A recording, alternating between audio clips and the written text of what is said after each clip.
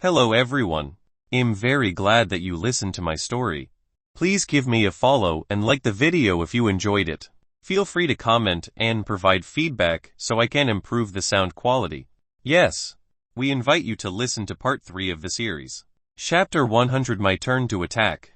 Speechless, Felix inspected the smooth-looking black car that had neither windows nor launchers. The entire vehicle resembled the head of a pencil. Sharp, pointy, and black. No wonder this bastard was so fast. He didn't modify his offense at all. Felix had a bad feeling about this. After all, to not have launchers in a car, it meant only two things: either he was a melee form fighter like Ultra Craze or a mental type fighter. And it was clear in this case that Absolute Vision was a mental type user. The worst matchup Felix could hope for. Simply because the mental type users just needed to hide in a fortified box and abuse others outside without being endangered at any point. This signified that Felix's abilities were absolutely useless against this kind of opponent. After all, how the hell was his poison supposed to be absorbed when there was not a single opening in that car? The worst part about all of this was the fact that Felix had to eliminate him now, before his speed buff gets reduced. Although with Felix's current speed he could totally avoid fighting him and simply rush ahead. He understood that wasn't a real viable plan. Let's say he surpassed him. Then what? His speed buff was not infinite. At one point, his car would start slowing down until it gets returned to its natural maximum speed. At that moment, if he didn't already reach the finish line, he would easily get bypassed by Absolute Vision.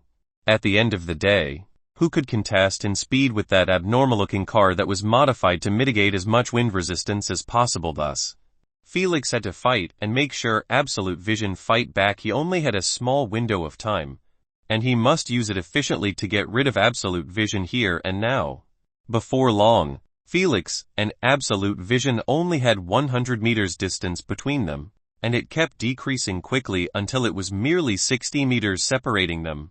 An optimal distance for Felix to launch his attacks. Let's fire 2 bombs to test the water, he said while creating 2 acid bombs. He chose this inducement with high hopes that it manages to corrode Absolute Vision's car. He may not have windows or launchers, but Felix's acid inducement still could corrode alloys, just like it did to Ultra Craze chain. Without further ado, he put them in the launchers and fired them at Vision's car. He held his breath with expectations written all over his face. Poof, poof, too bad. His hopes were dashed the moment he saw Vision's car shrugging the mist off like it was nothing. It just kept flying straight, totally ignoring his attacks, akin to his crush ignoring his greeting in public. This bastard is baiting me to approach even closer. Felix quickly figured out the cause of Vision's lackluster response. It was clear that Vision's mental abilities range was quite shorter than the distance between them. Although he knew so, Felix still didn't slow down his speed, as the moment he did, he would be left behind forever. So, he could only obediently enter Vision's attacking radius while thinking of a new plan to get him out of this shithole. 50m, 40m, 20m tempo blindness. The moment Vision noticed that Felix had stepped inside his attacking range, he activated his AoE blindness ability. A sudden wave of darkness was released from his vehicle. It kept on expanding and expanding until everything inside a 40-meter diameter was hidden behind a dark curtain. The ability was dashing and flamboyant, all right. But, did it have any effect? Nope, absolutely nothing changed. As Felix's car just kept speeding forward unhindered. What a retard. So what if you blinded me? I can just activate autopilot and chill until the duration ends, Felix thought while laughing in ridicule. Although he couldn't see even his fingers inside the curtain of darkness, he remained unfazed. He knew that those types of large AoE abilities consumed a massive amount of energy each second they were active. Hence, Vision would turn it off sooner or later after he notices that his attack was useless. It seems impossible to win this fight without breaching a hole in his car. I guess I am only left with that option, he pondered quietly in the darkness. It appeared that the blindness did more good than bad. As Felix's thoughts were clearer and more cohesive, Queen, call Absolute Vision please, he requested. The Queen quickly did as instructed. Who is calling me now? Vision wondered in confusion and asked Queen for the ID of the caller. Sir, Its landlord should I accept, she asked. Do it, what's there to worry about? He sneered. Click hello. Dear Mr. Vision, can you please answer just one question of mine and I will leave you in peace? Felix's baffled voice resounded in the car. Please ask away, Sir Landlord. Vision gentle persona that he used in the game hall swiftly resurfaced. How the hell are you not dead with this trashy ability? Felix hastily added another taunt before the connection gets cut off. Trust me, I had no idea how to deal with you before, but after you blinded me, I was suddenly enlightened, so I called to ask and also deliver my thanks. Sir Landlord, you only said this because there was no obstacle ahead of us. If we were in the canyon you wouldn't even have time to call me. Vision replied as politely as possible, trying his best to keep his nerves in check. Ha ha ha, so your ability is only useful in canyons and you have the nerve to brag about it. Felix yawned in boredom and sent him off with one last taunt. I feel bad for the audience who expected an epic fight between us, but it is what it is. He then cut off the connection between them abruptly, leaving the gentle-looking Vision with an unsightly expression. He wanted to retort, but the bastard left as sudden as he appeared. UFC Kerr asked for it. He snapped his finger, deactivating his tempo blindness. Then, he gently removed the white bandage on his eyes, exposing two dark eyes without eyelids, eyelashes, and weirdly no pupils.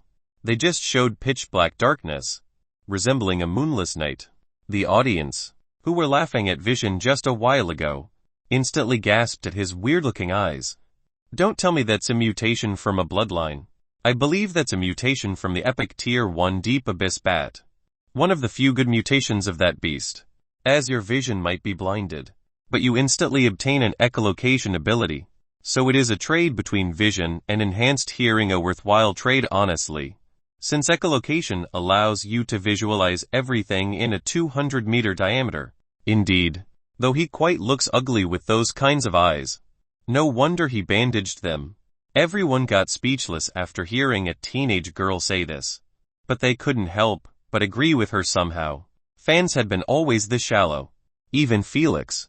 If he showed them an ugly face under his hoodie, they would instantly shun him and focus on others. No matter how one's unique abilities were, no one would want to look at your ugly face while casting them. Just like Vision now, who activated his peak ability, thinking that he looked dashing. But in reality, the audience only gave him expressionless looks. Felix knew that after his taunts, Vision would lose his shit and uses his best ability. But that was exactly his aim. For Vision to use his peak ability and waste all of his energy, or at least the majority of it, while doing so. Come on, throw everything out. Calm and collected, he gripped the wheel tightly with both of his hands while wearing a belt that was connected with a metallic chain. Meanwhile, the chain was linked to a hard grip that was affixed to the door of the car. He was doing nothing but bracing himself for the impact. Abyssal screech cree. A sudden ear-piercing screech resonated continuously in the area. It was so loud. The wind kept vibrating each time the sound wave passed by. Crack! All of Felix's car windows started to crack each time they got hit by the sound wave. Sadly, it just kept on coming and coming non-stop until they couldn't handle it. Shatter pieces of the glass were hurled everywhere like sharp daggers, scratching Felix all over. Thank God the majority of the pieces were hurled outside of the car. Otherwise, the interior would have been razored. Uncaring about his bleeding flesh wounds, Felix kept covering his ears with his hands while gritting his teeth in agony. He felt like his eardrums were about to snap at any moment. Yet, he could do nothing to defend against it or stop it. He just kept waiting until the screeching ended. After a couple of seconds, the volume of the screech got reduced bit by bit until silence regained in the area yet again. Silence. It might have gone deaf. Nonchalant, Felix touched his bloodied ears while mouthing off those words. Although he couldn't hear anything, not even his voice, he still smirked and licked his lips while gazing at the black car that he just surpassed by few meters. Now that you are out of gas, it's my turn. Felix unbelted himself and stood up above his seat. He then crawled outside of the broken frontal window and crouched on his car hood with that belt around his waist.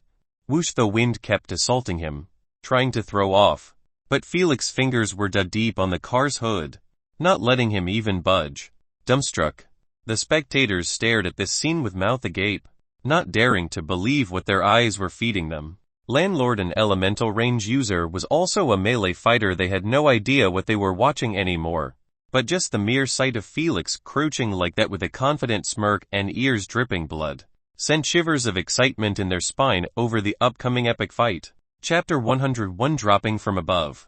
Felix bent his legs with a hunched back and fingers spread apart, gripping the hood like his life was dependent on it. His position somewhat resembled Spider-Man's one in the movies. The only difference was that Felix was applying as much force as possible on his bent knees until the hood couldn't take it anymore and deformed under his force. He took a deep breath while squinting his eyes in focus. Then whoosh, he jumped straight ahead of Vision's car by few meters, so he could land exactly on its roof. It was easier than it looked since Felix brought his car as close as possible. There were only 5 meters or so between them. He must have passed out of my ability. That should teach him a lesson, Vision said while gasping for breath like he just ran a marathon. His hands kept shaking as he tried to rebandage his eyes back. Till now, no one knew why he even exposed his ugly eyes if he was simply going to screech from his mouth. The spectators speechlessly watched him focusing on bandage his eyes, not paying attention to Felix, who was dropping down on him from above. Bang! Vision's car shook and dove slightly down after Felix successfully landed on the roof. Thankfully, he landed on his stomach, making it easier for him to get a tight grip on the dark alloy. His image might not have looked as dashing as landing on his feet, but Felix valued his life more than to mind about such useless details. The cars were literally on the border of flying at the speed of sound. If Felix's body wasn't inhuman, he would have been slapped like a fly by the wind the moment he got out of his car. Shocked and horrified, Vision dropped the bandage under his seat after he noticed Felix on top of his car, lying down with his feet and one hand dug deep in his alloy. But what scared him the most was the other hand that was clutched as a fist. Bam! Vision lowered his head in fear after seeing his most prized car defenses get easily bent into a shape of a fist from one strike. He didn't dare imagine his fate if that punch landed on him. He quickly took control of the wheel and started driving randomly, going left, right, horizontally, and even added some spins. Yet nothing managed to throw Felix off. His grip was too tight. The only thing that remained constant through all of this was the sound of Felix's punches striking the roof every chance he got.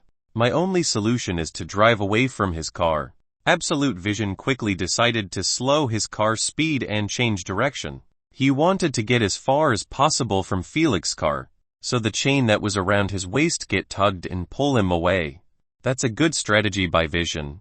But our dear landlord already anticipated it and modified the autopilot system to keep a close distance to his body.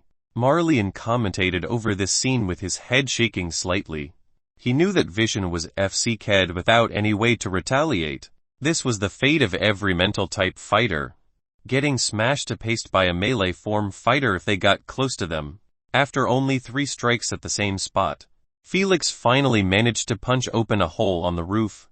His behemoth strength made the spectators wonder if he was a beast wearing human skin. Hello there. Felix greeted the terrified Absolute Vision with a wide grin from the hole.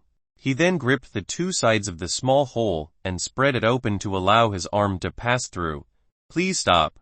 I surrender. You can win the race. I won't bother you anymore. Vision begged for mercy after noticing Felix's arm heading towards his head. His begging would have sounded a bit more sincere if he wasn't trying to remove his seatbelt. He clearly wanted to hide under his seat. Too bad. Felix heard jack shit as he was currently deaf. And even if he wasn't, he still would finish him off. After all, there was no surrender in the games.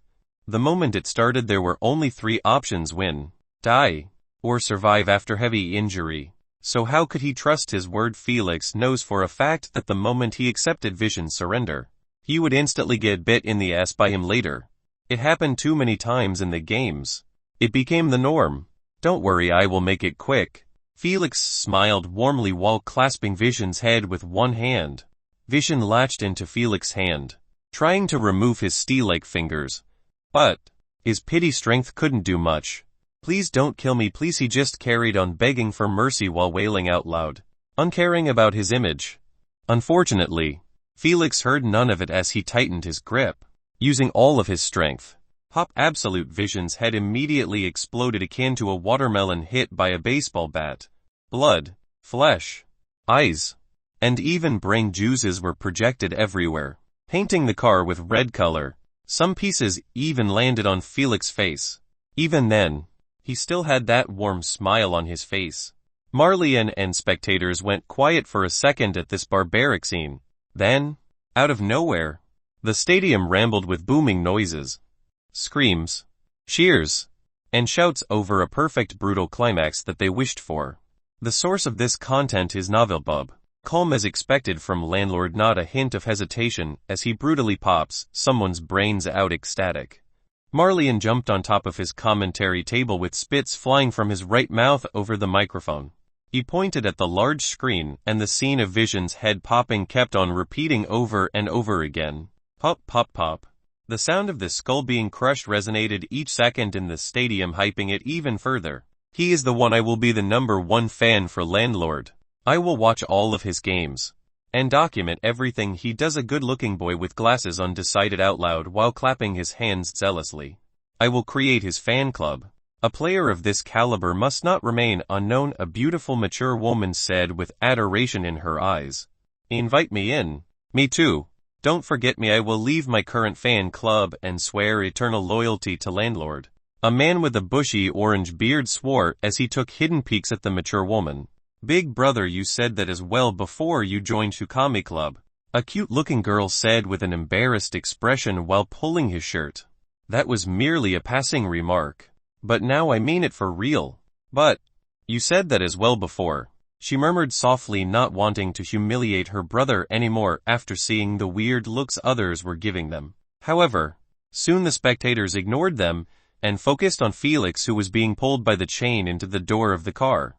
The wind washed his face from those flesh pieces.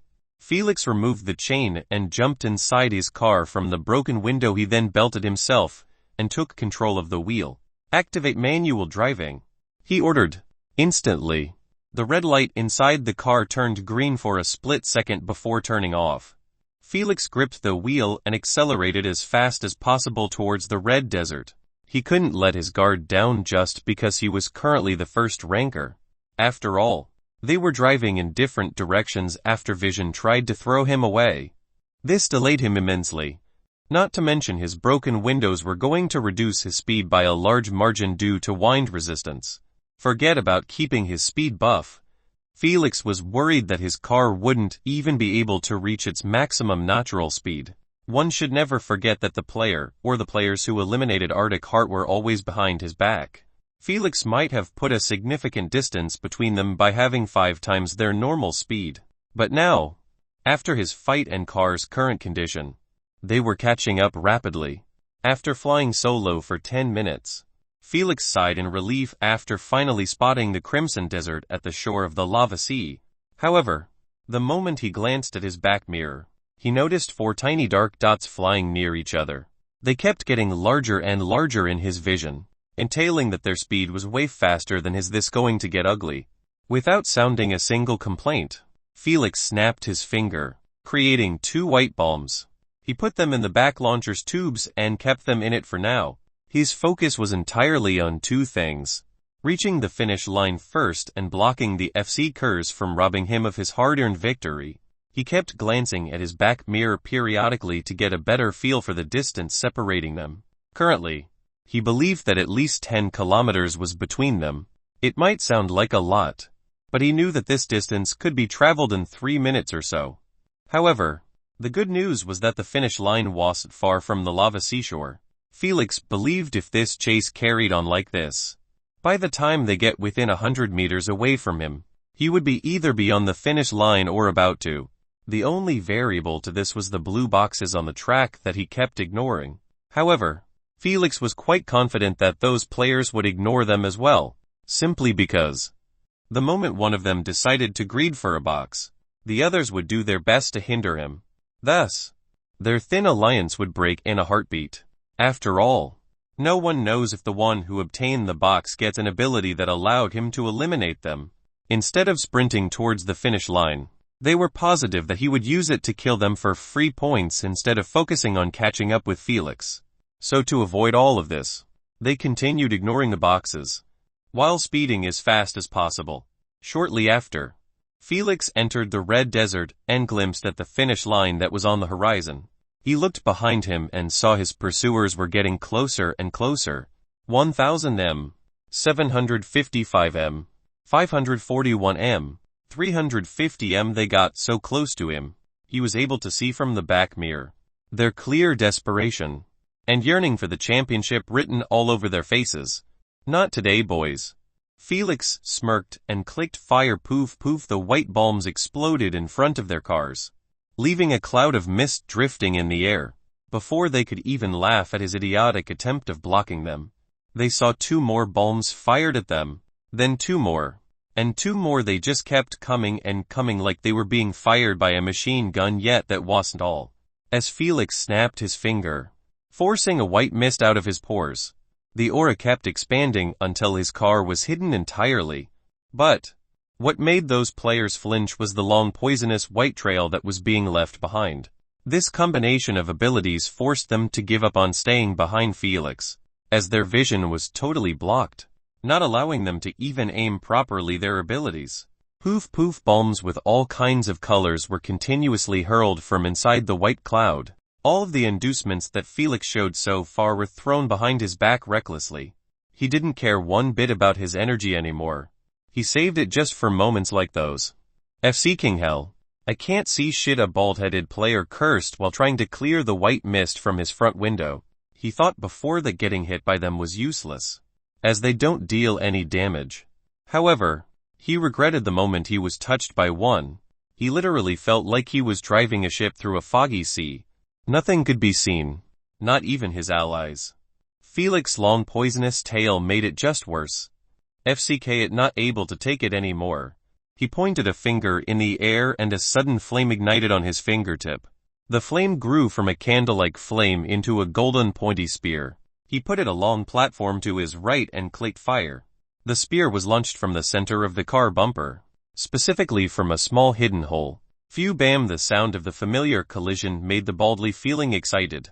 Just as he created another spear and put it on the platform, his car smashed into a thick wall made of brown clay, making his excited face get smacked into the wheel. Crack, his nose wasn't spared by the abrupt collision, as it got deformed in a weird shape. You ruined everything, you bastard, beyond livid. A brunette girl screamed with bloodshot eyes. She quickly switched her vision from the baldy, who had her chances to win without realizing it, to Felix's car that was about to enter the finish line. Only a couple hundred meters were left before he crossed it. As for her, she was the closest to his car. Well, that was before she was hit by that baldy spear.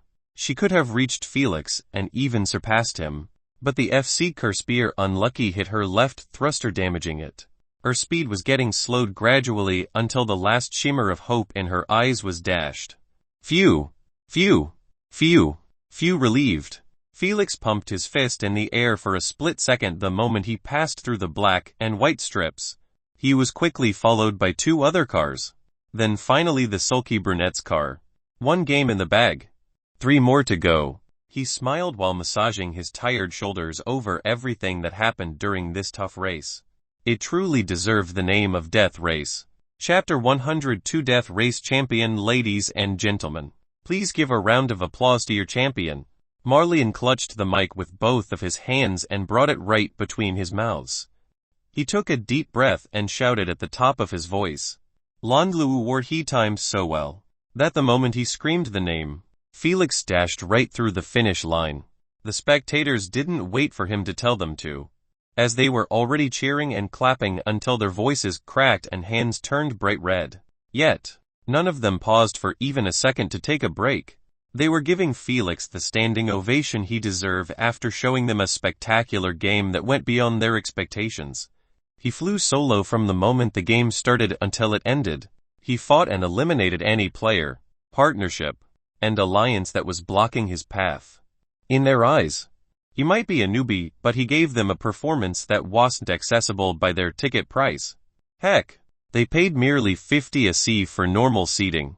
Yet they watched a peak-tier gold rank performance that needed, at least at bare 1000 SE per ticket. They couldn't wait until they go back to their friends, forums, groups, and cliques, to brag about this marvelous evening. Just the thought of it made them feel twofold the excitement. Landlord, landlord, landlord. Felix's name kept being chanted periodically each second, creating a wave of ardor through the entire stadium. High above in the VIP rooms, the two elders clapped their hands as well with satisfying smiles over Felix's performance. Never thought he would have unlocked even a super strength passive with such a massive boost. The elder rubbed his beard and added with intrigue, "I am getting more interested in the beast bloodline he is using. Did you notice he never used his peak ability at all during the race?" The elderly woman said, "True. The only thing he used so far is 2 active abilities and 1 passive. It's too hard to judge his integration based on what he showed." He smiled. "But after we rope him, we can question him later on the details of his bloodline and his integration." "Are you going to make a move now?" she asked. "No. Let's wait a day or two to see what other clans will offer him." He shook his head. "All right. Should we increase the incitement offer just in case?" she suggested. "No. The cleanse potion is enough to rope him, unless others offered something better." He chuckled. "But I doubt it." She nodded in understanding and focused on Felix, who was currently stepping outside of his car while stretching his hands behind his back, excited and impatient. Marlian immediately jumped from the commentary platform into the ground, landing right next to Felix. He was clearly eager to interview him. Too bad. The moment he opened his left mouth, not a single sound left his lips. Despair engulfed Marlian as he stared at the tag above Felix's head. No interviews before. He assumed that Felix was just one of the many newbies who were only participating in the game to add numbers and make the veterans look good. However, after Felix made a joke of them all without even using his peak active ability, his biased view instantly switched. At this point, he wanted nothing more than to speak to the champion and barrage him with inquiries about his bloodline, personality, wishes, why he hid his face, and so many questions that were bloating head up. Sadly, that tag kept muting him every time he decided to speak. Felix chuckled at this sight and waved his hand mildly towards the spectators who were singing his name out loud. Then under their eyes and the surviving players, he disintegrated into white particles. "No!" Marlian yelled with a horrified expression. But nothing much changed as Felix was truly gone. He dropped on his knees while murmuring in despair. "What about the trophy ceremony?" Asking for a wish, spending game points under the fans' eyes, he punched the ground with his side fist, almost tearing up. "So many things to do. But you bastard escaped, leaving me to entertain the audience with those losers." Marlian was truly not overreacting, as the trophy ceremonial and wish fulfillment were one of the things everyone loved to watch. Without them, the spectators would honestly feel a bad taste in their mouths after they leave the stadium. They were the perfect closure to any game. Unfortunately, Felix didn't give a shit about their happy ending. There was no way in hell he would expose his wish or the items he bought with his game point during a goddamn live stream. The only ones who never missed such free publicity were the full-fledged idols, who feed on attention, literally. On the other hand, the ceremonial trophy acceptance was already a boring procedure for Felix, as he experienced it many times in his previous life. So, there was nothing left to keep him after winning the game unless he won a title. Felix wouldn't mind staying to receive it if that happened, simply because he never got a title in his previous life, neither a unique title nor an MVP title. Getting them was harder than it looked.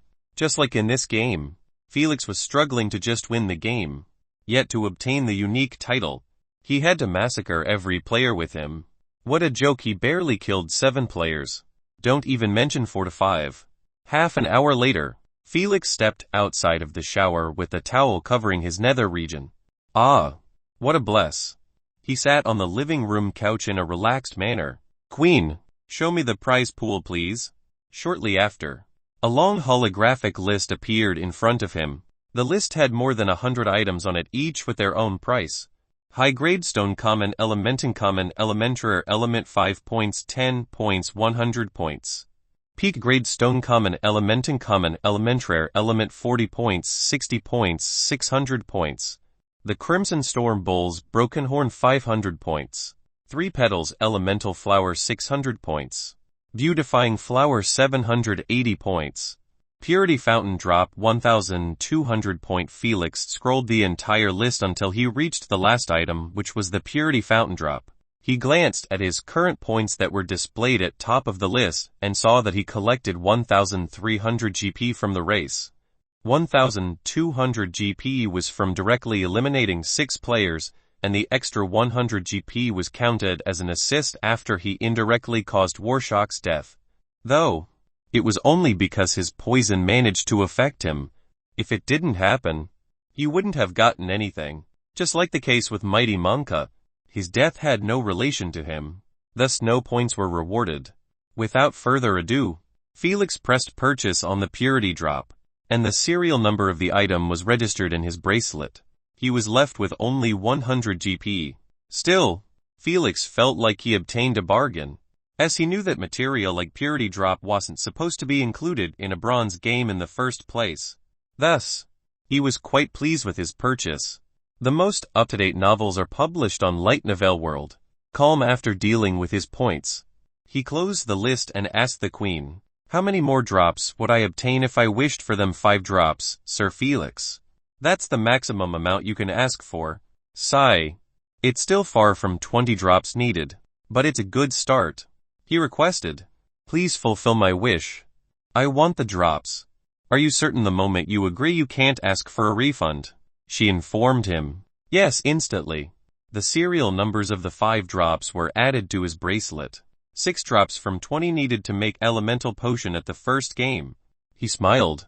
Not a bad start. Felix never planned to buy the elemental potion using his coins for 2 reasons. 1. The potion's known market price was 5 billion SC. 2.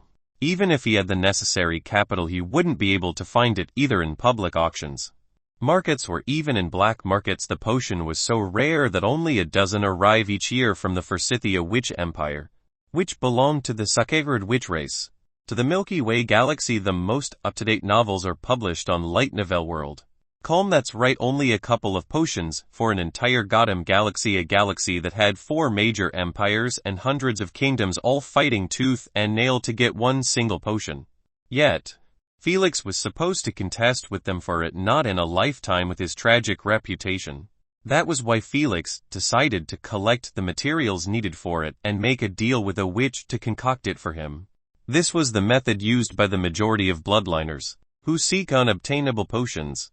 Though, this method was quite risky, as Felix could lose his materials and the order fees if the concoction process failed. But this was the only way he had to obtain it. He already had knowledge of the materials needed, and he planned to buy whatever he could with SC and use his victory wish for those he couldn't purchase.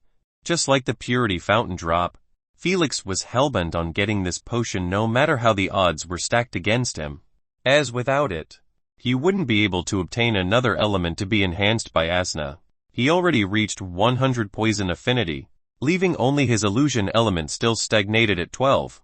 However, Felix never bothered with this element, as the beasts that use it were either extinct, impossible to hunt, or low-tiered, not surpassing tier 4. Not to mention the resources needed for it were only sold in the auctions, even the cheapest one. Thus, the method of buying high-grade stones and using them wasn't going to work on this rare element. That being said, the enhancement cheat was actually not his most pressing issue. His real objective from the potion was to unlock another element and seek its primogenitor bloodline, no matter how strong and amazing the J.R. Monkender bloodline. It had to be replaced in order to reach the first stage of replacement. Felix had absolutely no plans to be stuck in the purification realm forever, where his elemental energy was trash, physical strength was weak, and mental defenses non-existent. All of those basic powers were added only after continuous replacement of bloodlines over and over again until he reached the origin realm. If Felix integrated with the J.R. Monkender bloodline at the 6th stage of a replacement instead of awakening with it, he would have been able to merge his inducements without worrying constantly that his energy was insufficient. Thus, Only when his body reached the peak could he truly bring the real potential and powers of the primogenitor bloodlines. That being said, he would never settle with any bloodline except ones that either had the same strength as the Jr. monk or stronger than him.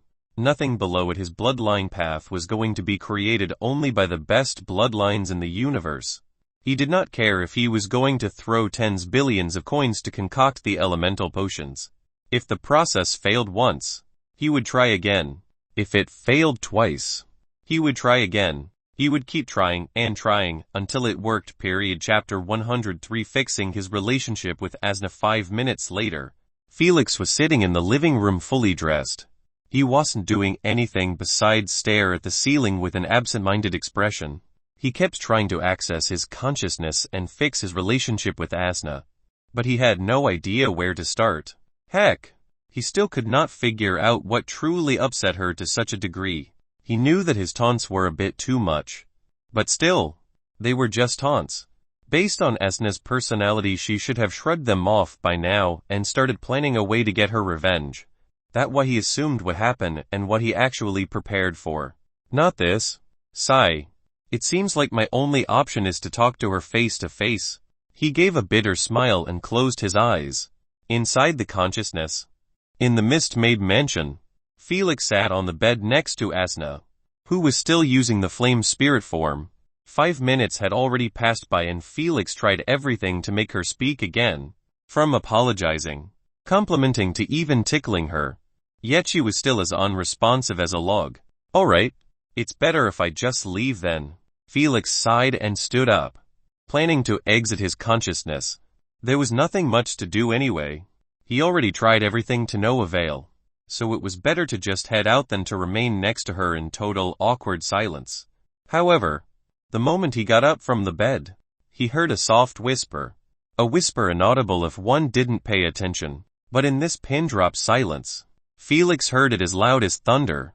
I have been sealed for over 20 million years, but I slept the entire duration, waking up only when someone stumbles upon my prison. Asna's mellow and enticing voice that Felix was used to hearing was completely gone, as she spoke in a tone filled with misery and suffering.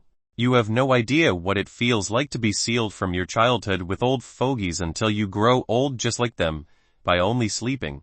Her voice suddenly cracked, as she sniffled. 20 million years of my life was wasted lying dormant. If you didn't come, I would have been there for eternity. So even if I don't show it, I am still grateful that you saved me. Just as Felix opened his mouth, trying to respond, he closed it shut as he heard her continue while sobbing. But you keep mentioning those memories that I desperately want to erase. That's what hurts me the most. Being reminded constantly that even when I am living a second chance of life, I am still 20 million years old, shamed and feeling guilty. Felix lowered his head as he remembered his careless remarks. He kept speaking lightly about her being sealed like it meant nothing to her. He never once thought or bothered to put himself in her shoes and try to understand what she had gone through. 20 million years. The human race didn't exist in the universe for even third of it yet. Asna spent that entire period doing nothing, but sleeping in utter loneliness. It was already a miracle that she didn't snap and went mental. God knows everyone would have.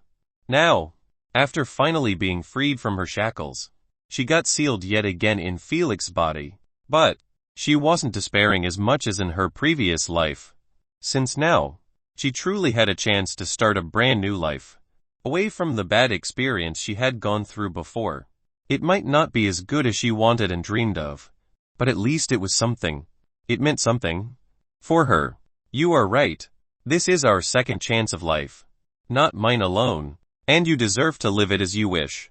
Felix caressed her softly and said, for now, you can't do so. But don't worry. It won't be long before you get to enjoy your freedom. He gave her a solemn expression he never showed before and promised. You have my word. Asna's flame spirit form abruptly was replaced with her human form. Due to their close distance, her head manifested near his face. He stared at her hazy golden eyes, stunned, speechless, not knowing how to react. Yet, she just had made it worse by hugging him gently. Can you visit me each day? I don't want to sleep for years again. She whispered her request in his ear. Felix could only nod his head stiffly in agreement. Meanwhile, his eyes kept darting from her exposed cleavage to her breathtaking face. He was truly about to have a nosebleed from this sight, but he had to hold it in. He didn't want to embarrass himself in front of her. Asna, can you calculate only the years that you were awake in the ruins? He requested hastily while looking at the mansion ceiling. Asna did as she was told and started calculating seriously while still lying in his embrace. Felix kept staring at the ceiling with a deadpan expression, waiting patiently for her to finish. I gained consciousness 2,000 years before I got sealed. Add it to the 500 years I was awake during the imprisonment. She smiled charmingly and said, it means I am only 2,500 years. Felix dodged her smile reflexively with his eyes and replied, alright. In this life your true age is 2,500 years. I will never mention 20 million years again. I love it. Asna jumped from his embrace while clapping her hands in delight. Felix sighed in relief after she finally got off. His dragon was really about to take a peek. But, don't you think 2,500 years is too young? She suddenly asked. What do you mean 2,500 years is already quite old to me? Felix raised his eyebrows in bewilderment. Oh, I forgot your human race mortal average lifespan is merely 80 years. She chuckled while covering her mouth and explained. However, for my Unigen race, we don't have a lifespan. We are eternal. As long as the universe stands, we stand as well with it.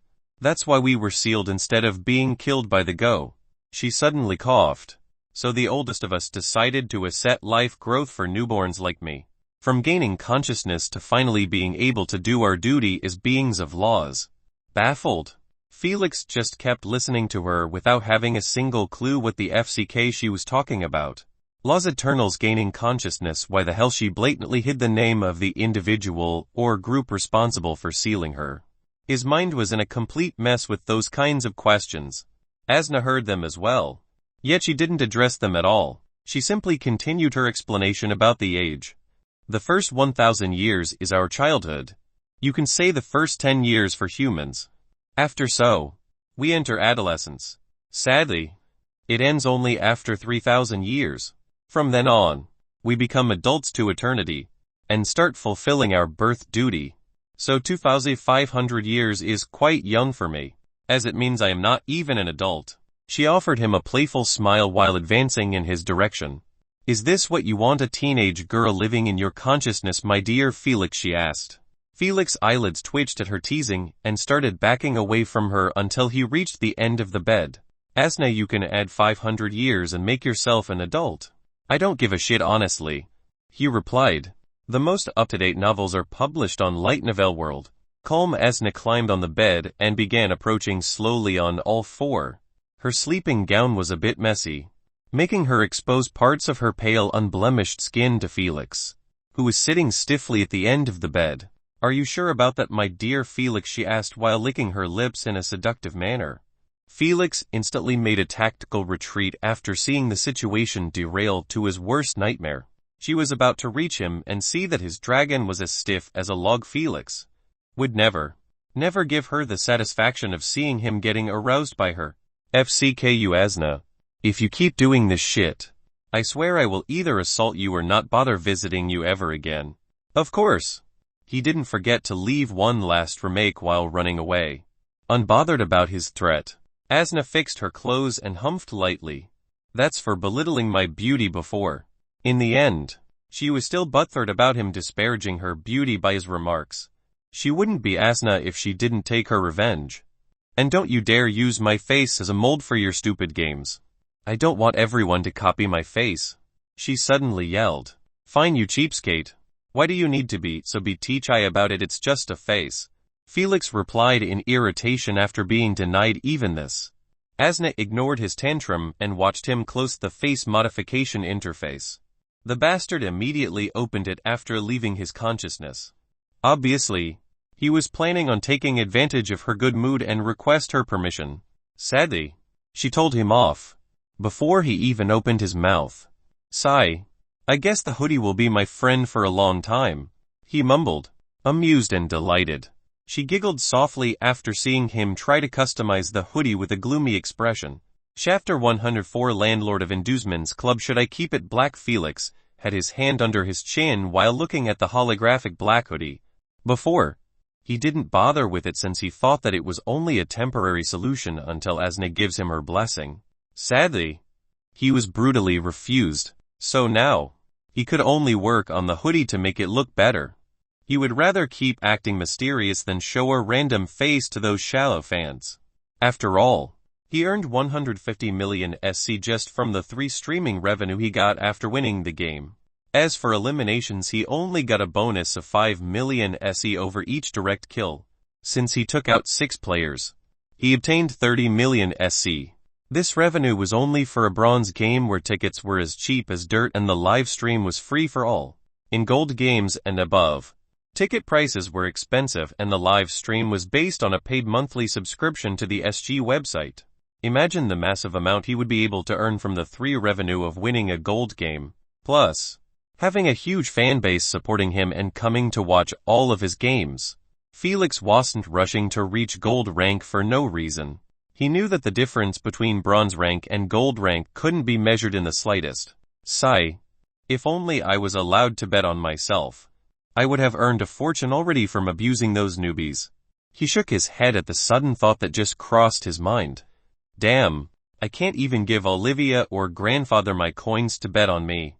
He rubbed his hair in vexation over missing such a free windfall. But he could only suck it up and focus on other methods to earn coins. Ultimately, he couldn't just tell his grandfather and Olivia that he was landlord, and they must bet on him with hundreds of millions.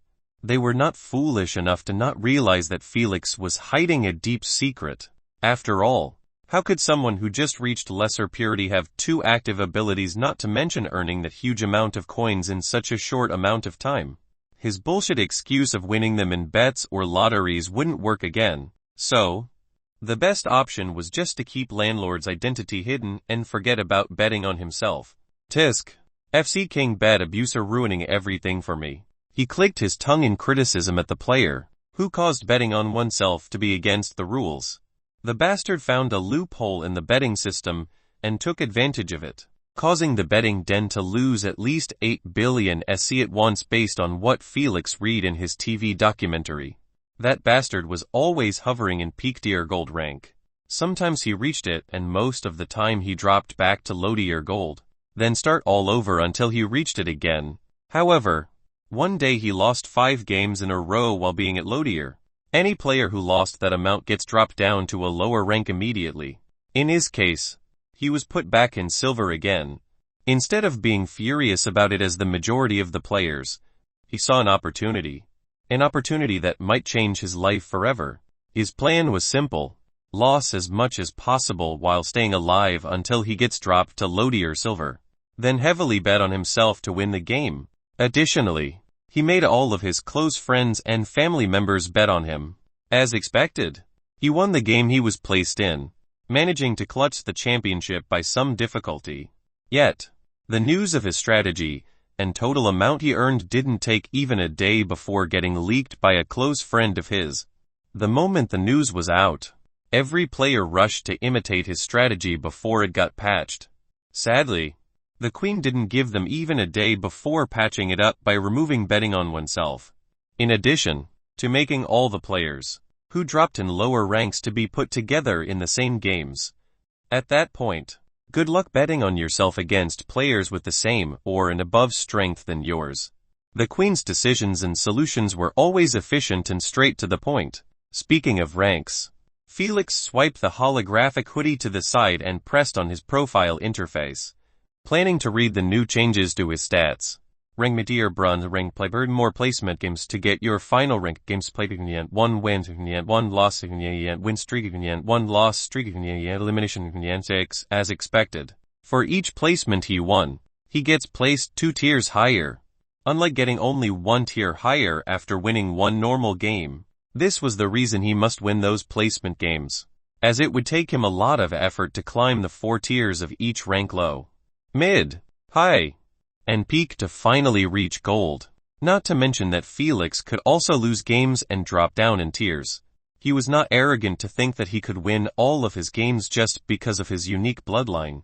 After all, There were some types of games that were extremely disadvantageous to his abilities, or required a set of skills he didn't possess. The Supremacy games were not operating on who had the strongest fist, but who could adapt in every unique situation and emerge as the champion satisfied in content. Felix closed his profile interface and decided to go take a quick nap. In his previous life, he always took one after each game, whether he won or lost. It became a habit hard to remove. But it was a healthy habit, as after each game a quick break was needed to switch gears.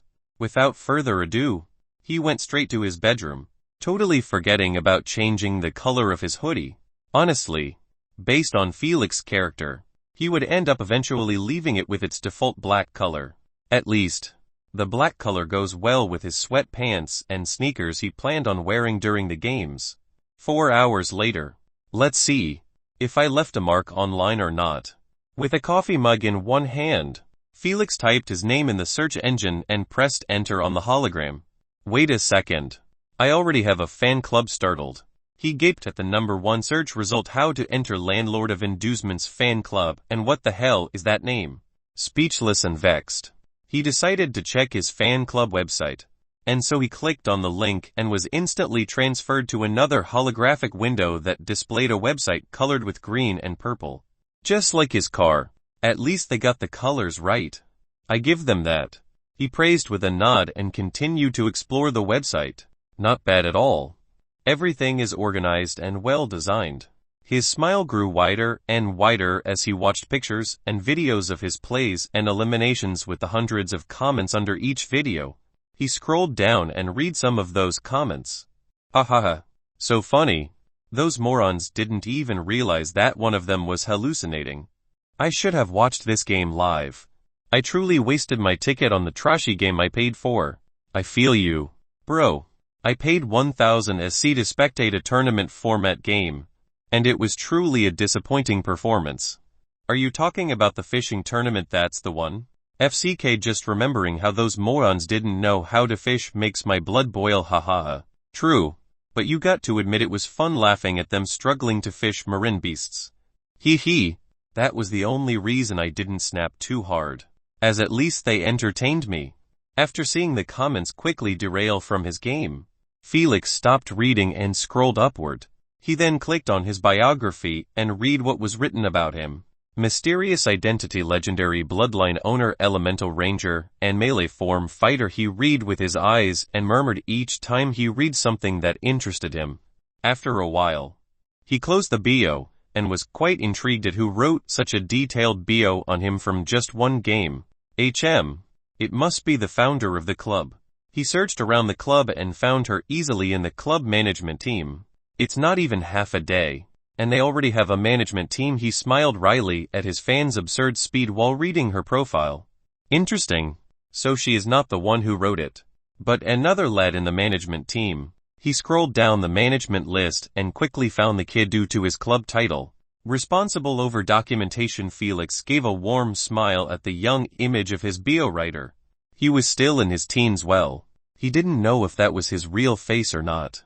But in the UVR, there was an unofficial rule that everyone followed. One should always treat people based on the image they picked. If it wasn't for so, Felix wouldn't have been treated as a youngster by the majority of shops he visited. Might as well cheer him up a little. He sent 2 blue thumbs up using his landlord profile. Then, he left the website and closed all the holographic screens. However, just as he planned to log out, the Queen informed him monotonously, "Sir, you have received 13 new emails to your landlord ID. Do you want me to read them?" she asked.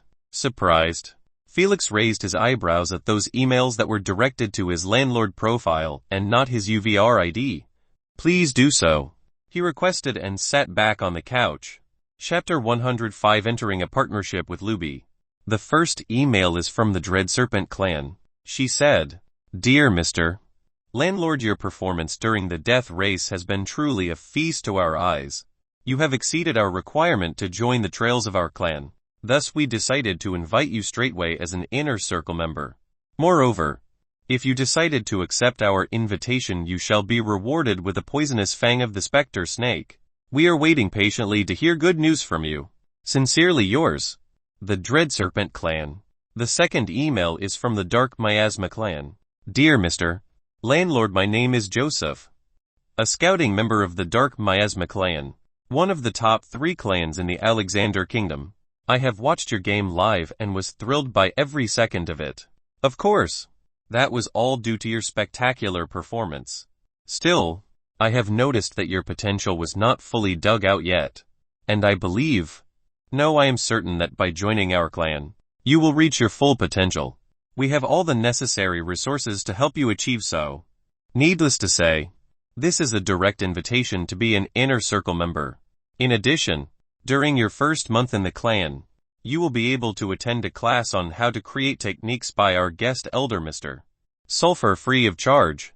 I hope I can hear from you as soon as possible. Sincerely yours, Scout Joseph.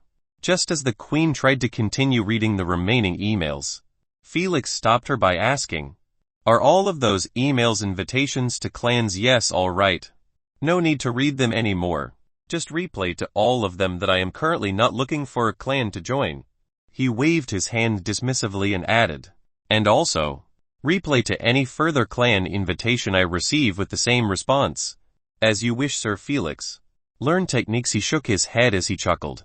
"The moment I chose this bloodline path, there is no one alive to teach me. Queen, log me out, please." 2 days quickly passed by. Felix spent those days on a break, doing nothing but head to his island's beach to enjoy himself, or visit Asna. The tense partnership that was between them got slightly improved after their bonding. Now Asna didn't sleep as much, but spend the majority of her time watching Felix, and annoying him constantly to either come play cards with her or watch a movie together. Felix wasn't complaining though, as he found out that Asna could be pretty fun if she didn't curse, insult, harass, tease, seduce, whine, never mind. Still, Felix thoroughly enjoyed those 2 days break, as he honestly felt beyond refreshed after working his ass off for an entire year, in order to build a solid foundation for his future. This was probably the first time he took a real break since the moment he was sent to this timeline, and he loved it. Nevertheless, fun times had a limit, and 2 days were more than enough for Felix. Thus, the next morning, he re-entered the VR pod, going for another bloodline essence hunt with high hopes of finding some. What am I supposed to do with those? Felix kept staring at the 8 bottles of bloodlines he collected in the previous months, but turned to be empty of J.R. Munkander essence. He spent a whopping 850 million on them, yet not a single bottle brought a smile to his face. He felt heartache just their sight, sitting there absolutely useless. I should probably enter a beast hunter partnership with Luby, he sighed. Even though the price will be lower by 5. At least I won't be bothered with selling them by myself. He was actually planning previously to open a shop where he could sell those bloodlines, but it took too much effort to get a shop license, and a hefty amount of time to build a solid reputation in the Androxa capital city. In addition, he would need to keep his shop constantly updated with new bloodlines to not lose customers. And those bloodlines need to vary, of course, in elements, tiers, and ranks. That was exactly what he wasn't interested in doing. He was simply trying to resell the bloodlines he bought without losing too many coins in the process. Not to start a business of it. He neither had the time nor the patience to do so. So, it was much better to enter a solid contract with Luby, and sell him those bloodlines with a 5 less market price. I need to first prepare the contract.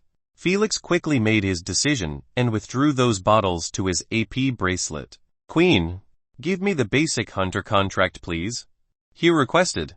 A moment after, a holographic contract was presented in front of Felix.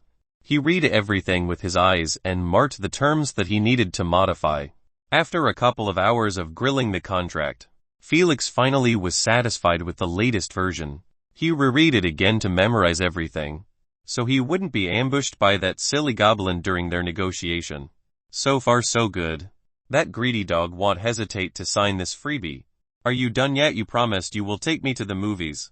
So hurry up already. Asna rushed him while doing her nails in utter boredom. Stop whining already, I just need him to sign it, and we can go then. Annoyed, Felix replied while changing his outfit to a more formal one. After all, he was heading not as a customer, but as a partner. So, he needed to dress properly. I am not signing this bullshit even if you stabbed me to death. Felix stared indifferently at Luby, who was huffing in anger like he was being blackmailed. All right. I will take my business somewhere else, he murmured while walking towards the brick wall. Sililan shop is quite a good option. Just like before. Luby jumped on him and hugged his thigh tightly, not letting go. What are you doing? You are ruining my pants, Felix said while jerking his leg around. Yet this time, Luby gripped for his dear life. After seeing that this greedy bastard was hellbent on stopping him, he decided to drop his charade and asked again, are you going to sign the contract or not? My terms are quite generous. Plus, I even offered you triple the price of a bloodline if it turns to be lower than 75 essence. He then grabbed Luby from his long dropped ears and pulled him away from his leg. Owa! Owa! You are tearing them apart. FCK, let go of me, Luby yelled while being lifted in the air by Felix. Are you signing or not? Felix just asked while tightening his grip. OWW, I am signing. I am signing. Just let go already, thud. Felix immediately dropped him in the ground and displayed the contract again in front of him. Sign it. I don't have all day to negotiate over 0.5 as you do. Luby did not bullshit anymore and signed the contract obediently. He already planned to get it no matter what. But would his nickname be Greedy Dog Luby if he didn't haggle for 0.5? Too bad. Felix had Vixen in his head constantly whining to take her to the movies, so he didn't have the luxury to entertain him. You should have done it from the start. Here, take. Felix took the 8 bottles out and put them on the table. As agreed upon. Pay me up front. He offered him his hand, feeling the sting of transferring such a large amount at once. Luby touched Felix's bracelet with watery eyes and shaky hands. Whoosh! Felix pressed on his bank account and smiled delightfully at the newly added 807 million SC. Then, he nodded his head while saying one last time, glad to do business with you. And remember, any high-tier poison serpent or snake that lands in your hands, I got dibs on them. I will call you then. Now leave me alone. I need to drink my sorrow, Luby said, dismissing him with slumped shoulders. Felix left through the brick wall, not caring about Luby's fake sadness anymore. The bastard was going to earn free 60 million from selling his bloodlines. Yet he still dared to cry about it. Movie. Felix drove his car towards the cinema under Asna's cheering. Maybe it was better if she continued sleeping, he thought to himself subconsciously. FCK, I dare you to say it again, Asna instantly raged. You think I don't dare? Felix roared as well. Yes, I do. Well, you are right. Felix folded and drove away. He truly didn't want to antagonize this third wheel, especially now that he planned to play with Nora. He didn't want to hear her sarcastic commentary while doing Nora. That would be a nightmare. Just as I thought. Asna humphed. Chapter 106, Clans and Techniques. In the UVR, inside a towering spherical building that had a dark red-scaled serpent coiled around it, an elderly man with a golden beard sighed dejectedly after receiving disheartening news. It's understandable to reject those low-class clans, but to reject even us, the rebellious Abrak clan, he truly doesn't know what's best for him. Sir Brandy, you are completely right. This man is simply acting arrogant cause he landed on a legendary bloodline. But so what? Without joining a clan he won't be able to follow a bloodline path and learn techniques. A good-looking young man with red scales around his neck scoffed. Mirage, don't disparage others without full information. After all, who knows if he is in a different clan already? Brandy scolded. I doubt it. If he was in a clan he wouldn't be hiding under that hoodie, but proudly represent his clan in the games as the majority does. He snickered. I tell you, he simply lucked out on that bloodline and now he feels like he is a big shot. Whatever. If he refused us, there is no point mulling over it anymore. He is just one of the hundreds of invitations we sent, Brandy murmured. Though, he was quite special than others. Sir, don't worry too much. I am sure he will come begging for us later to accept him. He shrugged his shoulders. A clan is a must in our bloodline paths. And is there any serpent poison clan better than ours in the Mariana Empire? We will see. Though I have a strange feeling that he will tread on the solitary path and not bother with any clan, Brandy said. That's impossible, sir. Mirage shook his head firmly. Even if Elder Brandy was a prestige scout, who was known for having sharp senses, Mirage still dared to firmly oppose him. He knew that the elder feeling was too far of a stretch. Solitary path. He knew that not a single sane human dared any more to risk their future over unknown paths when they could simply join a clan and obtain a perfect bloodline path that leads to the origin realm. Not to mention the techniques that took those clans thousands of years to amass. He truly believed that Felix would not bother to create his own bloodline path when he could just join their clan that had a well-made one with higher chances than others to reach the origin realm. The clan's entire existence in the first place was created by origin realm bloodliners to keep their descendants who inherited their bloodline and abilities united against the rest. But nowadays, the majority of clans were turned public for everyone to join. A bloodliner just needed to have the same affinity as the bloodline path the clan was following and he could take the trails of entry. However, the moment someone joined, he must use the same beast's bloodlines from awakening to the 6th stage of the replacement. This was the true meaning of a bloodline path, a combination of all the bloodlines one used since awakening until emerging as a new subhuman race in the origin realm. The majority of the clans had a perfect bloodline path that leads to that realm. In other words, someone used it and reached that realm successfully. On the other hand, imperfect paths were ones that either had compatibility issues between the bloodlines beasts used, or simply the last tier 7 beast was impossible to be devoured by the one of the human bloodline. This showed that it was easier to fall into an imperfect path than to land into a perfect one leading to the top of the human ladder. This was why humans stopped bothering with researching for new paths and decided to simply join ancient clans and make their lives easier. But what truly killed solitary paths or research paths was the techniques created from the combination of active and passive abilities of different bloodlines one used during his path. A bloodliner could combine active ability with another active ability, or active with a passive, and finally passive with passive.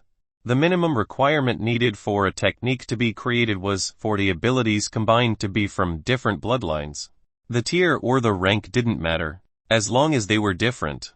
For example, in Felix's previous life, he learned absolute mind technique from the clan he was on. This technique was created from the combination of passive ability blood regulation of uncommon tier 1 giant anaconda, and the active ability intermediate mind control of epic tier 4 wisdom serpent. This technique allowed his blood to be as cold as ice and have the same characteristics as reptiles. The cold blood circulates to his brain and makes it into a cold processing machine, adding to the intermediate mind control used on him. And his emotions were completely gone. He could watch his grandfather get slain in front of him and his thoughts would still remain clear and unaffected. This was just one of the many techniques amassed over the years of the clan.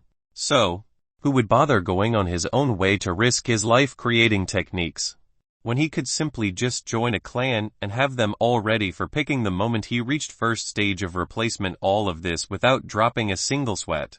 Unfortunately for Felix, he couldn't join any clan since his path was unique to only himself. As for the techniques, he had to create them by himself. And the process of creating them wasn't any regular Joe could do. They took a lot of time, experience, and most of all, having a pain tolerance way above average. Just from this, Mirage was certain that Felix would join them soon or later. In his eyes, although Felix already had up his chances of having their perfect bloodline path by awakening with a legendary beast, at least he would be able to learn their techniques. Too bad, he had no idea that Felix wasn't just treading on a solitary path, but on the solitary path that could only be explored by him. "Are you happy now?" annoyed, Felix said while exiting the cinema. After ending up watching 2 movies instead of 1, she threatened him that she would ruin his night with Nora if he didn't. So, he could only comply. "I still want to watch more, but I won't make things hard for you, since you have a date with that ugly duckling," she replied while stretching her hands behind her back. "Well, it's not a date per se," he coughed, "but more like she will visit me home to drink coffee." "You lying bastard. You told me it will the same as before. A date in a restaurant," she yelled. "We already did that, and I have no time to redo it again." Now it's time to take it up a notch, Felix said as he turned the engine of his car on.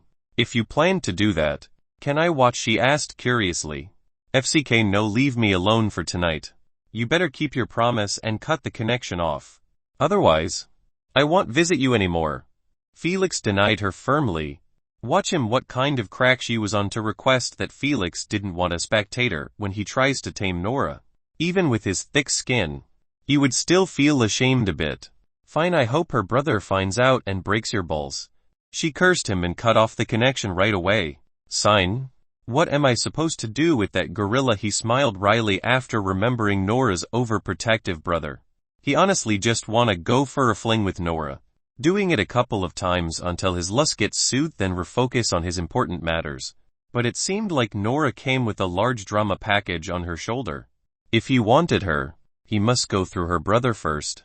And he would rather change clubs in the training center than waste his time on such nonsense. Sigh. Whatever, if things go out of hand, I can simply climb up and join another floor. Even though Felix wanted to have Nora, he still wouldn't land himself in an unending family drama for her. There was plenty of fish in the UVR. If he saw that her brother was hellbent on rejecting their fling, he could only ignore her and train on higher floors. As for beating her brother up, Felix had no such thoughts. After all, he was literally trying to get into his sister's pants. It was only normal that her brother wouldn't like that one bit. Though his reaction to destroying men's jewels even in real life was a tad over the top. Felix totally understood where he was coming from, but understanding was one thing and letting himself be put in the same position was another. If her brother dared to approach him with ill intentions, he wouldn't mind teaching him a lesson. Chapter 1 Said and Sleeping with Nora R18 Disclaimer: This is my first time writing 18 scenes. Please bear with me. Ring. Ring hum. That must be her. Felix heard the doorbell ring while sitting at the dining table. He stood up and went to open the door. Creak, you were late by 5 minutes, he said coldly to the flustered Nora, who kept her head low.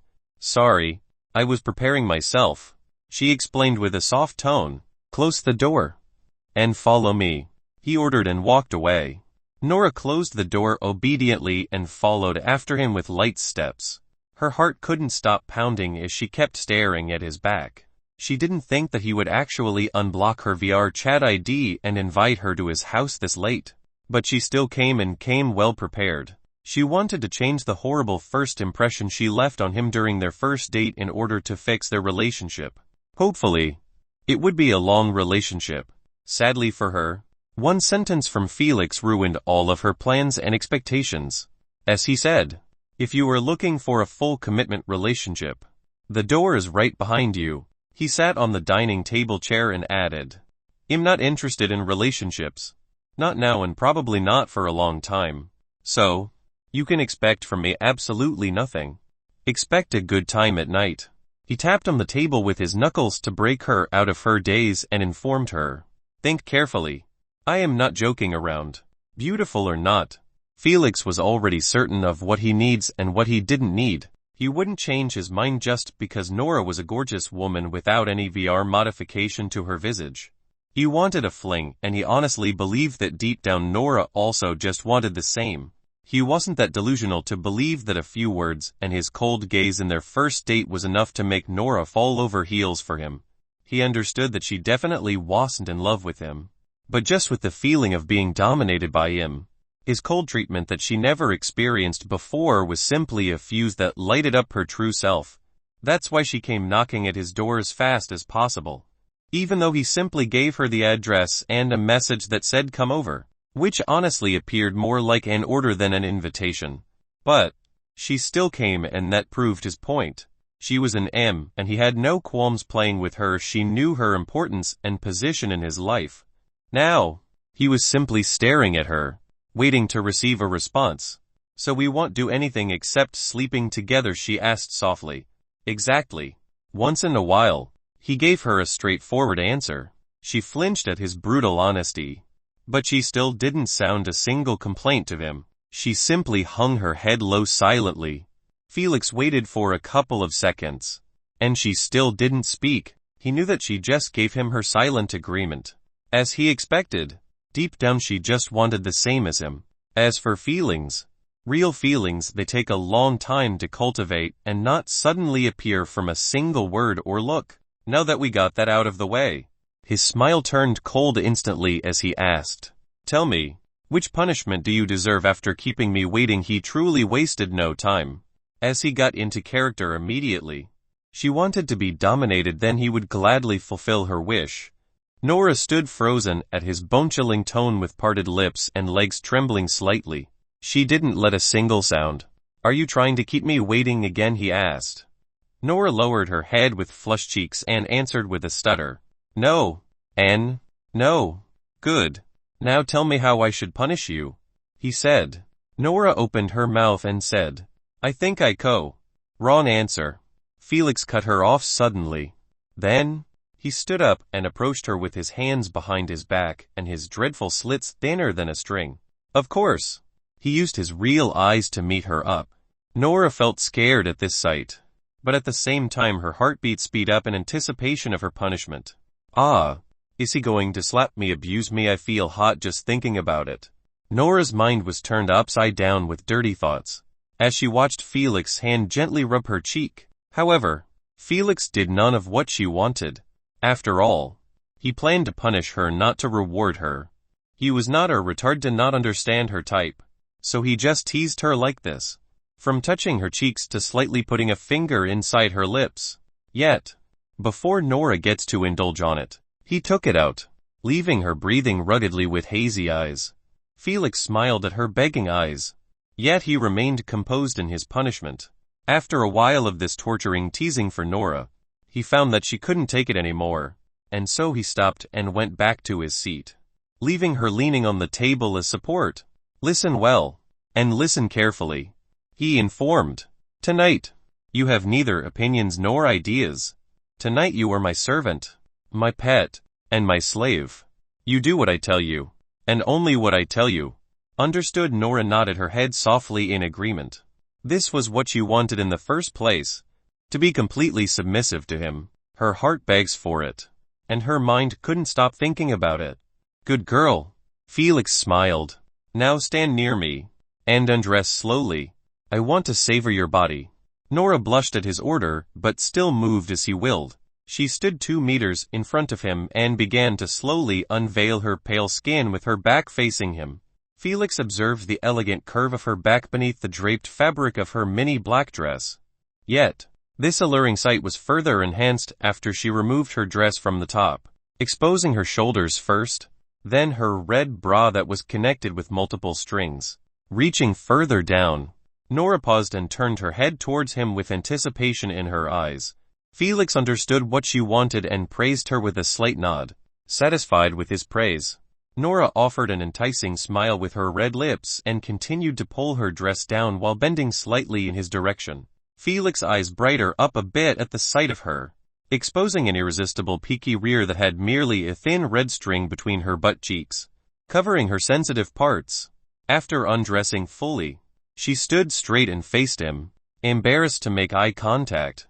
On the other hand, Felix savored her nude body that was wrapped like a charisma gift with sexy laced red lingerie, connecting her bra and panties with multiple tight strings.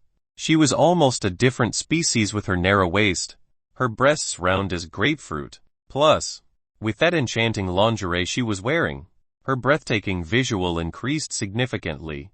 "Nora, look at me," Felix ordered. Nora lifted her head and stared at his eyes bashfully. "Your body is truly a piece of art," he praised her genuinely, making her blush even further. But this time she didn't dodge his eyes, but stared at them affectionately. "What do I do now?" she asked softly.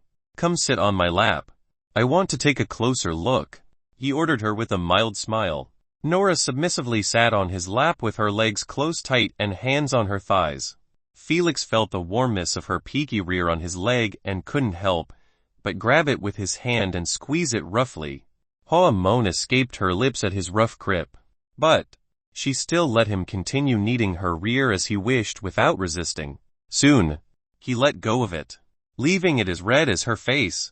Felix smiled and pulled Nora closer. Her torso was touching his, and her full breasts pressed onto his chest. Her breathing became a bit heavy as she felt his body heat. Her legs that were closed tight couldn't help but open up slightly, gesturing him to touch her sensitive part. Felix ignored the main dish for now and lifted her chin with a finger. She looked at him with exultation and adoration. "What do you want me to do now?" he whispered softly, while his lips almost touching hers. "I am your servants for tonight. I don't have wants," she answered with a soft breath hitting his face. "Good girl." He touched her cheeks with his hands and rewarded her with a passionate kiss. Nora hugged his neck tightly and kissed him back impatiently. She waited too long for this moment, and now she desired nothing more but to have him ravage her for tonight. Felix felt her rashness and complied by sticking his tongue inside her juicy mouth. Nora panted irregularly as she felt his tongue twirl around hers, turning her entire body into mush and her mind completely blank. She laid on his embrace and let him assault her lips, tongue, ears, and neck as he pleased. The only thing she was doing was rubbing her breasts on his chest boldly to alleviate her stiff sensitive nipples. Yet, that was not enough for her, so she spread her legs widely, exposing her wet red panties for him to see, and stroked her most sensitive part gently while moaning in pleasure. Felix stopped his foreplay after seeing her impatience to be devoured. "Why did you stop?" she asked while continuing to touch herself. Felix chuckled and put his fingers inside her red panties. He then showed her his wet sticky fingers and said, "How could I continue when you were like this?" Nora blushed and closed her legs in shame. Felix laughed and lifted her suddenly, then walked towards his bedroom. "Let's carry on in my bedroom. I got quite a few surprises waiting there for you." Nora's eyes enlarged in anticipation while looking at the bedroom in front of them. Felix entered and closed the door shut with his leg. "Slam." "Felix, what are those toys and tools?" Her exclamation escaped from the cracks of the door. "You will see later." Felix laughed in a lewd manner. After a while, only suppressed moans and flesh clapping with each other resounded erotically in the living room.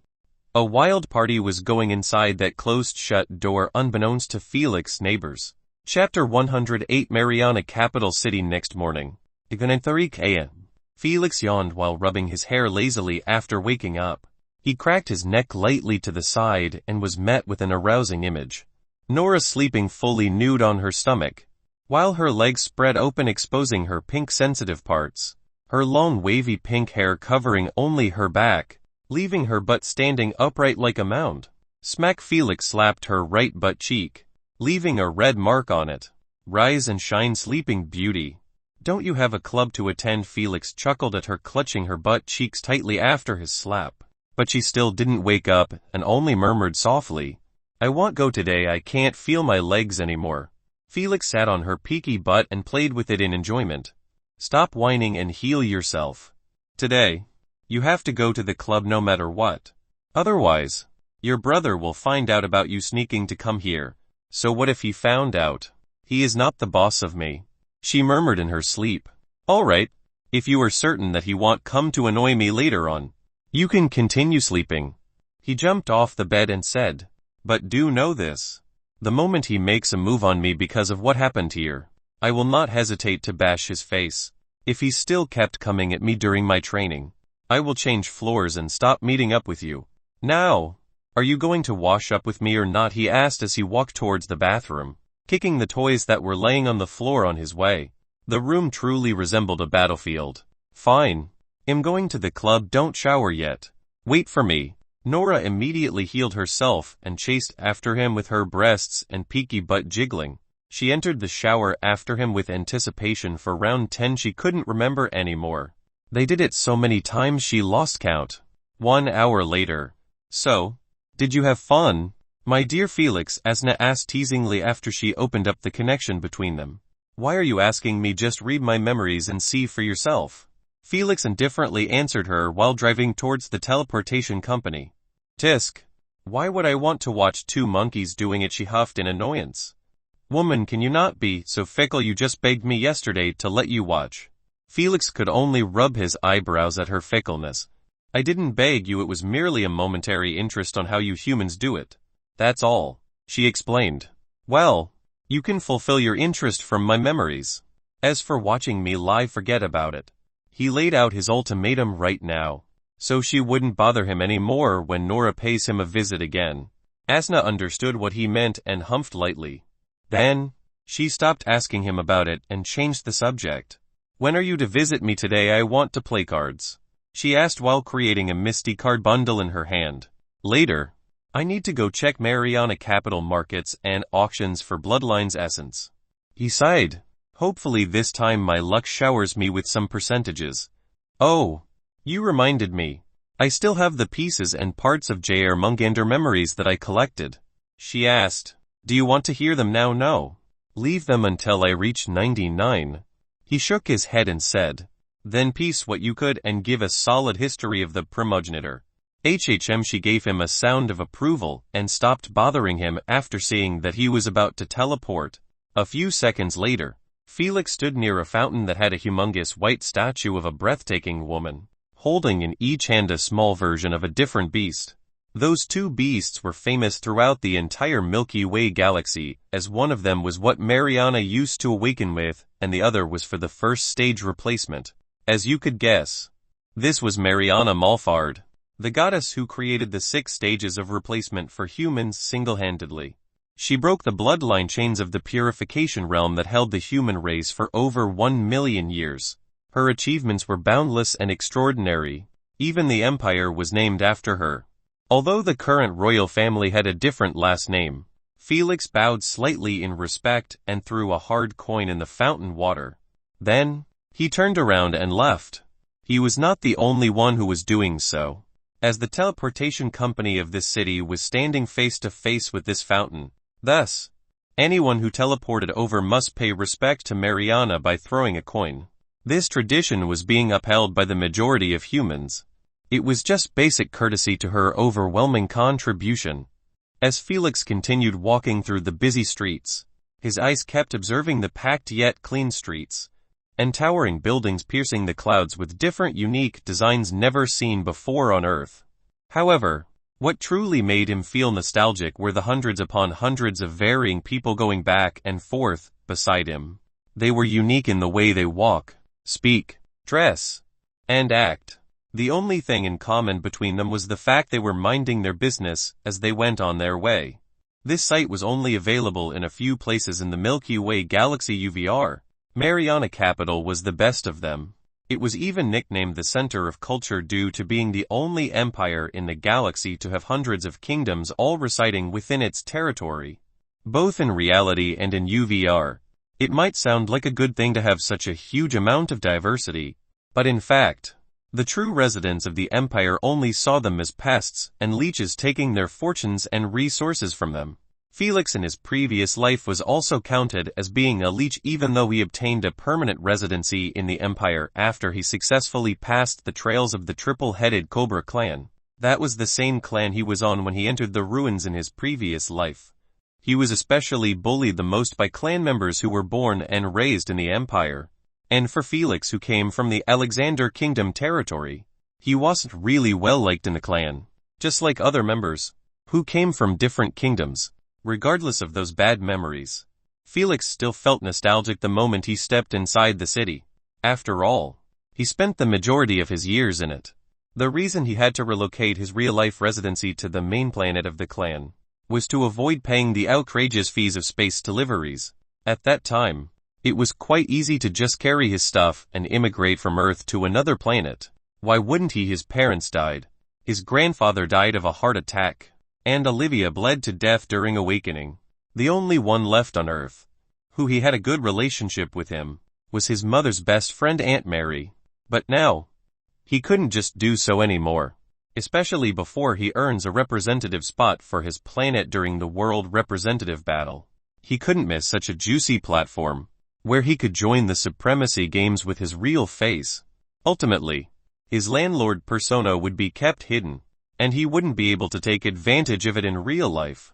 That's why he was still staying on Earth even though he had the money and the means to immigrate to the Mariana Empire or any kingdom in that sense, in order to avoid the heavy taxes of deliveries. After a while, Felix got tired of roaming around the streets and decided to visit an old pal in the Bloodline Market, whom he used to hang with and also purchase bloodlines from him. Hopefully, His password is still the same. He requested, Asna, can you please read my memories in this time period from 2040 January to March? Asna immediately understood what he was planning on doing after reading his mind. Weren't you guys friends? Asna exclaimed with her hands covering her mouth. Do you really have no bottom line to even do that to your friend, my lovely Asna? If you read my memories carefully, you would notice that me doing this is thoroughly justifiable. Felix didn't even flinch at her belittling. A few moments later, her angry voice resounded in his mind. That sick bastard is even worse than you. No wonder you guys hit it off so quickly and became friends. Can't argue with that. Felix shrugged his shoulders and asked, Tell me, did you notice his password? I still remember that I was looking at him typing it in his hologram, but I was too drunk to see it clearly and remember it. Tisk. Yes, I saw it. She suddenly spat. I can't believe you were hanging out in bars with such a creep. Trust me, neither did I. He shook his head and kept walking through the noisy crowd. Chapter 109 Gallery Blackmail. Sorry, sir. I have kept you waiting for a while now. A young man with coiled brown horns on top of his head, long goatee on his chin, and hairy goat hoofs, bowed to Felix respectfully. Felix stood up from the lounge couch and bowed back in greeting. No need to apologize, Mr. Goatee. He smiled warmly. I know that you were working hard to please two types of customers, day and night. Felix eyed the stiff Mr. Goatee with a hidden glint and continued with a respectful tone. To own such a successful business, yet still head to the fields for a side job. Your hard-working character truly puts me in shame. He sighed and let go of the sweaty palm of Mr. Goatee, who didn't say a word since Felix began dropping hints non-stop. What's going on? Does this bastard know about my gallery, or he is talking about something else? Mr. Goatee's mind was in an utter mess from just a few hints. He gulped audibly and played with his goatee nervously. Yet, he didn't say a word in response. He knew that his voice would crack if he spoke when he was this nervous. His customer could easily then infer that he hit the bullseye with his low-key threats. So, it was better to remain as quiet as possible until everything clears out. After all, he didn't know if Felix was only fishing or he truly had evidence of his hidden secret. Felix smirked slightly at this sight, as he knew exactly what this creepy goatee was thinking about. Afraid of your cracked voice giving you away, huh? You won't be worrying about that soon. Embarrassed, Felix rubbed his head and said with a soft voice that only the two of them could hear within the crowded shop. Mr. Goatee, I came to buy your entire Tier 5 serpent poison bloodline stock, and especially, he put his arm around the terrified Mr. Goatee's shoulder, then whispered softly his reason for building up his blackmailing. I heard in 7 days there will a private auction happening in the capital city. I always wanted to attend one to broaden my horizons. He sighed. Sadly, my reputation does not earn me an invitation, but my brother Mr.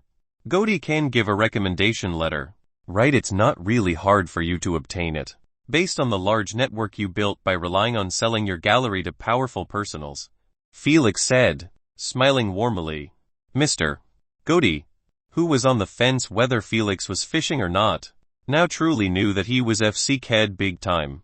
For an unknown person to know his deepest secret that he used tens of safeties to keep it sealed shut, sent cold chills coursing in his back. How much does he knows it's impossible to find any concrete proof of my connection with the gallery, so he must be hoping that I would get scared and fulfill his requests without too many questions. Mr. Goatee calmed himself down and removed Felix's arm from his shoulder. Then, he stared at Felix's eyes deeply and instructed him to follow him to a private room away from the ears of the shoppers.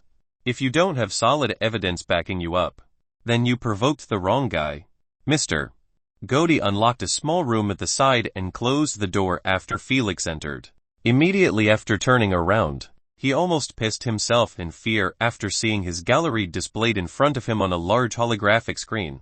Tisk, you actually managed to take even a picture of Miss Mia fully nude in the shower. Felix praised him sarcastically while looking at one of the best actresses in the Mariana Empire. Fully nude, showing her assets in their glory. But still, my favorite is Madame Katerina, the wife of the Leukemia city governor. He glanced at him and questioned him sincerely. Can you please enlighten me? How the hell did you even manage to capture her cheating on her husband? Scared shitless by Felix's questions, Mr. Godey's teeth kept chattering out loud while looking at the most prized picture that he took pride in getting in the hand of a random person who was not bound by any contract. This is impossible. Just impossible. The only ones who own my gallery are the buyers, and they are heavily bounded by a contract to not let its content public. So how the FCK did he get it? Felix closed the gallery while sighing in disappointment after seeing that he wouldn't be getting an answer from this dear friend of his again. Alright, enough teasing this creep. Felix stood up and approached the terrified Mr. Godey with light steps. He put both of his hands on his shoulder and said coldly, "You have 5 minutes to fulfill my requests. Otherwise, your gallery will be published all around the UVR with your name as an author." He grinned. Trust me, those hundreds of women won't listen to logic after seeing their nude pictures get spread for everyone to enjoy. So if you think you are safe just because the gallery doesn't have single evidence connecting you with it, then I wish you good luck defending yourself against their assaults, he said, chuckling. Mr. Godey lowered his head and looked at the ground with a deadpan expression. He already accepted being blackmailed the moment he saw that his gallery was in the hand of Felix, without a contract tying him up. He didn't need Felix to explain anything, as he already knew that the fate waiting for him if those pictures got published was even worse than what Felix anticipated. Felix accounted only for the woman's furious reaction, but he didn't take into consideration the reaction of their husbands and boyfriends. Mr. Godey wiped a tear that was about to drop after recalling that his targets were all popular or authoritative married women to even stronger men. Just one of them could crush him and his business to the ground without any ability to retaliate. So, he could only lift his head with watery eyes and nod at Felix in agreement with his requests. Don't worry, I will not keep this sword above your head forever. Felix smiled and patted his shoulder to comfort him. Mr. Godey's expression brightened a bit at Felix's mercy. However, that brightness didn't last for even a second, before it got crushed by Felix's gentle words. However, I will have a 30% discount on all of your products, he added with a grin. Plus, you will handle the customs taxes of delivery. I live in Alexander Kingdom after all. Mercy, Mr. Godey cried out loud after dropping on his kneeling before Felix. What are you talking about? I am still not finished from my terms. Felix eyed him indifferently and continued. Last, you will prioritize buying serpent poison bloodlines from beast hunters and hold them for me. Please, enough, you are killing my business, Mr. Godey sobbed with his forehead on the ground.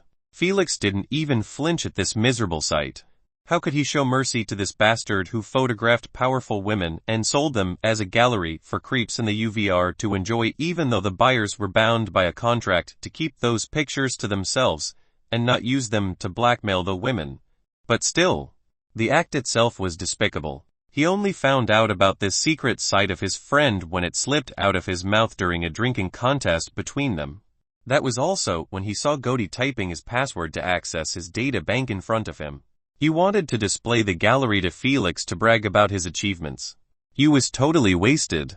Thus he believed that he kept the hologram invisible, but in reality, it was shown in public. Thankfully, they were sitting at the corner table away from the rest. That's when Felix realized that remembering the password was a good idea, and it might come in handy later, since the sneaky bastard kept his gallery not hidden in his AP bracelet, but in a public data bank that was 100% secure from hackers. One just needed to pay a monthly fee and all of his secret data could be preserved inside the bank. After all, AP bracelets were hackable. The queen inside each bracelet was a mere basic AI of her real self, acting as an assistant to the owner. Nothing more, nothing less. This meant professional hackers, real good ones, were capable of hacking Godey's bracelet and stealing his data. Unfortunately for Felix, he was also too drunk to see what he typed exactly and remember them later on. However, with Asna, it wasn't impossible anymore, especially when he stopped hanging out with this ticking time bomb after he found out about his secret. That facilitated Asna's memory reading. Felix had to break their friendship as he knew that sooner or later Godey would get exposed. And as his close friend, He might get associated as an accomplice. That's why he was this heavy-handed on him with those terms. Their friendship died at that moment. Felix, add another term, Asna, who was enjoying the pitiful cries of Mr. Gody, decided to lay her hands as well. Tell him that he is forbidden from taking those kinds of photos ever again. Plus, to destroy his gallery once and for all. That's a good one. Felix agreed and told Mr. Gody this term, making him sob even louder while hitting his forehead on the floor. You devil, you should have those horns. Not me at least. I am not a creep. Felix said nonchalantly while bringing a holographic contract to his face. Sign it now, he ordered. Can I at least read it? No. Tell the Queen to do it for you. I don't have all day long. Felix denied him. Devil. You are a devil, Mr. Gody murmured while signing the contract with a shaky hand. Asna chuckled at this bastard calling others devil while appearing exactly like one. Good. Go bring me your stock and write the recommendation letter. I will wait for you here. Felix retrieved the contract after seeing that it was approved by the Queen and sat down with crossed arms, waiting for the Gody to stop whining and bring him his stuff. After seeing that sympathy was not working on Felix, he left the room with slumped shoulders, heading to the storage of his shop. Boss, what wrong with you? You don't look well, Mr. Gody. Don't worry about me. It's nothing. He waved his hands politely to the customers, who noticed his red eyes and slumped shoulders while heading towards the storage room. Sigh. Should I ask that devil how did he manage to obtain my gallery? He wondered out loud alone in the storage room while checking on the bloodline bottles Felix asked for. I doubt he will answer me. He shook his head. Even if he did, that won't change anything. My gallery is still in his hands. Depressed, he put 4 bottles in a small box and carried them towards the room Felix was at. Chapter 110, Obtaining J.R. Mumgander Essence. Good stuff, Felix praised sincerely after seeing that all of the bottles that Mr. Gody brought were Tier 5 epic ones. He thought that he would find only one epic Tier 5 bottle, and the rest would be rare rank. Thus, the sight of those bottles truly delighted him. This time, he might be able to find some percentages of J.R. Mumgander inside and unlock the 3rd and 4th passives after he reaches 45 integration. Give me straight away their total price, he added. Don't forget my 30 discount. Tisk. You don't have to yap about it constantly. Gody clicked his tongue in irritation and displayed a list that had a price for each of those bloodlines. Mango Rose, Serpent 280 million SC, Rotten Vine Snake 320 million SC, the Titanium Horror Serpent 387 million SC, Mold Fang Serpent 410 million SC, the total is 906 million SE. Felix didn't wait for him to tell him the total, as he already asked the Queen to do the math. And it was correct. He smiled with satisfaction and transferred the coins to Gody without delaying. Whoosh! Immediately after seeing that the transfer was completed, Gody touched Felix's bracelet as well, and sent him the referral letter to attend the upcoming large-scale private auction. Satisfied about the entire business venture, Felix left the shop after reminding Gody one last time to take care of the heavy taxes between the Empire and the Kingdom. Even though the Alexander Kingdom was within the Empire territory, they were still separate from each other. Just like the hundreds of other kingdoms inside the Empire, each of them had their own regime and ruling, and the Empire couldn't interfere with those pests that were living inside its territory. The Empire's golden age had already waned to this degree, making it the perfect place for bloodliners with ambitions of kingship to found their kingdoms. This was the reason Felix asked for a partnership with Luby inside the kingdom and not Gody here. After all, just the taxes and shipping fees would make reselling the bloodline a worthless endeavor. He couldn't just ask for Gody to handle the custom taxes of delivery both ways. At the end of the day, Mr. Gody was not a fool. He would easily realize that Felix was playing him after he works his ass off to secure him a bloodline, just for it to be returned later on. The worst part, he had to pay for both the delivery fees. Felix didn't want to jeopardize this thin relationship even more so. So, it was better to just sell to Luby his useless bloodlines. Can we play cards now? I am bored. Asna asked out loud while throwing cards like daggers at targets made of mist, resembling Felix exactly. Whoosh slice, Asna clapped her hands in delight after seeing a card cut Felix in half from his nether region. Simultaneously, Felix felt a sudden chill in that area while seating on the back of a cab. Asna, are you throwing cards at me again? He asked furiously after knowing the only reason why he felt that way. Answer me first. And I tell you. Asna giggled while continuing throwing cards with concentration. Fine. We play tonight. Happy annoyed, Felix rubbed his eyebrows over having this burden. Who just want to play and have fun? 3 days later, Fatty Worm came by and delivered the 4 bloodlines that Felix bought. However, just as he planned to leave, Felix stopped him and gave him 100 to wait 30 minutes. Fatty shrugged his shoulders and accepted the free money as usual. This happened quite a few times before, and he was already used to it. Thus, he made himself comfortable on the couch and watched an episode of his favorite series, waiting for Felix to finish whatever he was doing in the bedroom. Meanwhile, Felix sat on the floor with his upper body naked. He quickly took a large needle and injected the first bloodline of the arrived batch into his heart. Asna, as always, forcefully read the memories of the bloodline and found that the J.R. Munkinder essence was not within. She informed Felix about this tragic news, but he didn't brood over it too much. He was already numb to the feeling of disappointment. So, he just continued injecting the other bloodlines. The second one turned to have only 6, which was not the best, considering that the bottle was an epic tier 5 bloodline, but it was at least a good start. Felix's expression brightened up a bit and carried on with injecting others. Immediately after injecting the third, Asna cried jackpot out loud and informed him that she found 13 all at once inside the Moldfang serpent bloodline. Felix clutched his fist in excitement over finally securing the 45 integration. It's been quite a while now since he merged with any percentage.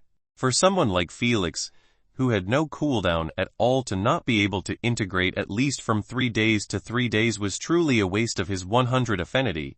His cousins were probably already at 45 and climbing towards the greater purity, but he was still stuck in lesser purity. Good thing there was finally some improvement. Otherwise, he wouldn't have the face to be their captain while being in lesser purity.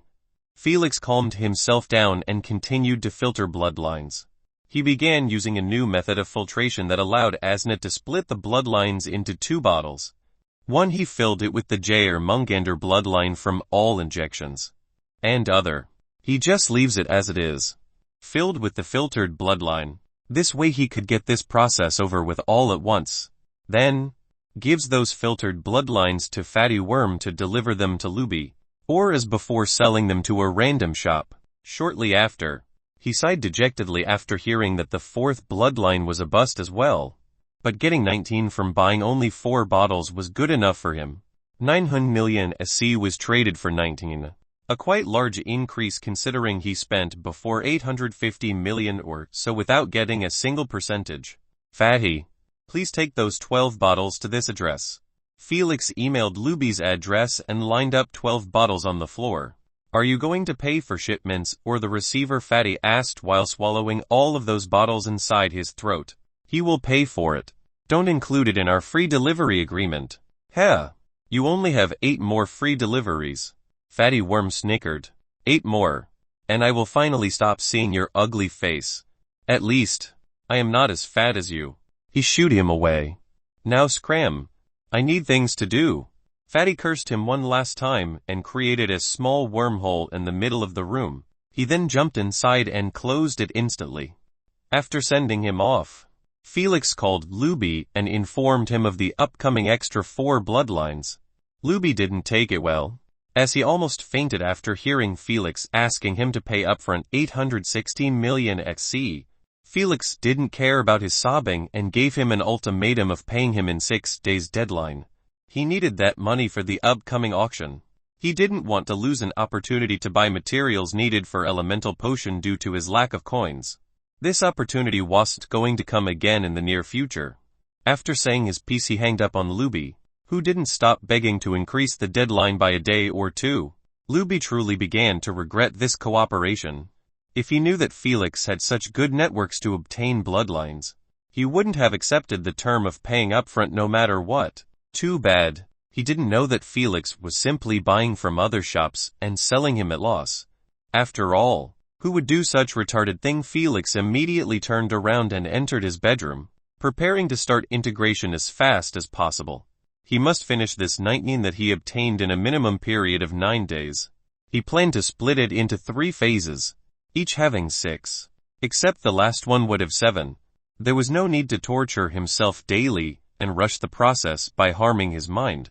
He didn't get a 100 affinity to keep bothering about when and how much percentage he needed to merge with. So, the most balanced period was 6 every 3 days. He could take the pain without crying out loud and also have enough time to rest between. This decision, as expected, did not please Asna one bit, as she kept whining that he was a coward and wouldn't enhance his affinity anymore if he kept acting like this. Felix just ignored this sadistic queen that just wanted to see him get tortured and continued to integrate at his own pace. Soon, he walked out of the bedroom smelly as usual, heading towards the bathroom for a shower. The integration was successful and now he had 38, slowly closing towards 45. What kind of passives will I unlock this time? He wondered eagerly in the shower. Hopefully, one's related to poison and not physical. He knew that his active abilities might look good, but they were still full of weakness. The only way to counter them was by having supporting passives that negated those weaknesses. Although physical passives were quite strong by themselves, such as his super strength, but his fighting style still relied on elements. He couldn't change that as he pleased. Otherwise, all of his experiences that he built in his previous life would be worthless.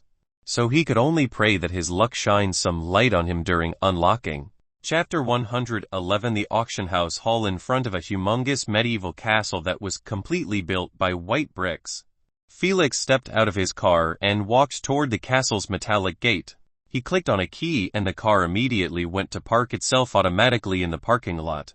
Sir, can you please show me your invitation? Unworried, Felix projected his referral letter to the front desk clerk, who was standing outside of the castle. The clerk scanned the letter by his bracelet to see if it was forged or not. A few seconds later, he bowed his head to Felix and welcomed him in a respectful manner. Sir Felix, your attendance delighted our distinguished establishment. He stood up straight and showed him the way to the hall with his hand, where the other guests were currently socializing before the auction official start. Thank you. Felix smiled in appreciation and entered inside the Beethoven auction building, which was owned by one of the best auctions companies in the empire. It was responsible for thousands of auction branches spread widely in each kingdom. Whether in real life or in the UVR, Felix managed to enter one of their auctions in his previous life due to receiving Godey's referral letter. And what he saw inside utterly blew his mind. From famous celebrities, higher-ranked SG players in the empire, to powerful authoritative personals, Felix at that point was merely an average individual who lucked out on an opportunity to mingle with those characters. That resulted in being an outcast in each gathering, whether in the hall before the auction began, or the banquet after it ends. No one bothered to give him a single minute to converse with him. Thus, he could only leave before the auction banquet after he couldn't handle being shunned at the corner of the banquet akin to an abandoned dog. There was no point in staying in an outclassed party. However, this time things were going in a completely different direction, as the moment Felix stepped inside the noisy hall, wearing a formal ash-gray suit, polished black leather shoes, and a white tight-fit shirt with a black tie, he managed to capture the interest of the majority inside. The reason they even turned was not only due to his clothing, but mostly due to his dreadful violet serpent-like eyes, plus his overbearing aura he kept emitting, an aura that only those at the top or confident to reach the top had. Those famous individuals could easily spot a goat inside a sheep herd from a mile away. That's why Felix's emergence caught their interest, especially when no one saw him before in any gathering. Who is that handsome man? I never saw him before. But he can't be nobody, right? He is either disguising his face, or he is from another empire. Stop jesting. How can someone attend this VIP auction house meeting while hiding his face? True. I believe he is from another empire, or a high-ranked SG player who is using a different persona inside the platform. That's more logical. This must be then his real face. Felix ignored their murmurs and loud gossips. and simply carried on moving indifferently to an empty seat on the bar.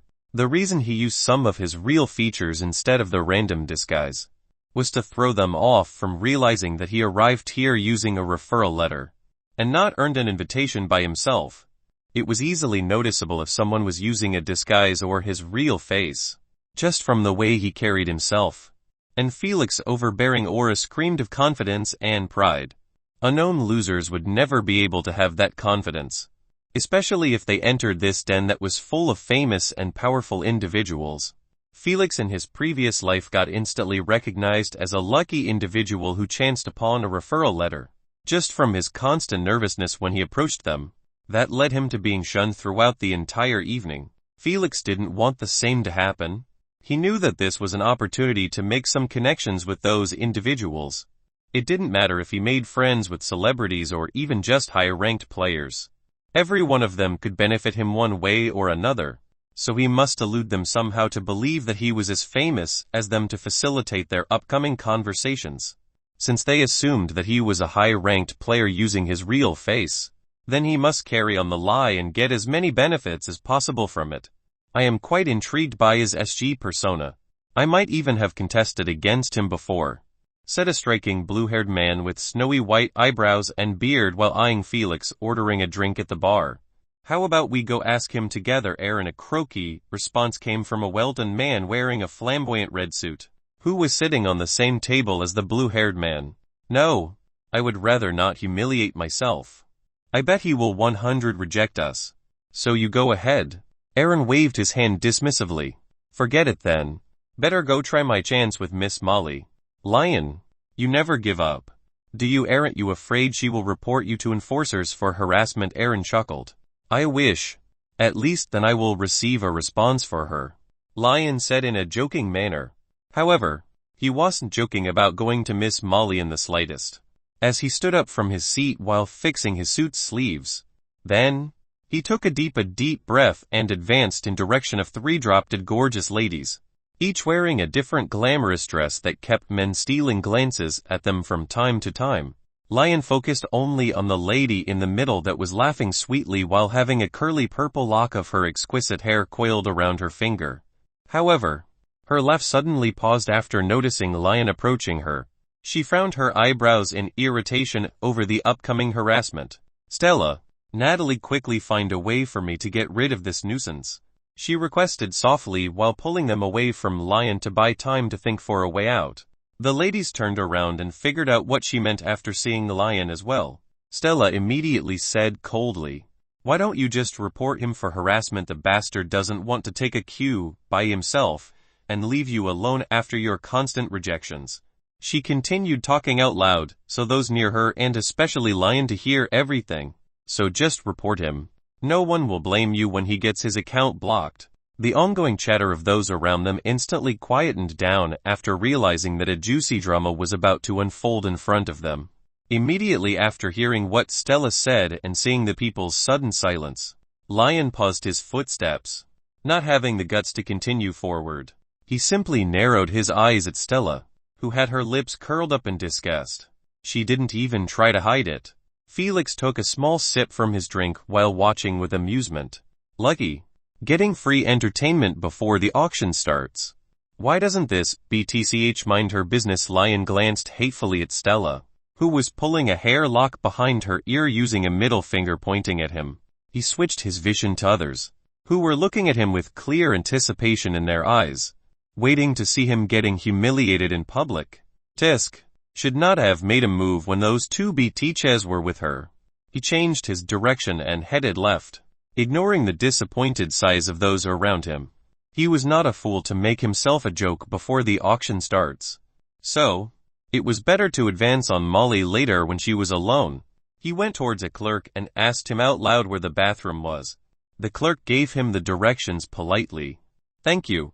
I was planning to ask an acquaintance about it.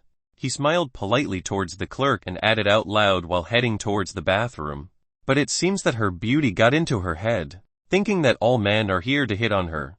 Everyone chuckled lightly at this pathetic shot of saving face. However, they understood that if he didn't try to make an excuse to get him out of the hole that Stella put him in, he would get belittled even further. After all, to back away from just one sentence would put a quite large dent in his charisma. God knows those snobs would rather die before embarrassing themselves in front of their peers. Molly sighed in relief after seeing his back disappear at the corner. She hugged Stella and kissed her on the cheek, leaving a hazy purple lip mark. I told you not to kiss me with your purple lipstick. You always leave a mark, ruining my makeup. Stella pushed her away and took a small mirror from her bracelet. She sulked instantly after seeing the mark on her cheek. Molly and Natalia giggled sweetly and put their fingers in their mouths under the gazes of men in the hall. Then, they rubbed them on Stella's cheek, trying to remove the mark. Sadly, they just made it worse as it got spread even further. Stella looked at her purple cheek speechlessly. Is this my reward for doing a good deed without waiting for those around them to laugh at her? She snapped her finger and her cheek was returned to its previous state. If it was not for this, Molly and Natalia would not have played with her like this. Friendship would break between females if this happened in real life. Satisfied with her looks, she closed the mirror and put it back in the bracelet. She then eyed her pranksters with a spiteful gaze. You asked for it. She grinned and looked around her, evaluating every man in the hall to see who would be fit for her payback prank. Too old, married, arrogant, womanizer piece of shit, gay, no fun to play with. She kept commenting softly each time her eyes landed on a man. The two girls felt nervous every time they hear her murmur. What is she planning to do with us? Natalia whispered to Molly while eyeing Stella worriedly. I don't know. Molly sighed. But we won't like the results. She is always heavy-handed with her pranks. It's you, Stella said, smiling.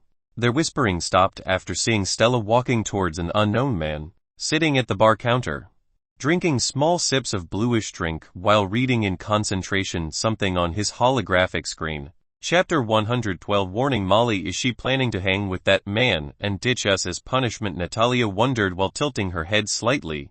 Molly coiled a strand in her finger again and answered with an uncertain tone. Probably not. She won't take it that far. A few minutes later, her eyes suddenly brightened up after seeing Stella returning to them with a smile. See, told you so, Molly said, still confused. Natalia nodded her head. Beauties, follow me. Stella took their hands and pulled them with her towards the bar. What are you doing, Stella? Molly asked nervously. I set us all a date with that handsome. She grinned at their dismayed expressions and said, we will sit all in one room during the auction house. But the auction rooms only have 3 chairs, Natalia said. Exactly. Stella eyed them playfully and added, one of you girls will have to either share a chair between you two or with him. She teased them. Maybe. I will even sit on his thigh and let you beauties sit on each chair. What the hell, Stella, that's too far, Molly complained while trying to break away from Stella's grip. Sadly, she had to stop her attempts after reaching the man's side. Sigh. Whatever. Being with a stranger might even keep that horny dog away from me. She sighed, accepting her fate. She lifted her head to see who did Stella set them up with, and suddenly felt that it was not so bad after seeing Felix's easygoing smile. Ladies, nice to meet you. Felix nodded his head politely and introduced himself. I am Felix. Please have a seat. Drinks are on their way. Natalia and Molly introduced themselves politely as they seated next to him. Honestly, they didn't even need to introduce themselves, as Felix already knew about their identity. I am a big fan of both of your works.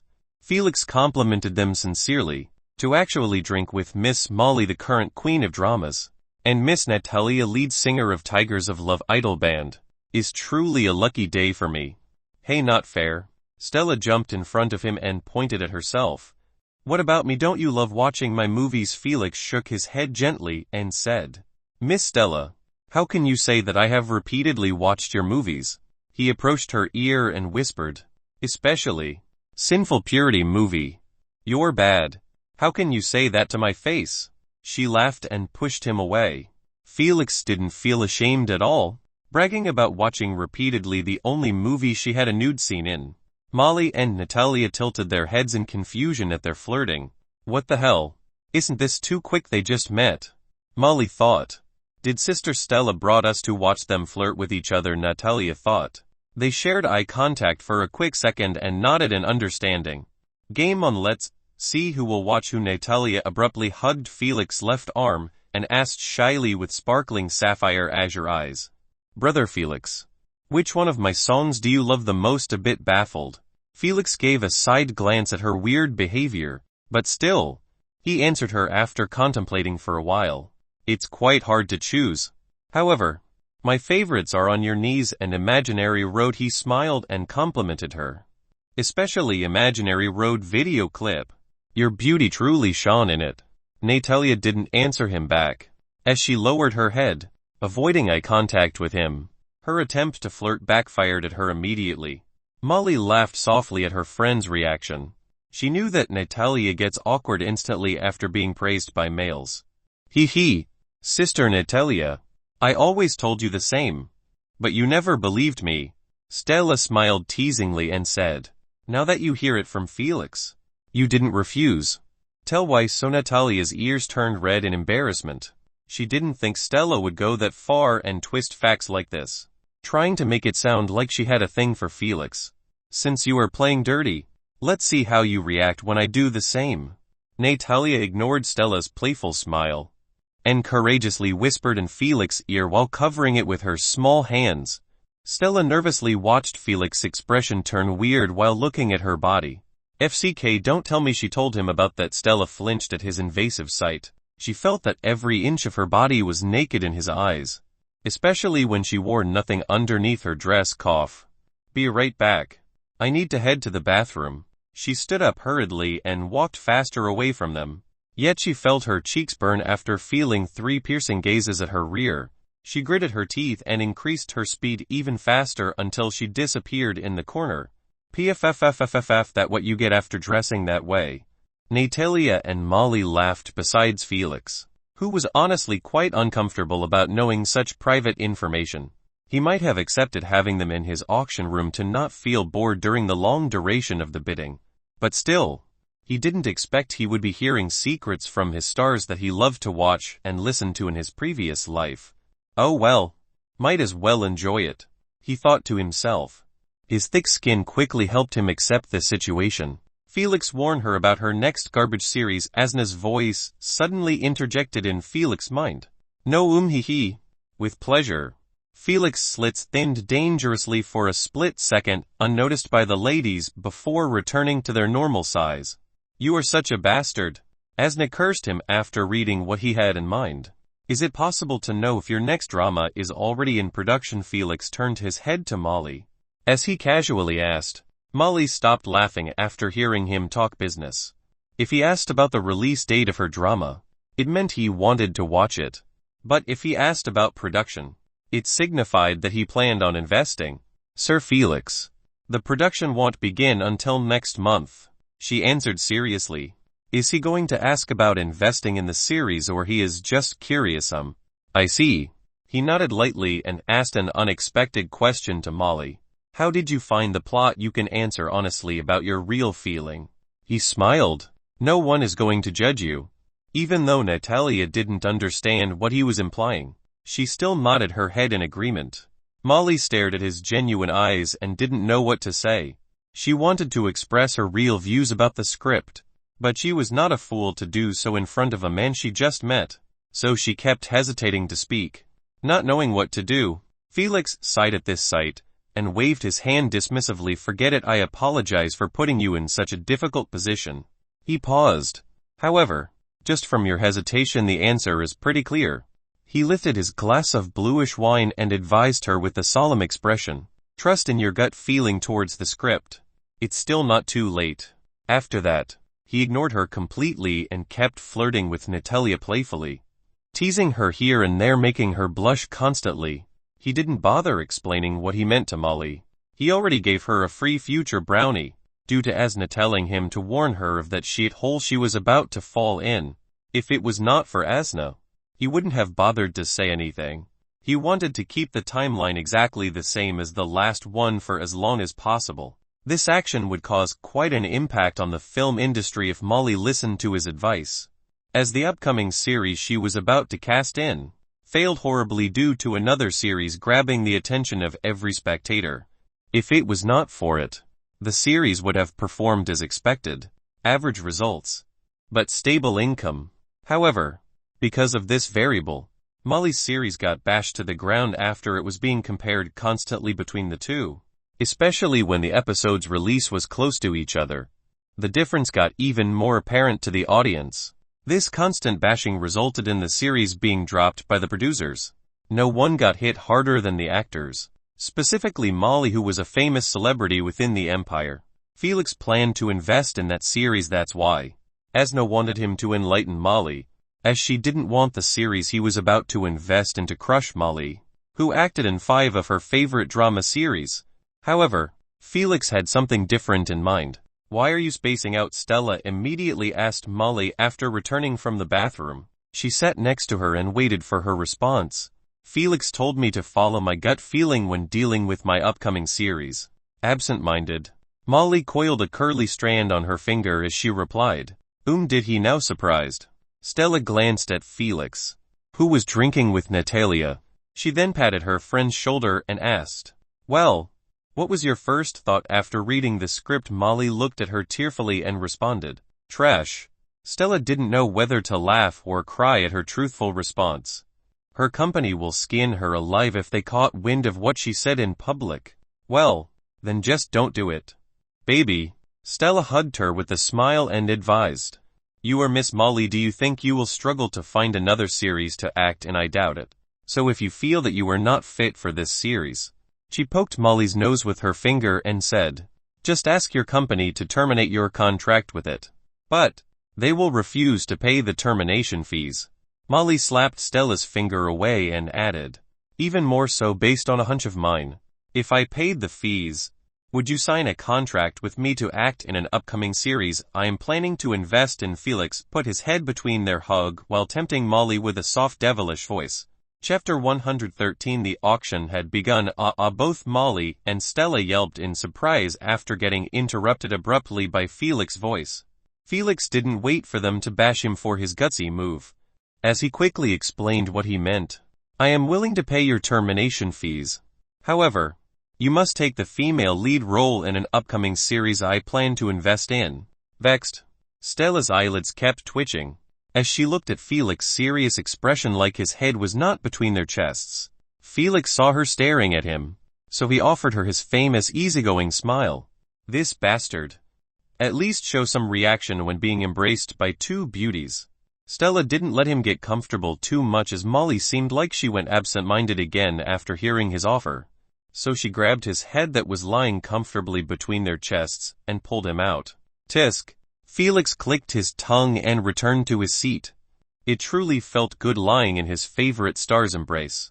Only a few get such an opportunity, and he would be a fool to miss it. After reseating himself, he ordered another glass while sizing up Stella with a playful gaze. Her eyelashes quivered as she blinked nervously at the way he was looking at her. "It seems like you fixed that issue at the bathroom," he suddenly said.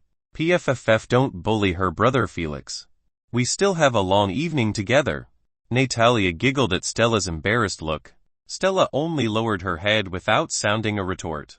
She knew that whatever she said would not uplift the current situation to her advantage. Thus, she could only grit her teeth and continue listening to their teasing. "You little daredevil. I will show you hell inside the auction room. Just you wait." Stella narrowed her eyes at Natalia's cheerfulness. Natalia didn't have a single clue that her teasing had led her to an upcoming downfall. She merely kept laughing with Felix, not knowing that she provoked a vixen. "Mr. Felix." Felix turned his head and focused on Molly, who called for him. She finally broke from her daze. "Your offer has intrigued my interest. However, before I make a decision, I need to hear the details of the series you plan to invest in." She paused and eyed him strangely. "Plus, the reason why do you need to go that far for me? It's simple actually." Felix smiled gently. "I am a fan of your works, and I want you to act only in the best series there are," he said confidently. "This series that I plan to cast you in is one of them. I will tell you about its details inside the room." He glanced at his bracelet and informed her, "The auction is about to begin." A bit bashful, Molly played with her hair after hearing his reason. She didn't know if he was saying the truth or just lying to get in her good books. but him paying the contract termination fees wouldn't change. That's what moved her a bit. His willingness to pay 60 million SC to get her out of that shithole her company made her sign. Even though he said that she must act in his series as a condition.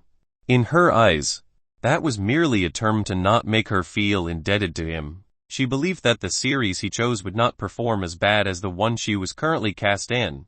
After all, he could have simply invested in her series and not waste millions to pay the fee if he wasn't confident that his series would perform better. So, she already decided that she would accept his offer. Her unwillingness to say so was simply to not appear too desperate. Felix knew this as well.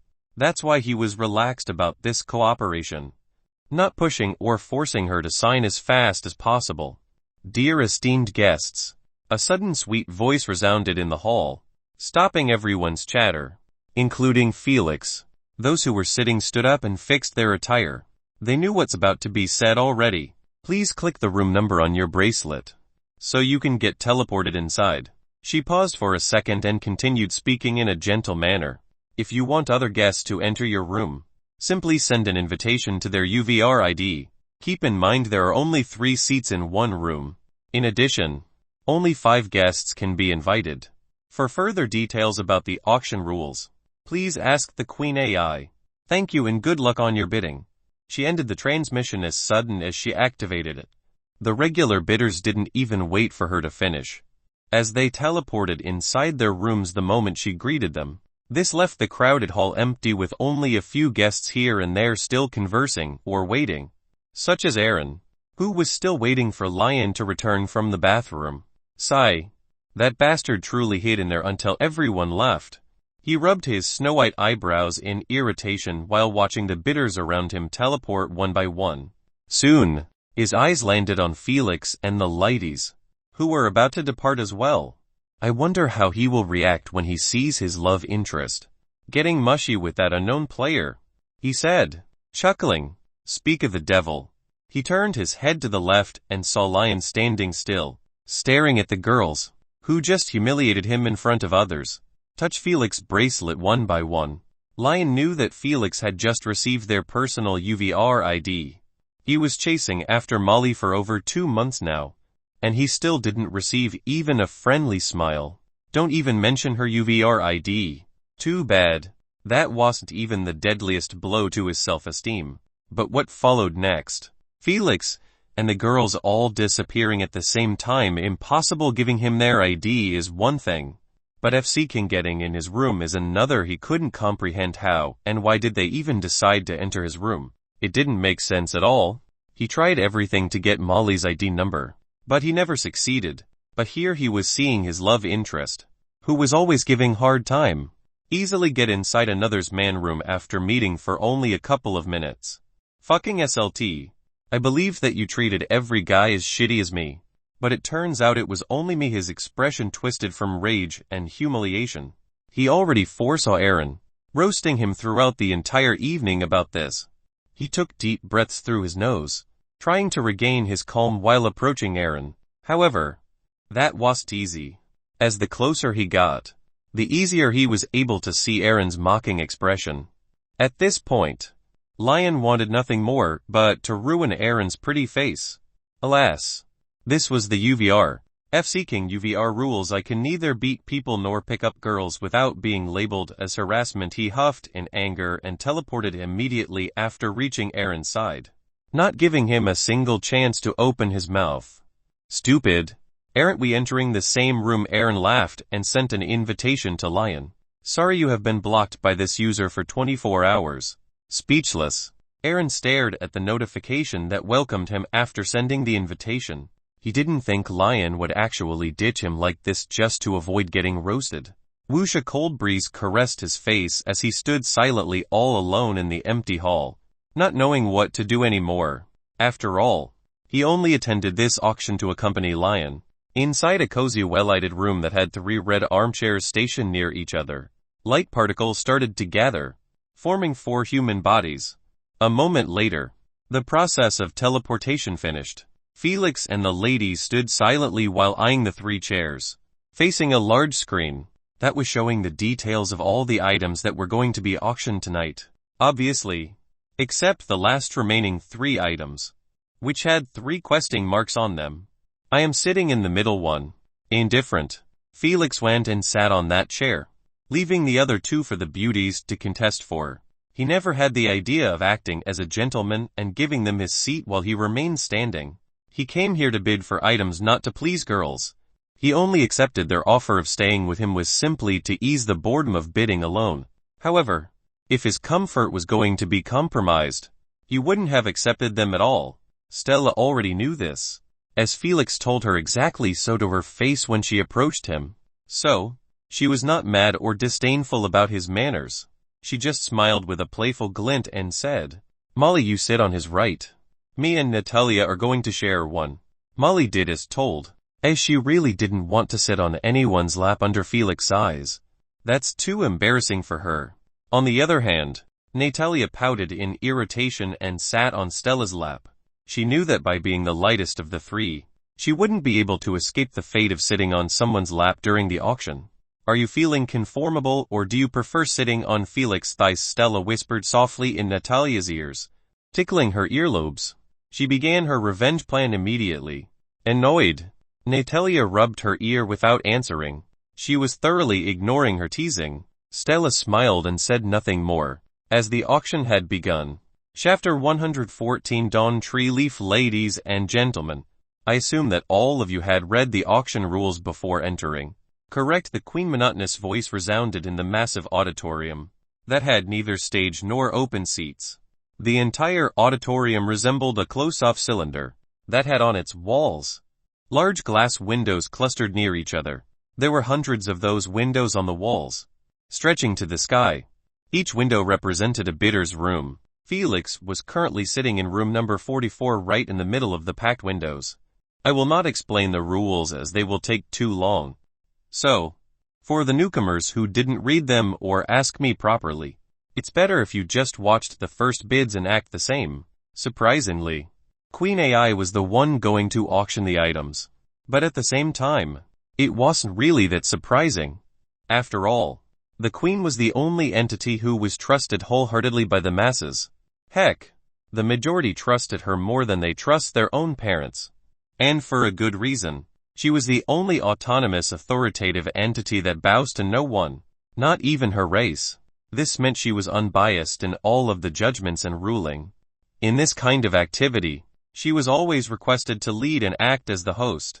No one would complain in her presence about the prices of the items auctioned or would doubt the legitimacy of them. Even if there was a problem with an item, she would make sure that it was clearly highlighted in her presentation. Let's begin. Without further ado, she displayed the first item in the air, rotating it silently. The item was a bottle filled with a grayish liquid substance. It was put right in the middle of the auditorium. No one could miss it. This is an epic rank tier 6 Spectrum Butterfly Bloodline. The starting bid is 500 million SC. She followed with, "Its full details are on your screens. You have 2 minutes to read them properly before we begin bidding." This was one of the rules of the auction. The Queen merely displays the item and leave them to read its details, from the advantages to disadvantages of the bloodline, without promoting it with fake information. Her way of auctioning was completely different from other human auctioneers. She neither spoke more than necessary nor tried to hype the auction with yells, making it resemble a noisy market.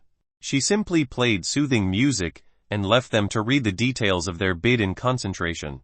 2 minutes later exactly, she informed them to begin bidding.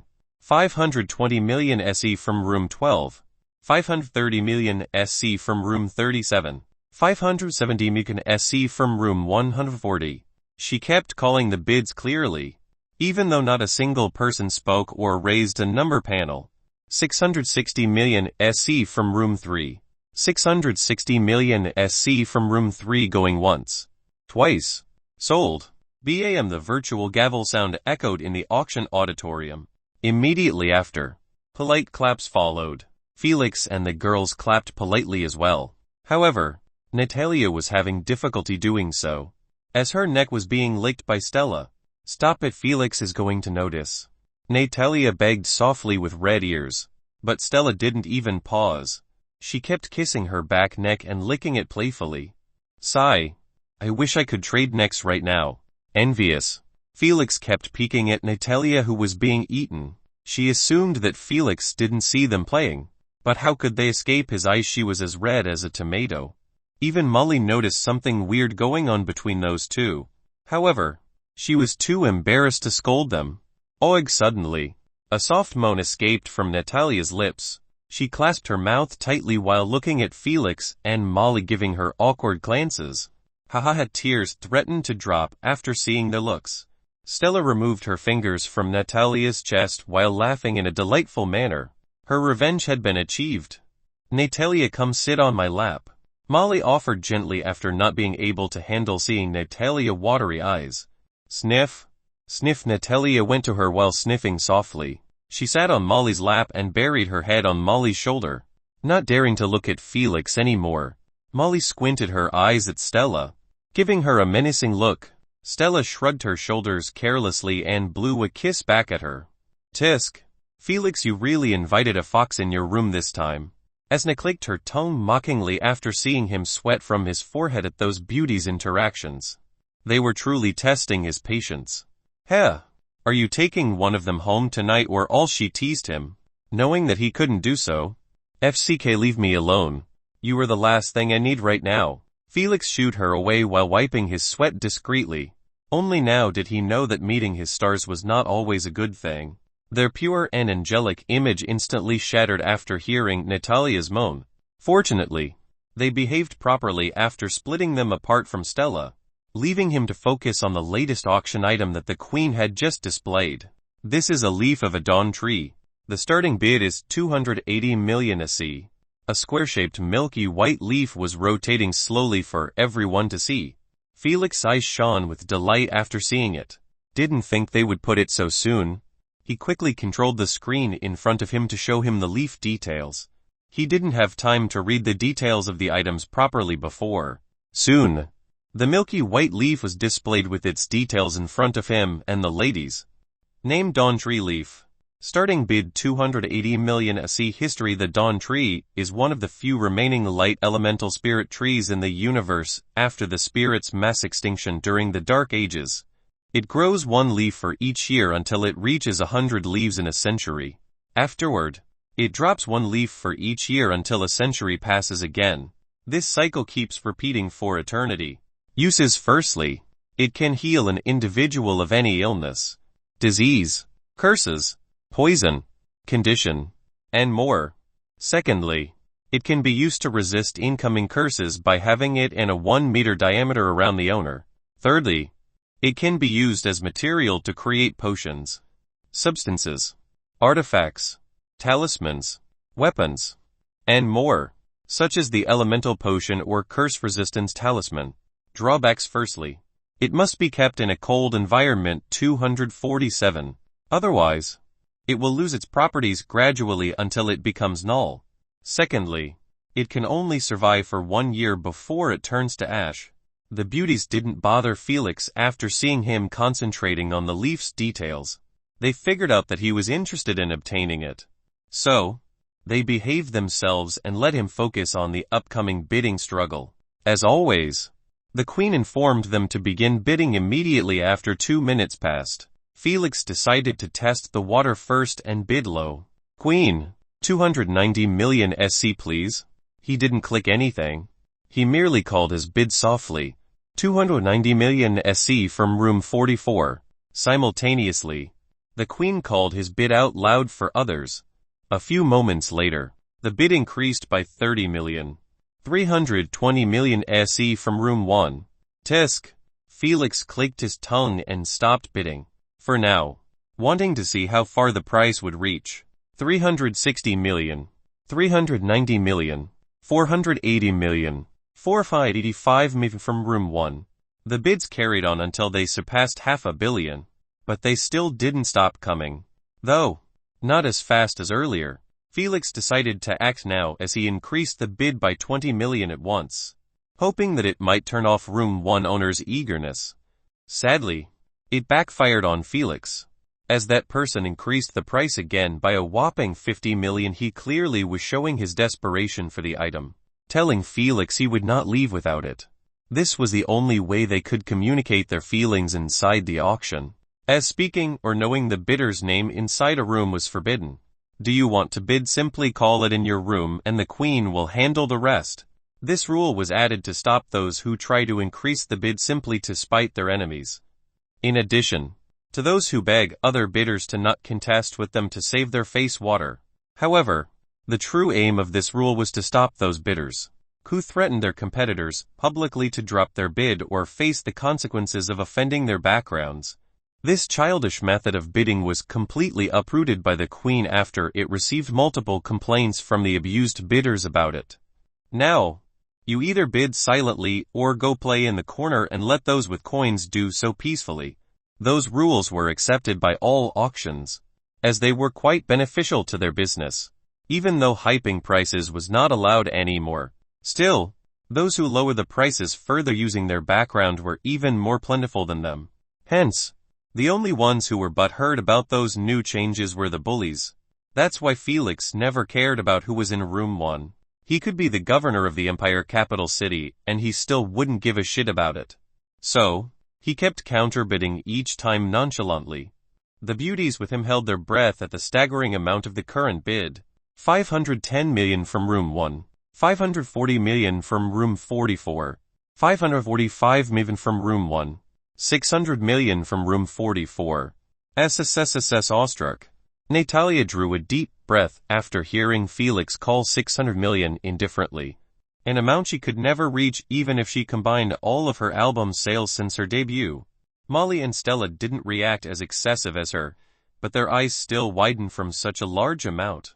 After all, they were simply invited in the auction as eye candy during the hall and the after banquet, not as true bidders. If they had such a large capital in the first place to bid here, they wouldn't even need Felix to pay such a petty termination fees. This was the difference between the commoners' world and the bloodliners. Felix could spend 600 million casually for just one material needed to concoct a potion, but in their eyes, that's an amount they could reach only if they slaved their entire lives. After waiting for a while, the person from room 1 didn't increase anymore.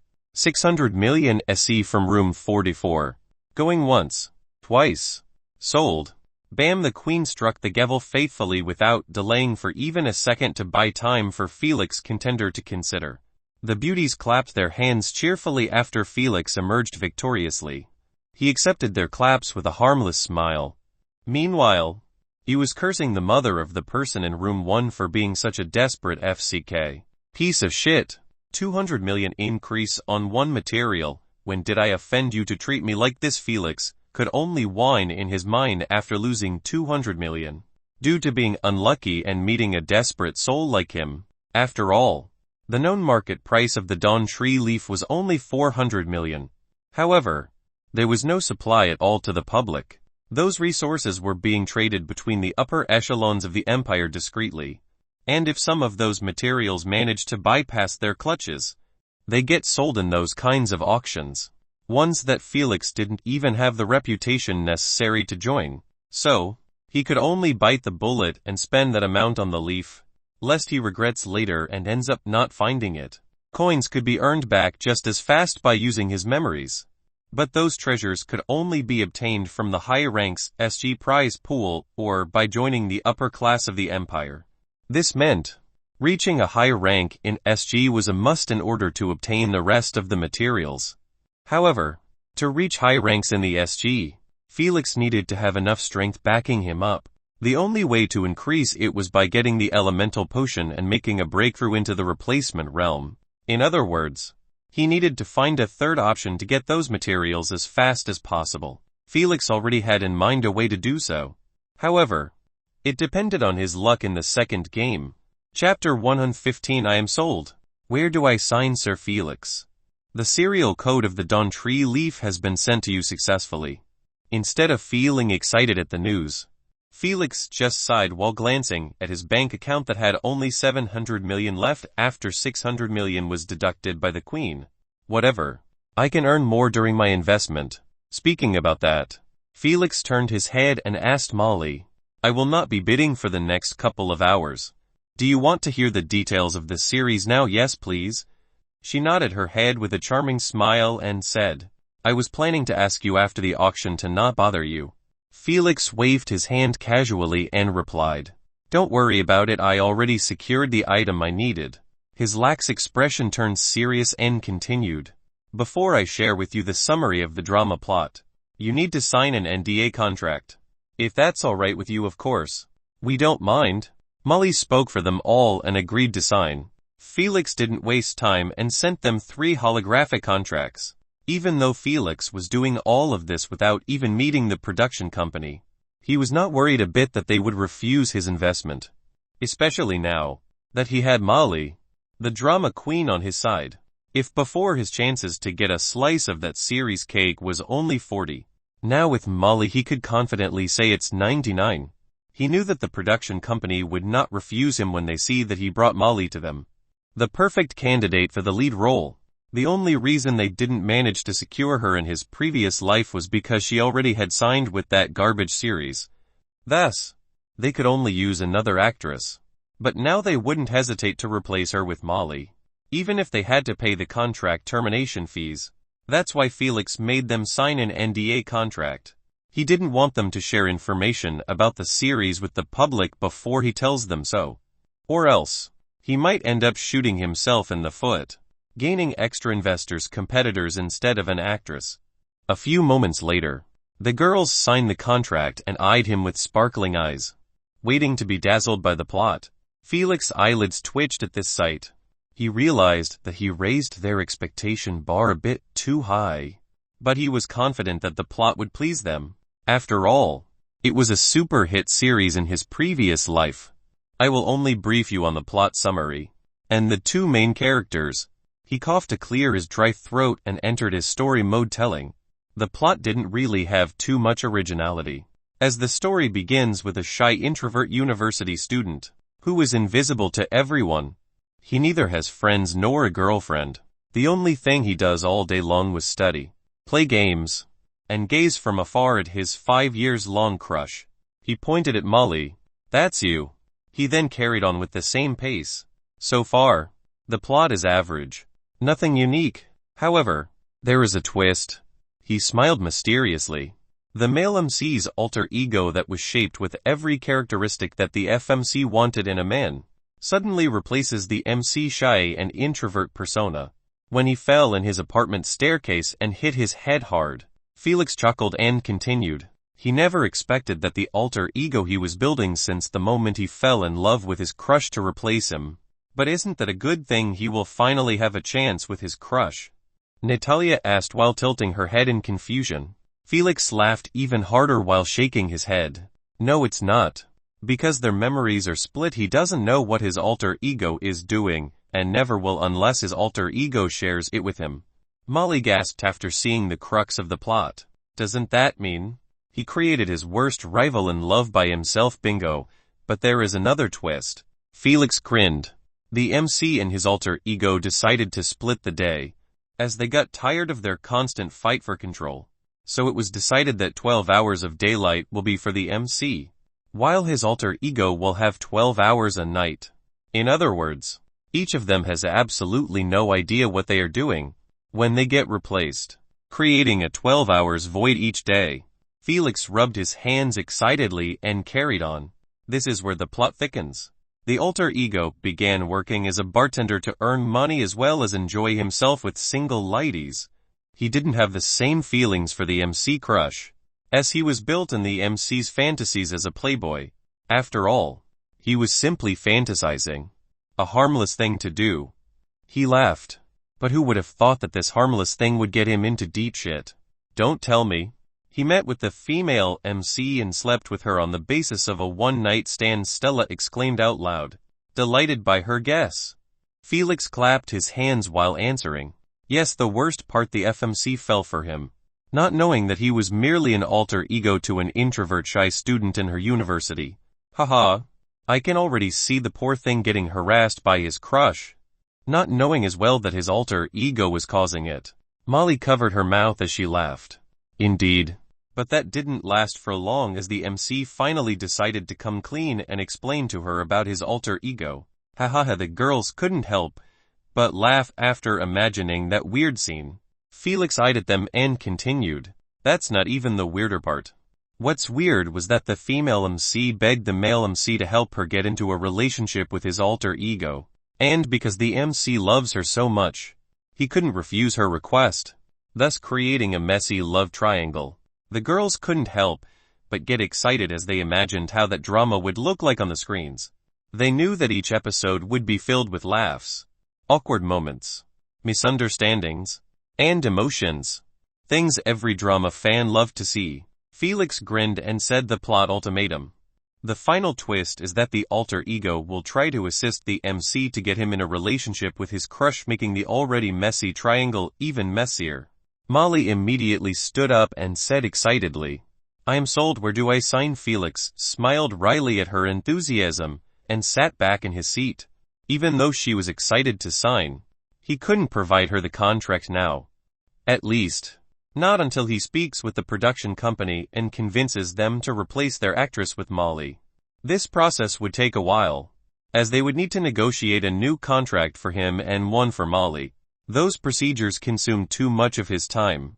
Maybe I should hire a manager who deals with those investment ideas of mine, so I can concentrate on my bloodline path and games. He pondered.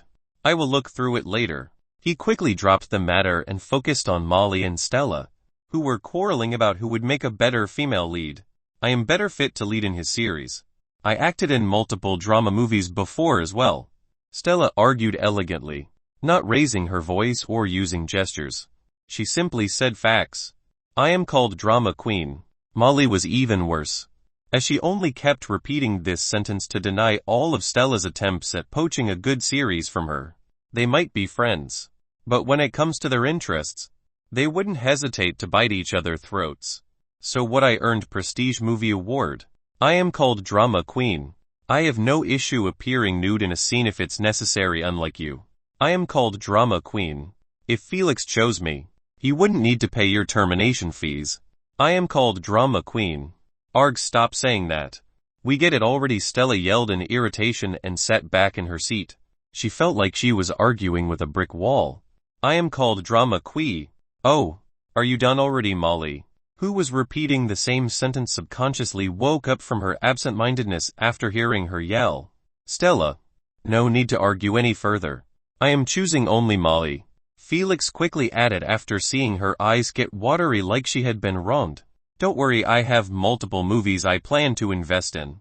You would be my first choice as a female lead. Thank you, darling. Stella's watery eyes immediately dried up like a magic trick.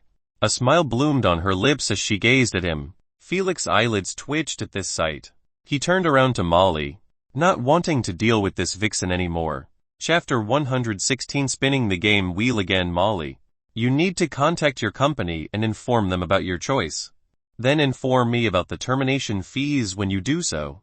He added, as for signing the contract with my series, I will call you when I have everything prepared. Okay. Molly nodded her head in understanding while giving a smug smile at Stella. Felix, you still didn't tell us the name of the series. Natalia interjected in their conversation after seeing that they were done talking business. Oh, its current name is My Love Rival Is Me. He paused for a second and added, don't get attached to it. It can be replaced at any moment. I doubt it. That name is quite befitting for it. Stella shook her head in disagreement. Felix knew so as well, but he still needed to say so, to install a notion in the heads that he was also investing blindly in this series. It might be useless, but he had nothing to lose. Just as Stella wanted to ask him about the movies he planned to invest in, the Queen announced a new item that drew Felix's attention. This is ethereal dust of a dark star fly. The starting bid is 150 million SE. A small bottle filled with a gram or so of dark dust kept revolving in the air. Ladies, if you excuse me for a moment.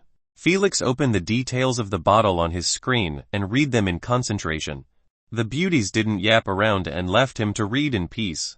Even though it is just 1 gram, I must get it no matter what. The elemental potion needed exactly 5 grams of this substance as a material. However, Felix was still glad by getting 1 gram first, since he believed that he would need to waste a champion wish to obtain those 5 grams. In his eyes, anything that could be bought with money or game points must not have a wish wasted on getting them. After all, winning games was not a walk in a park. So, he placed his bids in an aggressive manner, increasing the bid price by 30 million each time someone took a breath. This way of bidding put quite heavy pressure on his contenders, forcing them to think twice and trace whether it was worth it to continue bidding with Felix. Before long, the price had reached 290 million SE. Felix didn't pause and added 30 million again. 320 million SE from room 44. The Queen proclaimed in a clear manner. Yet no one dared to bid anymore. The price had almost reached double its original. They were not that desperate to obtain it with that kind of price like Felix. Bam! Thus, the virtual gavel sound echoed loudly, marking a successful auctioning. Felix signed in relief at the sound of the gavel.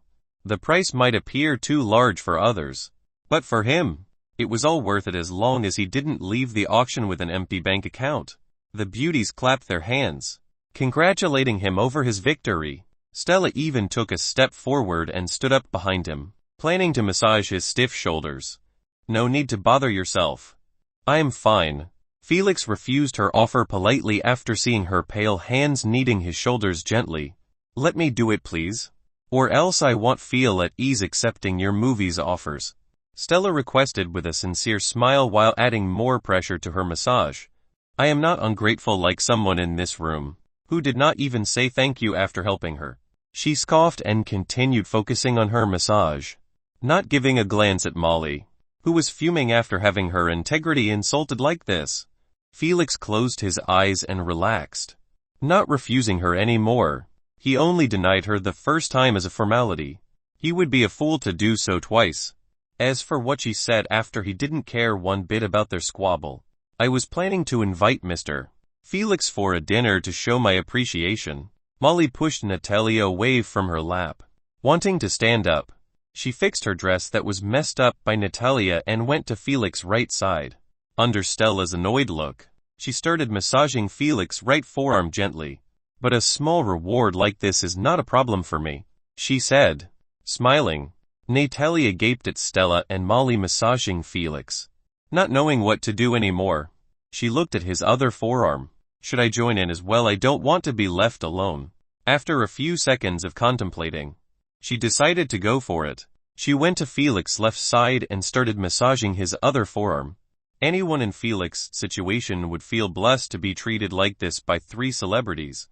But Felix was only feeling an agonizing pain in his heart over losing almost 1 billion on just 2 materials. The constant thought that he still needed 6 more unique materials to finally complete his gathering made him tremble all over. The girls added more pressure after feeling that he suddenly was tense all over. Ah, whatever. Money comes and goes. He closed his eyes in contentment and thought, better enjoy this while it lasts. Felix neither moved nor touched them, unless he gets their consent. He would remain as docile as a puppy. He just remained sitting calmly while thinking about which manager should he choose. He already decided that it was much better to get a professional manager to handle his business opportunities. From investing, talking to producers, signing contracts, and such, he had no time to keep running around, taking care of everything all at once. He would rather give up on 3 or 5 in the earnings to a good manager than continue wasting time on his investment plans. And he had many plans. 2 hours later, the auction successfully concluded with a bang, as the last item was sold with a whopping 15 billion SC. Felix didn't even flinch at that price, as he expected nothing less from this auction. He knew that he was merely a small fish within the bidders, just like the majority of them. As for those whales, they were only interested in the last 3 items, leaving the rest to be contested by those beneath them. Felix left the auction a bit satisfied with his earnings, as now he only required 4 more grams of dark stardust, 14 more purity drops, and 6 more unique materials before he contacts a witch to concoct him the elemental potion. After leaving the Beethoven auction house, he drove his car, heading toward the teleportation company. He didn't attend the banquet as it was quite dull and pointless after the authority figures, whom he was planning to hit it off with, didn't attend as well. even though the girls begged him with puppy eyes to remain with them, since they were forced to stay as eye candy for the bidders. Felix rejected them on the basis that he needed to start taking care of Molly's addition to the series cast. After hearing his reason, they could only give him a quick hug as a farewell and leave him be. 3 hours quickly passed by, as Felix successfully hired a well-known business manager called Mr. Igris from the holy sinful city. Felix made him sign an exclusive contract, binding Mr. Igris to only work for him and no one else. Nevertheless, Mr. Igris agreed gleefully after seeing that he would obtain a for-profit from each business venture Felix asked him to handle. Since Felix showed him that he only invest with 300 million, Mr. Igris didn't hesitate to sign that contract. The first project Felix gave him was to deal with Molly's situation. Felix already explained everything to him. He also sent a message to Molly, informing her that his manager would be the one dealing with her from now on. After getting everything worked up, Felix transferred 300 million SC to his manager to be used as investment capital during his negotiation. Felix made sure to highlight the importance of this series to Mr. Igris, promising him a hellish fate if he f***ed it up. But Mr. Igris took his words with a grain of salt. He was in this business for far too long to ruin such a godsend opportunity. Felix didn't care about what he thought or believed. He only gave him one ultimatum, and that was to bring him profit back. After dealing with his manager, he called Nora and told her to wait for him at his house. Those 3 vixens only teased him with their massage. They didn't take it another step, leaving him with a suppressed desire. Good thing he had the obedient Nora who agrees to all of his wishes and desires. And so, the moment he entered his home, he was greeted with her sitting on a chair in front of the door, wearing new dark lingerie and heels with her long wavy pink hair reaching her waist, smiling at him seductively. Such an alluring sight instantly forced his suppressed lust to burst out. Here we go again. Asna sulked and turned off the connection, leaving Felix to devour Nora to his heart content.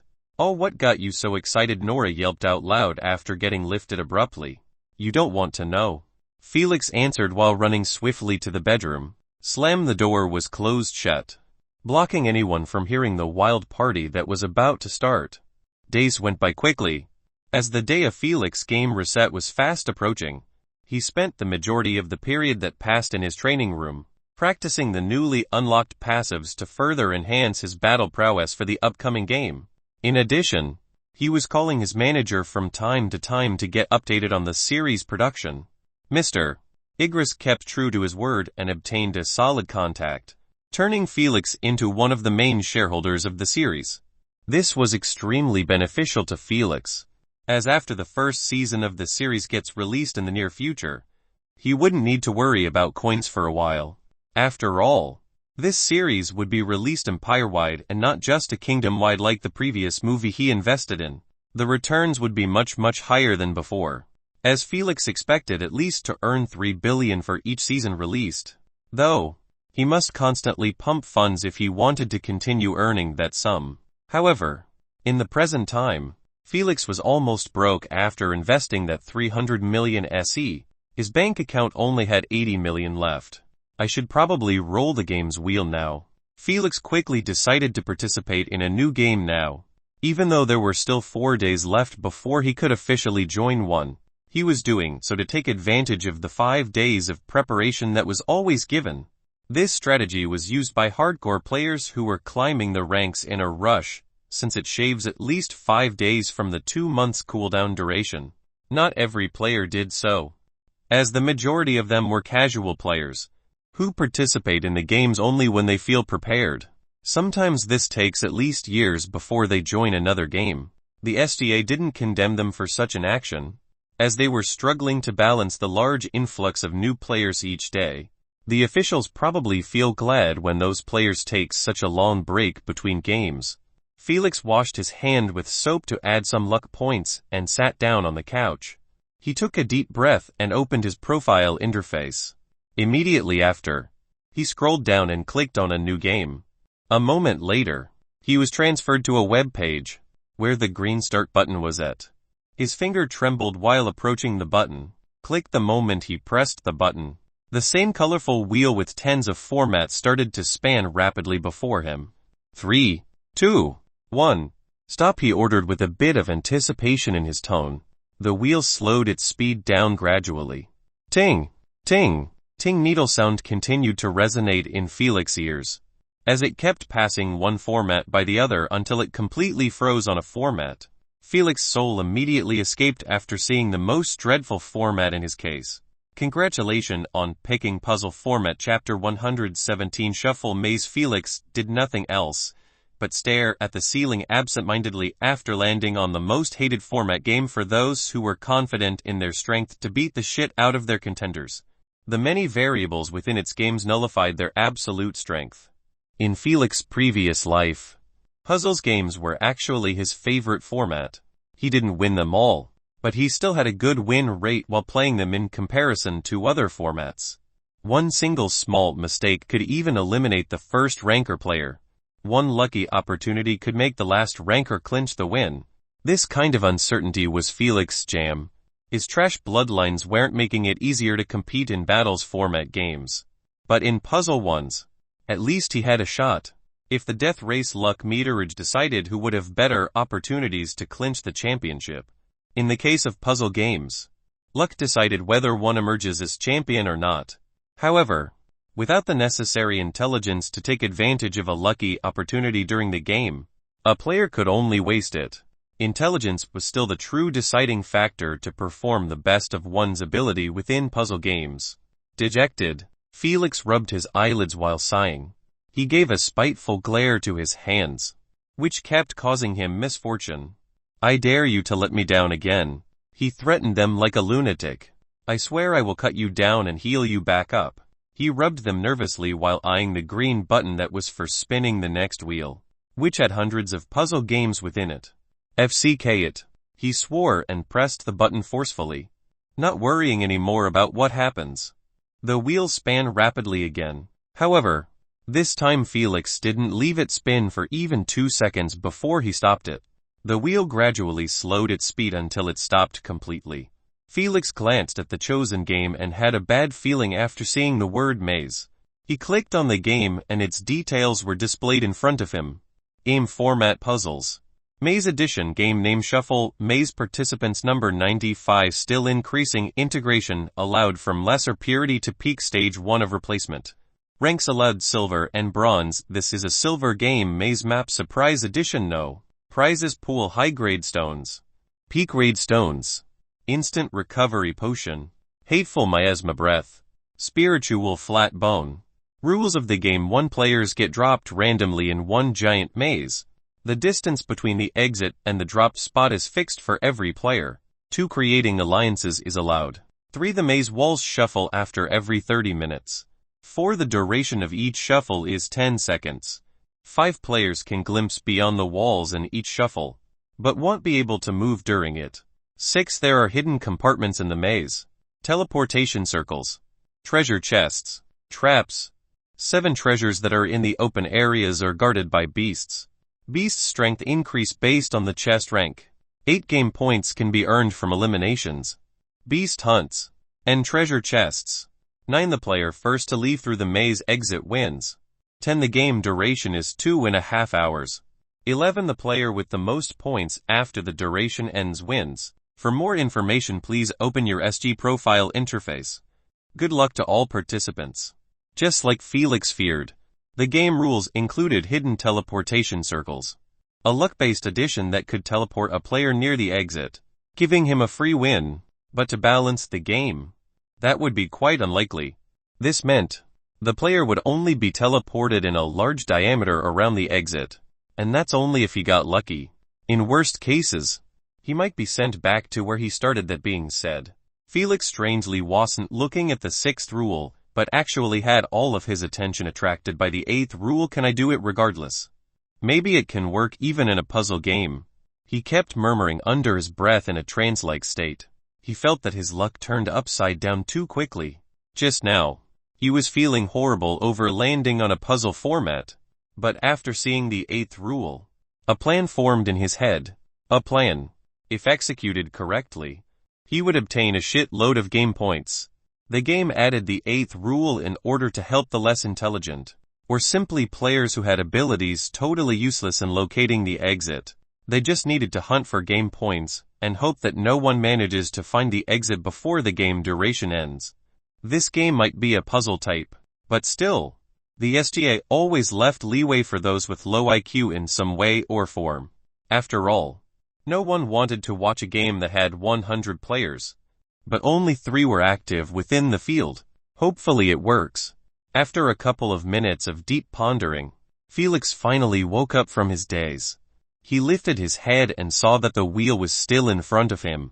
He swiped it away from his face while requesting the queen to search online for his game. A moment later, a list that had only 3 Shuffle Mazes games was displayed before Felix. Those games were being played out in the entire galaxy. Each game was from a different empire. This meant, the game Felix was currently on had only players from the Mariana Empire. Felix's rank was too low to join galaxy-wide games that included players from all empires. He needed to reach gold for him to compete in that level. He clicked on the game that was in the middle and was transferred to another web tab that showcased all the public details of the game. Just like before, he pressed on the player list and was met with a long string of unique players' names. Participants list Chrome Rising will at 344 bronze rank. High tier wins 3 losses 4. For more details click on the name Cold Bounty will 224 silver rank. Mid tier wins 3 losses 6. 4. Hellstorm 7754 silver rank. High tier wins 8 losses 9. 4. Spirit Visaged 199 silver rank. Peak tier wins 6 losses 3 4. Unpaid Landlord 6996 bronze rank. Mid tier wins 1 losses 0. 4. Solar Mist 7778 silver rank. Peak tier wins 7 losses 4 4. Farphobia 355 silver rank. Low tier wins 3 losses 5. 4. Not surprised a bit that at least 80 players were silver ranked. Felix simply kept on reading the list in a nonchalant manner. He already knew that he would be placed in a silver ranked game, even though he was still in bronze. This was the result of matchmaking rating, or in short a MMR. Since Felix won his first game, it meant he was good enough to start playing against only veterans and hardcore players instead of unranked newbies. This rarely happens though, since the majority of unranked players actually end up losing at least 3 of their placement games or even all of them. This meant they would start normally climbing from low bronze to silver. MMR affected all the players, not just Felix. Any player who had way more wins than losses get placed in games above his rank. As for those who had more losses than wins, they remain playing in the same rank instead of being placed in lower rank games. The SGA wasn't stupid to let that happen, as they knew that most players would start losing intentionally to be put in lower brackets and have an easier time competing with newbies. This was a video game, where one gets rewarded only virtual points after he wins. In the SG, winning meant getting a free wish to fulfill one's desires. In other words, every win was worth it, even in bronze rank. Although Felix could be said that he was affected negatively by the MMR since he was put in a higher rank game, he didn't see it as such. He actually preferred so, as it meant the wish would have a silver rank limit while he was still in bronze. This was a bonus for those managing to clinch the win over higher ranked players than them. Soon, Felix began scouting the highest ranked players in the list, marking all the threats he planned on adding to his plan. He first started off with peak-tiered silver players. He picked them one by one and made sure to do detailed homework on their bloodline abilities, strengths, and weakness. Anything that was public about them, he made sure to remember it well. He didn't want any surprises to FCK up his plan. A couple of hours went by, and Felix had studied 15 players all at once. He found some names that he somewhat recalled in his previous life, like Solar Mist and Hound Stench. One of them got famous immensely 7 years from now, while the other had a unique characteristic that set him apart from a lot of bloodliners. However, the player that Felix actually remembered thoroughly was named Bird's Call. He didn't expect that the princess of the Maganda tribe would actually be in his game. He honestly didn't want to interact with her one bit. Right now, Felix was refreshing the list every 2 minutes, wanting to see if there would be any new addition before he called it a quit. After a few refreshes, he saw 2 players joining the list, Mastermania and El Truca. He clicked on Mastermania's name and was transferred to his profile page. Oh, his eyes shone with delight after finding out that he was actually an idol, popular enough to own a fan club with millions of members. Such free juicy exposure. He grinned while rubbing his hands in a wicked manner. Players loved those kinds of popular idols the most, as by eliminating them they get a wide media exposure, thus turning them into semi-famous players instantly with low effort. Felix planned to do so as well. He needed as much exposure as possible, as relying only on his fan club to bring more fans was not enough to put him within everyone's radars.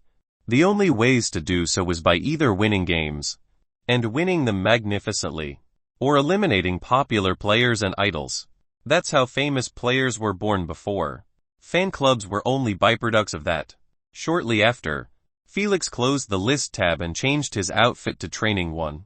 He planned to head to the training center to practice in his room. Although he didn't receive the maze map, nothing stopped him from trying to mimic one by relying on the previous shuffle maze games. Since there was no hidden addition in this game, it meant that the only difference within it would be the maze layout and hidden compartments places. After he wore his outfit, he entered his car, which was inside his garage, and drove speedily towards the center. Chapter 118, Getting a GP Farmer. Hey. Felix. Becky, who was chatting with 2 other girls near the elevator, immediately greeted Felix with a hand wave after he stepped inside the training floor. Morning, Becky. Felix nodded his head towards her with a polite smile. Becky approached him and stood on her tiptoes just to reach his ears. Nora has been punished to not enter the UVR for 7 days by her brother after finding out that she sneaked yesterday. She continued whispering mischievously, "Since she is not here, do you want to hang with me?" Felix ignored the last part, as he was in deep thoughts after hearing that Nora was finally caught sneaking to his house. Well, that was fun till it lasted. He mused while patting Becky's head gently like he always did to Olivia, treating her as a child.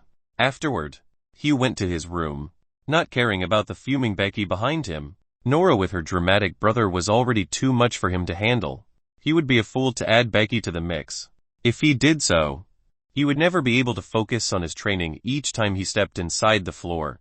After a while, he reached his room and saw that the leader was standing next to the door, totally ignoring the murderous gaze the giant leader was sending him. Felix requested the AI to open up the door. 10 minutes later, the training room was thoroughly remodeled as a humongous maze with towering metallic walls. Author note: the same height as the walls in the movie The Maze Runner. Felix didn't take long to modify the room this time because he instructed the AI to copy-paste the same map from a previous game. The only thing he instructed to be changed was the layout and hidden compartments, making them randomly. As for the beasts placed in the open, he put as much variety of them as possible, filling the desolate maze with a symphony of roars and howls. Finally, the most important ingredient. The players were added at the end. Satisfied with the final modification, Felix nodded and instructed the room AI to drop them randomly in the maze. She did as told and teleported them all, each in a different zone inside the massive maze. Felix lifted his head and saw at the top of the towering walls a blue barrier blocking everyone from flying above them. He walked to his left wall and punched with all of his strength, trying to check its hardness. Too bad. Even with 2100 BF, he didn't leave a single dent on the wall. He massaged his bloodied knuckles and tapped on the metallic ground, finding out that the walls and the ground shared the same metal. I pity those with flying and underground abilities. He could already imagine their ugly expression after they realized that their abilities were utterly worthless in this layout. On the other hand, his abilities were going to shine even further in this game, especially his newly unlocked passive. He cracked his knuckles and walked forward with red shimmering slits.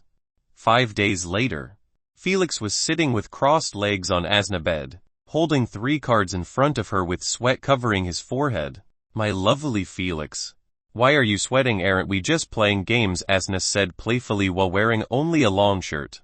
leaving her beautiful legs exposed in the open for Felix to enjoy. But Felix did not love this at all, especially when taking this vixen to the movies again was the gambling bet they agreed on in this card game. "I am done, you keep taking advantage of your beauty to ruin our games." Felix cried out with a wronged expression and threw the cards away. "Heh! And you keep crying like this every time you are about to lose." Asna scoffed at his attempt to weasel out of their bet. "Stop bullshitting. I never did such a thing." He pointed at her exposed legs and bashed her. "How am I supposed to focus when you were showing me such a sight? Do you think my teenager hormones are a joke?" Disinterested in his tantrum, as they kept playing with her red nails, not wanting to respond, as she had nothing to say back. After all, he was completely right. She was using every advantage to win this card game, since if Felix won, he would be able to use her face as a mold for the games. She didn't want that to happen one bit. This was the bet they always played for. If she won, he must take her to the movies. But if she lost, he gets her permission to use her face. But so far, he never won once, as Asna used each time multiple harassment techniques to ruin the game when she found that she was losing. But Felix was not a pushover, as he also created excuses each time he was about to lose. Just like in this case. "You are not answering, fine. I am leaving then." Felix immediately excused himself with a grin after seeing her continue to ignore him. He knew that his cards were bad and he had high chances of losing. Even though Asna removed her pants in front of him, he didn't know if she was truly planning to ruin the game because she had bad cards as well, or simply bluffing to keep him playing. He didn't want to take such a risk, so he bailed out the moment an opportunity showed itself. "Tisk. If I knew this bastard had cards worse than mine, I wouldn't have given him an excuse." Asna clicked her tongue in irritation and wore a new pair of red shorts. "Oh well, at least I can enjoy watching him hide his face behind that hoodie." She chuckled and created a bucket of popcorn, watching Felix wear a hoodie with slumped shoulders, waiting patiently to get teleported inside the game hall. 20 minutes later, inside a giant hall that was almost identical to the one in Felix's first game.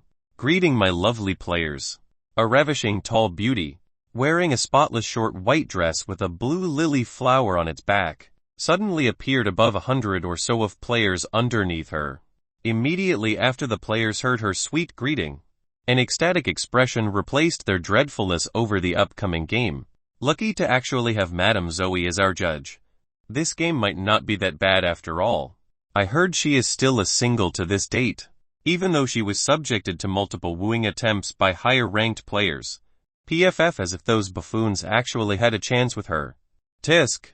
She probably paid a fortune to have that face and figure within the UVR," said a short-haired, attractive girl with a jealous expression at the looks Madame Zoe was receiving from the male players. "Not as much as you." A sudden sarcastic voice responded to her. "I dare you to repeat it. Your face is as fake as my name. What are you going to do about it, landlord? I hope they drop us near each other." She narrowed her eyes at Felix, who was grinning mockingly near her face. "I would rather be dropped near beasts than a clown like you," he scoffed. "UFC cur, you asked for it." She immediately struck his face with a punch. His face was too close to dodge it, though. Felix never had such a plan, as he grinned and took it with open arms. Bam! Her punch made direct contact with his nose bridge, breaking it. Hot blood streamed down his chin coming from his nose. Yet, he merely snickered and yelled deafeningly, silencing the chatter around him. "Madame Zoe, this BTCH broke my nose when I was defending your beauty." Bewildered, everyone eyed him and the female player. They didn't think someone was daring enough to create trouble in front of a judge. Such disrespectful behavior was not tolerated by any judge. "Oh, let me see." Zoe instantly teleported in front of Felix and extended her pale hand toward his face. Felix didn't even flinch as her soft hand touched his broken nose. "Indeed it is broken." She nodded her head and looked at the female player who broke it. "Why did you do so, Miss Perfect Figure?" she asked calmly. Yet, that tone sent shivers coursing through Miss Figure's spine. She knew that punching Felix was truly a stupid move to do in front of a judge. Alas, her anger took the best of her. Now, it was already too late to regret it, as she could only try to make something up to save herself. He insulted me continuously. I was just defending my honor, she explained with an aggrieved expression. Tisk. She probably paid a fortune to have that face and figure within the UVR. Tisk. She probably paid a fortune to have that face and figure within the UVR. Tisk she. Felix played a recording of her insult out loud for everyone to hear repeatedly. Ouch. She is FC CAD. Well, good for us, another one eliminated before the game. Madame Zoe eyelids twitch each time the recording plays. She is truly pissed. The other players whispered softly between each other as they viewed Madame Zoe eyeing Miss Figure indifferently. Was that what you meant by saying you were defending your honor? Zoe smiled gently. It seems to me that this gentleman was defending me and you punched him after not being able to handle his remakes. If so, you broke the rules by punching him. Thus you need to be punished. Zoe lifted her hand in front of the horrified Miss Figure, who knew exactly that her head would explode if she snapped her finger, just as she planned to beg for leniency. A merciful voice resounded in her ears akin to heavenly bells. Madame Zoe, I am willing to drop the matter and spare her life under one condition. Felix coughed, interrupting Madame Zoe from killing his prey. He didn't orchestrate all of this just to have Miss Figure get killed. He was not that bored. Oh, what do you suggest, Mr. Landlord? Zoe decided to listen to him since it was his own case in the first place. She was merely following the rules by killing her, as fights within the game hall were strictly forbidden. If he had another punishment in mind that Miss Figure could agree to, then she would accept it. I am willing to forgive her if she gave me all of her current game points and the one she will earn during this game. Shell-shocked, the players gasped at his condition. They realized that Felix's target was this all along. After all, during this game, GPs were going to be contested on heavily to secure the win if no one managed to find the exit before the duration ends. This meant that Miss Figure would be slaving herself obediently to earn points, knowingly that she wouldn't be able to use them later on.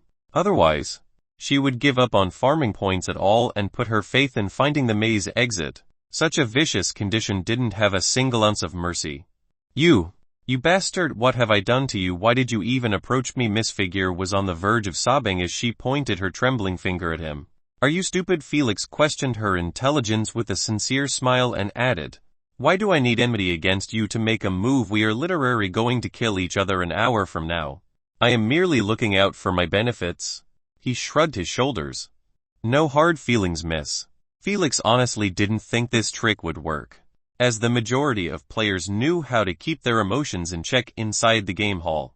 Even the most explosive player tries to act as docile as possible in this place.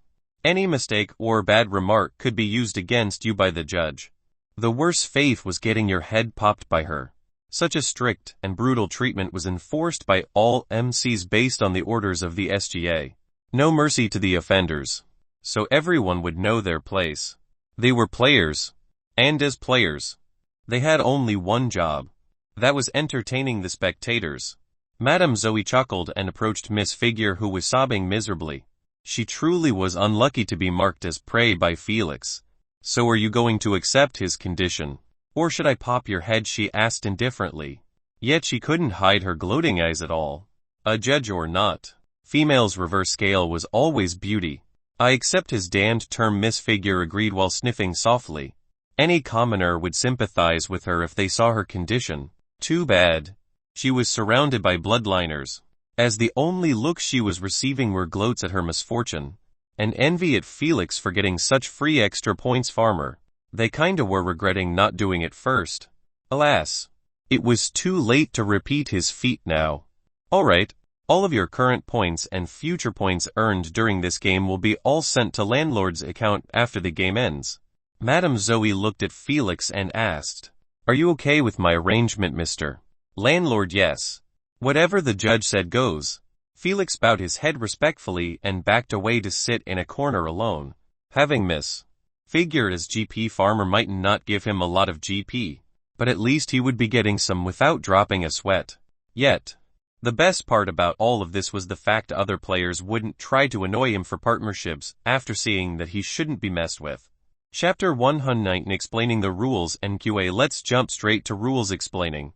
After taking care of Felix's situation, Zoe teleported back to the podium and said, we already wasted enough time. so I will try to make my explanation quick. She immediately jumped into explaining the game's rules instead of talking about the streaming revenue like Marlian did in Felix's first game. If Felix was playing in a bronze game, he wouldn't be spared from hearing the same explanation. However, since this was a silver game that didn't have a single player on his first game, there was no need for the MC to waste their time.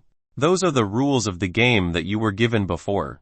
She pointed at the 11 rules, which were displayed on the screen, and began to explain the vague ones, so they wouldn't ask too many questions later on during the QA. First, let's start with the shuffling mechanism and what you should expect from it. She highlighted the third rule and fourth on the screen and put them above a massive towering maze that spanned over 20 square kilometers.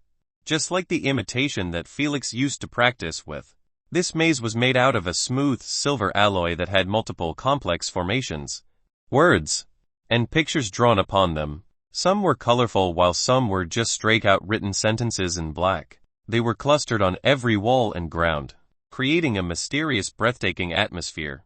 But for the players, they found nothing beautiful about it, as they knew that those formations and words were the keys to either activate traps or open up hidden compartments within the walls or the ground.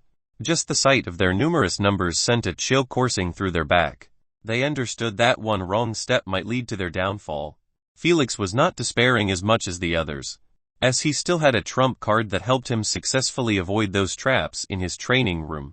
Every 30 minutes, the entire maze's walls will shuffle. Like this, Madame Zoe didn't let them continue dwelling on those key formations. As she showed them on the screen, the entire maze's walls shuffle randomly, changing the entire layout into a completely different labyrinth. The process didn't take even 10 seconds. The only thing that remained stationary during the shuffle was the exit position that was in the very center of the maze. That's it I am giving on reaching the exit. I will focus on collecting points. Same, chasing after the exit is but a wishful thinking. True, after all, by the time you figure the path forward and begin treading it, the maze will shuffle, ruining your efforts. Immediately after the demonstration ended, noisy murmurs engulfed the hall, as the players kept sharing their own views on the shuffling mechanism. Sign, I pity those simple-minded apes. A smart-looking tall man, wearing a dark business suit, a blue marine tie, pointy black shoes, and thin glasses, eyed those players in a piteous manner. No one knows if he pitied their low chances of winning the game or their intelligence.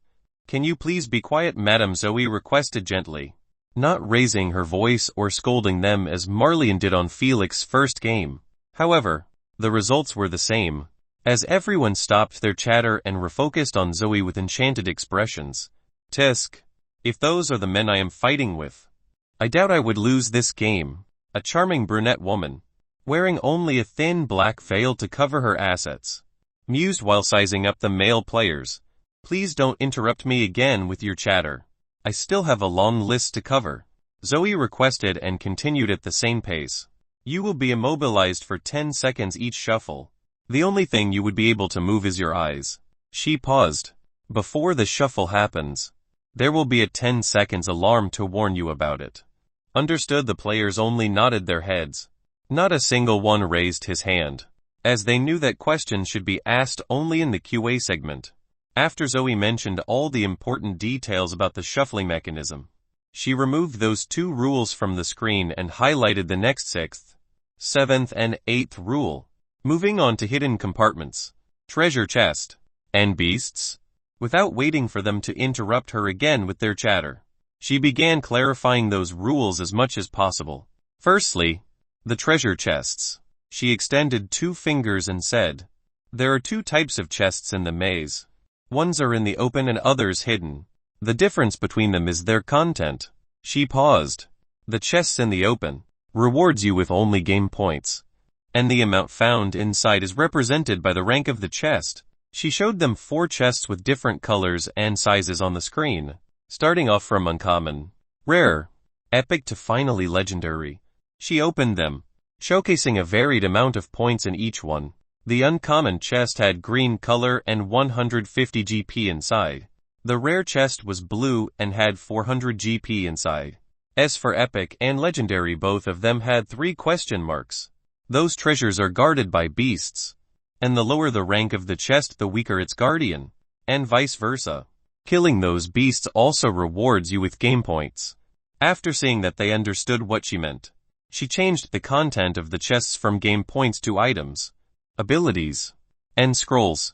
Meanwhile, in the hidden compartments chests, you will find items from the prize pool, abilities that will help you greatly finding the exit, and lastly treasure scrolls that will lead you to an open chest guarded by a beast.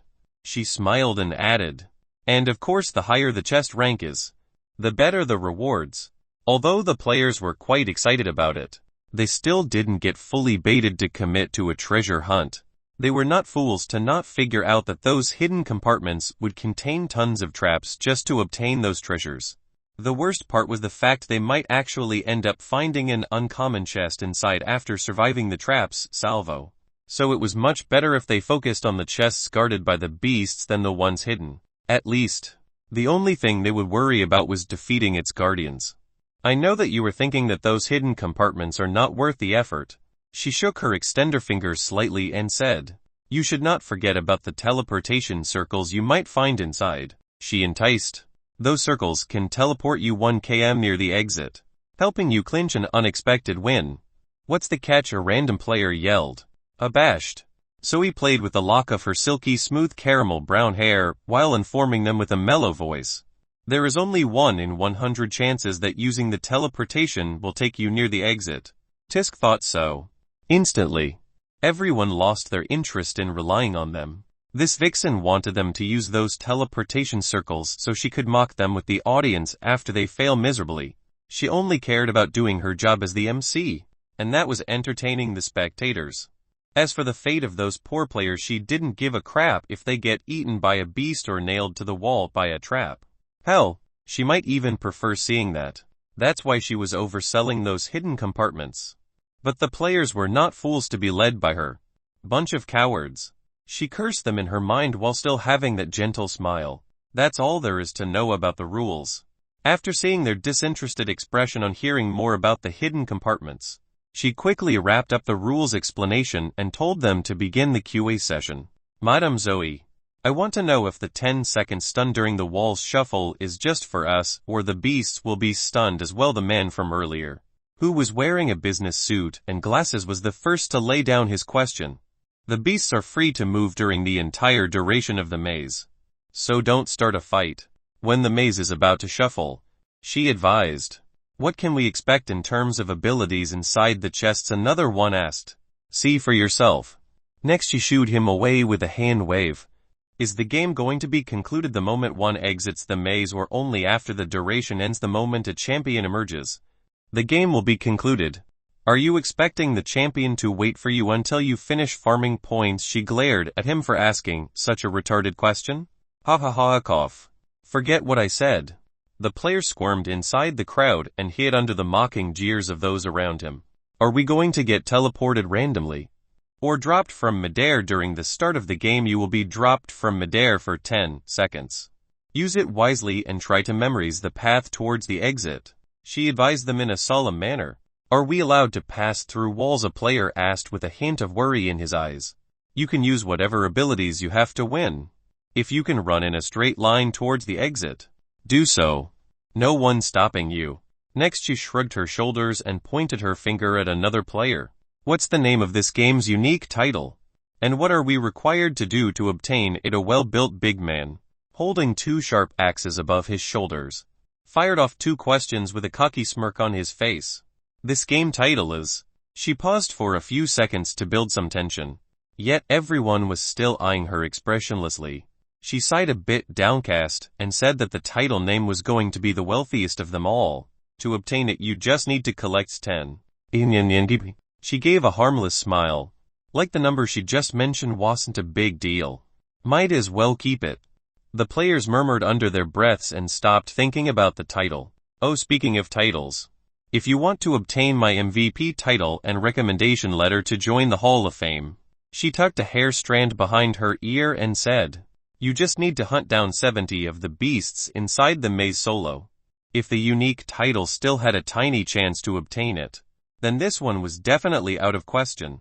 There was simply no way a player had enough energy and strength to hunt down that amount of beasts within 2 hours and a half. There was just no way. The players knew so as well.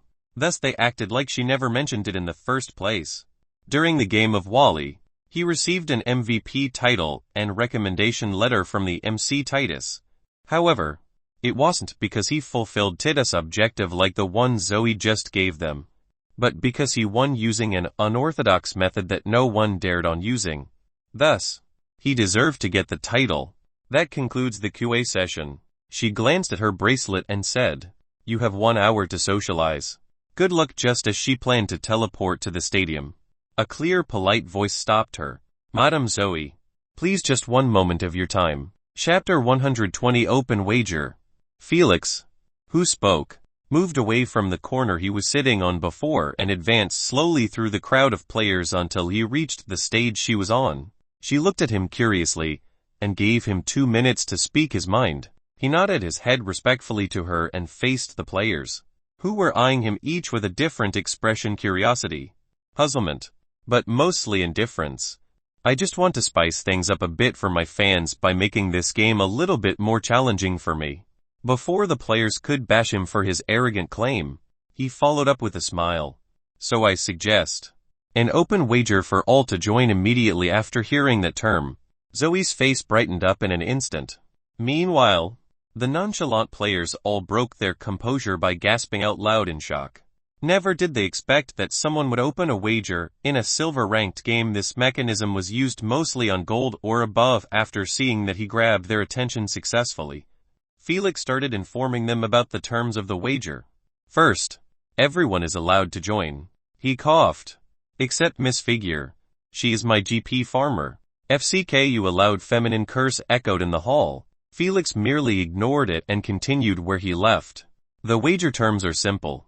Everyone's points earned during the game will be the trophy, and the condition to win it is by gathering the highest amount of game points during the game. The player who does so takes everything home." He paused for a second and added, "However, the moment you join the wager, using the exit to win the game will not be allowed." Felix added this term to stop those who joined the bet but focused on the exit, leaving them farming points like morons for the winner. That wouldn't be fair at all. That's why he only limited this bet to point collection, as it would force the players to use whatever means necessary to obtain as many points as possible, so they could emerge victorious at the end in both the bet and possibly the game if no one found the exit before the duration ends. This would raise the total amount of points collected to a staggering amount, making the winner of the bet a rich player instantly. Felix would be a fool to not create this wager in this game, where points were abundant, unlike in his previous game where getting them was only by elimination. "Your wager is quite interesting." The man wearing the dark business suit pushed his glasses upward his nose bridge and said, "However, you made that player a GP farmer for you. This meant you will exceed our points collected at the end of the game when she transfers her points." FCKU as well. Everyone ignored Miss Figure's aggrieved curse and nodded in agreement. Felix examined this man with his good-natured smile and comforted him. "Mr. Solar Mist, I never planned to count her points in the first place, so you don't need to worry about it." Meanwhile, his hidden slits were gleaming with dreadful wickedness, as he added with a sincere voice, "This bet is as fair as it can get. It seems like there is no catch in this wager. Should I take part?" Solar Mist pondered whether to participate or not. He was not the only one doing so, as the majority stood in silence, contemplating and analyzing their chances of winning the bet. Felix didn't rush them. Neither did Zoe. They both knew that joining this wager was not a joking matter, as it was a risky sub-game in itself. After all, if only 20 players decided to join, the amount collected by them at the end would surpass all of their GP they collected over their SG career individually. So, they must make sure that at least they had a chance to win the bet before they dare risking all of their points. After a while, Solar Mist was the first to express his desire into joining the wager by saying, "I will join only if I am able to add some ground rules to make it fair for all of us. Be my guest and add as many rules as you please." Felix shrugged his shoulders in a careless manner, not worried about being affected negatively by his rules. "First, Anyone who joined the bet cannot rely on allies during any beast hunt. This rule made total sense, as it wouldn't be a fair battle when some players received assistance in their points collection while others relied on themselves. Tisk. I guess I'm out. Same. My abilities are supportive in nature. Might as well focus on the exit. As expected, quite few players disgruntled at this rule, and gave up on joining the wager. Some of them were planning to create an alliance to win the bet and split the pie between each other, while some had a supporting bloodline that requires an ally to reach its potential. The same as Olivia's bloodline. Solar Mist ignored their grumbling noises and carried on composedly. Second rule. Point transferring before the game ends is forbidden. No one disapproved of this rule, as it was simply common sense. No one wanted players to transfer their points to one player to bump him ahead of others, or in worst cases, transferring points to avoid losing them after realizing that the bet was lost. Third rule. The moment the game ends, the bet ends as well, he clarified. In other words, if someone found the exit in the first 10 minutes unexpectedly, the player with the highest points before that will win the bet.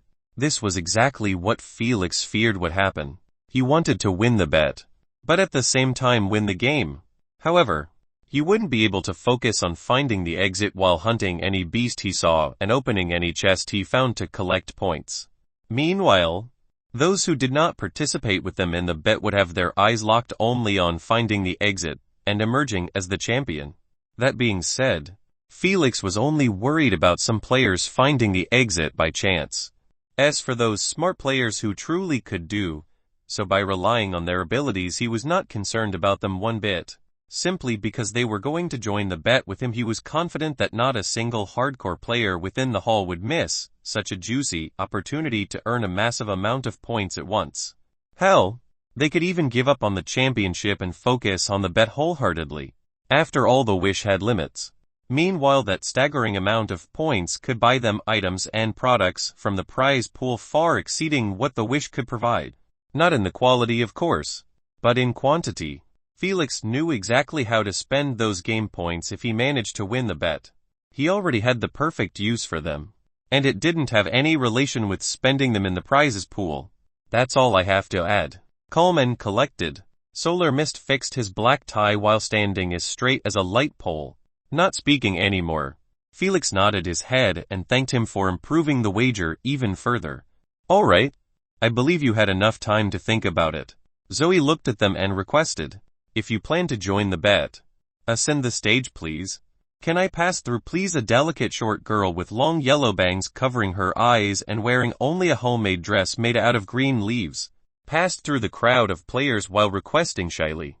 The players opened a path for her to walk through instinctively while gaping at her in disbelief. What the hell? Bird's call. The princess of Maganda tribe was next to me all along. She is too short to be noticed, I guess, a man jokingly said after seeing her height that didn't reach even 150 cm. Unfortunately, the expected laughs did not greet him, but only looks of condolence and pity. Shit. You should not have said that, brother. The players near him immediately retreated away, creating an empty circle around him. What the do you mean? Before he questioned what's going on with them, the same shy cute voice interrupted him. However, this time there was a hint of threat in it. Did you just call me short, mister? Sandstorm laid his eyes on Bird's Call, who was smiling gently in front of him with her eyes hidden behind her bangs. A bit scared, he gulped inaudibly and denied her accusation, not daring to answer her truthfully. He wasn't stupid to not realize that he offended her greatly by his joke. Sigh. Couldn't he just take a knee and beg for forgiveness while lie to her if before he had a chance to survive her rage? Now he is totally screwed. Do you think she will nail him to a cross and parade him naked? Like the last offender? I doubt it. Princess Bird is quite imaginative on her punishments. I bet 100 GP that she will cleave him in half in real life. 300 GP here. That she will bury him within a hive of crimson devil ants. That's quite extreme. Don't you think she already did so before? I take your bet. Now totally scared shitless. Cold sweat dripped from Sandstorm's chin as he listened to the murmurs of the players around him. Who the hell did I mess with? He questioned fearfully in his mind while gazing from above at the little thing in front of him. She didn't even reach his waist, Mr. Sandstorm. I will pay you a visit later in real life. Princess Bird smiled cutely, exposing 2 small fangs, and passed right beside him. Suddenly she stopped 1 meter behind him and said softly, "Oh, and don't die before then." She soon continued moving forward, walking towards the stage that was already packed with 8 players standing near each other with varied expressions and difference. Coldness, arrogance, playfulness, confidence, and more. Mr. Sandstorm dropped to his knees with a deadpan expression, not knowing to this point who did he offend. The only thing he knew was that she was not messing around with her threats. The piteous looks he was receiving from those near him verified it even further. Chapter 121. The threats took the bait. Poor thing. Signed his death warranty without even knowing.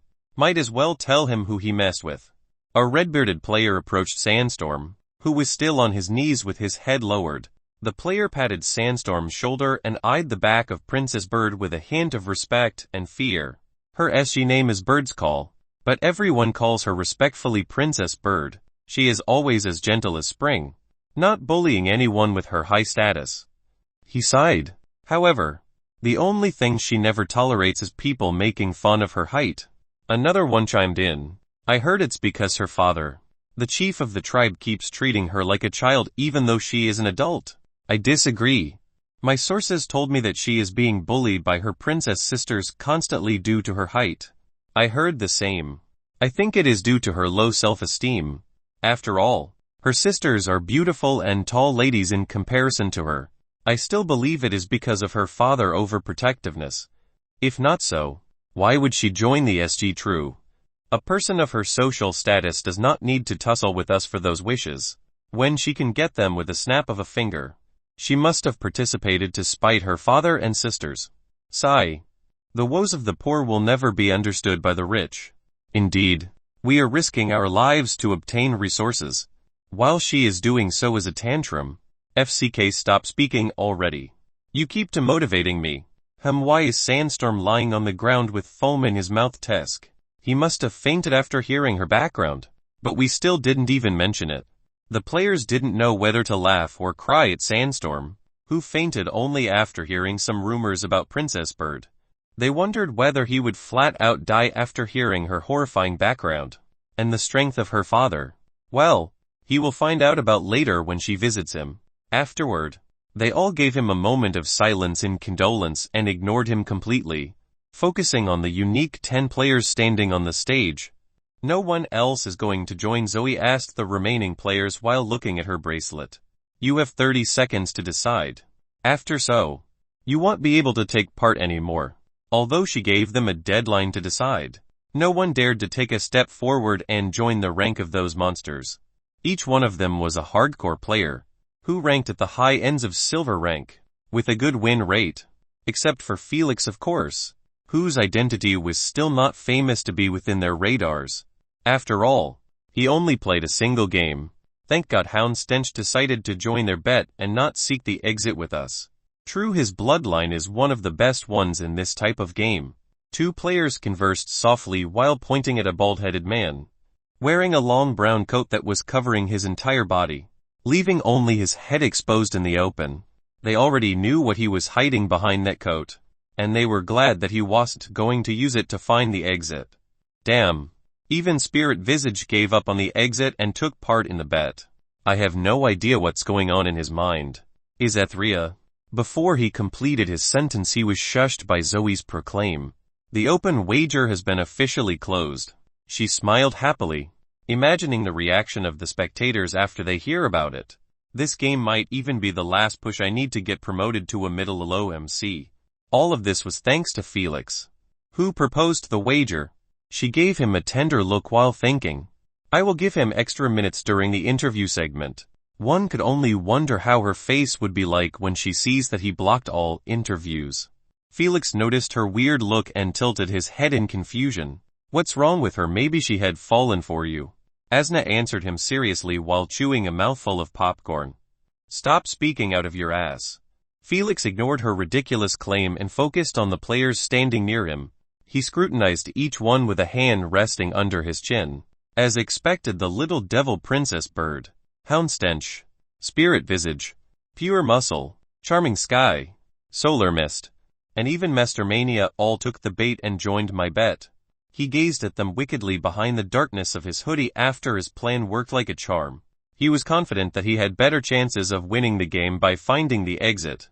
In the training room, he succeeded in locating it under 1 hour 3 times, but why would he do so when he could farm a huge amount of GP during the 2 hours and a half duration? However, if he wanted to focus on collecting GP, those players wouldn't let him do so in peace. After they start using everything, they have to race towards the exit. That's why he proposed the open wager with only 2 primary conditions. 1. Point collection was a must to win the bet. 2. The use of the maze exit was banned. Those 2 terms helped him bring those threats into his comfort zone. Now he could hunt for points with peace of mind that his rivals were doing the same as well. Plus, he was confident that his chances of emerging as the winner of the bet were above anyone. This meant those players were going to act as his GP farmers inside the game. This was his plan all along. To make those players help him reach the 15k GP target, he needed that amount if he wanted to obtain all of the materials for the elemental potion. He had a way to do so, unrelated to having a reputation or mingling with the upper echelon. Regardless, this plan still had a major variable, and that was those 90 buffoons somehow manages to find the exit by luck at the early minutes of the game, ruining his plan as well as robbing him of a secure win. Nonetheless, Felix was willing to take this risk, because he knew that those games, which had this kind of farming format, were quite rare, so he must gain as many benefits out of it as possible. He could even sacrifice the championship, and wished to do so. This was exactly what baited those hardcore players as well. The massive amount of GP waiting for them at the end of the game. Felix's attention was quickly brought back to Zoe after she created a holographic contract, containing all the terms and rules, which were mentioned before by him in Solar Mist. She then raised it in the air for all to see. Based on the authority given to me by the SGA, I announced that landlord, Princess Bird, Solar Mist, Mastermania had all agreed to the terms of the open wager. She waved her finger in a cleave motion towards the contract, splitting it in half. Immediately after, the contract burned off, leaving only one word written in blazing flames. Approved. Felix and the players all facepalmed at this sight. Does she always need to be this melodramatic? They knew that none of what she just did was necessary procedures. She could have kept it simple and say that she approved of their wager. She was the judge for God's sake. Anything she said in this game goes, as long as it was within the rules. Alright guys, I got to go. My dear audience is waiting for me. Uncaring about their reaction, she glanced at her bracelet and saw that time was running fast.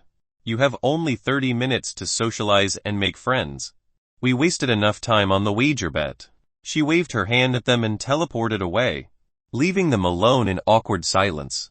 This time it lasted for quite a bit, as there was no point making allies or partners during this game.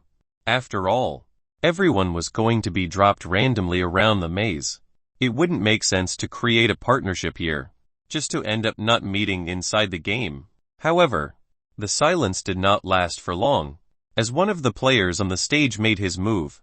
Name, landlord. No picture, no bloodline or integration information. A total anonymous player. With an apathetic tone, Solar Mist read Felix's profile information from his bracelet as he approached him a step at a time. Felix turned his head and faced Solar Mist indifferently. He neither spoke nor taunted. He simply kept staring at the approaching Solar with hands in his hoodie pockets. You played only one game so far. He paused. Oh, and you won it as well. Marvelous. As he kept reading, his stoic expression began showing some emotions, especially when he saw details about Felix's legendary bloodline. To actually own a poison element legendary bloodline. You are. Can't you say everything at once and get it over with? Annoyed, Felix interrupted him, not interested in hearing the rest of his build-up. He knew that Solar Mist was simply trying to put pressure on him in front of everyone since he appeared as the weakest link within the hardcore players. Solar Mist assumed so, and others did as well, but Felix wouldn't allow them to put him under their feet before the game even begun. Felix never had tendencies to accept insults and provocations without instant retaliation. If someone insulted him, he could never stomach it for even 1 minute before paying it back. Why? Because this was the UVR and he could be as cocky as he wanted without fearing getting hunted in real life for offending someone with a big background. He didn't use a total anonymous persona, just let some silver player try to undermine him in public and get away with it freely. Chapter 122 Public Shutdown. Felix stretched his arms behind his back in a lazy manner while standing 1 meter in front of Solar Mist. He smirked and fired the first shot, uncaring about Solar's reaction. Just because you are wearing a business suit and smart-looking glasses, your intelligence won't increase, you know, he continued his mockery.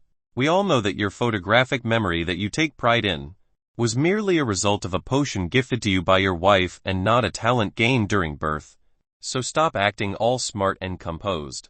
It doesn't fit your element at all. Felix waved his hand dismissively while walking away, not wanting to entangle with Solar Mist for too long. He wasn't that bored. However, what he said was enough to set Solar Mist's heart into a furious blaze. As he gripped his fists tightly, trying his best to hold it in, he didn't think that Felix would actually bring his wife into this. But he understood that by lashing at Felix wildly, he would just reinforce Felix's claim that his image didn't fit his element, which was quite close to the truth, as based on his name, one could easily figure out that his element was fire-based. And for users of such an element, it was a known fact that their personality was wild and aggressive. Oh snap, he didn't just say that in his face. How bold, to actually bring that matter in public. He truly doesn't fear death. Meanwhile, the players underneath the stage were astonished at the revelation that a newbie had just insulted publicly a famous veteran within silver ranks. Hahaha. On the other hand, the players on the stage didn't bother hiding their mocking laughter. Some took it even a step further and laughed while pointing their finger at Solar Mist. Uncaring to save him some face, they wanted to provoke, humiliate, and most of all break his concentration. In their eyes, as long as they managed to plant this humiliating image in his head, Solar Mist wouldn't be able to focus properly during the game, thus lowering his chances of performing to the best of his ability.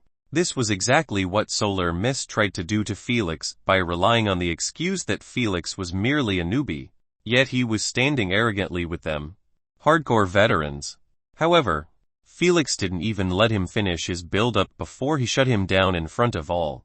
Now, he could only stare hatefully at Felix retreating back, under the jeers of those around him. Yet, that's as far as he did. His public image was far more important to him than anything. He soon relaxed his clutched fists and fixed his tie with the same stoic expression he always had. He turned his head and said calmly to his peers, "I am glad I entertained you, my fellow contenders." Yet the responses he got were not pleasing to the ears at all. "Tisk, what a stuck-up. Still as obnoxious as ever. My greatest entertainment will be smashing your head to paste," Pure Muscle said while cracking his knuckles. "How cute." Still trying hard to keep his image afloat after being humiliated by a newbie, Charming Sky giggled. "Heh, I bet you wish you didn't drink memory potion, so you can forget what happened here."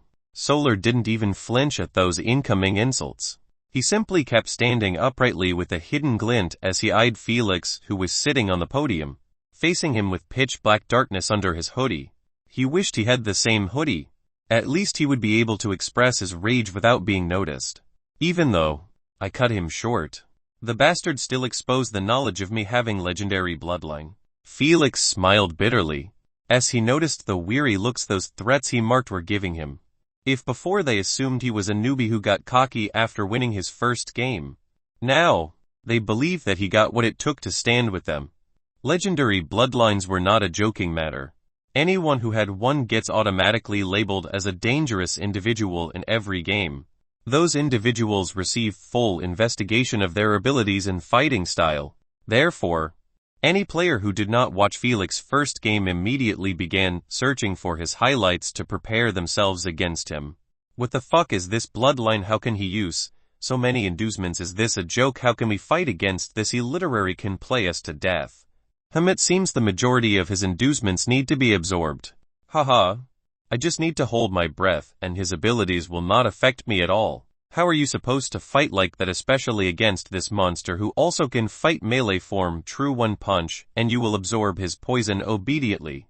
Doesn't that mean he had no counterplay? No. It seems that his mental defenses are not that strong. He was affected quite badly by Abyssal Screech during his last fight. If that was his only weakness, might as well escape the moment we see him.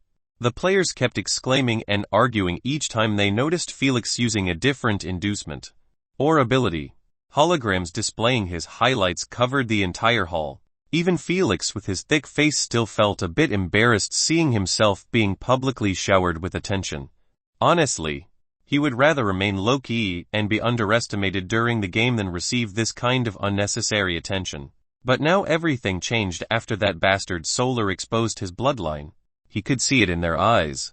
Fear and worry about meeting him inside the maze. They were not arrogant to not give him face after seeing his mind-boggling abilities and his efficient use of them. Regardless, those who thought so were only the players underneath the stage. As for those hardcore players, they only marked him as a solid contender. Nothing more, nothing less. They already found out that his integration was still in the purification realm based on the fact that he used only 2 active abilities and passives. The only thing they didn't figure out was that if he was on greater purity or origin purity. Despite so, they still had a massive advantage over him. After all, to reach mid or high tier silver, one must be a peak first stage bloodliner to be able to contest and win those games. In their eyes, Felix might take them for a ride if they fought, but he wouldn't be able to win against them. Felix could conclude so from the way they were looking at him. He smirked mockingly. Oh boy, I will make you eat those thoughts soon enough. Felix, that child is looking at you weirdly. Aston informed him suddenly. Child, he turned his head and saw the little devil princess bird facing him with a creepy smile, plus with her bangs covering her eyes. It made the image even worse. His eyelids twitched dreadfully at this sight. What does this little devil wants from me? Oh, Felix, she is approaching you. Shut up. I can see it as well. Felix fixed his laid-back attitude and sat cool-headed, expecting a battle far more dangerous than the one with Solar Mist. He saw the many horrors this little thing caused in his previous life.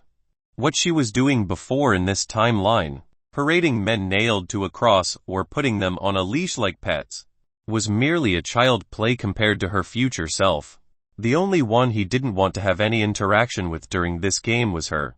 That's why he always treated her as air, trying to stay as far as possible from her. Too bad. Things never go as planned for Felix, as the first thing she said after reaching his side made him flinch. Can you please tell me the name of your bloodline? I am curious, she requested shyly with her head buried in her chest. Felix coughed dryly and asked, why do you want to know it? My father's bloodline library has 8 bloodlines that can allow the user to switch inducements. I want to see if your bloodline is based on a new species or from the ones he had. She requested softly again, so I hope you can tell me its name. My father's hobby is to collect information about those unique legendary bloodlines. As much as I want to help the chief's hobby, I apologize, but I can't share any information about my bloodline. He clarified.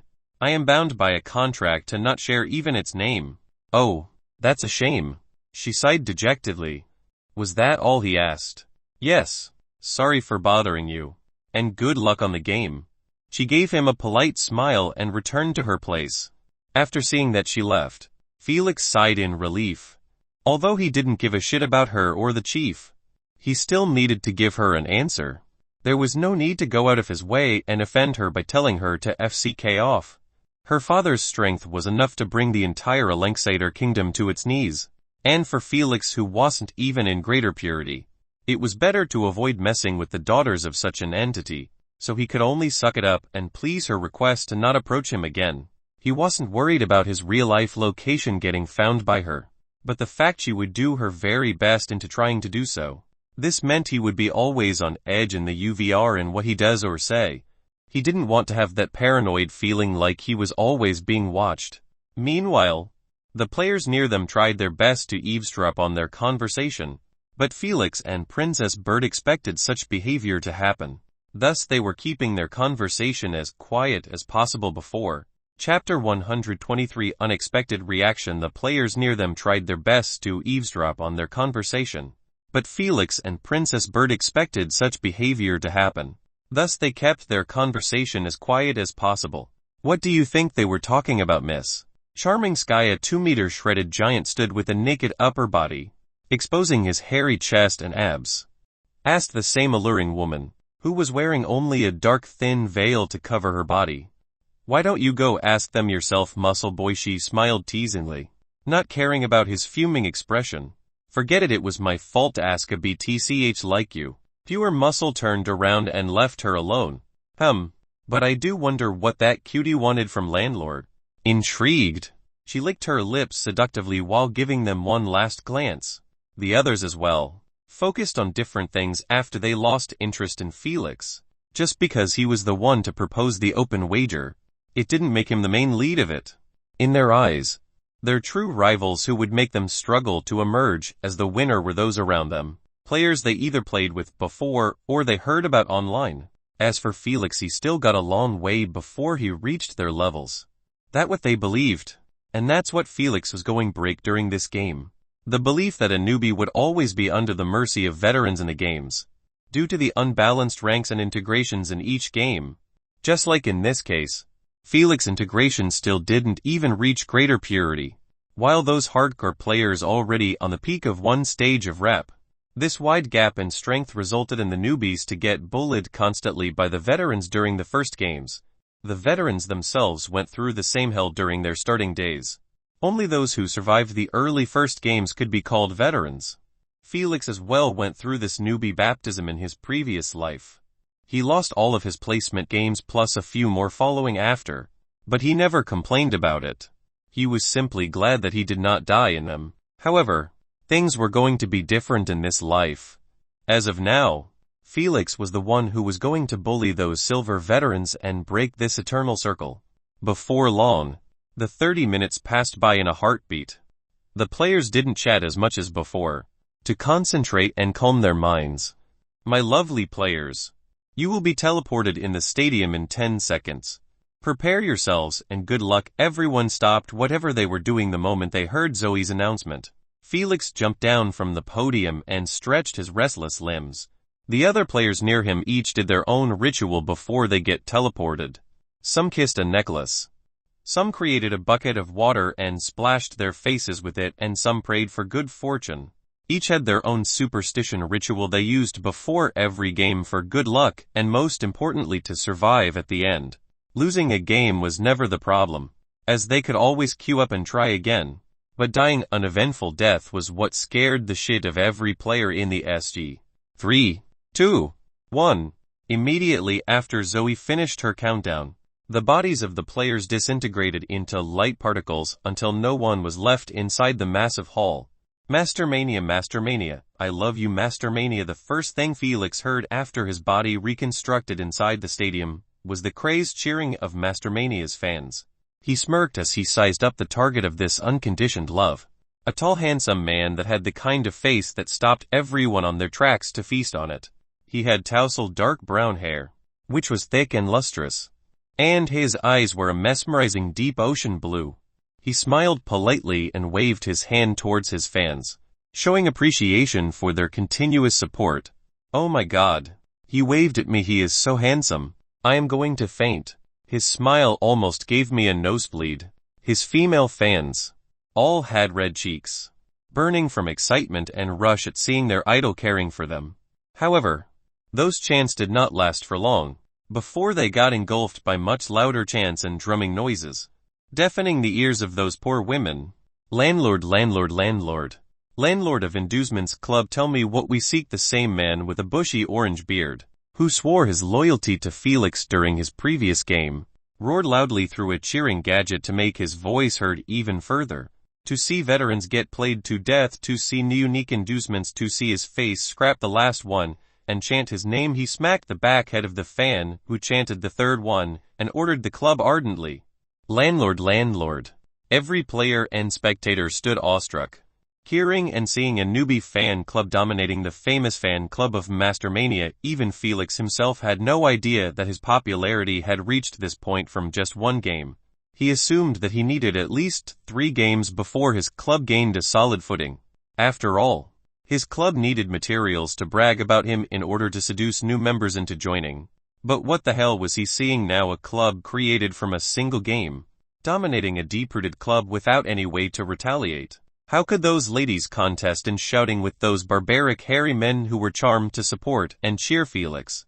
Not by his looks, but his brutal fighting style, and specifically his unique bloodline. There was just not a chance. At the end of the day, SG was a platform for spectators to seek blood and gore, not to appreciate the player's good looks. That was merely a bonus. Mastermania's eyelids twitched slightly at this sight. He wasted a massive amount of resources to build his idol image. From doing interviews, meeting with fans, streaming his daily life, and more FC kept up things to raise his fan club into what it is today. But here he was basking under the cheers of another player, who didn't even show his face to the public. He couldn't accept this bullshit fact. Neither wanted to. However, having gained an understanding of how things work in showbiz, he knew that he couldn't show even a hint of being affected by those cheers. Otherwise, the cameras wouldn't miss it and make sure to plant his face on the large screen for everyone to see. By then, the aloof, handsome image he built would be shattered in an instant. Might as well take advantage of this situation and grab more attention to me. He approached Felix with his hand extended, a clear sign to all that he was seeking a handshake. The cheeky bastard was quite far from Felix, so for him to extend his hand in this way was an obvious attempt at stealing attention from Felix to him. Zoe, as the MC, clearly didn't miss such a juicy interaction. She immediately switched the camera to focus only on it, displaying the upcoming drama for all to see. Mastermania glanced at his handsome image on the screen and smiled even more beautifully, sending a second wave of female screams in the audience. Heh, works every time on those shallow women. Even though he thought so, his face never showed any hint of disdain. He merely kept walking towards Felix step by step, not rushing at all, to gather as much attraction as possible. He was trained to do so by his agency from the moment he went a full-fledged idol. This was his path to reach peak popularity by relying on the SG platform. As for winning games, that was merely secondary. What's important to him and his agency was the massive revenue he earned after each game, ranging from 100 million to $500 million based on the streaming percentage he received. The only downside to this kind of coin farming was the risk of dying during the games, as other players would constantly keep hunting him down to gain instant success. But Mastermania didn't survive the previous games just based on his looks. Anyone who believed so would be taken on a ride. If it was not for his strong prowess, Felix wouldn't have added him to his threat list. To be an idol, one should first have total confidence in his strength. Otherwise, surviving the first game was merely wishful thinking. Oh, it seems like you were quite popular, Mr. Landlord. Immediately after facing Felix, he began flattering him with a polite, charming smile. Felix kept switching sight between Mastermania's sincere eyes and his extended hand that was in front of him. The players watched this sight, curious about Felix's reaction. Meanwhile, Zoe kept speaking passionately about the birth of a new friendship between two popular players, asking the fan clubs to join hands and cheer for them both. Unexpectedly, Felix tilted his head to the side, not even bothering to take his hands outside of his pockets, and asked, utterly bewildered, "Do I know you to act friendly with me?" Chapter 124 Interview block strikes again. Disclaimer: the schedule changed, as I will be releasing 2 chapters Monday, Wednesday, Saturday, so 2 chapters today, but only 1 tomorrow. Enjoy reading 3. That's my boy Felix. Asna threw the popcorn bucket in the air in elation, making a mess on her bed. Yet, she didn't care about it, as the only image she had on her mind now was Mastermania's distorted face, on the border of turning ugly. Hahaha, wasn't Miss Figure and Solar Miss not enough for him to realize that he was speaking with a Seiko? Poor thing, he used his common sense on Landlord. Seeking retard. That's what you get by being cocky. Haha, I already filmed it. Him walking for 30 seconds with a smile just to get slapped. Mastermania was truly trying his best to hold his aloof image in place. Alas, the mocking jeers of the players around him made it nigh impossible. His face couldn't help but contort, twisting all of his handsome features under the eyes of everyone. Come on guys. Let's chant for him. His face is getting ugly. We don't want his aloof image to be ruined. True. How could he buy bread anymore if that happened? Mastermania. The players didn't let him even express his rage in peace, as they cheered his name sarcastically, uncaring about being booed by the girls in the audience. Felix chuckled at the trembling Mastermania, whose eyes were about to spit flames at his direction. He truly didn't know what this retard expected to happen by approaching him in that high-profile way. Did he believe that by adding Felix forcefully to his seeking attention gimmick, he would be received nicely by him? What crack was he on? He should feel happy that Felix stopped bothering about him after seeing that his club popularity was not shabby. Yet, he had to come and deliver himself to be slapped in public. That was a quite unexpected reaction from Landlord. Doesn't he know that one should never slap a smiling person? Zoe criticized Felix's ungentlemanly behavior, while shamelessly highlighting Mastermania's ugly face at close range, showing every small detail for his fans to see. She might have sounded angry, but her bright face couldn't hide her delight at the unexpected twist. She glanced at the invisible hologram and saw the numbers of spectators kept increasing in her stream while barraging the chat window with an unending shower of comments. Bohuo, how could they do this to my Bobo? My Prince Charming image instantly shattered at that face. Haha, I will use his ugly face as a screensaver to actually have the balls to slap an idol in front of millions of spectators. Landlord truly doesn't give a crap about his image. Image? What image are you talking about? He is literally an anonymous player. Why does he need to care? Ah, that slap was truly satisfying. I always hated those fake-faced idols. I am more intrigued about this newbie. Hopefully, his strength backs up his arrogance. You are in for a treat, brother. He. You have no idea what you were missing.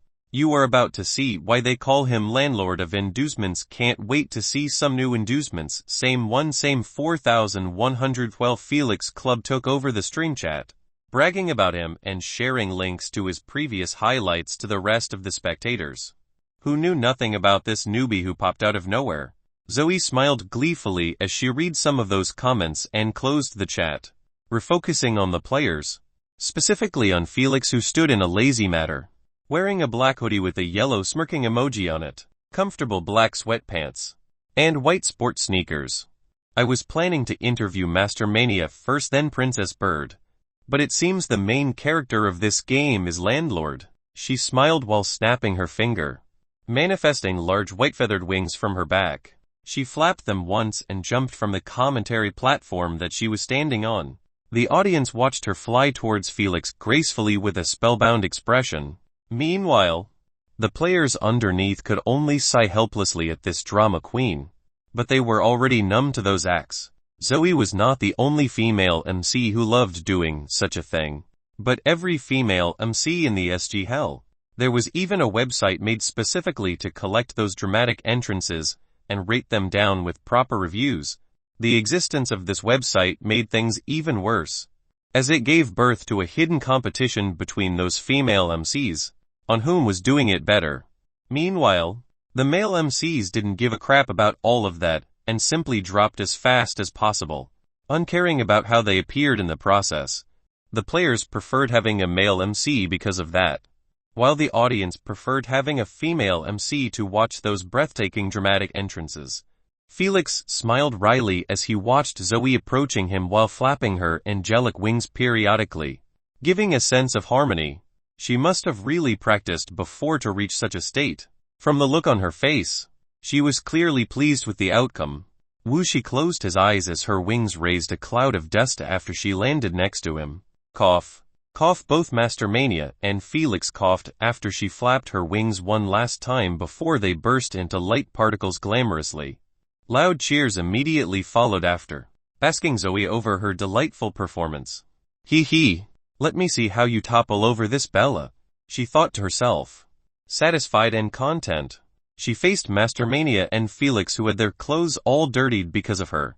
She quickly tried to apologize for it, as she didn't want to get a lackluster interview due to their resentment. However, the moment she opened her mouth, trying to speak, nothing came out. She froze in disbelief. as she knew that there was only one reason that could cause this dastardly effect. She stiffly focused on a small tag above Felix's head, and almost had a heart attack after seeing her worst nightmare. She didn't see it before, as this tag only pop up in the interview segment. No interview's the one and only enemy to every MC in the SD. They abhor the mere idea of seeing it in their games, especially if it was on a popular player. They even rallied many times to protest for its removal to the SG rules community, using the pretense that it ruins the atmosphere of the games, thus leading to a mass dissatisfaction within the spectators, whether the ones watching live or the stream. Regardless, their attempts were always met with a refutable denial. The Queen AI controlled the UVR, based on one core rule. Free will. She could never compromise on this rule, not even to the SGA. So even if the Alliance wanted to fulfill the MC's requests, their hands were tied by the Queen. So Zoe was left with no other choice but to use her secret weapon that helped her before, convincing some players to remove the block. Heartbroken, she sulked pitifully while staring at Felix with puppy eyes, almost tearing up to gain his sympathy. Too bad. Felix was already numb to those looks, as Asa always used them before to convince him into taking her to the movies. So, he simply continued dusting his clothes, totally ignoring her attempts. Tisk, this bastard didn't even respond to me. Yet you expect to succeed with your ugly face, Asna scoffed while hugging a new large bucket of popcorn. She must have really loved its flavor to keep always eating it and not something else. After all, she could totally recreate the same flavor of anything Felix ate before. Using his memories, Felix's eyelids twitched and just kept dusting himself, uncaring about those two manipulative vixens. Before long, Zoe gradually stopped her act after seeing that it was not helping much. She clicked her tongue in irritation and decided to interview Mastermania, who kept standing in the same place, neither speaking nor doing anything since the moment Felix slapped him publicly. He knew that refuting or insulting Felix to vent his humiliation wouldn't work in his favor. After all, Felix was right. They didn't know each other to act friendly, especially in the SG platform, where enmity was running rampant. He wanted to insult Felix badly in retaliation, but he couldn't afford the consequence of appearing immature to his fans. He already got a strike 1 by ruining his aloof image. He neither could handle the damages of strike 2 nor his agency. Not to mention, if he did so, Felix would not stay quiet, as he would make sure to roast his ass publicly, unworried about his image. Felix had nothing to lose or worry about. His fans were as fucked up as he was. They might even cheer him harder after each insult. But in the case of Mastermania, the moment he did the same, his females fans would instantly change clubs. They were his fans due to his handsome aloof looks in the first place, and to keep them, he must always appear as so. Felix always scorned those idols who were chained to their own image, but he understood that they saw the SG platform as merely a business opportunity to make money, not a glorious platform to obtain glory and resources like the majority. Chapter 125. Dropping in the maze. Mr. Mania, I don't want to negligent your feelings, but I have to ask. Madame Zoe shoved her microphone in Mastermania's face and asked while glaring at Felix in irritation. What was your first thought after your polite handshake was rejected in an ungentlemanly manner? From her aggressive actions and tone, it was clear that she was holding a grudge against Felix. Mastermania did not even mind the way she shoved the mic in his face. He was too desperate for someone to get him out of this shithole that Felix put him in without ruining his image. So he just did so by her question. Honestly, I was just slightly surprised. Nothing more.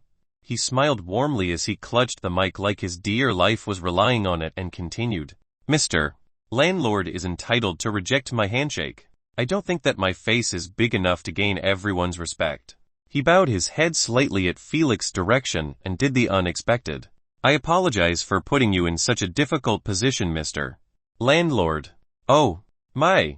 Madame Zoe exclaimed and tried to get back the mic from Mastermania to speak her mind, but the bastard was gripping on it tightly, not planning on letting go anytime soon. And so, she left it and created another one quickly. The last thing she wanted was to create another embarrassing situation. Begging Felix publicly for an interview but still getting rejected was enough for her. I don't think it was necessary to apologize, Mr. Mania. No one was at fault in this situation. It was simply a misunderstanding. I assume that even Mr. Lord is thinking the same. Just as she faced Felix and wanted to ask him if he thought so as well, her mouth refused to let out the words. FC King bastard, I curse you, and that stupid privacy option. She turned around and continued to speak with Mr. Mania, not showing a single hint of embarrassment after her failure. She then began asking him the usual basic questions, such as the objective he planned to achieve in this game or his wish if he managed to ace it. Master Mania responded to each of her questions eloquently, trying his best to rebuild his image. If it was not for fear to get beat up by the players, he wouldn't mind hogging the mic for the entire duration of interviews. Sadly, Madame Zoe quickly got bored with his genetic answers, and coughed to interrupt him from his constant fans kissing. Mind telling us how confident are you in winning the open wager, she asked. Without a single hesitation, Master Mania answered confidently, if I wasn't sure that this bet was in the bag, I wouldn't have joined in the first place. He smiled handsomely towards the camera and added, I promise you, my dear fans, that I will show you a new version of me. He glared at Felix, who had his hand on his face, probably scratching his cheek in boredom, and said lastly, you will love it. The spectators didn't know if he was speaking to them or Landlord, as they clearly saw the weird way he was eyeing Landlord, but they didn't bother to think deeply about it, as no matter what he meant by it, they were still looking forward to his promise. He gave back the mic to Madame Zoe and went to socialize with other players. Zoe didn't even bother to catch up to him, as this was exactly what she wanted, for him to bounce and let her interview the darling of the Maganda tribe chief, Princess Bird. However, before she left to seek her, she didn't forget to show her displeasure to Felix over ruining such a fine piece of drama by his inactivity. Felix didn't even look at her, as he was currently busy chatting with Asna about a new way to help him perform better during the game. Zoe humphed and left him alone, promising herself to give him a small duration of camera exposure inside the maze. You can only blame yourself for disregarding me like this. The spectators immediately began chanting Little Princess to encourage her after they saw that Zoe was struggling to keep the conversation afloat with the shy Princess Bird. Every time she asked a question, Princess Bird started stuttering and fiddling with her fingers, not able to express what she wanted to say properly. The stupid spectators' chants made it even worse, as her brain completely short-circuited after hearing her name resounding in the stadium. Zoe sighed and stopped giving her a hard time. Not daring to offend her, she moved to Charming Sky, who she believed would not be a disappointment like Landlord or Princess Bird, based on her extrovert personality.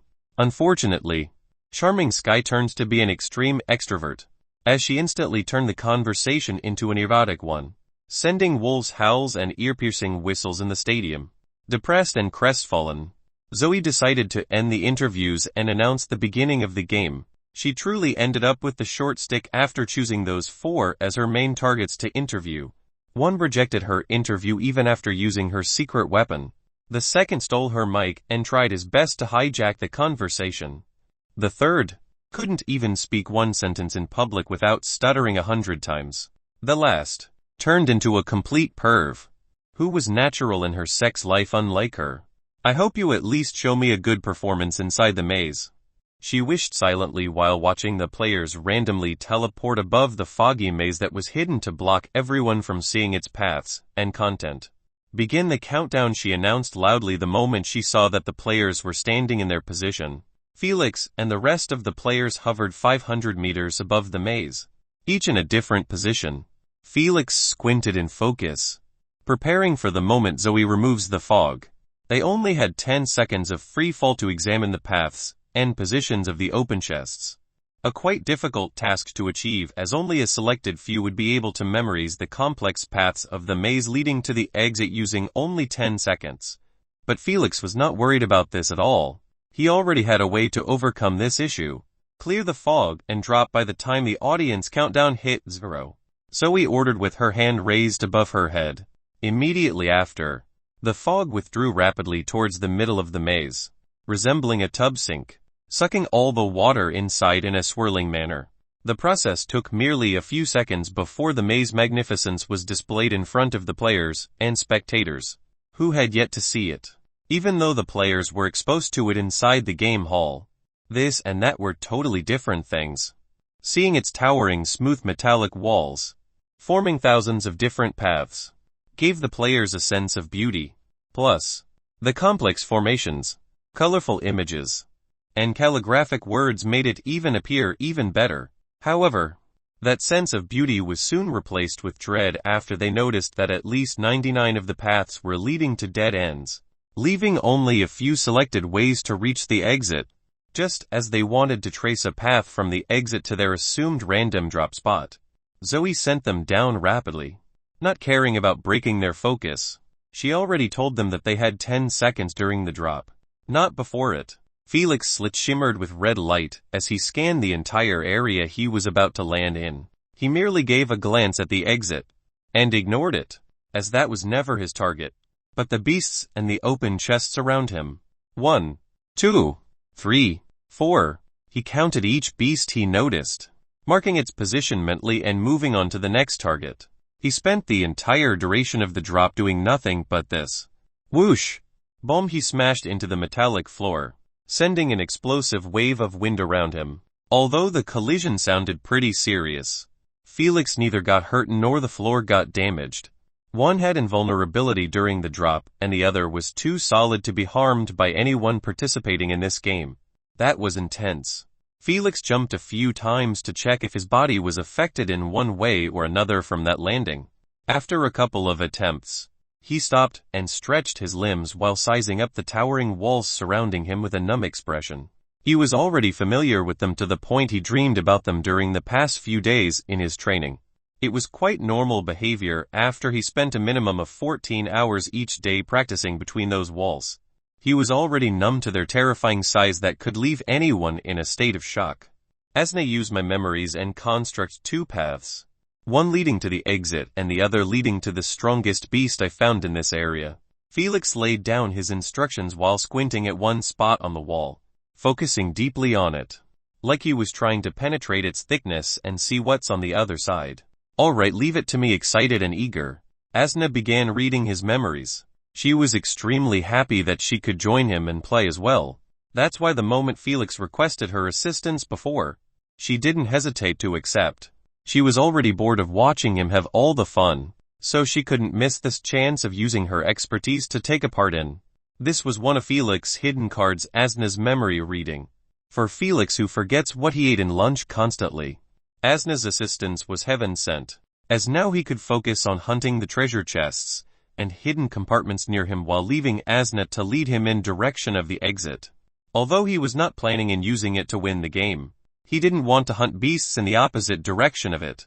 It was a much better option to focus on chests on the exit way, so if he met with any players during his journey, he could eliminate them, thus removing few variables that could affect his GP farming wager. Felix, I am done. The path to the exit, plus the one leading to the strongest beast are both at your first right. I will keep giving you directions on the way. As expected, Asna didn't even use a couple of seconds before she finished her layout. Felix didn't respond to her as he was sweating bullets while continuously staring at the wall with his red shimmering slits. Felix was currently using one of the passives that he unlocked after reaching 45 of integration. Ultima Infrared Vision, as the name suggests. The passive gave Felix an infrared vision just like a true serpent.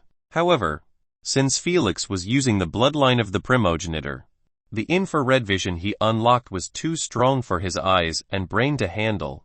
For normal infrared visions unlocked by other bloodlines, one could keep them active, as long as their mental strength could handle the pressure of seeing everything in black and white besides things that emit heat. On the other hand, Felix's passive allowed him to do the same with an unhindered vision that could penetrate anything blocking his sight: walls, buildings, and even ground. Nothing that emits heat could escape his vision. Plus, the range was unlimited. He could see infrared objects even thousands of miles away.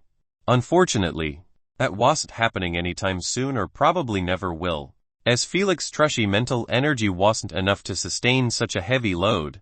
Heck, Right now he was struggling to push the limits of his mental energy to see hundreds of meters in front of him. Don't even mention thousands. So far, he managed to remove 5 walls, letting him gaze at tens of red auras with all kinds of shapes.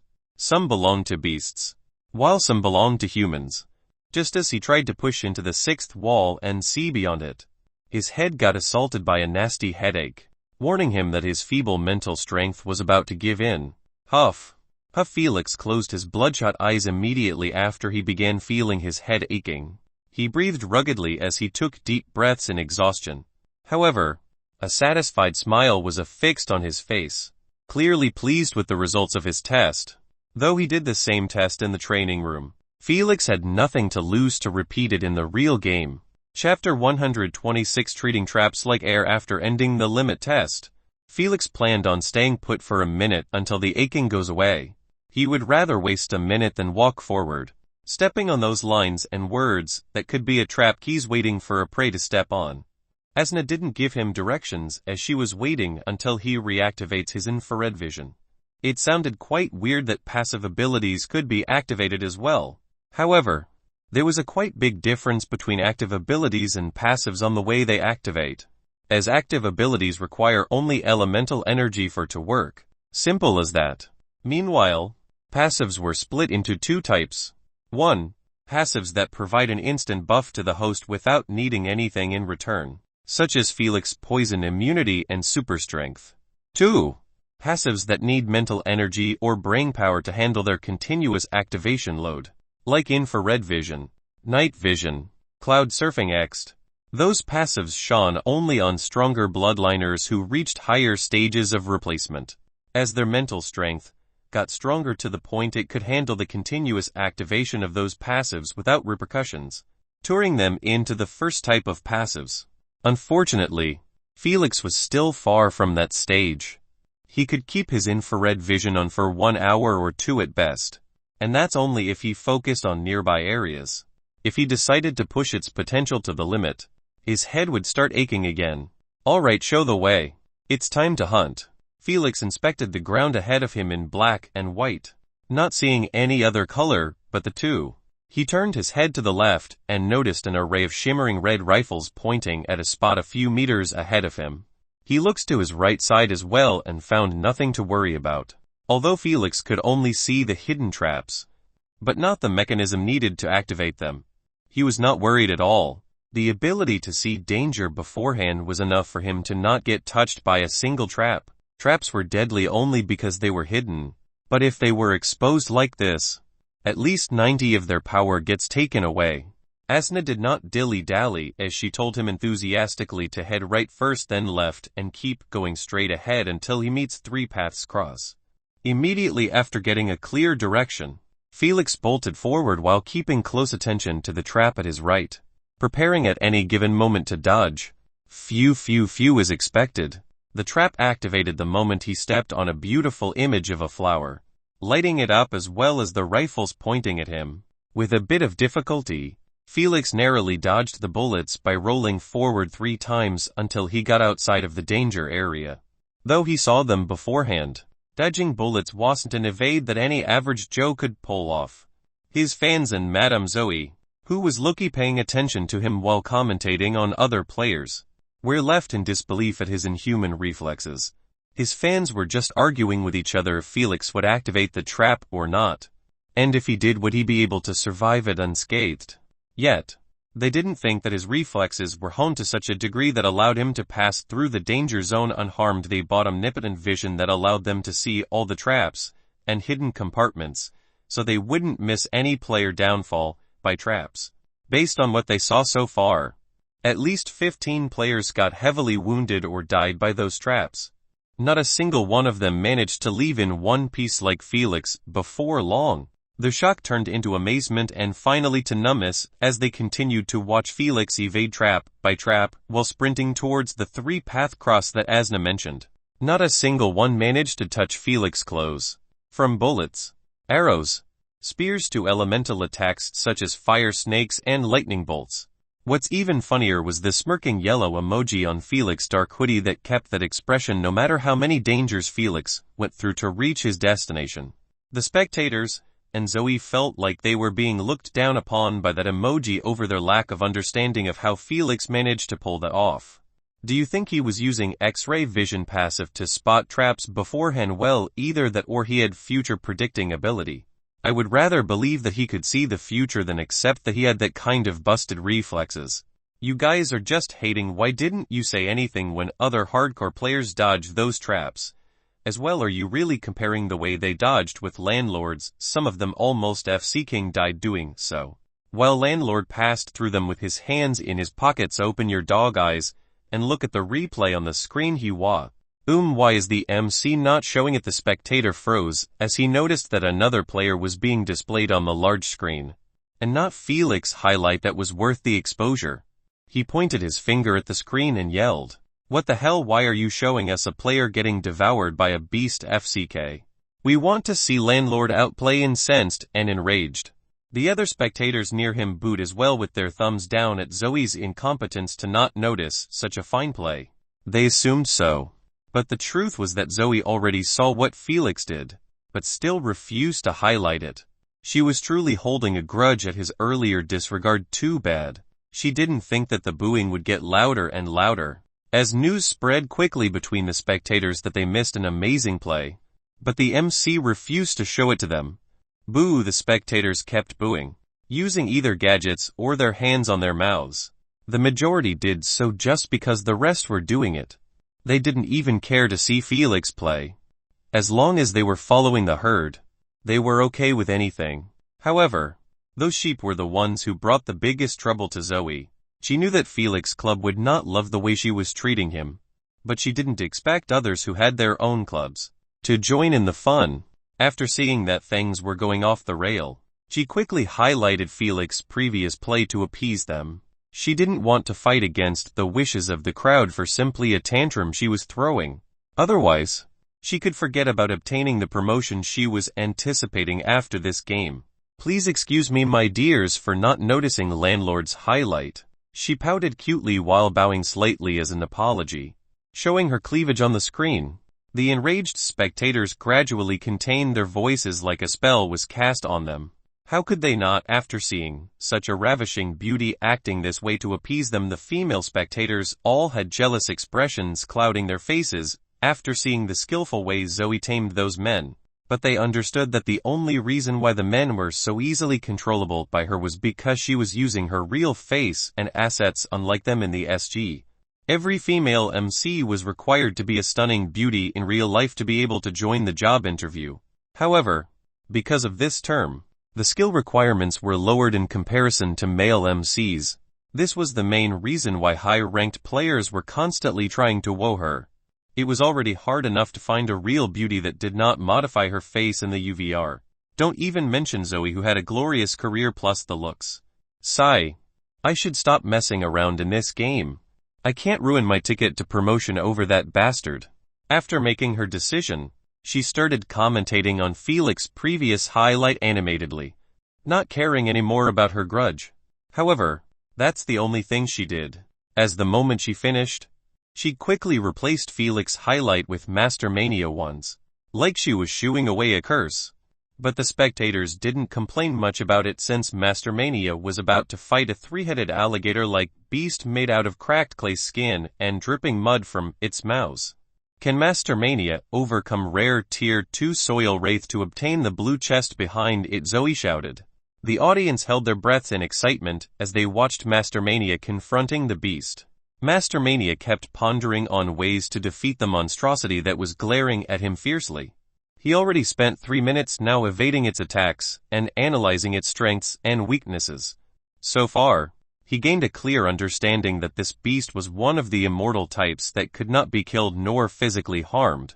However, they had a massive weakness, and that was their core that held their soul.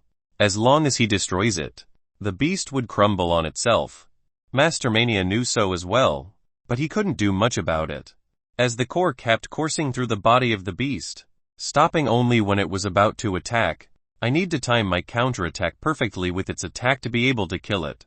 He spoke out loud with narrowed eyes, even though he was the only one with the beast, but the spectators were already used to this. as the majority of idols used this method to speak with their fans akin to protagonists in movies.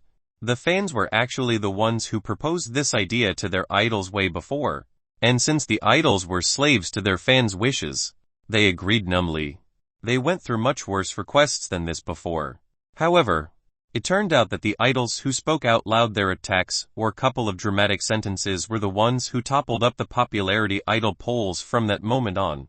Every idol was forced to speak everything he planned to do as dramatically as possible, just like Mastermania now, who kept taunting the beast out loud while pointing a finger at it. Roar, finally not able to handle the prick's taunts. Soil Wraith dashed towards him while covering itself with a solid brown skin made of clay. Just as it wanted to open its jaw and spew mud as it did before, Mastermania smacked his palm at the metallic floor while calling out loud. Shadow spikes immediately after. An array of pointy sharp dark spikes sprung up from the beast's shadow, penetrating its clay skin from underneath and behind before the beast could even wail.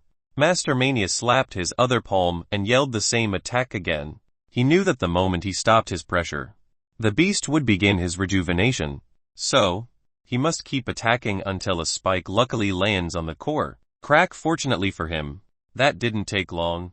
After the third activation, the beast's clay skin shattered completely after the core was taken care of. The body of the beast disintegrated into light particles, leaving behind a number, hovering in the air. 300 GP. Mastermania gave a close-lipped smile at the fat reward he obtained. Although he consumed quite a few points of energy while doing so, it was worth it in his opinion. After all, 400 GP was still waiting for him inside the blue chest that was guarded before by the beast. This would bring the total amount to a whopping 700 GP from one battle. No wonder Felix had to turn this game into a farming competition and not exit seeking. Mastermania approached the blue chest while massaging his red palms inside his pockets, not daring to show this action to his fans, who were cheering for him with their arms raised and flushed cheeks after his victory. He had to slap his palm on the ground on each activation to appear cool based on his fans' request. If he could choose, he would have simply snapped his fingers like a normal human being. Alas, slaves had no wishes. FC King Hell. Those fans are going to be the death of me. Depressed, he thought while opening the chest as slow as possible for extra effects. Chapter 127. Battling the Iron Shark Titan. As always, Mastermania's epic Tier 2 Phantom Cat bloodline never fails to deliver. Who can resist its elusive abilities? Zoe was clearly more animated in her commentary than before. She kept using gestures and controlling the tone of her voice professionally, switching from passionate to impassive. Soon after getting done with Mastermania, she took a sneak peek at Felix's situation without focusing the camera on him. The hell did he kill the rare rank beast ahead of him already? She couldn't believe her eyes, so she double-checked the replay, watching him bully the beast with his poison inducements. It wasn't even a fair fight, as Felix simply activated his paralyze aura and dashed towards the beast, bringing it into his domain. Although the beast's poison resistance was exceedingly tougher than what Felix had to deal with before, still, the inducement didn't disappoint, as it took only a few extra whiffs before it did the deed. Felix didn't have the habit of playing with his food, so he finished the paralyzed beast by using a finger to pierce its skull. He cleaned his finger with a handkerchief and went to the next prey he marked. Zoe tightened her lips at this sight. She knew that Felix was an opponent not to be messed with, not even by the hardcore players. If they kept that mentality that he was still in the purification realm, they would truly have a tough time dealing with him. Whatever. Even though I hate this bastard, I got to admit, him being the underdog in the wager will make the game more entertaining. Zoe rubbed her eyebrows, not knowing whether to focus the camera on Felix or not. She understood that unless Felix made an amazing play like before, the spectators wouldn't boo her again. Besides Felix's fan club, of course. But what could they do? It's not like Felix was the only player in the game who was playing well. Rather, there were at least 30 or more players, making out plays and highlights each second within the maze. Too bad there was only one screen for the live audience to focus on. This meant, if Felix didn't pull something off that would shock everyone, Zoe could literally not show his face throughout the entire game. As for killing rare ranked beasts, at least 7 of the hardcore players within the bet did so as well by now. Felix only made the kill appear cleaner and smoother than them. Nothing more. Zoe was on the verge of pulling her hair out at this matter. Should she give up on her grudge entirely and focus on him or not? Arg FCK it, I will give him one chance to prove whether he deserves full coverage or not. She stopped thinking about it and just did it. Putting Felix on the large screen, replacing Mastermania, who was still talking out loud alone like a retard, while touching here and there for traps. Surprised? The majority of the spectators raised an eyebrow after seeing Landlord on the screen again. They assumed that it was a replay of a highlight he did, which forced Zoe to play it. But soon, they realized that this was the real deal. They were watching Felix's current state live. Felix Club cheered and drummed deafeningly after their idol finally made an appearance. Although they were all watching Felix by using their enhancement vision, the feeling was not the same as having him on the large screen, being focused on by tens of millions of spectators, empire-wide. They truly believed that Landlord provoked Zoe quite a bit by his antics during the interview segment. Zoe not showing his highlight further enhanced their belief.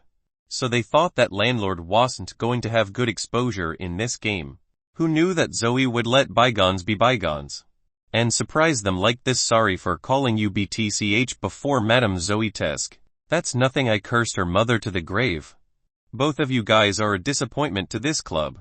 The orange-bearded #1 fan clutched both of their necks with narrowed eyes and said, "If you didn't curse her 8 ancestral, you are nothing but fake fans. Give them a break, Big Orange. You are scaring the newbies." The founder of the club latched into his thick forearm and tried to free those poor dudes. "I apologize, Leader Emma." Big Orange released them instantly after feeling his club leader's chest pressed on his arm. He grinned widely as he enjoyed the feeling. "Bastard. I knew that something was wrong when he ditched Yukami Club for this one." Big Orange little sister gritted her teeth as she glared at his foolish grin. It was clear that her perv brother's only reason for joining Felix Club was for the beautiful mature leader. As for those actions of berating the newbies, they were merely a ruse to make him steal a few quick touches here and there.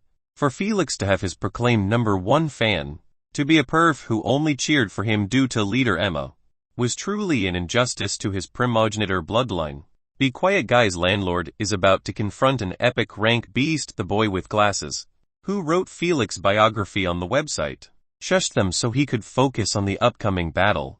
He didn't know if Landlord was going to use any new inducements or abilities, but his squinted eyes were enough to show that he took everything that Felix did or about to very seriously. Leader Emma and Big O sat down in their seats. The only difference between them was that Emma gave orders to all the spread club members around the stadium to prepare themselves, while Big O wore his cheering gadget with precise movement like he was preparing for an upcoming war. However, no matter what task those fans had, one thing remained constant in all of them, and that was their torch-like eyes. As they watched Felix turn left and face a humongous beast that had an iron metallic skin, spiky long tail, 5 sharp claws in each of his 6 limbs, and finally, his shark-wide mouth, exposing a set of fierce razor teeth. How will Landlord handle the Iron Shark Titan with his inducement? The beast has total immunity to poisons. Zoe's eyes shone in delight as she yelled. Meanwhile, in the maze, Felix took a defensive stance in front of the Iron Titan. He knew that this battle was going to be an intense one. He already lost 70 of his strength before the battle even began, as metal elemental beasts were the true counter to poison elementalists. After all, how could a battle be fought when metal beasts treat poison the same as air, not to mention their hard solid metallic skins, which were known for taking a beating without an issue? This would lower Felix's strength even further. However, Felix didn't appear worried to the spectators and Zoe, who believed that this battle would be the worst matchup for him. The battle might be intense, but it was doomed in his eyes. Confident, Felix smirked and cracked his knuckles while sizing up the humongous beast with his shimmering red slits. Might as well give my fans something to brag about. He leaned forward with hands in his largest-sized hoodie pockets and dashed swiftly towards the beast, deciding to go on offense. Whoosh! What welcomed Felix's reckless dash was a sharp claw coming from above. trying to slice him into 5 portions. Felix didn't even lift his head to glance at it. He simply hurled himself to the left wall. Uncaring about the massive pressure above him, boom, the claw smashed into the ground, sending a shock wave around the area. Yet, the ground wasn't even scratched by those deadly claws. Meanwhile, Felix's feet latched into the wall, defying gravity. Without wasting a split second, he bent his knees and threw himself towards the extended metallic limb. Poison immunity, he smirked as he created 2 brownish bombs in both of his hands.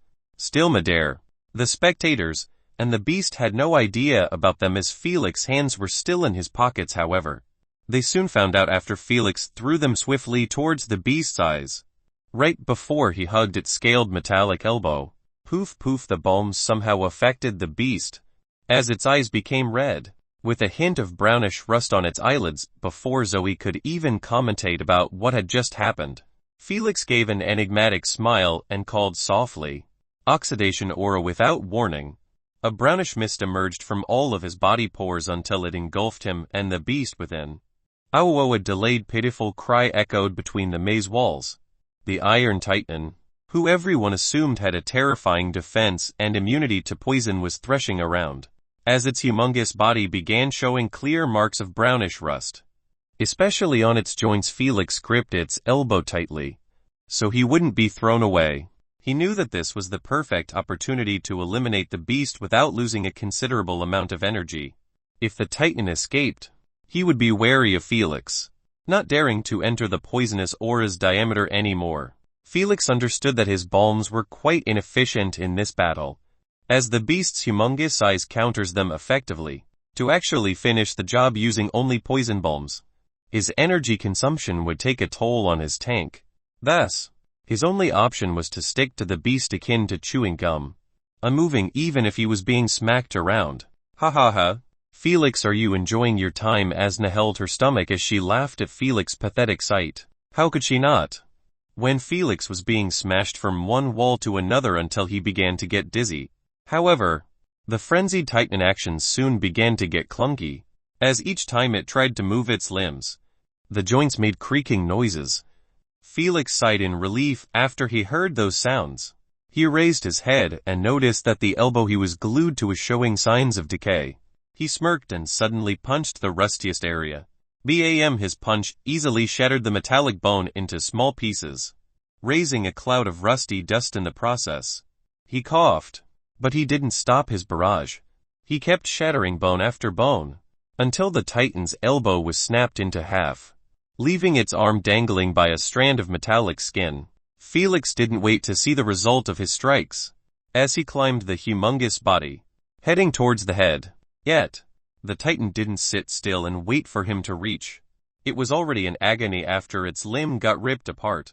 It knew based on instinct that it would be doomed if Felix brought a higher potency of that poison closer to its head, so it aimed its long spiky tail at that bug on its body, planning to pierce it. However, Felix swiftly dodged those attempts, as he expected that the beast was going to make a few last attempts before he checkmates it.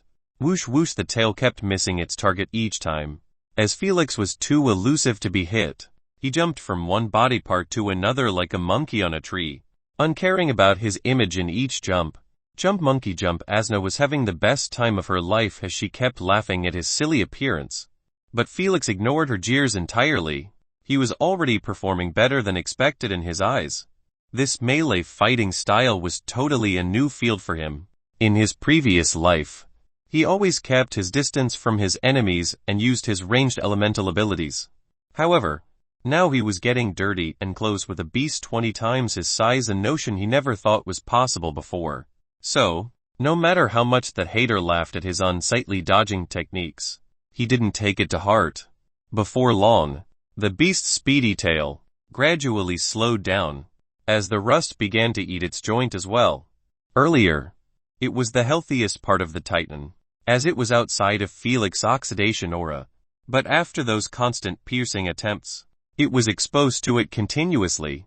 Felix was waiting for only this to happen, so he could begin his real offense. Alright, no need to waste more energy on it. Felix withdrew his aura, leaving him exposed to the spectators and Zoe, who were watching everything that happened inside the brownish mist with gobsmacked expressions.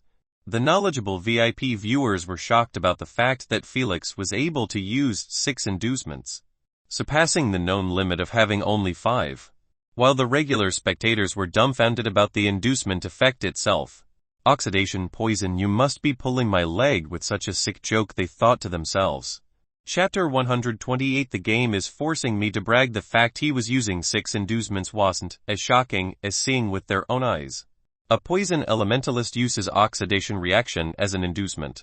They knew that rust wasn't actually that poisonous to humans if absorbed in small quantities. So why was it being used a poison? This question was eating the VIP viewers' minds, not letting them focus on the rest of the battle.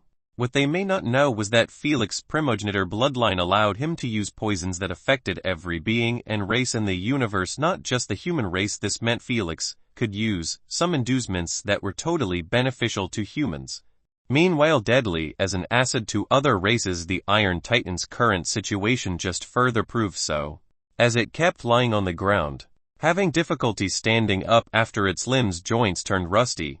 However, not standing up was one thing, and not defending its vital points was another. Felix tried to take advantage of its weakness to target its head and get it over it. However, the bastard was too tenacious to let him focus on it. Its 6 limbs were constantly harassing him whenever he climbed over its head, so he could only cripple those limbs first before he gives him a deadly blow. After minutes of constant bashing each limb individually, Felix finally delivered the last 2 punches on the beast's brain. Bam bam. Exhausted, Felix wiped his sweaty forehead while jumping from the corpse. He cracked his neck 2 times in irritation over the massive effort he had to put for this beast to die. He truly struggled against it, no matter how easy it looks to the spectators. After all, it was an epic tier 2 beast, and metal 1 nonetheless. Even with his oxidation aura, he had to strike a joint at least tens of times to rip it apart as the one before. If it was another elemental beast, with Felix's super strength, it wouldn't be a problem to pierce its skull with a finger. However, the defenses of Iron Titan were no joke. He doubted that any player in this game could have killed it, except Princess Bird. Her bloodline was enough to kill it as well, with few struggles here and there. He dusted himself and pulled his sleeves up his elbow like before. He smiled as he saw the total points that he earned from the rare beast he killed earlier, and this one. 1000 GP, not bad. 700 GP for an epic rank beast. I wonder how many GP legendary beast would give. He scratched his chin as he advanced towards the shimmering large purple chest. Smash! He kicked it open, not bothering to take his hands out of his pockets. His barbaric way sent a wave of curses and pitiful cries over the stadium. They were expecting him to open it gently, creating a dramatic moment for them to appreciate. But now, only spits were showering him for ruining it. But still, they held their breaths, focusing on the content of the chest. They wondered how many points he would be rewarded. Few a firework streaked from the chest, heading upward speedily under everyone's eyes. Before they questioned what the hell was that all about, it exploded, creating the shape of a number and a name. The players who were busy either fighting beasts, opening chests, exploring hidden compartments, or just running randomly in the maze, stopped what they were doing and lifted their heads, eyeing the colorful number and the name next to it. Landlord has obtained 500 from an epic chest. For God's sake, what kind of beast did he kill to obtain that much? Mastermania, who was just a moment ago explaining to his fans the difference between 2 images on a wall, exclaimed in his mind with raised eyebrows. However, it didn't take even a second before his expression returned to its previous state. As he continued his explanation aloofly, he was not the only one who was surprised and shocked by Felix over the toparning. As every hardcore player all began to speed up their chest hunt after knowing that the prey they were underestimating before was currently above them in points score. Their guess was completely right. As Zoe switched Felix's image from the screen to the current ranking of the wager, this list was created specifically for the bet, showcasing only the points of its participants.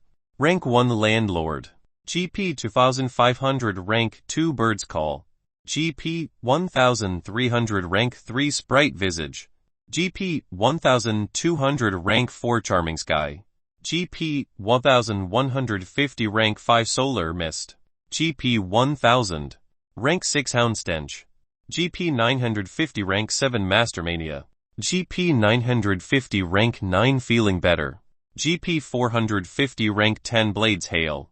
GP 350 Felix fans immediately began creating noises in each area of the stadium, trying to make their presence heard. For their idol to be number one on the ranks was a gratifying thing to see. As for Mastermania's fan club, they were not bothered by the fact that their idol was not even in the top 5. Happy yet somewhat irritated, Felix kicked the chest one more time and followed Asna's direction towards the next prey. He didn't want his points to be exposed like this. Nothing good came out of it besides bragging. Something he would rather not do. But now, he could only suck it up and increase his hunting speed, as others were going to do the same. After his display, left, right, straight, left, left, left, ops. I meant right. Stop messing around, don't tell me what to do otherwise. I will leave you to it, ha. Who are you trying to fool? You are clearly enjoying your tie. Suddenly, Felix stopped moving and focused on 3 human-shaped red auras behind the wall to his right. After a couple of minutes of running around, he finally met a player. Not even one, but 3 at the same time. Nevertheless, Asna, are they on the way? Yep, that was all Felix wanted to hear. He grinned and dashed in their direction under the guidance of Asna's. He didn't know if they were part of the wager or not. Nonetheless, Felix never planned to miss such a juicy free 600 GP. It wasn't like only hunting beasts and opening chest rewards with GP. One should never forget that the most efficient and straightforward way to do so was always by eliminating players. After a while, Felix gradually slowed his speed, as the 3 players were about to reach an open cross, leading towards 3 new directions. As he approached them, Felix's ears began to pick up some of their chatter. They were loud enough their voices overtopped the beasts' howls in the area. The bastards' only reason for being this careless was their absolute confidence in their strength, which was honestly quite understandable. After all, they were a 3-man alliance at the first minutes of the game. No one was that lucky to meet 2 same-minded players who were looking for a partnership and not a fight. Should we take the left one? I think I heard a roar coming from there. A good-looking teenager, wearing a white headband, said while examining the 3 paths before them. You deaf? It was clearly coming from the path on our right. Enough, lazy rat, we have no time for another round of bickering. You are about to bleed my ears with your squeals. The same tough-looking man, who was carrying 2 axes on his shoulders during the game hall, smashed the butt of the axe on the floor, hoping to avoid another argument. Unfortunately, his attempt backfired, as Lazy Rat snapped at him while pointing a thin, bony finger in his direction. Mind your own business, Battalion, you are not my boss to order me around. The teenager scrambled forward and held Battalion, trying to pull him away from Lazy Rat. He knew from the small time they spent together that Battalion had the shortest fuse of them all. Just ignore him, Battalion. He is clearly just looking for a fight. FCK the shit, it's not worth it anymore to partner up with this rat. Battalion shrugged the teenager's grasp and suggested while walking towards the straight path. Let's split up here. I am done with this partnership. Baby Oil, come with me if you want. Vexed at the nickname he received, the teenager frowned his eyebrows. However, he still decided to chase after him. He had no plans to stay with that troublemaker. Well, screw you both, I don't need your help. Lazy Rat pointed 2 middle fingers in their direction and trod inside the path on his right. His name might have a rat in his name, but he had his own pride and principles. Too bad. He should have acted like a rat and followed after them, as a serpent was gazing at him while licking its lips. How should I play with you? Felix didn't think they would split just as he reached them. Honestly, he preferred if they were still together to not waste his time. But it is what it is. He could only start with the Lazy Rat first, and chase after the other 2. Chapter 129 Fiendish Smith. Felix created 1 acid bomb in his pocket and left it there. The distance between him and his prey was quite wide for him to just throw his bomb and hope for the best. It was better to use this ambush opportunity to close up the gap first. That was exactly what he did. As he leaned forward with bent knees and sprinted at his top speed, Lazy Rat's sensitive ears twitched the moment Felix's foot landed on the ground. Startled, he turned around and got instantly horrified after seeing Felix approaching him in such an aggressive manner. His senses kept tingling that this was a lost fight. Rat limbs scared shitless. He activated a morphing ability, transferring his legs and arms into rat-like limbs. He landed on all four and immediately bolted ahead. However, before he reached his peak sprinting speed, an acid bomb whizzed by his head, almost touching his ears. Explode poof! Felix didn't care that his ball missed its target, as he still could explode it manually. This, in turn, caused the bomb to leave a cloud of greenish mist exactly in front of the desperate Lazy Rat. He tried to slow his speed down to avoid it. Alas, it was a futile attempt. He could only brace himself and enter the cloud of mist while holding his breath. He was not a retard to not understand that poison should not be absorbed. The only reason he was worried about the cloud of mist was the fact it could be one of Felix's body-affecting inducements. It was clear that Lazy Rat did his homework on Felix's bloodline in the game hall. Sadly, having knowledge of his abilities was one thing, and defending against them was another. After bolting through the greenish mist, he couldn't help but yelp in pain at his flesh getting eaten by the inducement. However, since he wasn't paralyzed, but actually running, he wasn't affected that badly by it, as only a few particles stayed on his body while the rest was left behind. Elated at getting out of it in one piece, Lazy Rat turned his head and sneered at Felix. Too bad. His sneer froze instantly after seeing that Felix was merely 8 meters behind him, and still closing in rapidly. Thank you for slowing down. It turned out that Felix's true aim by throwing that bomb was merely to stop the rat acceleration. He understood clearly that even with his topmost speed, catching up to Lazy Rat was wishful thinking. After all, 2 legs could never outrun 4 legs. However, now that he was in peak sprinting speed, while the rat was just about to accelerate, he was confident in catching up. The poor rat could only struggle to put some distance between them without taking a single breath. The revolving bombs on Felix's hands denied him from doing so. Fuck this shitty maze and his bloodline. Desperate and despairing, Lazy Rat could only blame the maze for countering his underground digging ability. As for the other peak ability, he couldn't use it even if he wanted, since it required him to open his mouth to spew a rain of sharp rocks. If it wasn't for those limitations, this situation would play in a different scenario. 8 meters. 7. 5. 2 meters. Felix's grin got wider and wider as his eyes landed on the despairing look of Lazy Rat. He extended his hand and suddenly lunged at him, catching him from the hind leg. Thud thud. Lazy Rat tripped as he couldn't balance himself with only 3 legs. He and Felix both rolled a few times forward. Yet still, Felix's hand never let go of his leg. The moment Felix managed to balance himself, he stood up and lifted Lazy Rat by his leg. Without using any poison inducement or bothering to hear the cries of Lazy Rat, Felix smashed his body with the metallic ground as hard as he could. Lazy Rat's despairing face was the first to make contact with the floor. Boom! The sound produced from the collision was beyond comprehension. For some, it sounded the same as a grenade going off, while for some it was more like a balloon exploding. The only thing that was agreed upon was that no one would wish the fate of Lazy Rat to their worst enemies. That was fun. True. Satisfied, Felix and Asna, the 2 Seikos, stared at remnants of what's left from Lazy Rat's head, splintering around the area, creating a horrifying gory scene. Blood, pieces of flesh, and brain matter dyed the smooth silver color of the floor. Queen, please clean me up. Felix's outfit that was covered in blood and some pieces of flesh was returned to its brand new appearance. Thanks. He nodded his head with a smile and sprinted in direction of his 2 other prey like he never killed Lazy Rat in such a fiendish fashion. In his previous life, he killed hundreds upon hundreds of players in the games he played. However, only a few were as inhuman as this one. One could only wonder if Asna's sadistic personality started to rub off on him after their souls merged. Damn, even though seeing such a brutal death felt good, I still preferred seeing a new inducement, just from that smash alone.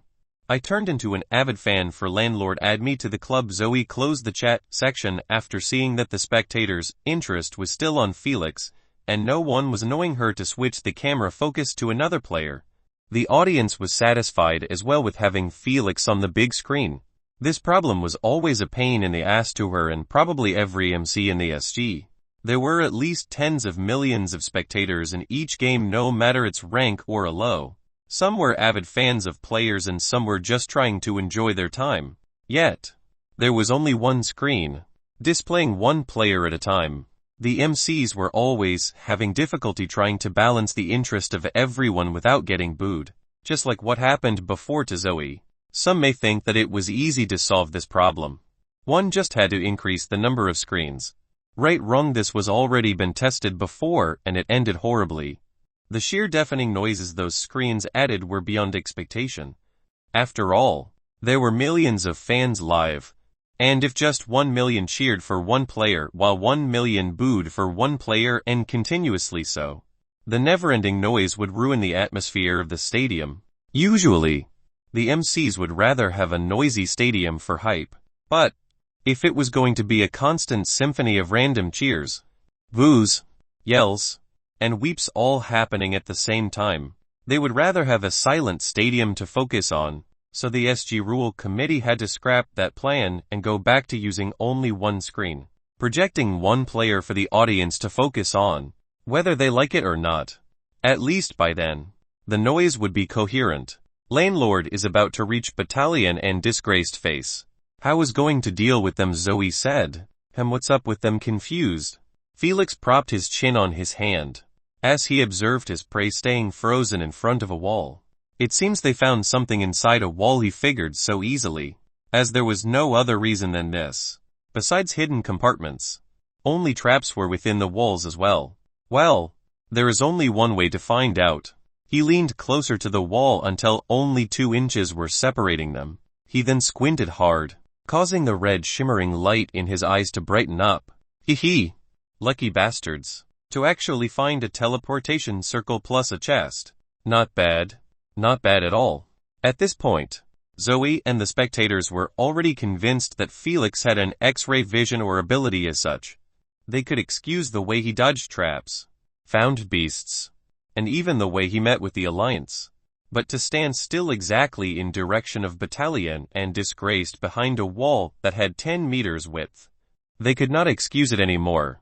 The only thing they were wondering about was how detailed his vision was, because it seemed that Felix probably had the same omnipotent vision as them. After all, he managed to easily locate those two even after they put a quite substantial distance between each other. In their eyes, his bloodline was getting stronger and also creepier. Felix decided to ambush them while they still had their focus fixed on the hidden compartment. He knew that the best method to play this was to actually wait for them until they activate the traps in the hidden compartment. But he was worried that they would flat out die due to them. That's a hard no for him. He must deal the last finishing blow to get the points. Let's open up with a combo. 1 paralyze bomb, and 1 dizziness bomb. He loomed closer to his preys, who were in a heated argument for a couple of minutes now.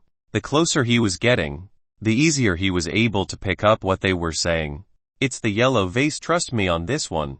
I was even close to a puzzle game before. Baby oil, it's not like I don't trust your opinion, but it is clear that the riddle is talking about the red vase.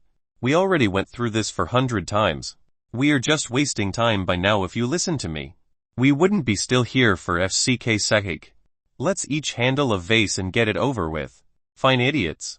At least talk with your backs to each other. Felix scoffed at their wide-open backs and hurled the newly created bombs akin a baseball pitcher.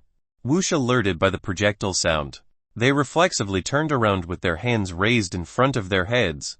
Alas, they should have held their breaths as well. Poof poof, the bombs exploded near their faces, forcing them to inhale the light yellow and the sky blue inducements obediently. Startled and spooked, they attempted to take a step back away from the cloud mist. Yet, before their leg even landed on the floor, it froze with few twitches here and there, just like the rest of their body. Yet, what made them truly horrified was the sudden vertigo feeling that assaulted them. They couldn't think straight for even a second, as their witty eyes were feeding them an image of a person looming closer to them while spinning continuously. Chapter 130 The Jigsaw Puzzle. Hello, boys. With hands in his pocket, Felix approached the immobilized duo with quick footsteps. He wasn't worried about them escaping his inducement's effect. If any random could just do so, the primogenitor should just hand his poison lord position to another. Agitated at hearing that familiar damned voice, Battalion and Disgraced were on the verge of insanity. They could neither move nor think straight to activate a single ability. They were completely crippled both physically and mentally by Felix's inducement combo. If only they were able to close their eyes, the vertigo feeling would have lessened and let them activate their abilities. Unfortunately, even their eyelids were paralyzed. Next time, don't enter a partnership if you don't know how it works. That was the last advice they heard before their skulls got penetrated with Felix's index fingers at exactly 5 seconds. Felix had it all calculated in his mind. He was absolutely certain that only 2 bombs were enough for him to finish them off. If he wasn't, he would have thrown 2 more as a precaution. Thud thud, their bodies immediately hit the ground after Felix retrieved his fingers, which were supporting their weight. Their agitated expressions remained affixed in their faces even after turning into corpses. Felix cleaned his bloodied fingers with a handkerchief and pulled those 2 away from the wall. They were lying exactly in front of the hidden compartment. After dealing with the corpses, he stood a few meters away from the wall and squinted at it, trying to see the exact shapes of the things inside. He wasn't a retard like those 2, who stood merely a meter away from the compartment. But he could excuse their behavior as they didn't have the same vision as him. If they did, they would have been scared shitless at how close they were to hell. His eyes reflected a red circle pulsing with heat waves, a medium-sized chest, and an array of deadly traps pointing at the entrance. He figured out easily that the circle was a teleportation device. As for the chest, he couldn't see its real color and rank, as it was shining with a red light. What do you think, Asna? Should we go for it or keep hunting? Well, I think you should go for it since your judge mentioned that there might be scrolls taking you to open chests. Indeed, the only issue I am worried about is the rank of the chest. I don't want to get baited. Just do it, it's fun. Cough. I mean, it's important for your victory. Felix didn't bother replying to her anymore. He was stupid in the first place to even ask for her opinion. She clearly just wanted to have fun, not caring about the results of the game or wager. He knew for a fact that she might even propose to activate the teleportation circle just to fulfill her curiosity. Screw it. I can afford to take risks with my points. Focused, he narrowed his eyes at the area in front of the hidden compartment. He advanced step by step with heightened senses, not daring to underestimate the traps in front of him. He didn't know which one of those images and words ahead of him was the key to the compartment or the traps. He stopped before 2 calligraphic sentences, emitting an aura of mystery and beauty. He believed that the current key was one of them or both, as they were exactly in the middle of the compartment door. Delighted, his eyes brightened up as he noticed that they were riddles. It was time for him to work his long-lost magic. What you seek is within a peak, but peek underneath your feet to obtain what you seek. His eyes focused on the second riddle. A broken vase, especially its base, must be displaced to reach another space. Felix rested his chin on his hand and chuckled after reading the 2 riddles. Without burning too many brain cells, Felix knew what those riddles meant easily. After all, he was looking at the hidden compartment right behind those riddles. That facilitated the mystery of the riddles to null. If it was another one, they would take a few minutes to comprehend its meaning. After all, those 2 riddles were not the only ones on the walls, but just one of the millions of inscriptions on the walls and the floor. Their sheer amount would render anyone helpless in connecting the riddles to each other. If it wasn't for so, Battalion and Disgraced wouldn't have spent so much time staring at it. With an amused expression, he inspected under his feet, expecting to find the real key to the door. Just as he assumed, 3 broken vases into random pieces, each with their own color, greeted his eyes. Yellow, red, and milky white. He crouched next to them and examined each one thoroughly. So this was the reason for their argument before. He didn't know whether to laugh or cry at their low IQ. Wasn't the true answer as clear as day? Felix didn't even take a second before he figured out that the milky white vase was the true key to the compartment. He easily concluded so from the second riddle. Felix interpreted it as such. To use the teleportation circle, one first must piece together one of the jigsaws. This was the first and also the easiest interpretation. Battalion and disgraced probably figured as much. However, the real hidden interpretation was on the last phrase, to reach another space. This clearly implied that a teleportation circle was within the wall. If Battalion and Disgraced dug deeper into this phrase, they would have figured out eventually that there was a connection between one of the jigsaw vases and the teleportation circle.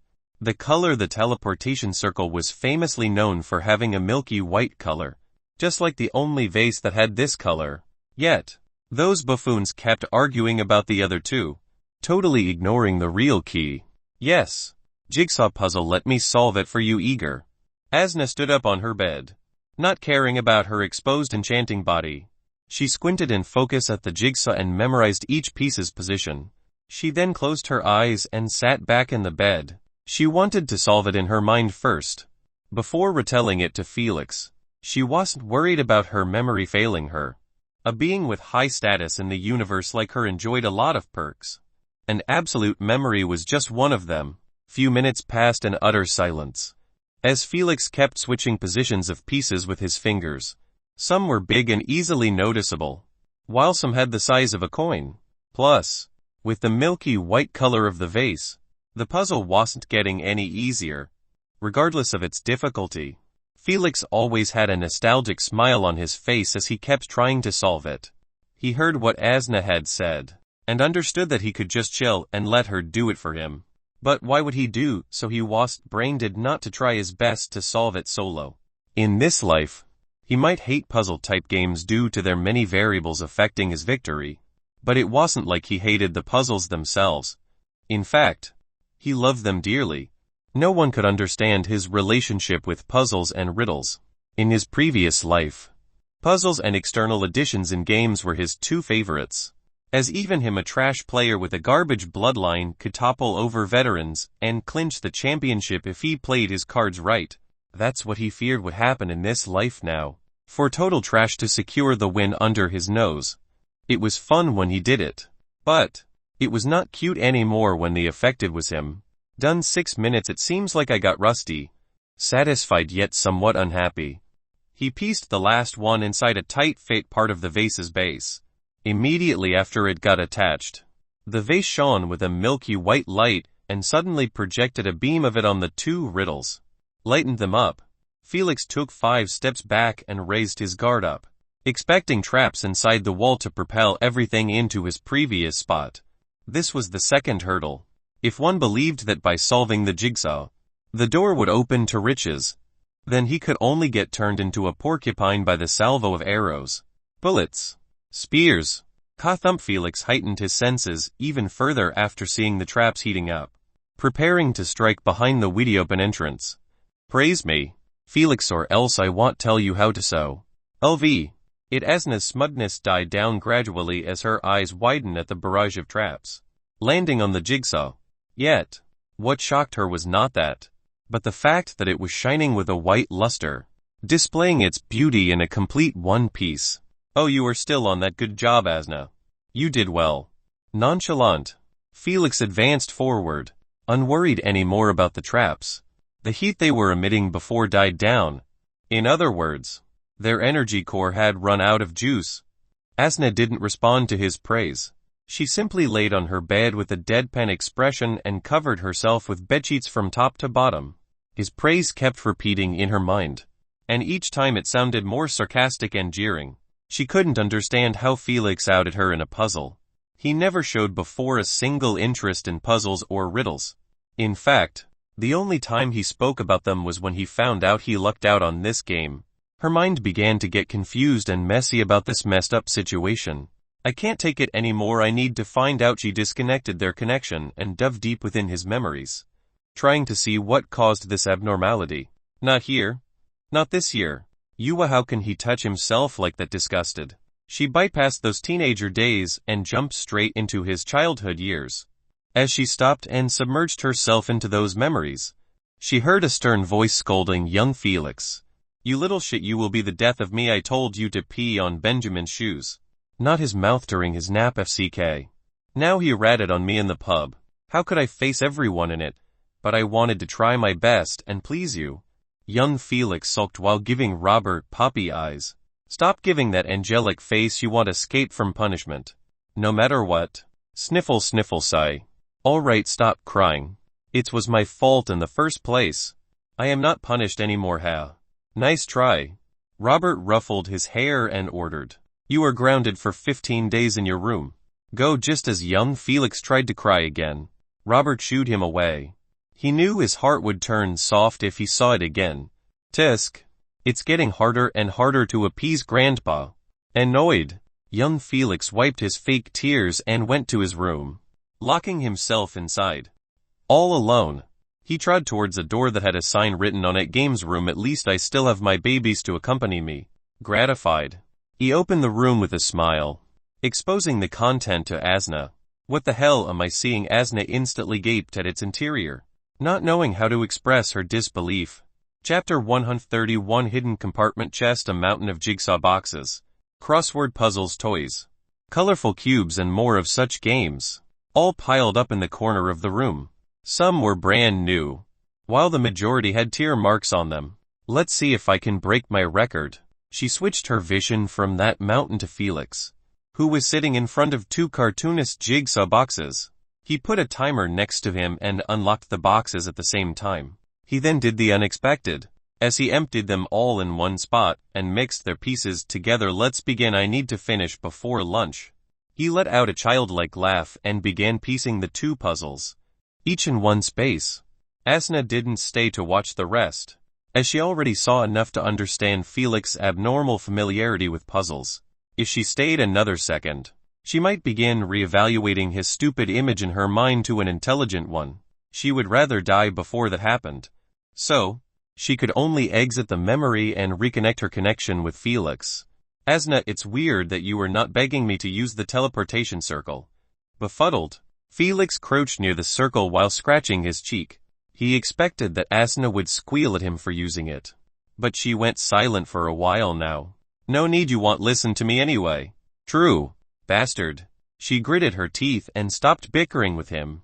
As for mentioning what happened earlier, she wouldn't mention it even if the fate of the universe was based on it. She knew that Felix was merely waiting for her to ask, so he would reply smugly about his childhood. There was nowhere in hell she would put herself in that situation. "Let's hope we find something worth our time." Felix decided to focus on the chest after realizing that his chance to brag was not coming. Annoyed, he approached the chest aggressively. "Don't kick it, don't kick, don't kick." The spectators yelled with desperation written all over their faces after seeing his hands were in his pockets as he approached the chest. Smash 0 FCKS given by Felix. As he kicked the lid of the chest wide open, the audience instantly spat and cursed at him. Before long, boos rained on him again. His fans didn't even make a squeak this time, as they were also low-key hating what he did. 2 epic chests were just ruined by his thuggish personality. What's sad was the fact those chests were the only ones found in the game currently. For both of them to end up on Felix's hands was truly an unfortunate day for the audience. Felix sighed in relief after seeing no fireworks leaving the chest. Well, it was only natural, as he was currently inside a wall, and with the SGA taking realism dead serious, they wouldn't do so, even if they could. He waited for a moment, but it seemed that the chest wasn't going to display its content like the one before, so he put his hand inside and brought everything outside. Oh, not bad at all.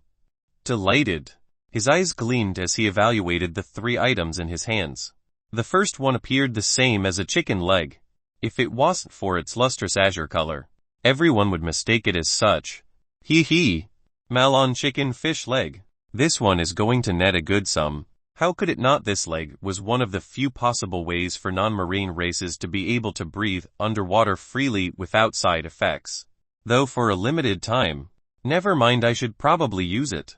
His thoughts of selling it were extinguished after recalling games which had marine-based maps. If he had it in his previous life, He wouldn't have struggled to just survive against the environment. Satisfied with the first item, he retrieved it inside his bracelet. As for the other two items, one was a small book and the other was an orange shimmering scroll. Interesting. Exit navigation ability. He opened the book and found out after reading the first page that it was an ability, which uses an arrow to point in the right direction of the exit. His palms couldn't help but get sweaty after reading that. However, his tense muscles relaxed after finding out that it had only 2 minutes duration. No one could run from their spot to the exit in 2 minutes unless they were already quite close to it. At that point, this ability was going to be a ticket to the championship. He wiped his sweaty hands and focused on the scroll. He unsealed it with an eager expression, hoping to be surprised. The hell, well? He was surprised all right after seeing a path drawn from his current spot to a red X at the top rightmost corner of the maze. Written above it, legendary chest. Yet his happiness didn't even take root before it got quenched by the long distance between him and the mark. Based on the scroll, he figured out that his position was near the bottom leftmost of the maze. This meant to reach the chest he would need to travel the entire map, from corner to corner on foot, while dealing with beasts, chests, and players on the way. He knew that was impossible to do, especially now that there was a bet ongoing. Irritated yet again, he kicked the damned chest for giving him such a treasure without the ability to use it. If only he was given the first 2 items alone, his mood wouldn't be ruined like this. Felix, there is another way to solve it. Asna decided to rejoin the chat after believing that this problem should have offset his focus from the puzzle. Don't you dare propose using the circle. Felix easily figured out her purpose based on her appeasing sweet tone. Every time she required something for him, she used the same tone. Come on, just use it. What are you going to lose? You were already at the worst possible position to get the chest. He glanced at the white circle and at the scroll in his hand. He kept switching sight between the two, not knowing if it was a worthy venture or not. Asna had a good point. He understood it clearly as well. But, if he decided to teleport, it meant that he would need to give up on the beasts he marked in this area, and start hunting randomly in whichever zone he got teleported at. It's a big gamble to take. If he succeeds, he would be close to the legendary chest, making the venture worth it. But if he failed, which was actually highly likely to happen, he would end up hunting leftovers of the players in the zone he got teleported into. If he got lucky, he might find epic rank beasts that no one dared to fight against. Whatever. Helpless, he rubbed his eyelids and entered the circle under the cheers of both Asna and his fans. Both of those bastards only wanted to get entertained, uncaring about the stress of the player. However, Felix didn't do it for either of them. He only believed that regret awaits him if he missed this chance to open a legendary chest, especially when he needed a massive amount of GP. If he failed, so be it. He could just frenzy hunt anything he meets. But if he succeeds, those hardcore players should just give up on the wager.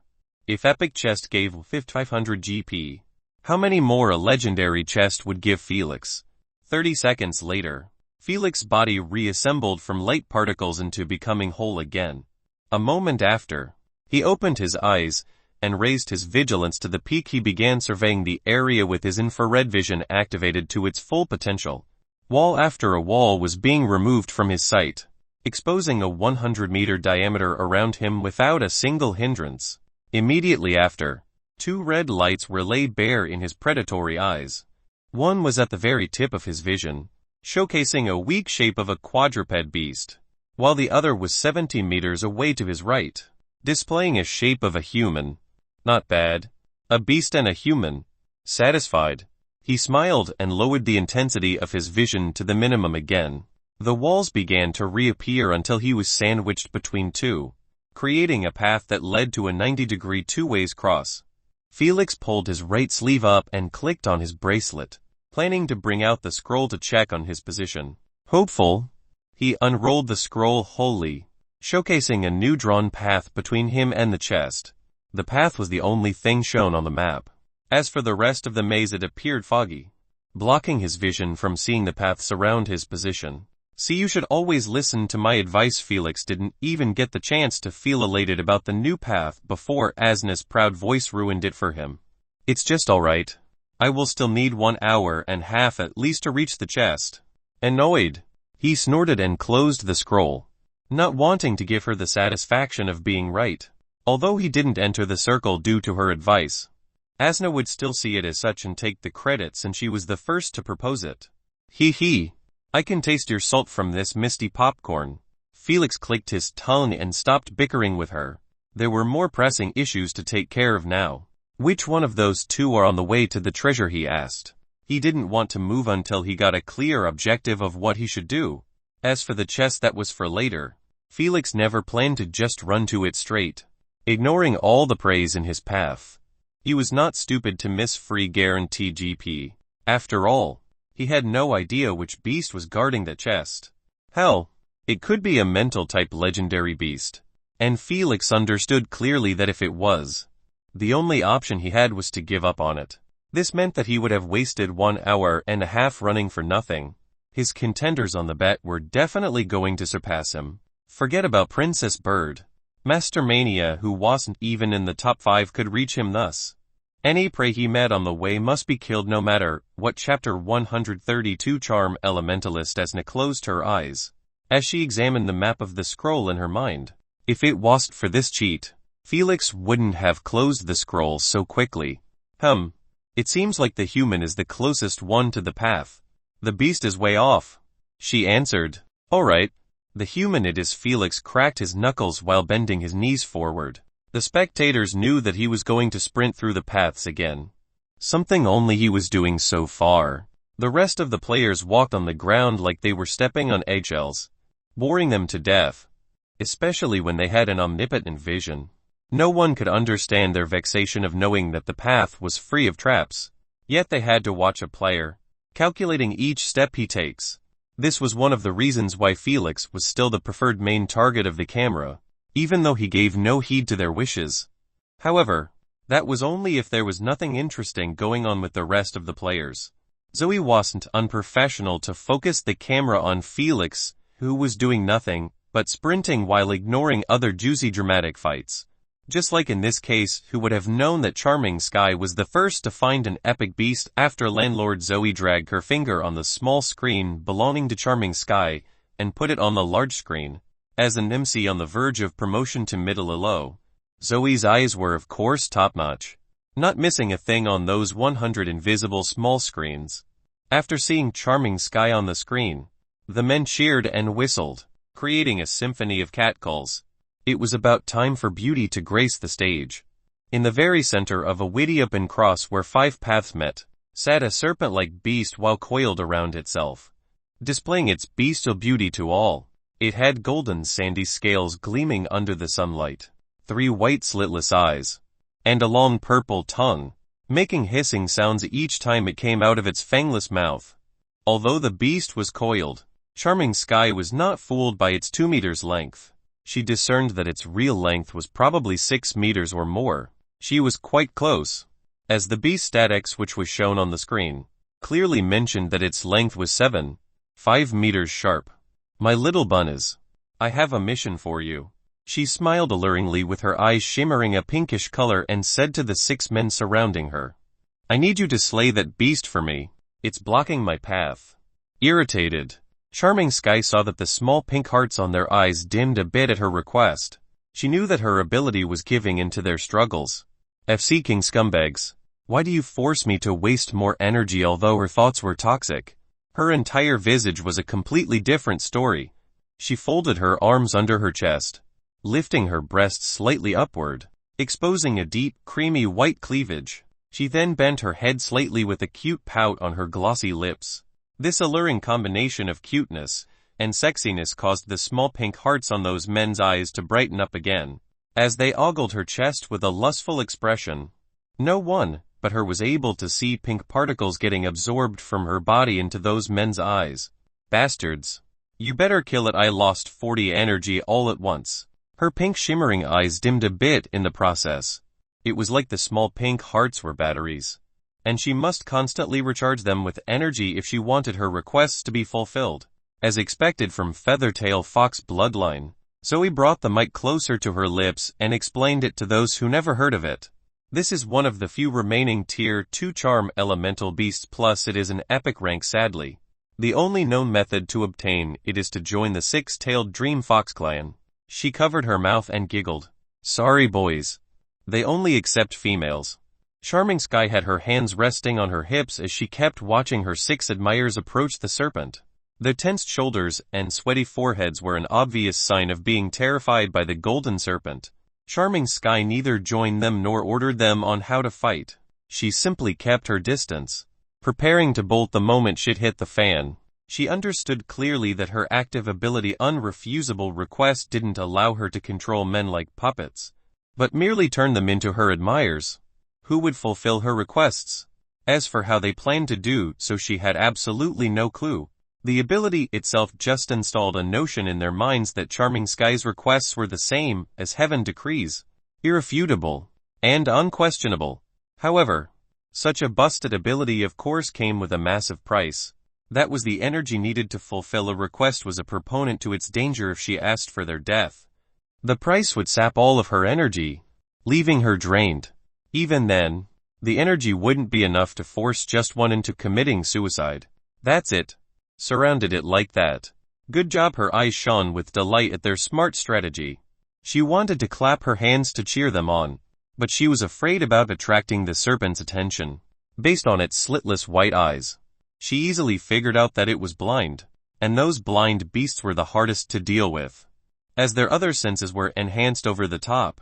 Not a single whisper, smell, and even an air vibration could bypass them. Good. They were not total morons to rush it from one side as I assumed. I might have a chance to kill it. Thrilled at that thought, she clenched her hands tightly. She had no idea if Felix was still rank 1 or not, but she was certain that by killing this beast, her rank would jump straight to rank 1. SSSSSSS. However, before she went too deep in her imagination, an ear-piercing sound brought her to reality. She crouched down and pressed her palms tightly on her ears, trying her best to alleviate the ringing noise that was playing on her brain over and over again. What the hell is this? Is it an ability or normal hissing sound? Frightened, she stood up and distanced herself even further, totally abandoning her minions behind. She truly made a grave mistake by sticking next to battle with her trashy defenses. After seeing that she was quite far enough, she stopped and leaned next to the wall's corner, peeking at the unfolding battle with one eye. Zoe and the spectators didn't know whether to laugh or cry at this sight. How could she be this scaredy-cat? The serpent merely hissed as a warning for overstepping its territory. It wasn't even an attacking attempt. The 6 players surrounding the serpent with unbothered expressions was the perfect proof. Cough. Charming Sky made the right decision. Zoe tried her best to keep a serious expression as she defended her. As a mental-type fighter, one should always keep a safe distance from the battle. Although, not as much as hers. But who are we to judge? The spectators guffawed her claim for a bit, before quietening down at the sight of the serpent uncoiling itself, standing on its tail proudly and towering over the 6 men, akin to rats in its presence. Calamity Windstorm, Blizzard Vortex, Claws of the Fury, Bronze Wall, Barrier of Renewal, Hellfire Salvo. They didn't wait for it to make a move, as each one of them activated their abilities. Wanting to strike first, those with morphing abilities rushed forward, unbothered by the massive pressure the serpent kept emitting. As melee fighters, they were already used to this kind of pressure. Meanwhile, the elemental rangers used all of their attacks at once, creating a messy battlefield, filled with windstorms, icy vortex, and flames raging all around the serpent. The melee fighters were not worried about getting affected by their allies' abilities, as they had defensive barriers on them created by supportive-type players. This kind of basic synergy between them was only working because they were using a foundation formation everyone had an idea of. Melee fighters at the forefront, offensive rangers at the middle, and supportive players at the back end. This division of labor allowed even random players like them to fight as a team without stepping on each other's toes. Thrilled and entertained, the audience cheered at this spectacular sight with their hands waving in the air. Individual games might be fun, but it would never surpass the popularity of planetary-type games, just because of those abilities, combination and teamwork, especially when humans had a limited number of abilities in their arsenal. Only in planetary games where bloodline abilities truly shone. As synergy between teammates was well endorsed. SSSSSS the serpent raised its head and hissed in agony and fury as it was assaulted by a rain of never-ending projectiles. The Rangers didn't plan to stop their attacks until the serpent either dropped dead or they dropped drained excited. Charming Sky thumped her fist in the air as she cheered them on. However, after hearing that ear-piercing sound again, she closed her eyes and obediently retrieved her fists. Then she covered her ears with an aggrieved expression. Bastard. You only know how to bully me. I dare you to fight my Neo. NS. Suddenly, her tongue was tied as she saw a horrifying sight of an infinite amount of golden sand oozing from the cracks of the serpent's scales. It didn't even take 30 seconds before the area got turned into a deep-knee desert. Yet, the serpent didn't stop releasing sand but actually increased its speed, trying to bury everyone alive. Glacial land, heat furnace, skin of bronze, floating sphere. The players used whatever in their pocket to get them out of this raging tsunami of sand. Even though the easiest method was to simply retreat to the paths behind them, they couldn't do so. The request forbade them from having any thoughts of escape. Thus, they could only try and defend themselves from the sand, using any means possible.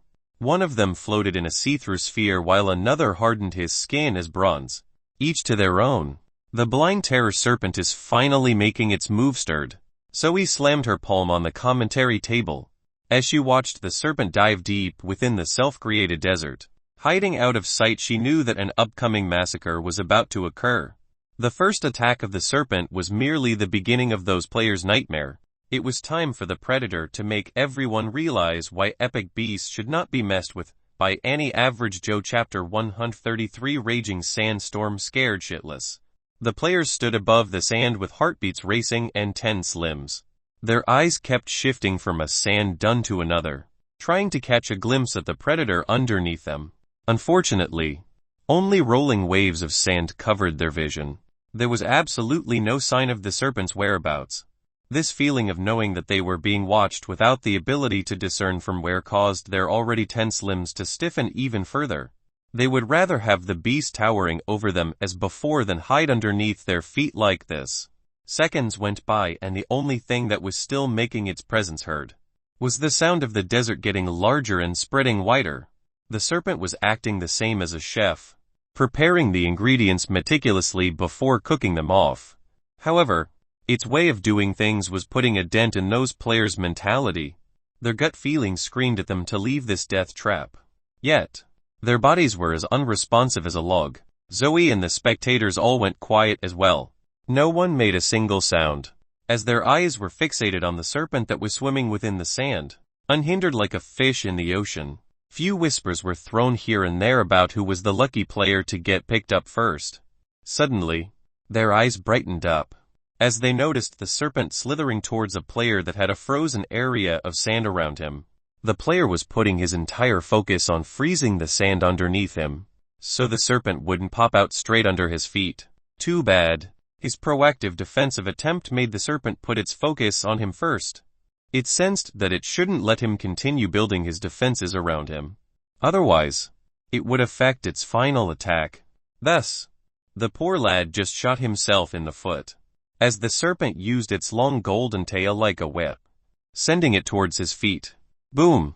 Crack! The frozen sand broke into small pieces, as the tail kept penetrating it without a single ounce of resistance. Frightened, the player tried to jump in the air after sensing that his defenses were getting ruptured within moments.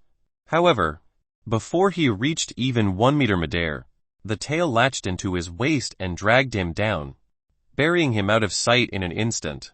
It happened so fast, the others in the area didn't even catch a glimpse at the serpent. The only thing their eyes kept feeding them was a 2-meter hole left behind after that deadly and hidden ambush. The open cross was engulfed in an ever creepier silence. Gulping sounds were heard here and there, as the players were on the verge of a mental breakdown. Their mind and instinct kept clashing for control over their bodies. Their instinct kept sending signals to retreat as fast as possible. Meanwhile, their minds refused to disobey Charming's request. This constant war was taking a toll on their bodies. leaving them unfocused and weakened. They already had a null chance of slaying the serpent with their basic synergy. But now, it was simply a fat joke. They were just sitting ducklings in the eyes of the spectators, waiting for their turn to get dragged deep within the sand. Worried, Charming Sky kept biting her nails while observing this trashy display of skills. In her eyes, there were plenty of ways they could rely on to counterattack the serpent ambushing techniques. The easiest and fastest way was of course to use a bait to drag the serpent out and bombard it with a barrage of elemental abilities. They could simply make their frontliner taunt the beast underneath, while having every defensive ability on him or ready to activate. The serpent with its top-notch hearing would not miss his voice. And after constant provocative attempts, the serpent was definitely not going to spar him. If that happened, the rangers with all of their strongest offensive abilities would have an easy time barraging it after it exposes itself. This was merely one of the many ways this battle could have played out. But those strategies only worked for well-trained teams. As for those randoms who weren't even able to control their own decisions properly, forget about having synergy with each other. They didn't even have a proper synergy between their bodies and instinct. This was one of the many weaknesses of Charming Sky's bloodline. The player's gut feeling always gets in the way of her request, thus lowering their strength by at least 60.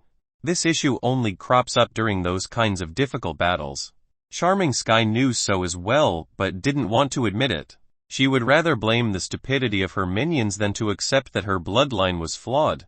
Unfortunately for her, the Terror Serpent wasn't in the mood to entertain her ego. As its preparation for her final attack was finally over, the desert that was enlarging within eyesight abruptly stopped, leaving the players worried about this unknown action and the spectators holding their breath in anticipation. "It is coming." Thrilled, Zoe pointed with a slender finger at the serpent, which buried deep down start to coil around itself until it was squeezed into merely 1.5 meters. The cracks on its scales opened up yet again. But this time, instead of releasing sand, it withdrew it. Whoosh whoosh. If before, the sand oozing speed was fast, then its withdrawal was at least 10 times that. Yet the scary part wasn't even this, but the fact that the sand was whirling in the process, creating a horrifying sandstorm. The players' defenses meant jackshit in front of this raging storm that was traveling 750 km/h. Their bodies were all flung in the air and revolved around the center of the serpent's position. The weaker ones, defensive-wise, had their bodies' limbs all ripped apart in a cruel fashion, spraying blood and pieces of flesh in the air just to be obliterated by the storm. As for the rest of the players, their skin was being peeled slowly by the sand particles, which were battering them in a consistent manner. The moment one of them opened his mouth, trying to scream over this torturous way of dying, sand assaulted the inside of his body through his mouth. If only swallowing sand was the end, it wouldn't have mattered that much. Sadly, it wasn't even close. As the sand inside his stomach kept trying to withdraw to the serpent's scales as well, this resulted in having a mini-storm inside the body too, destroying every organ in sight. Mortified, the audience's heads all drew back while hissing at the sight of that player's guts, exploding akin to eating a hand grenade. He died instantly, but he shouldn't feel too sad, as the rest accompanied him within a few seconds in between, leaving the sandstorm raging all by itself. On the other hand, Charming Sky was already 1 km away from them, and was still running barefoot while holding her high heels under her armpit. She stood true to her word and escaped the moment shit hit the fan. After seeing the desert stopped enlarging, her gut feeling told her that it was time to bolt. And bolt she did without questions asked. She didn't care in the slightest about stepping on traps, as the only thought in her mind was to be as far as possible from that damn serpent. She truly overestimated her strength and her bloodline in thinking that it was enough to handle an epic tier 2 beast. Who can win against this monster? Screw you, landlord. You baited me. Riled up and displeased, she gritted her teeth while checking from time to time behind her back. Her displeasure was understandable, as she believed that since Felix could beat an epic beast solo, wasn't even easier for her team to do the same after all. She had 6 bloodliners under her thumb and all of them weren't too shabby. Unfortunately, that thought was utterly extinguished from her mind after her team got played by the serpent without even wounding it that heavily. Right now, She wanted nothing but to beat up Felix for baiting her into that death trap. She already placed all the blame on poor Felix, who had no idea about any of this.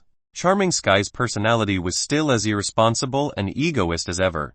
She would rather blame innocence than take the blame on herself. That's too unfortunate for Charming Sky. Zoe shook her head and highlighted Charming's statics on the screen. She pointed at the energy index and explained. She consumed too much energy during that fight. Her energy now is not even 30. If she won the battle, that would still be alright. She sighed. But now, she is definitely eliminated from the wager. There is nothing much she could do. Although the spectators were disappointed at her early disqualification from the bet, they still cheered for her since she gave them a terrific fight to watch. Though it was more like a one-sided slaughter, it was still pretty entertaining to watch. Chapter 134, Meeting Up with the Devil Himself. After a while, Charming Sky could be seen having a really tough time in the maze while acting frugal with her remaining energy. She kept her guard heightened to the peak, not daring to underestimate anything. Heck, even one bullet could straight out kill her. She had not a single defensive passive or active ability. The only thing that set her body apart from commoners was the physical enhancement after she reached the first stage of replacement. Nonetheless, that buff meant jack shit in front of those traps and other players' attacks. Before, she was acting cocky because she had her minions with her, protecting her on the journey. But now, she could only rely on herself. I will use alluring perfume for a bit. I don't feel safe at all. I need meat shields. Desperate and quite terrified of the creepy silence around her, she leaned against a wall and activated the ability, which allowed her to gather that many men around her this early in the game. Whoosh, an invisible pinkish smoke began to exude from her body's pores like she was releasing her natural fragrance. This smoke, unlike Felix or it, didn't stop within few meters, but kept spreading wider and wider until none of it was near her. The bait was laid bare. The only thing left was for men to smell it, and see if their mental defenses were enough to protect them from its enchantment. If not, their fates were known already. After a while of waiting, Charming began to lose hope. She understood that her ability was not foolproof, as it couldn't continue spreading to infinity. Rather, it had a limited range as well, just a quite wide one. Based on her cheapskate use of energy, this range shrunk even further. Thus she knew that her attempt was merely a shot in the dark. Pitter, patter. Suddenly, a clear set of footsteps echoed in Charming Sky's ears, akin to heavenly bells ringing to welcome her into its gate. She never thought in her life that the sound of walking would appear pleasing and lovable until this moment. Please be a frontliner player. Excited and somewhat hopeful, she rushed to the corner of the wall and peeked at her prey with one eye. Hello there. Too bad. A simple, easygoing greeting sent her into the depth of despair. She knew that men controlled by her ability were not supposed to speak. This meant the player in front of her withstood her ability yet. What pushed her even deeper within the abyss was the fact that the damned voice belonged to the player. She blamed her misfortune on him. Landlord, her heart almost leaped out of her throat. As she saw him raising his hand, she thought he would launch a surprise attack on her since they were quite close to each other. But he just waved his hand as a greeting. What's up with you? Felix approached her casually and said.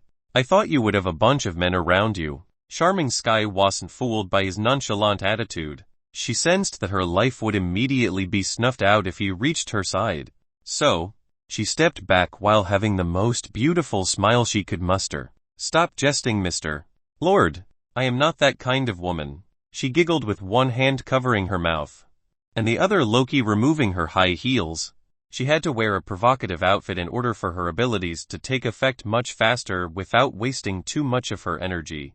But now, she started to regret not just wearing sneakers or boots like the rest. Felix didn't know whether to laugh or cry at this sight. He could only speechlessly watch her loosen up her heel strings, clearly planning to bolt from his sight. It seems like something happened to her to be this fearful. He smirked and created one milky white balm in his pocket. Might as well enjoy this freebie. Felix never had the thought of sparing her. He was a true gentleman, who respected women's rights of equality. Thus, she deserved to be treated the same way he treated men. Mr. Lord, how about we create a partnership? Charming Sky extended her hand forward, seeking a handshake, and said with a smile, With my mental abilities and your legendary bloodline, our combination would dominate this game. She quickly added after seeing that he wasn't responding. I don't care about the bet anymore. You can obtain all the GP we find. Unfortunately for her, Felix didn't forget the rules of the wager just because she was a beauty with a bit of her skin exposed. Creating alliances to hunt down beasts was forbidden. Felix had no plans to switch to hunting players to appease her. No thank you. Indifferent. He dropped all facade and threw his palm as suddenly as his response. Poof! Charming Sky pinched her nose and closed her mouth shut, not daring to breathe in the inducement. However, before she could even exit the white mist that was blocking her vision, a hand suddenly clutched her neck tightly and lifted her in the air like she weighed absolutely nothing. This was the fate of every mental-type player. A total submission under the hands of melee-type players.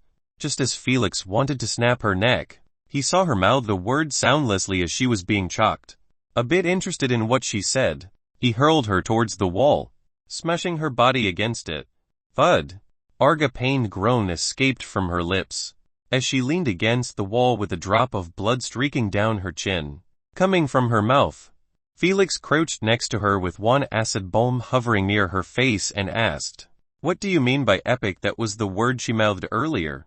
Felix decided to give her a shot and speak her piece since he had nothing to lose but a couple of seconds. However, if she lied to him to buy some time for her eventful death, he didn't mind ruining her pretty face with that acid bomb before killing her.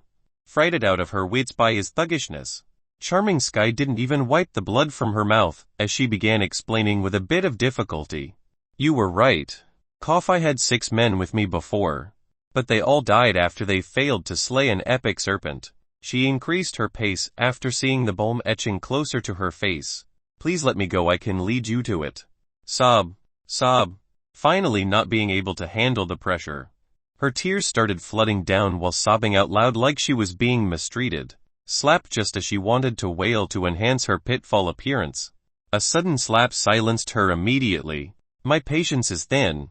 You better be quiet and lead the way if you don't want your face to melt. Felix knew that she was just trying to gain his sympathy by her appearing as such, but he didn't have time to waste on appeasing her gently. A slap was enough as a shortcut. Show me the direction. Felix caught her hand and lifted her up. Ouch! She yelped at his rough way of doing it, but she could only hide her grievance in her heart and point at the path on their left. Felix nodded his head and ordered sternly, "If you don't want to die by the traps or my balm, stick close to me." Without giving her a second to comprehend what he meant, Felix pointed his finger at her face, and the acid balm started hovering slightly near it. Felix was using his energy to control it, just like the way Noah used his energy to carry that behemoth ice mace before. The moment an ability was released from the body, the bloodliner could control it by his energy, not manipulate the ability itself, but only how it moved. Felix always had a connection with his bombs before they exploded. If it wasn't for so, how was he supposed to blow them up manually? Spooked, Charming Sky gulped a mouthful as she stared at this deadly threatening attempt. She understood clearly that the moment Felix turned his head and didn't see her behind him, he wouldn't hesitate to pop it off. But what did he mean by getting killed by traps? If we walk slowly we don't have to worry about th. Before her mind could even process what he meant, she saw him sprint on the path, leaving her behind. Speechless and quite scared at the bomb exploding abruptly, she chased after him with one hand waving frantically. Wait for me. Chapter 135 FCK him up for me. Blindy turn left. No wait. I think it's right. Charming Sky immediately apologized with her hands folded after seeing the landlord's fists clutched tight. She knew that he was livid at her direction mistake she kept repeating over and over again. This was already the 5th one. Felix didn't mind the first time, but after it happened twice, thrice and it kept going on and on, he began to feel cheated honestly. After all, he activated his heat vision to its full potential more than twice now. But still, not a single sign of the serpent she spoke about was in his vision. He couldn't help but doubt her a bit and think that all of this was just a farce to prolong her life. Oh yes, we are near. Charming pointed her finger at an image on a wall and explained with relieved expression. I remember that picture clearly, as I leaned on it to wear my high heels before. She moved past him and said with a confident smile, Please follow me. The beast is only a few hundred meters ahead of us. Felix unclenched his fists and decided to trust her words one last time. If it turned that she lied to him again, he wouldn't hesitate to explode that acid bomb on her face. Lead the way, he ordered with a frigid tone. Charming wasn't bothered by it, as this time she was certain about her direction. Without further ado, she walked with haste, unworried about stepping on the traps. She was certain that landlord had an X-ray vision, as each time they were in front of a trap, he warned her before they bypassed it. Now, although she was leading the way, she was confident that landlord wouldn't let her die by them. Otherwise, who would show him the path? If only she knew that Felix's ability allowed him to see everything within 100 meters diameter for a couple of seconds. She wouldn't be that cocky on her worth. He could simply ditch her and find the beast by himself. But Felix didn't want to go that far unless she fucked it up. His mental energy and time would be consumed if he decided to go solo from henceforth. So, it was better to let her lead him on. May I ask you something? Charming Sky gathered her courage and laid out the confusion that was eating her up. Since the moment she met him, why weren't you affected by my perfume ability? She tilted her head and added, as a poison element user, I doubt you have any mental defensive abilities, right? Oh, you mean that disgusting scent I followed? Hell, I thought it was coming from a beast. He looked at her strangely and said, I have no idea where did you get that confidence to call that smell a perfume? Screw you, I asked you why you weren't affected by it. Not to humiliate my ability, Charming Sky snapped at him, uncaring any more about his threatening acid bomb. For a woman like her who relied on beauty and charm in her daily life, to get her ability that was more like a body fragrance degraded like this was intolerable. Huh. I was just being honest. Felix chuckled at her tantrum and answered her previous question. As for how I bypassed your ability control, it was simple actually. He asked her first, does your ability need to be absorbed by the body to affect the host? Confused at where he was getting at, she nodded her head in agreement. It must be smelled to be specific. That's why it is called perfume. That's your answer. He shrugged his shoulders and didn't add anything extra to it. It wasn't his problem if she understood what he meant or not. He already entertained her inquiry for quite enough. After seeing that he wasn't planning to explain himself, she didn't bother to continue her questioning. However, her mind was at full capacity trying to figure out his meaning. For a shrewd fox like her, who relied on intelligence and beauty to battle, she easily figured out his meaning by connecting the dots together. First, she recalled that Felix had an advanced or even peak resistance to poison based on what she had seen in the first game. This meant that her perfume ability was resisted by his body after it got labeled as poison, even though it was a mind-affecting ability after all. Her ability needed to be smelled in order to take effect. In other words, absorption was a must. Displeased, she frowned her eyebrows at this conclusion.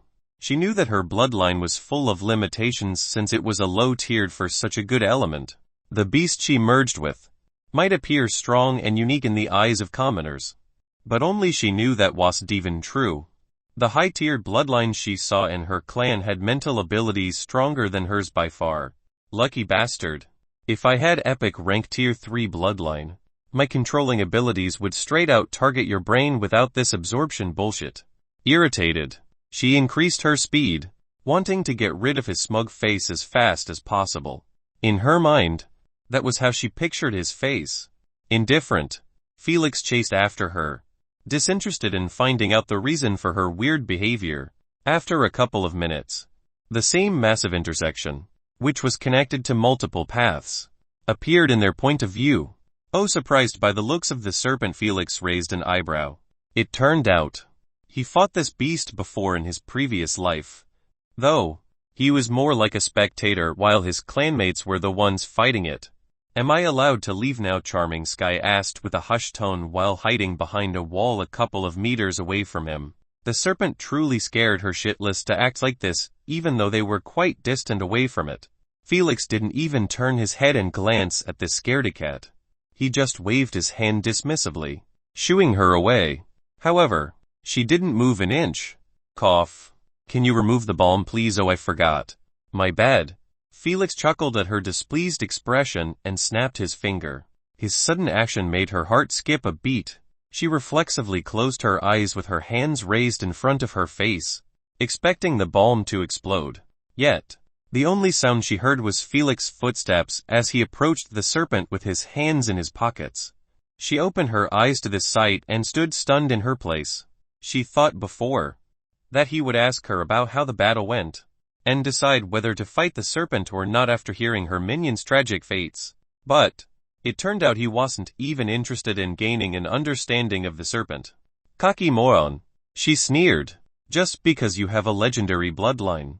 You thought this battle will be easy." She sat down with her back glued to the wall and gloated. "I can't wait to see your arrogance shattered to pieces." Her plan to bolt after he released her was totally ignored, as she raised her fist in the air while cheering out loud. "FCK him up for me, blindy." Her fear of the serpent was instantly replaced by kinship to the point she even gave him a pet name. She truly wanted Felix to die as horrible as her minions did. Just as Felix tried turning his head to glance at that troublemaker, an ear-piercing alert resounded throughout the entire maze. "Piep piep." Without a second wasted, Felix retreated away from the serpent. He knew that his body would freeze immediately after the alert finishes. He was not a fool to stay in close proximity to the serpent when that happens. After all, Zoe explained before that beasts were completely free to move during the shuffle duration. Before long, Felix stood in the middle of the path away from the walls. He didn't know if the walls were going to shuffle by moving around, or they would all disappear and reposition randomly. Regardless, the safest place to stand was away from them. If it wasn't for the serpent sitting on the open intersection, he would have chosen that spot. Charming Sky rushed to his side and stood next to him. Her thought process was completely different than Felix. She believed that others would be able to spot them after the walls were shuffled. This meant bad news for her if they saw her all alone. So, it was in her best interest to stick next to Felix and give them a false sense of partnership. Even though she didn't want to admit it, she understood that his name was enough to deter 80 of the players. Chapter 136. The first waltz shuffle of Felix had his attention on her. Those pathetic attempts to take advantage of him would not be missed by him. However, his focus was entirely on the walls around him. How could he miss this chance to mark new prey without wasting his mental energy? You focus on that direction. He pointed a finger at his back without turning his head. Charming Sky understood what he meant and fixed her head in that direction. Their heads might be frozen in the shuffle, but their eyes were free to roam. Peep! The moment that last alert was heard, the maze rumbled akin to a 7.5 magnitude earthquake struck its core. The walls which were towering over them kept shaking as they split up into multiple parts. Each one moved in a different direction and got affixed with other parts, creating a new wall that led to a totally new direction. Felix and Charming Sky stood like ants between those behemoths moving around in a specific order. Suddenly their eyes widened in horror, as two parts of the wall were heading towards them without any plans to change direction. They were going to get sandwiched by them. "Felix, I never thought you would die like this." Even in this messed up situation, Asna didn't forget to take jabs at him. Felix, uncaring about her mocking tone, kept staring at the wall that was closing in with his heart about to leap out of his throat. FCK me. Just as the wall was about to make contact with his face, his body turned illusionary, bypassing the wall in one piece unharmed. The audience and Zoe laughed at this sight that was happening all over the maze. Felix shouldn't feel that bad, as some players teared up or even pissed their pants in fear of being squashed to paste by two walls. Not a bad prank, honesty. Instead of being furious at being played like this, Felix just chuckled in his mind. For Felix, who pranked his cousins at least hundreds of times in his childhood, this meant that he was more tolerant to others pranking him as well.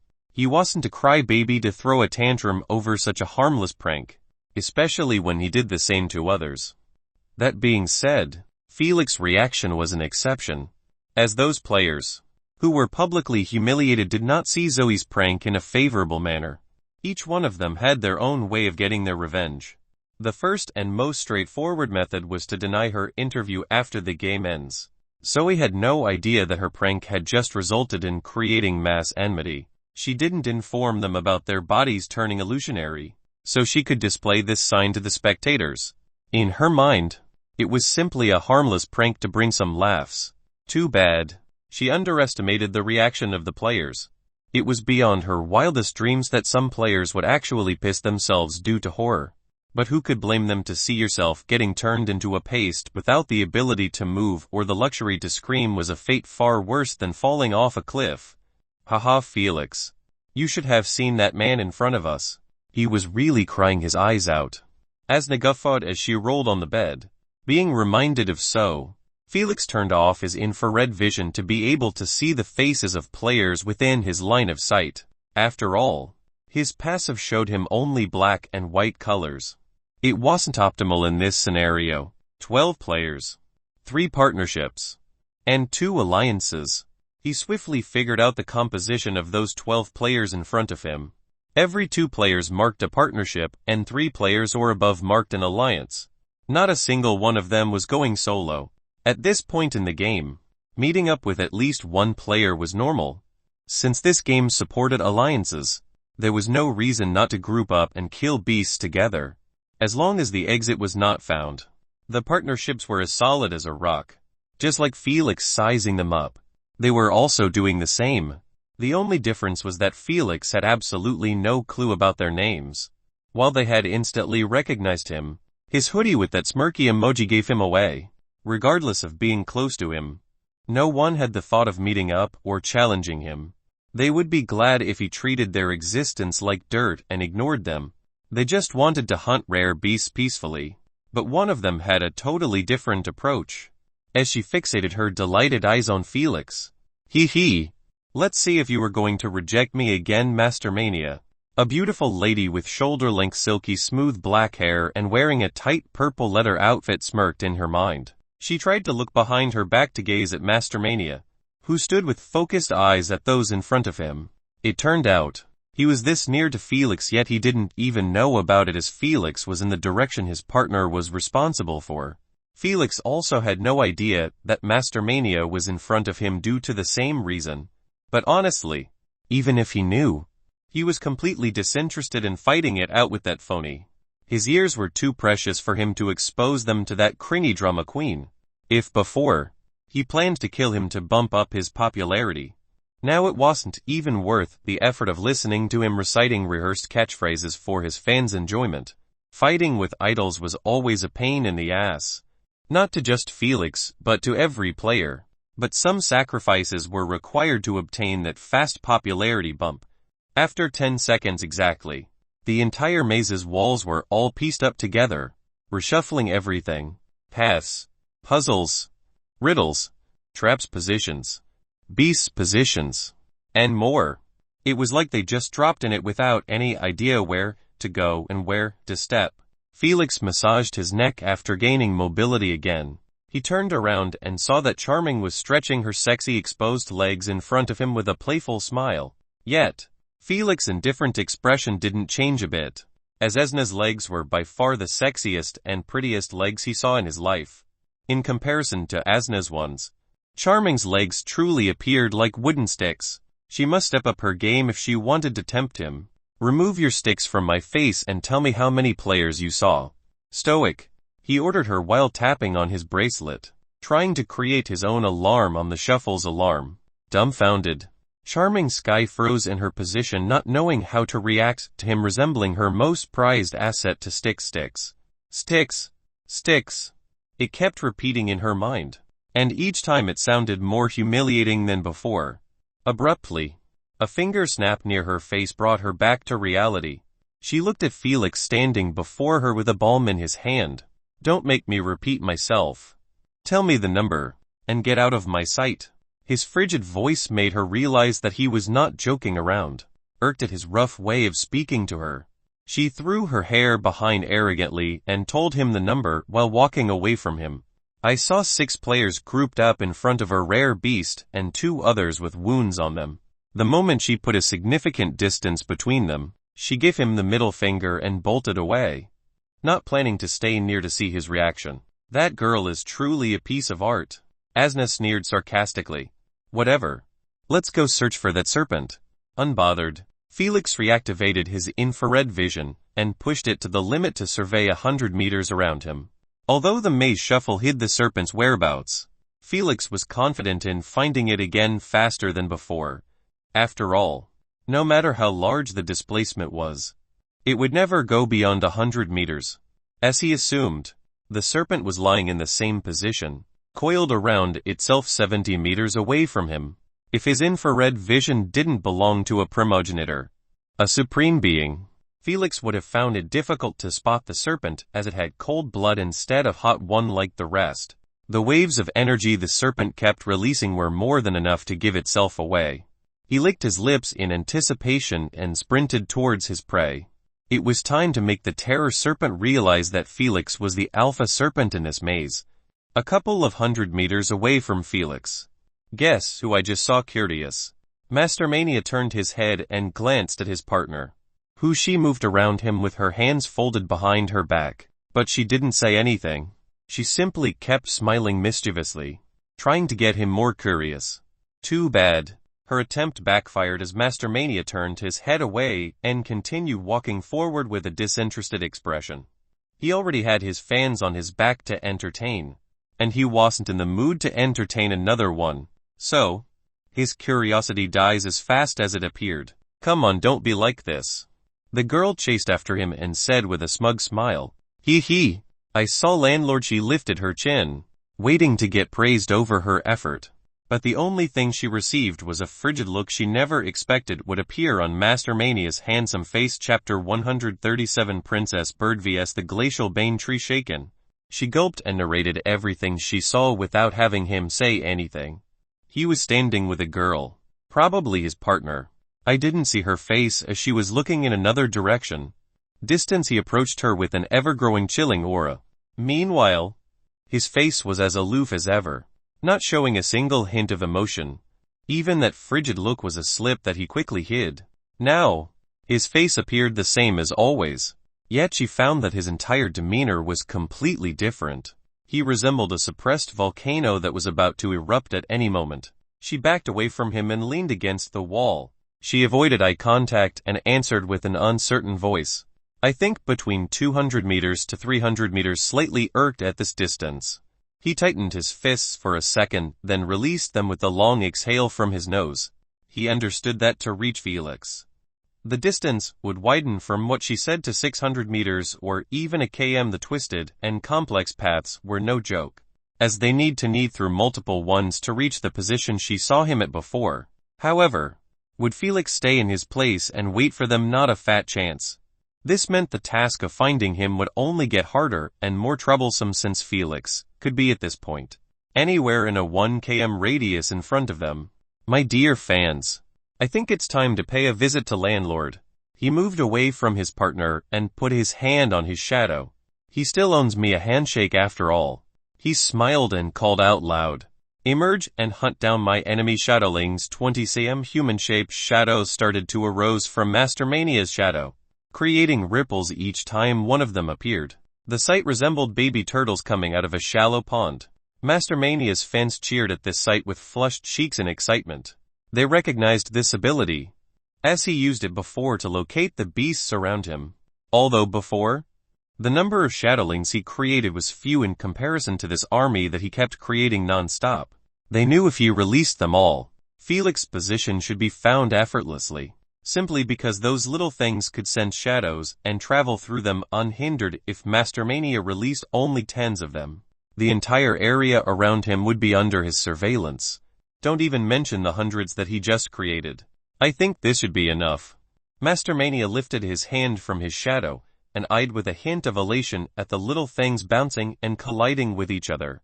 Despite wasting 45 of his energy to create this staggering amount, it was all worth it in his eyes if he managed to locate Felix. He might not have said anything when Felix humiliated him, but his heart was never settled about the treatment he received in public. He was dying to pay him back in the most humiliating way possible. This opportunity couldn't be missed no matter what. "Go," he ordered. The shadowlings collided and stomped on each other while they moved towards the shadows in the walls. Mastermania displayed a small smirk as he saw his babies submerge themselves in those shadows until not one of them remained near him. "Let's follow them, Miss Sassy." He brushed his palms together and walked step by step towards the previous position Felix was at. Miss Sassy nodded her head and followed him with a blush, moved by his handsome visage and charisma of dealing with his injustice first before focusing on the wager. Meanwhile, the fan club of Felix and Master Mania all held their breaths in eagerness and anticipation for their idols to clash. The only downside about the epic fight that was about to happen was that Zoe had the camera focused on Princess Bird. But they couldn't boo her about it, as the princess was about to fight an epic beast solo, a fight worth watching more so than Felix's battle against the serpent and the upcoming idol clash. Simply because she was a legendary bloodliner as well, and every player with the legendary bloodline was a primary focal point for the camera. The only reason Zoe wasn't paying attention to Princess Bird before was due to her slaying rare beasts with one ability. Nothing more, nothing less. The fights were boring and quite lackluster, but now, the spectators would fray her alive if she switched the camera to anyone, not even for Felix. They already saw his bloodline and understood everything about it.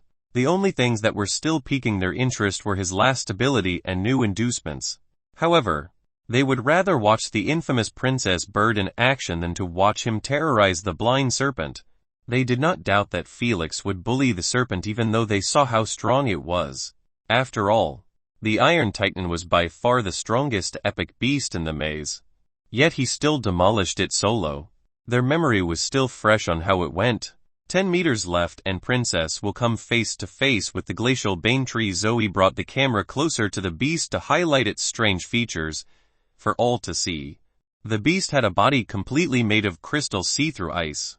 But the strange thing about it was the fact that its shape was based on a maple tree. Roots, branches, stems, and even leaves were made of ice. If anyone saw it without knowing that it was a beast, they were going to definitely assume it as a tree sculpture. What you are seeing right now is the famously known dual elemental beast, Zoe said. Whoa, it can use ice and plant elements. That's so nutty. I understand the ice element. But how is it going to use plant element as well with those features? The spectators couldn't help but let out gasps of exclamation and wonder at Zoe's declaration.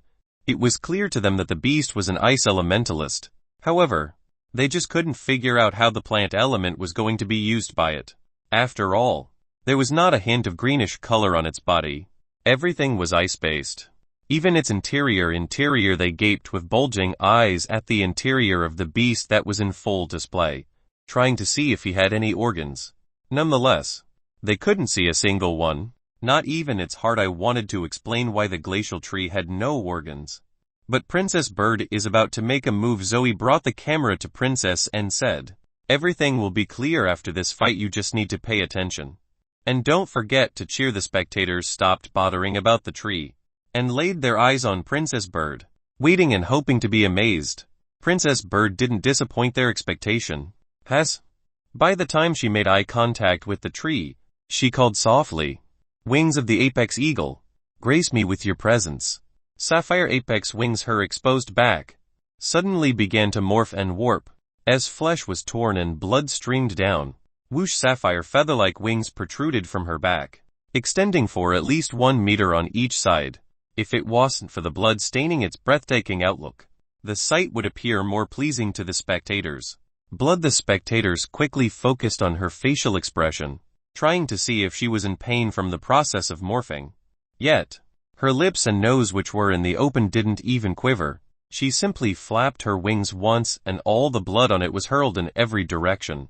However, this was not what amazed the viewers, but actually how the feathers of the wings got hardened like sapphire gems before she flapped her wings. No wonder they were named as such. It turned out that her wings might appear feather-like, but they were actually made out of sapphire gems.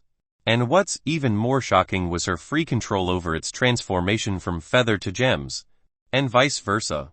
Before, they didn't see her use any of this, as she simply threw sharp feathers from her hands, like throwing daggers at the rare beasts, killing them in an instant. Even when she met with a player, they simply bowed their heads and left her alone, not daring to attack and offend her. Heck, she even met with a 4-players alliance before, and still, they let her go peacefully without raising a fart in her presence. Her background was too large for commoners like them to mess around with.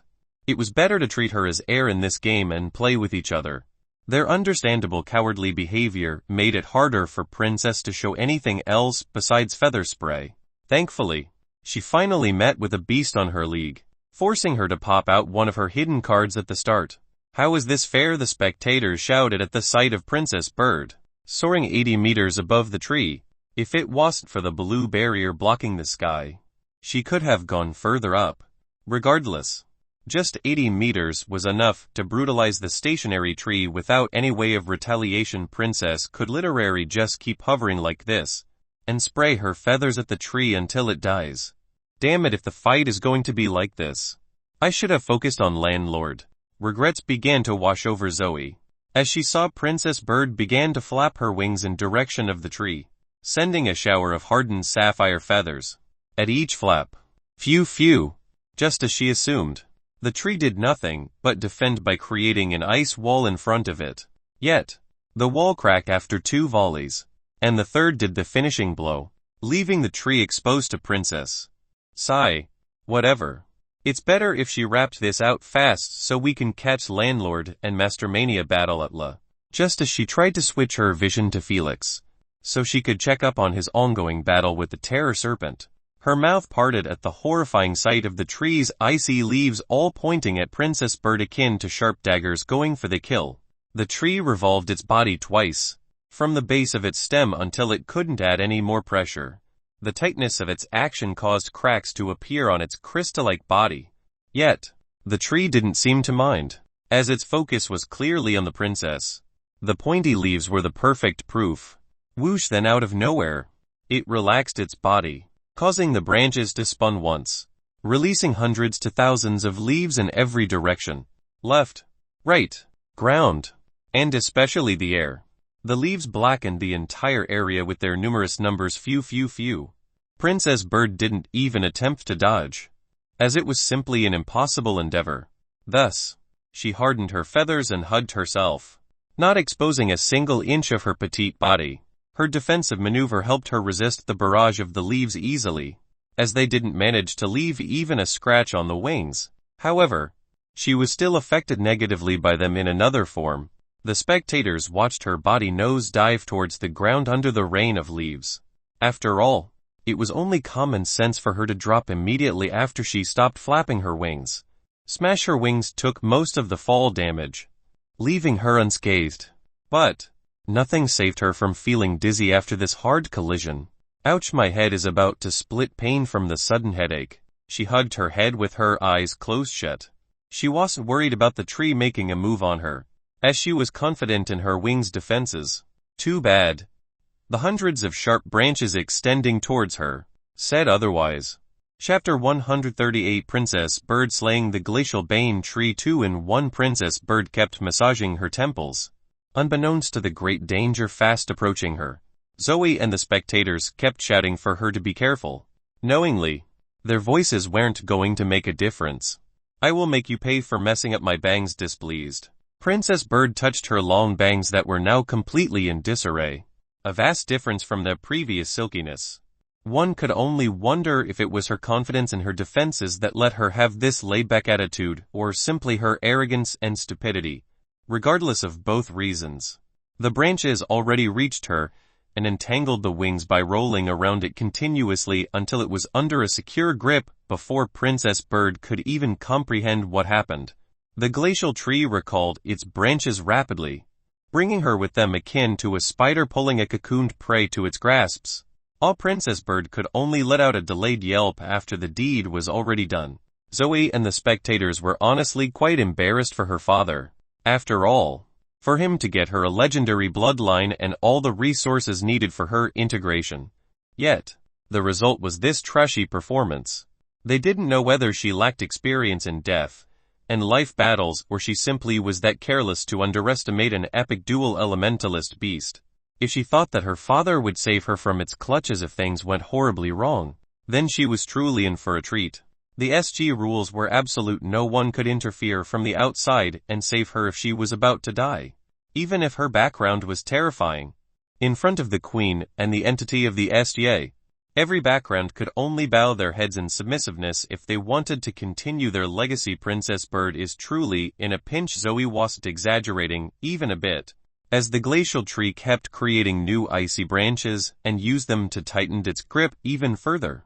Although the wings weren't broken or scratched by the continuous assault of the leaves, Princess Bird wasn't having the best of her time by getting strangled like this. What do I do? What do I do? Her brain was working on its full capacity to get her out of this miserable situation. However, nothing concrete was found yet, as every other ability she possessed was not equipped to handle this kind of attack. A while passed by, and the scene was still the same.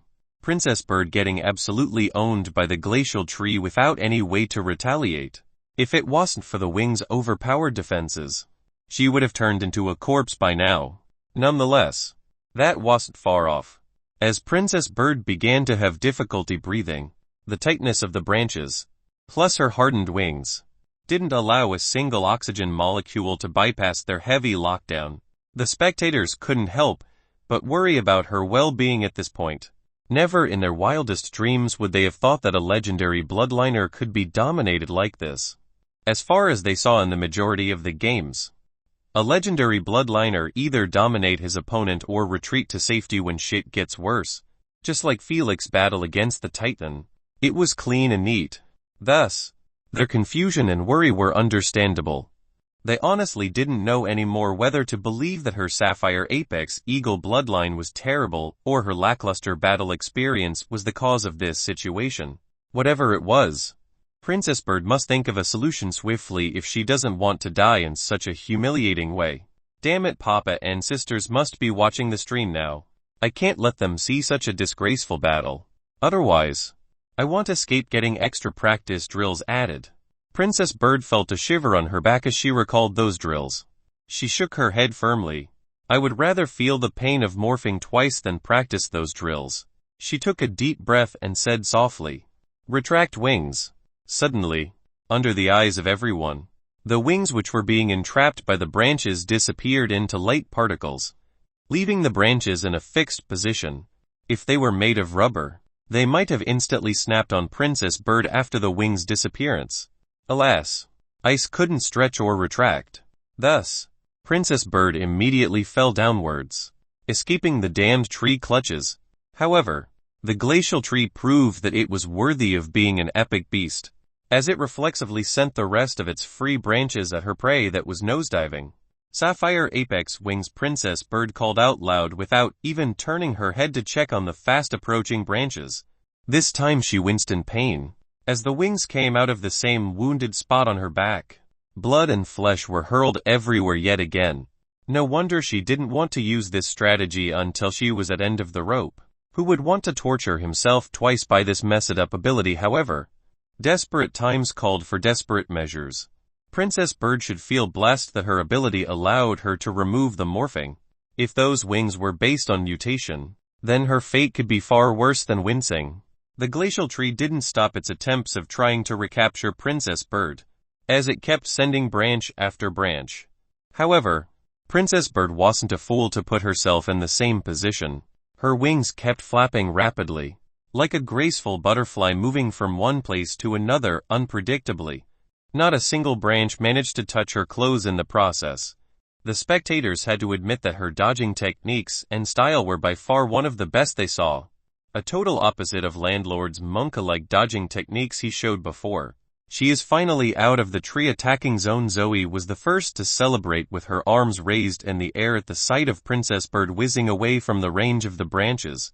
The spectators followed after and cheered as well. Is she going to turn back and take her revenge or retreat? Zoe's eyes lightened up and said, "She is turning back. No one dares humiliate the royal family of the Maganda tribe," and live to tell the tale. Princess Bird hovered at the same height as before, but this time she kept a quite large distance between the tree and herself. "Let's see how you deal with this." She raised her hands in the air and called softly, "Furious tornado." Whoosh whoosh, her wings flapping speed increased, and with each flap, a gale of wind could be seen heading towards the glacial tree.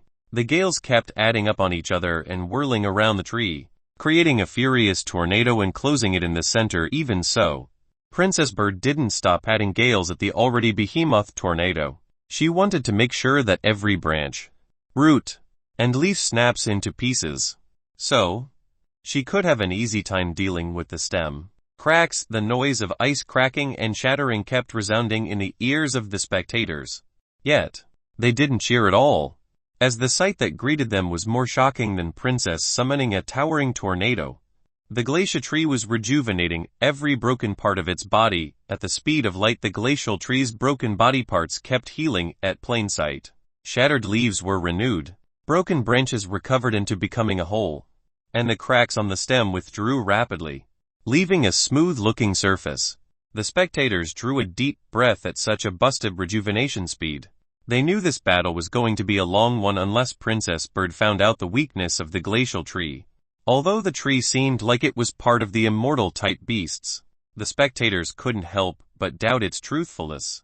After all, those kinds of beasts were famously known for having a moving core inside their bodies that held their souls. However, in the case of the glacial tree, the interior was fully exposed to them, and so far, not a single hint of a core was seen inside. Thus, the beast definitely belonged to another type. They just didn't know which one. Thankfully, they had Zoe, whose eyes never stopped scanning the battle, the stream, and the audience's facial expressions all at once. She had to.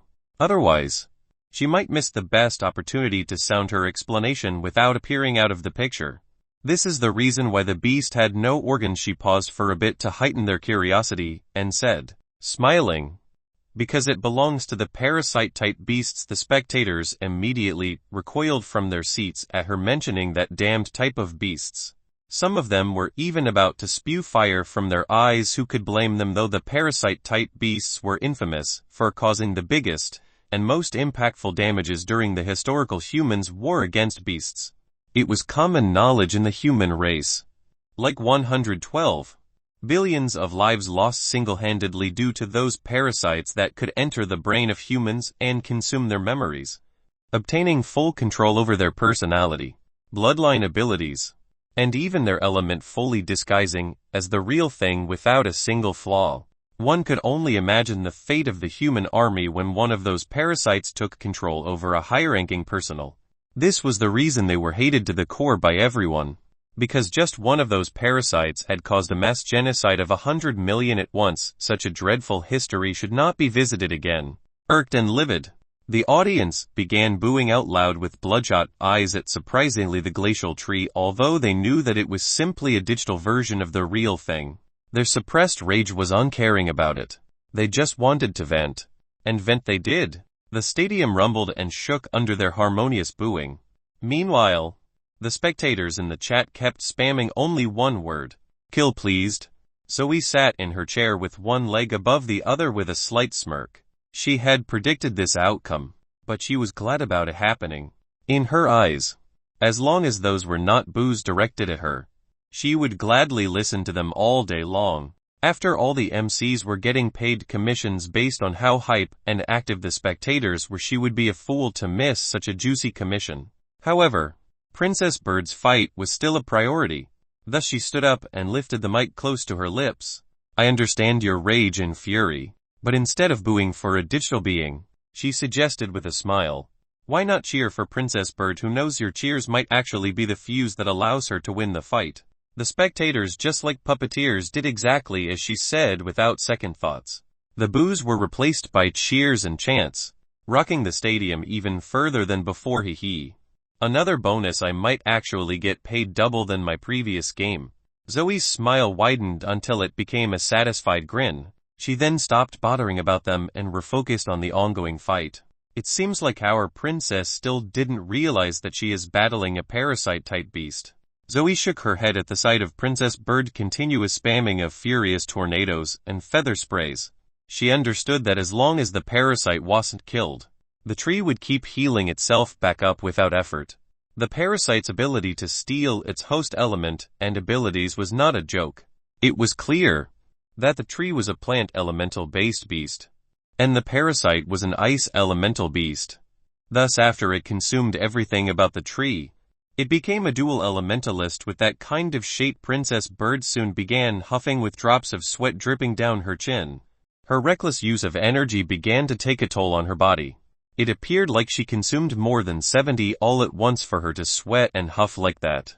What's the deal with this thing? Why can't it just die already? She stopped throwing abilities randomly and simply hovered in the air, eyeing the tree, waving its branches in the air, like it was mocking her pitiful attempts. It does not have a core, either vital areas to target. So what the hell is it? She scratched her hair in irritation. I should have paid more attention to the bestial terminology in class. There was one way to find out, I guess. I hope 2 seconds is enough. She pursed her lips and removed her bangs to the side, exposing sapphire-like hexagon eyes. They were shaped exactly like gems. Breathtaking and unique. The spectators were shocked at her eyes, and more so at the reason for her hiding them. Who was in his right mind to not display such beautiful eyes to fish for appreciation? However, those thoughts dashed as soon as they appeared after seeing tiny drops of blood began to stream from them. Found you, little thing. Princess Bird returned the bangs in their position immediately after getting what wanted. Her wide smile plus the blood streaking down her cheek drew a creepy sight. But she was unbothered by it, as every time she used her passive predator sight her eyes bled due to not being able to handle all the tiny minuscule details it kept providing the brain. Her passive was exactly like Eagle's long-distance eyesight, but more advanced, as it showed everything like it was mega-zoomed. Not a single strand of hair could miss her sight even if it was hundreds of meters away. Don't even mention the parasite that was hiding at the bottom center of the tree. As for the bangs, they honestly had no meaning besides stopping others from seeing her eyes. She was sick and tired of everyone's flattery every time they laid their eyes on them. It's time to end this. She spread her wings wide, displaying their enchanting beauty, and pointed her finger at the tree. Dazzle. A sudden beam of bluish light was projected at the tree, hiding its existence from everyone. The spectators stared in disbelief at that beam of light. They couldn't comprehend how was she able to use such ability when her element was clearly wind-based.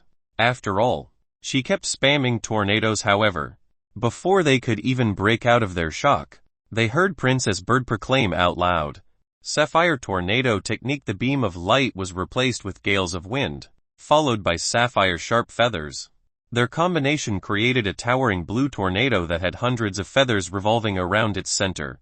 And especially the tree slice. The tree's most prized rejuvenation ability wasn't actually used. Its body parts kept being slashed and sliced into halves by the speeding feathers, akin to knife slicing batter. Yet, the parasite was as unresponsive as ever. The spectators couldn't understand what the hell was going on, but they just watched with excited expressions and cheered on Princess Bird to destroy the beast once and for all.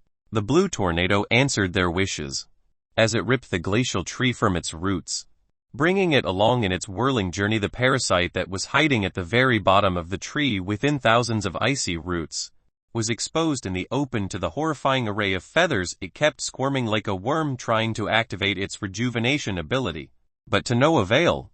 Its fate was decided the moment it was exposed, as it got sliced into half by one passing feather. Its defenses were truly garbage, but it was understandable, as the universe didn't give this type of beast such hateful characteristic without such a massive weakness. Shatter. The tree broke into small pieces, then into light particles after the controller was dead. Princess Bird stopped the tornado from raging, as it kept consuming her energy every second it was active. Without further ado, she dove down and removed the damned wings as well and sat down on the ground, taking large breaths each time. She really spent everything she had to win the fight.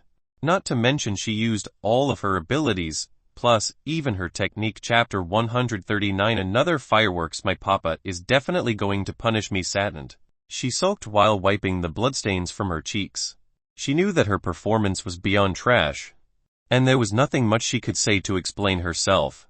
However, the spectators didn't share the same view, as they were astounded by her fascinating abilities and techniques.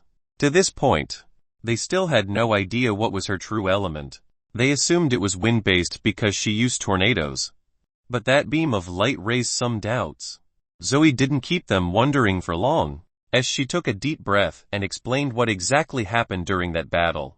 Before you understand her abilities, you must first know her elements. She swiped her finger at a small screen and displayed all of Princess Bird's known information in plain sight.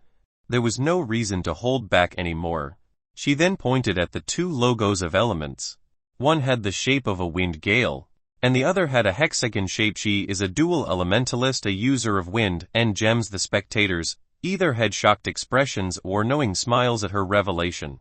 After all, not everyone was unfamiliar with Princess Bird, as some minority already were fans of her and followed her through those few games she played. Yet, they didn't have a club like Felix or Mastermania. They were too few to have one. Thus, they had no plans to further increase their fandom by exposing Princess Bird's abilities to all. The Sapphire Apex Eagle is one of the few dual elementalist beasts that use wind for offense and mobility, while gems for defense and beauty. She highlighted all of the abilities she used and explained only Dazzle. As for the other two, Sapphire Apex Wings and Feather Spray, they were self-explanatory. Dazzle is the ultimate ability of her legendary bloodline. It blocks anyone who was exposed to the beam of light from using their abilities temporarily. Whether passives or active, she raised her voice higher after seeing their looks of understanding. That's right, the reason the parasite couldn't use her rejuvenation was due to it. A truly befitting ability of the gems element.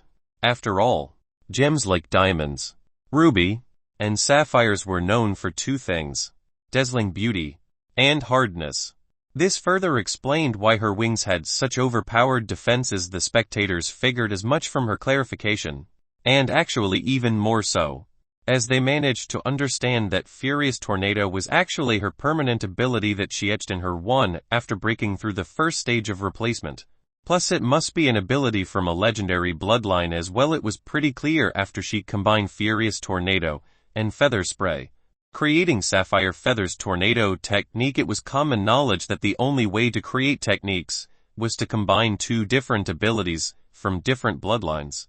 It didn't matter if it was a passive from Tier 1 bloodline, combined with Tier 7 active bloodline. Princess Bird obviously got this technique from her father instead of creating it by herself.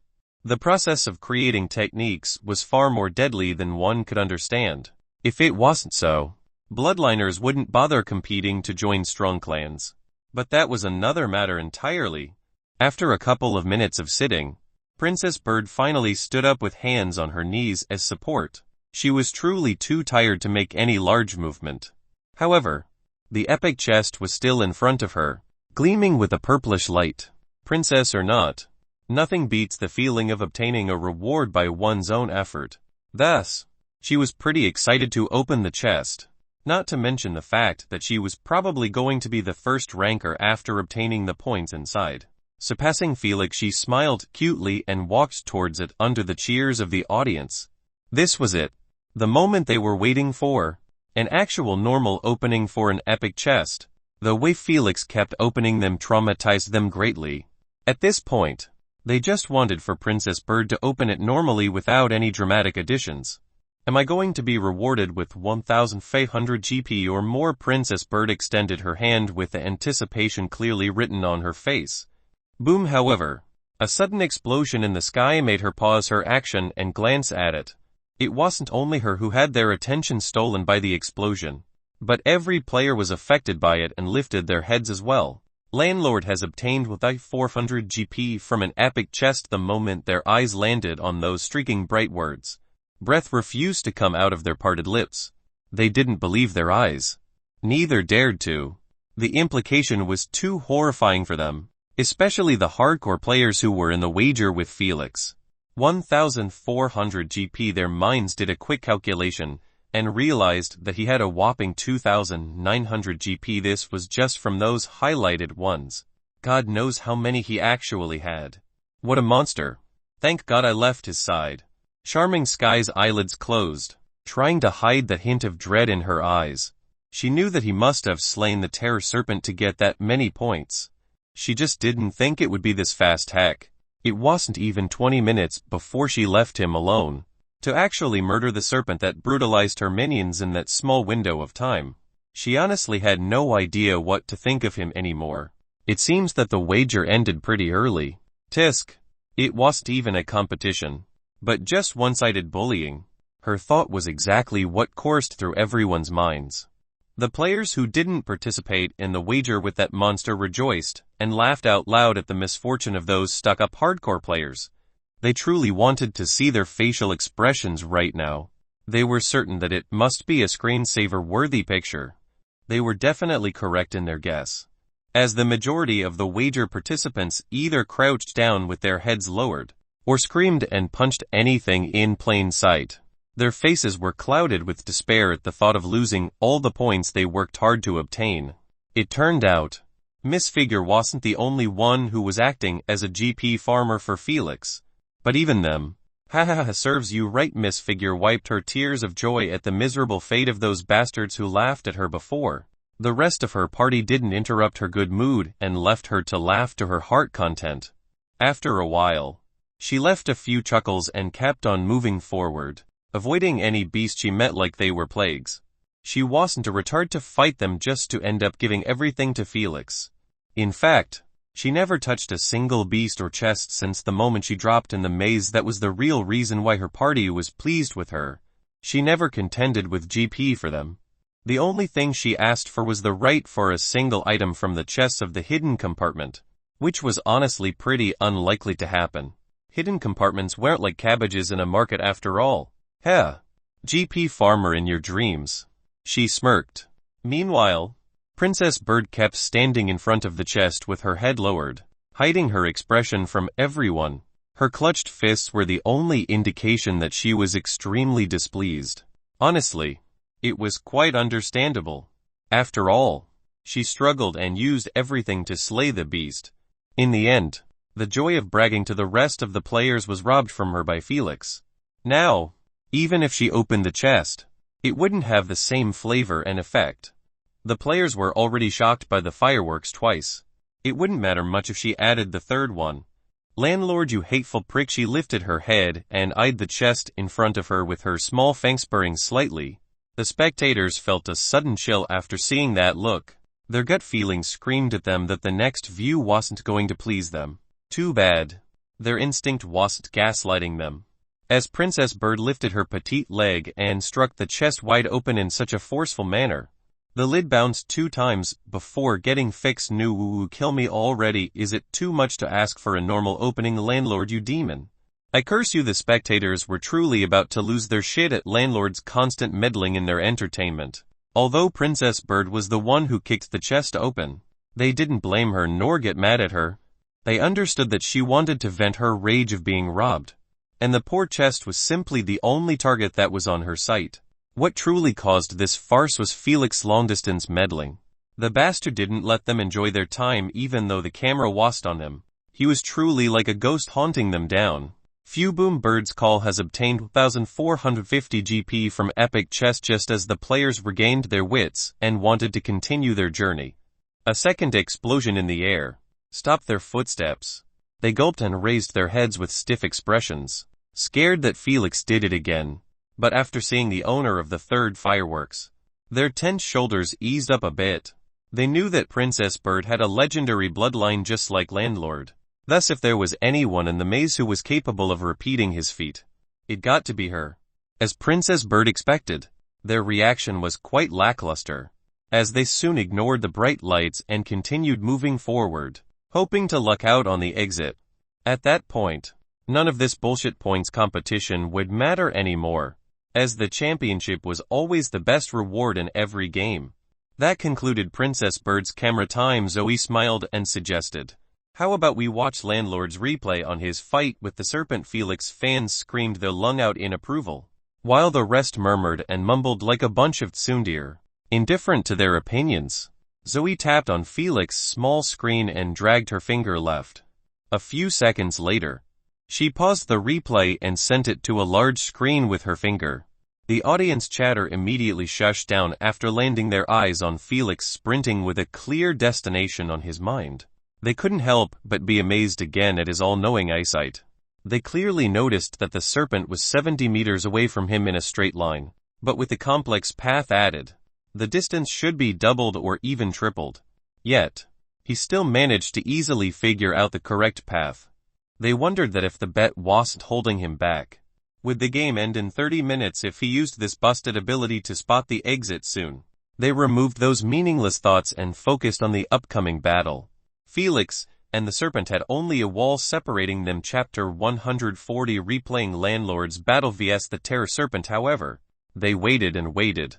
Yet Felix still didn't move from his position. He was probably planning on how to slay the serpent. Zoe drummed her fingers on the commentary desk and added, "Let's skip it." Good thing she did.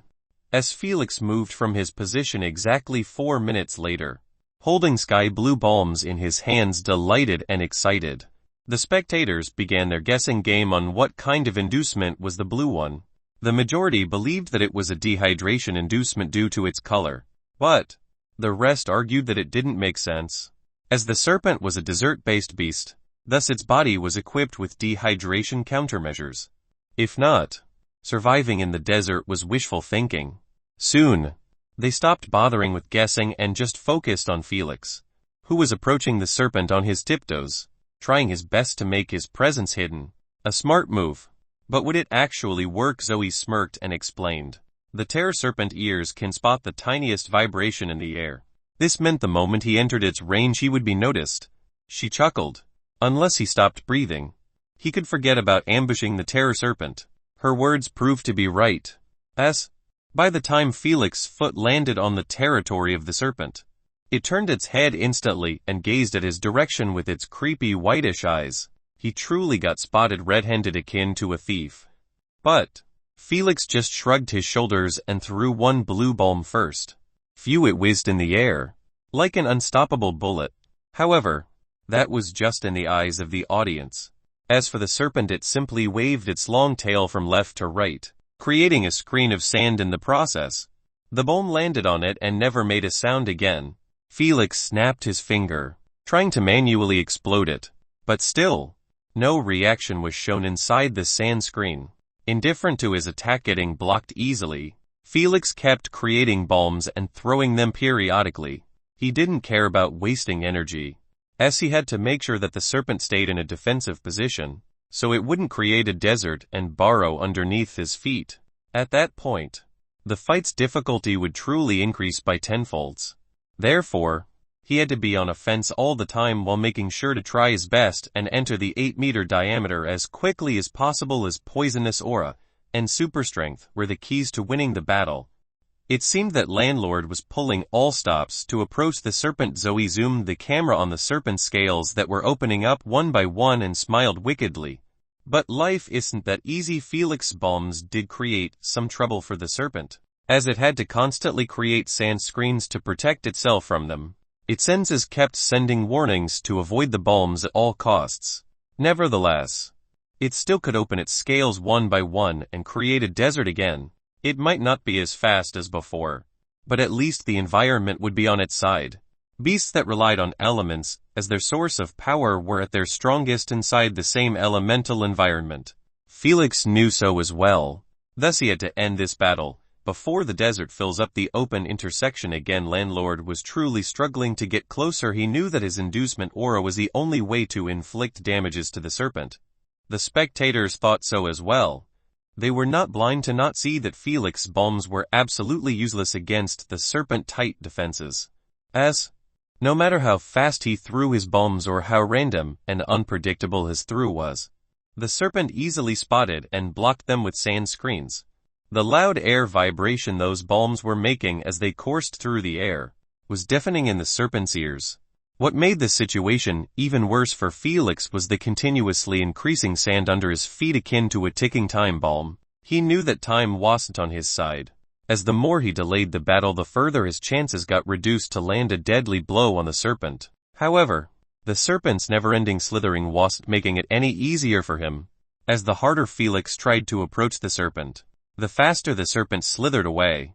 Just because it was a beast, it didn't mean it was a fool to not understand that the bug in front of it was trying his best to close the distance between them. Therefore, it did the complete opposite and made sure that his presence was kept at least 20 meters away from it. The spectators couldn't help but appreciate the serpent's intelligence.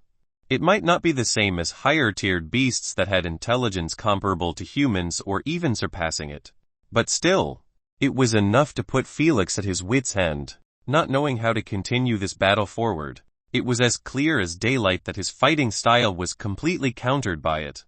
The only reason this battle was still in this statement was due to his never-ending chase and smart way of utilizing the limited number of bombs. If he stopped his offense for even a bit or dropped his guard, the serpent wouldn't hesitate to launch a deadly counterattack, not to mention pulling all stops and opening up every scale on its golden body to fasten the desert creation. Hence, his only option was to either retreat from this battle and fight another time or rely on a miracle. The spectators believed that Felix was definitely not going to escape since he clearly opened up the epic chest that was guarded by the serpent. This meant he killed it using his ultimate ability. That was the only plausible reason in this scenario. Excited, their eyes shone with anticipation, waiting for him to unveil the strongest ability of his unique bloodline. It was finally time for their patience to be rewarded. Guesses and small bets as always were hurled around the stadium, trying to figure out the ability nature. Was it a morphing type like Princess Bird or elemental type? Heck, it could even be a mental type. It all depended on the abilities pool of the beast. The possibilities were limitless. Unfortunately, they waited and waited, and still, nothing broke those two's stalemate. The only thing that was continuously changing was the desert on the floor that was about to reach Felix's kneecaps. Why was he still not using his hidden card? Zoe pressed a finger on the upper lip, confused by his stinginess to save up his strongest ability even on this unfavorable condition. Doubts were slowly sneaking up her mind that Felix wasn't actually an origin purity bloodliner, but was still on the greater purity. Her doubts were thoroughly understandable, as there was simply no other reason besides so. After all, Felix literally spent the last 6 minutes doing nothing but wasting his energy by useless bomb throws. If he had any hidden card, he should have used it by now and not hide it like this. Since he was doing nothing but harm his chances of obtaining more GP from other beasts for absolutely no reason. The energy was a precious resource in every game that shouldn't be wasted wantonly. Just like in Princess Bird's moronic fight, she wasted at least an extra 40 energy, simply due to her lacking battle experience. If she used her brain for even a second, she wouldn't have showered the glacial tree with feathers and tornadoes recklessly, without understanding the reason for its rejuvenation. But Zoe knew that Landlord wasn't dumb like Princess Bird to not see this issue as well. After all, he won his first game and was crushing this one as well, something only a few hardcore players were able to do. This made her even more confused. Is he really still on greater purity? She shook her head and reasoned. That can't be right. After all, he did kill the serpent. There must be something that we are missing. The spectators shared the same view as her. They didn't want to believe that Felix was actually still on greater purity, yet outperforming peak stage 1 bloodliners. The implication was too shocking, as it meant that he was not just a prodigy but a monster. Although his unique legendary bloodline took some of his credit, that didn't change the fact that he was outshining everyone on the game. Wasn't Princess Bird the perfect proof she had a legendary bloodline as well? Plus she was a peak first stage bloodliner with a technique nonetheless. She had to spend every drop of her energy just to take down an epic beast that was weaker by an inch in comparison to the Iron Titan. Zoe fought the urge to fast forward this meaningless wild goose chase and jump straight to the climax of the battle, where Felix slew the serpent. Curiosity on how he did it was constantly eating her up, but she resisted it and continued watching the fight with the spectators, commentating on every outstanding play by him or the serpent. The fight might be stale, but it wasn't lacking in aesthetics as colorful bombs were hurled everywhere, sometimes exploding before they reached the serpent, rising colorful clouds of mist. Suddenly, the serpent that was slithering in circles around the open space stopped and turned its head in direction of a shadow on a wall. It sensed a shallow air vibration coming from that place. However, its worst mistake was focusing on something else in front of Felix. Poof! A blue bomb exploded immediately on its head, marking a clear strike. The spectators stared at this sight with eyes wide open, not knowing what the FCK had just happened. How could the stalemate be broken like this? The terror serpent wasn't supposed to make such a rookie mistake. Their minds couldn't fathom the reason it paused its movement and stared at the wall like a retard. However, the moment Felix spoke out loud, Everything clicked on their minds.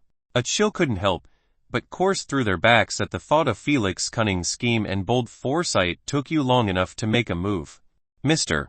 Mania. Felix turned his head and gazed with a shimmering red light in his eyes at the same spot the serpent was focusing on before. My patience was truly running dry. He smirked and said, however, I have to thank you for creating this opening. I was waiting eagerly just for it. Immediately after, he leaned forward and sprinted towards the serpent that was coiled around itself inside a sphere of sand that kept flickering from time to time, like it wasn't made properly. One could only wonder what kind of inducement Felix used to force the serpent into this defensive position. Chapter 141, baiting the serpent out of its turtle shell 2 in 1. However, Zoe paused the replay, freezing Felix on a sprinting position, and zoomed at the shadow on the wall, trying to find Mastermania. If this wasn't a replay, she and the spectators could have easily noticed him by using their omnipotent vision before Felix or the serpent found him, but that was only possible when spectating the games live. Nevertheless, there was still a bonus from watching replays, and that was the ability to pause whenever the MC liked and take his sweet time commentating on the battle. Found him. Zoe tapped a spot on the leftmost of the wall, highlighting a human-shaped shadow with a white line. Startled, the spectators gasped at the close distance that was between Mastermania and Felix. There were only 10 meters separating them, a distance close enough to land a deadly ambush on Felix. Who would have thought that Mr. Mania already found Landlord and was sneaking up on him like this? Zoe exclaimed out loud with a hint of astonishment. She truly forgot about Mastermania and his partner who were chasing after Felix before. Who could blame her, though? Mastermania's fans were as silent as a corpse in the chat and the stadium, like they had no plans of speaking about what they saw live. Meanwhile, Landlord's fans were trying their best to not spoil the events that transpired when she and the rest were spectating Princess Bird live. The club leader Emma threatened to kick anyone who went and did so. Those two clubs' muteness caused this current situation of Zoe and the spectators, having no idea that Mastermania, Felix, and the serpent were about to entangle in a three-way fight. Too bad. He must have appeared as clear as crystal in Landlord's X-ray vision. She chuckled and added, he was probably approaching him slowly in the shadows, planning to strike the moment Landlord dropped his guard. She shook her head. Pity. He was simply moving based on Landlord's wishes. Downcast, Mastermania's fans lowered their heads at her words. They knew that her analysis was far worse than what she thought, as they saw with their own eyes how Mastermania was found by Felix before he even fought the serpent. Their omnipotent vision allowed them to track their idle movement constantly, even when he was submerged in the shadows by using his active ability Shadow's Cloak. Thus, they realized easily that when Felix was frozen in front of the wall for a couple of minutes, it wasn't because he was planning how to slay the serpent as everyone assumed. No sir, the F-Seeker was staring straight at Mastermania, who was 2 walls away from him. They didn't know if his X-ray vision gave him a clear image of Mastermania, or just some fuzzy dots. The only thing they knew was that Felix waited a full 6 minutes until Mastermania closed the distance between them, before making his move on the terror serpent.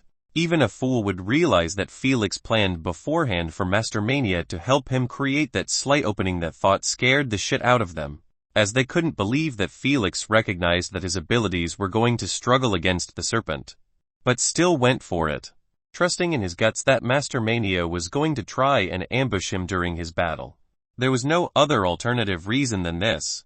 After all, the moment Mastermania stepped inside the territory of the serpent, Felix threw the bomb before the serpent even turned its head. He predicted that it would pause after hearing the air vibration of Mastermania's breaths, and took advantage of that slight chance to finally poison the serpent successfully. Thus, I believe that Landlord didn't want to use his ultimate ability, due to the constant pressure of knowing that he might be ambushed any moment. Zoe raised her nose up slightly, and continued her moronic analysis with a smirk. I bet that his ability takes time to activate, leaving him exposed to Mastermania's aggression. The audience nodded their heads in agreement, as this was far more reasonable than Felix not being at origin purity. Let's carry on watching. Zoe sat back on her commentary chair and unpaused the replay. Her eyes brightened up immediately after seeing Felix surround her himself in a sky-bluish mist while rushing towards the serpent, which kept moving its head randomly like it was hit by a hammer. A guess already formed on her mind about Felix's new inducement after seeing that sight and the flickering sand barrier between tangible and intangible. Dizziness inducement. It was one of the few plausible causes, since it was a known fact that beasts or bloodliners weren't able to activate their abilities to their full potential if their focus was constantly being broken. However, her guess was completely off the mark, as she heard Felix say out loud, "I dare you to use your ears after absorbing my senses disorientation inducement." It turned out, Felix actually straightway used senses disorientation as his first choice instead of paralyzing, sleepiness, and even dizziness. As the owner of the bloodline, he was constantly practicing and understanding the strengths and weaknesses of his inducements. So far, he found that paralyze bombs were ineffective against larger-sized beasts. As for their bodies to be paralyzed, a heavy dose was a must, and the only way to do so was by either relying on his aura or merging inducements. Using his aura in that situation was impossible due to the distance separating them, while merging inducements took a significant toll on his energy. As for sleepiness, he found that it could be resisted, or even broken through if the enemy's mentality was heightened to the peak. The reason why so was that the inducement simply eluded the absorber that he was extremely tired and desperately needed sleep. In this sense, the feeling could be resisted, making the inducement fail to take effect. Felix wasn't stupid to risk using this unreliable inducement on the terror serpent. Last but not least, his so-called dizziness inducement that Zoe guessed. Although Felix could have used it, he knew that its effect wasn't good vs the serpent itself. Since it was blind, it was a known fact that dizziness created a false sense that you or your surroundings were spinning or moving constantly and randomly. This feeling was called vertigo. It worked like a charm against disgraced face and battalion, but against the serpent that was blind in the first place, this effect was absolutely useless on it. It was just common sense. In the end, senses disorientation inducement was the best possible choice against the terror serpent. The astonishing scene in front of Zoe and the spectators further emphasized this point. The moment Felix brought the serpent inside the blue mist, the fight turned into a one-man show. The serpent's biggest reason why it was able to resist Felix's abilities in the first place was its extreme hearing sense. However, after absorbing his inducement, it wasn't able to tell where his punches and kicks were coming from, due to its ears failing to pinpoint the exact position of his attacks. Sometimes the air vibration painted out a clear vision that his attack was coming from the left, just to end up being smacked from the right. The worst part about this was that even its smell sense was failing it tragically, leaving it confused about where Felix's smell was coming from. The terror serpent was now blind, confused, and misled. Plus, with Felix's constant bashing, its mentality couldn't get any worse, making it unable to use its sand element to its full potential. If it wasn't for the desert that it created before, helping it surround its body with barriers of sand reflexively, Felix would have already ripped its head off with his hands.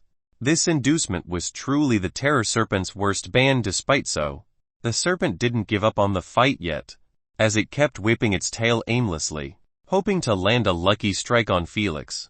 However, he was too elusive to be caught. He knew when to approach and when to retreat. Plus, he continued to confuse the already muddled serpent by mouthing noises and taunts. The serpent knew that its condition was dire. The bug was constantly smashing its sand barriers like they were made of glass, and before long the desert that was facilitating its barrier creation would run dry, and its body would be exposed to his aggression. This might take an hour or two, but it would happen eventually. Thus, it decided to go all out and use its strongest ability, seeking to overpower him at once. Whoosh! The golden sand underneath them started to withdraw rapidly towards its scales. The serpent was trying to recreate the same sandstorm as before, although it wouldn't be as potent as the one it created vs Charming Sky's minions due to the low content of sand in the area. Still, it was enough to rip Felix to shreds. At last, thank you in advance. Instead of feeling worried, Felix grinned and switched his blue aura to light yellow, making the serpent regain its senses back. But in turn, its body got immobilized. Although the serpent laid on the ground motionless, the sandstorm didn't stop from building up. The cracks on the scales were paralyzed while they were open, so the sand kept on withdrawing without stopping, recreating the same horrifying scene as before. The spectators and Zoe were both confused at this scene. They had no idea why he paralyzed the serpent if its attack wasn't going to be stopped. They didn't know if he forgot that bloodliners and beasts only needed a thought to activate or stop their abilities. So, even if he paralyzed its body, the serpent wouldn't have trouble controlling the element of sand. Heck, it was much better if he kept the blue inducement active. At least, the beast mentality would affect it from bringing the full potential of the sandstorm. Doubts about landlord misplaying were coursing through their mind. They truly believed that he screwed up big time on this one. However, the moment they saw the hardened sand barriers falling apart rapidly, and Felix's leg that was lifted straight above its head akin to an executioner planning to behead a sinner, dots were connected in their mind, bringing them to one conclusion. The serpent was now completely defenseless against Felix's behemoth strength. Only now did they understand that it was a huge mistake for the serpent to give up on its defenses and switch to offense mere Felix. After all, the only reason it was surviving his onslaught was due to its barriers, which were being created by the desert. But after commanding its withdrawal, every sand particle would focus only on entering its scales, completely leaving it naked to Felix's aggression. No wonder he said thank you. It truly did him a favor of not wasting his time and energy. But honestly, what other choice did it have? Its defenses were bound to be destroyed sooner or later. It was just a matter of time. Would it take minutes or hours? The serpent was indignant about remaining passive and waiting for damned fate to arrive. Thus, it decided to risk it all in one attack. Unfortunately, it didn't know that the entire reason why Felix chose the blue aura instead of the paralyze aura was to give it this sense of hope that its final attack could turn things around. Not to mention that he didn't use his full strength in his punches and kicks before, so it would underestimate his behemoth strength. Everything was just a big fat bait to loot it outside of its turtle shells, so Felix could land one single deadly attack to end this battle. He understood that if he didn't bait it out, he would have to fight for at least a couple of hours before destroying its sand barriers. Felix saw it live in his previous life. How of impossible endeavor to kill the terror serpent on its own desert. His clanmate struggled for 6 hours straight before slaying it, and the only reason that happened was that the desert dried out, leaving the serpent naked to their attacks. Felix wasn't stupid to repeat the same mistake, thus he had to give it a false sense of hope, and the paralyzed debuff wasn't going to achieve so, since the serpent's strongest attack relied on its scales. But when it gets paralyzed, it wouldn't be able to open them anymore, which meant the sandstorm would be countered successfully. The serpent's bestial instincts weren't enough to account for all of this hidden scheming. Unfortunately, it had to pay the price of its decision by facing Felix's 2800 BF leg that could explode its head like a watermelon. Boom! Cracked. The golden scales that were protecting the serpent head didn't last for a split second before shattering into small pieces after Felix brought his heel from above, slamming its head into the floor. But he didn't pause even a second to catch his breath, as he continued to land fist after fist on the ruined serpent's head, uncaring about the sandstorm, which was ripping his clothes and leaving long scratches on every inch of his body. Bam! Bam! Bam! The sound of his fist making contact with the serpent's skull kept resounding thunderously even inside the raging sandstorm. Creeped out, the spectators flinched each time they heard that sound. They had no idea how the serpent's face would be like after he finishes his brutal onslaught. The dim storm and his back were blocking their vision from seeing it. The only thing they managed to glimpse it was the golden blood that was being sprayed and splashed around the area, painting Felix's body with gold and red glimmer after both of their drops of blood mixed up together. Thankfully, they didn't need to wait long as the sandstorm finally broke into light particles, marking the death of the terror serpent. However, before they could cheer for this spectacular replay, they saw that his fists never stopped striking down.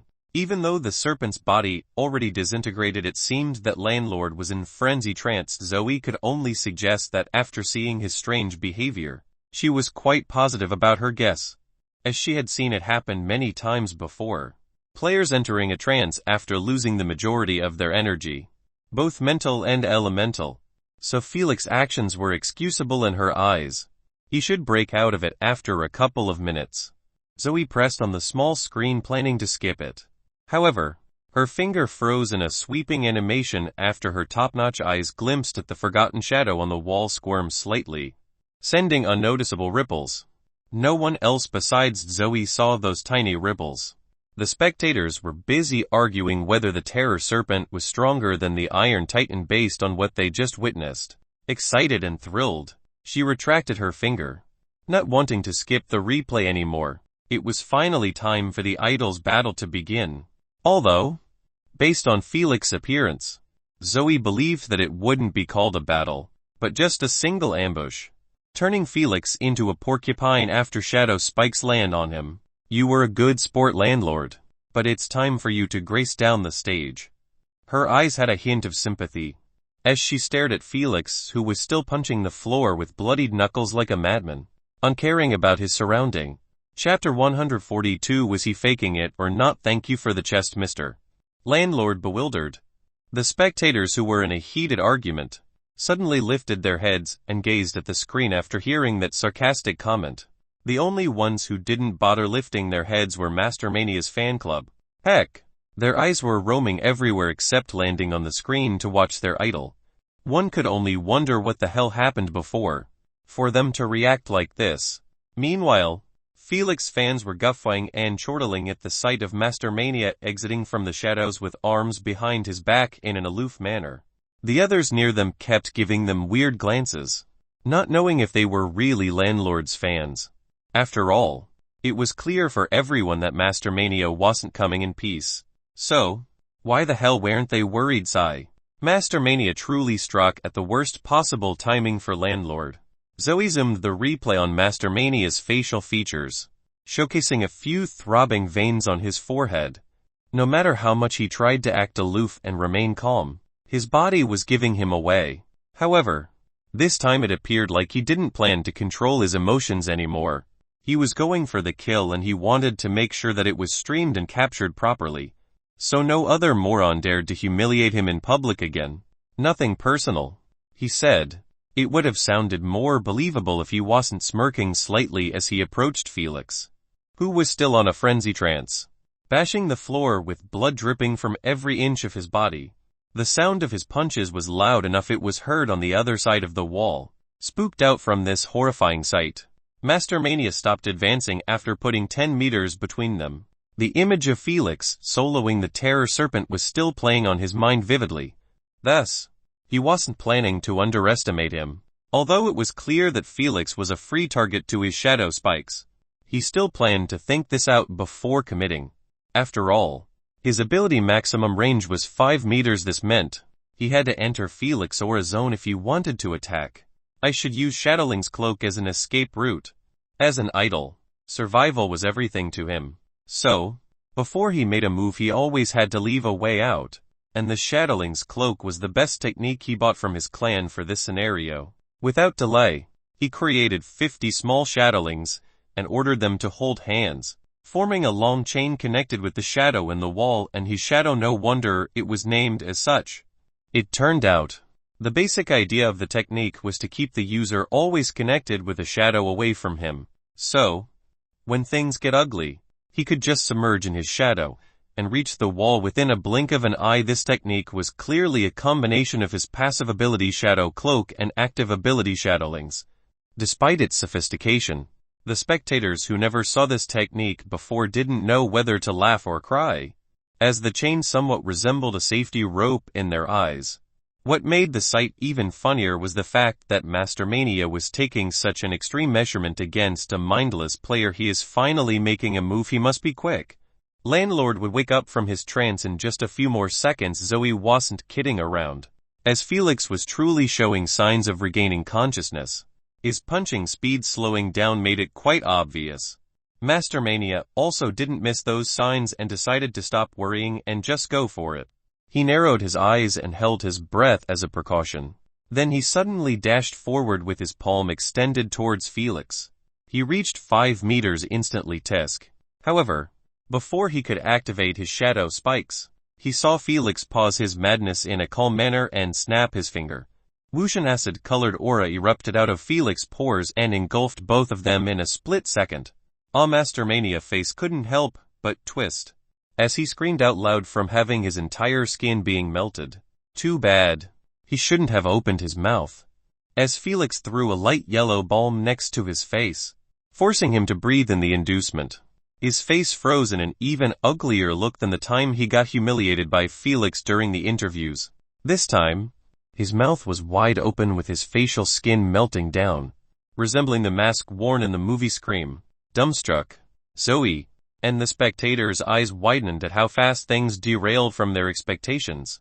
They honestly didn't know if Felix faked his trance to bait Master Mania, or simply he was lucky to wake up right before he got ambushed. Let him go. Felix couldn't help but jump backward after seeing an incoming larger-sized fireball.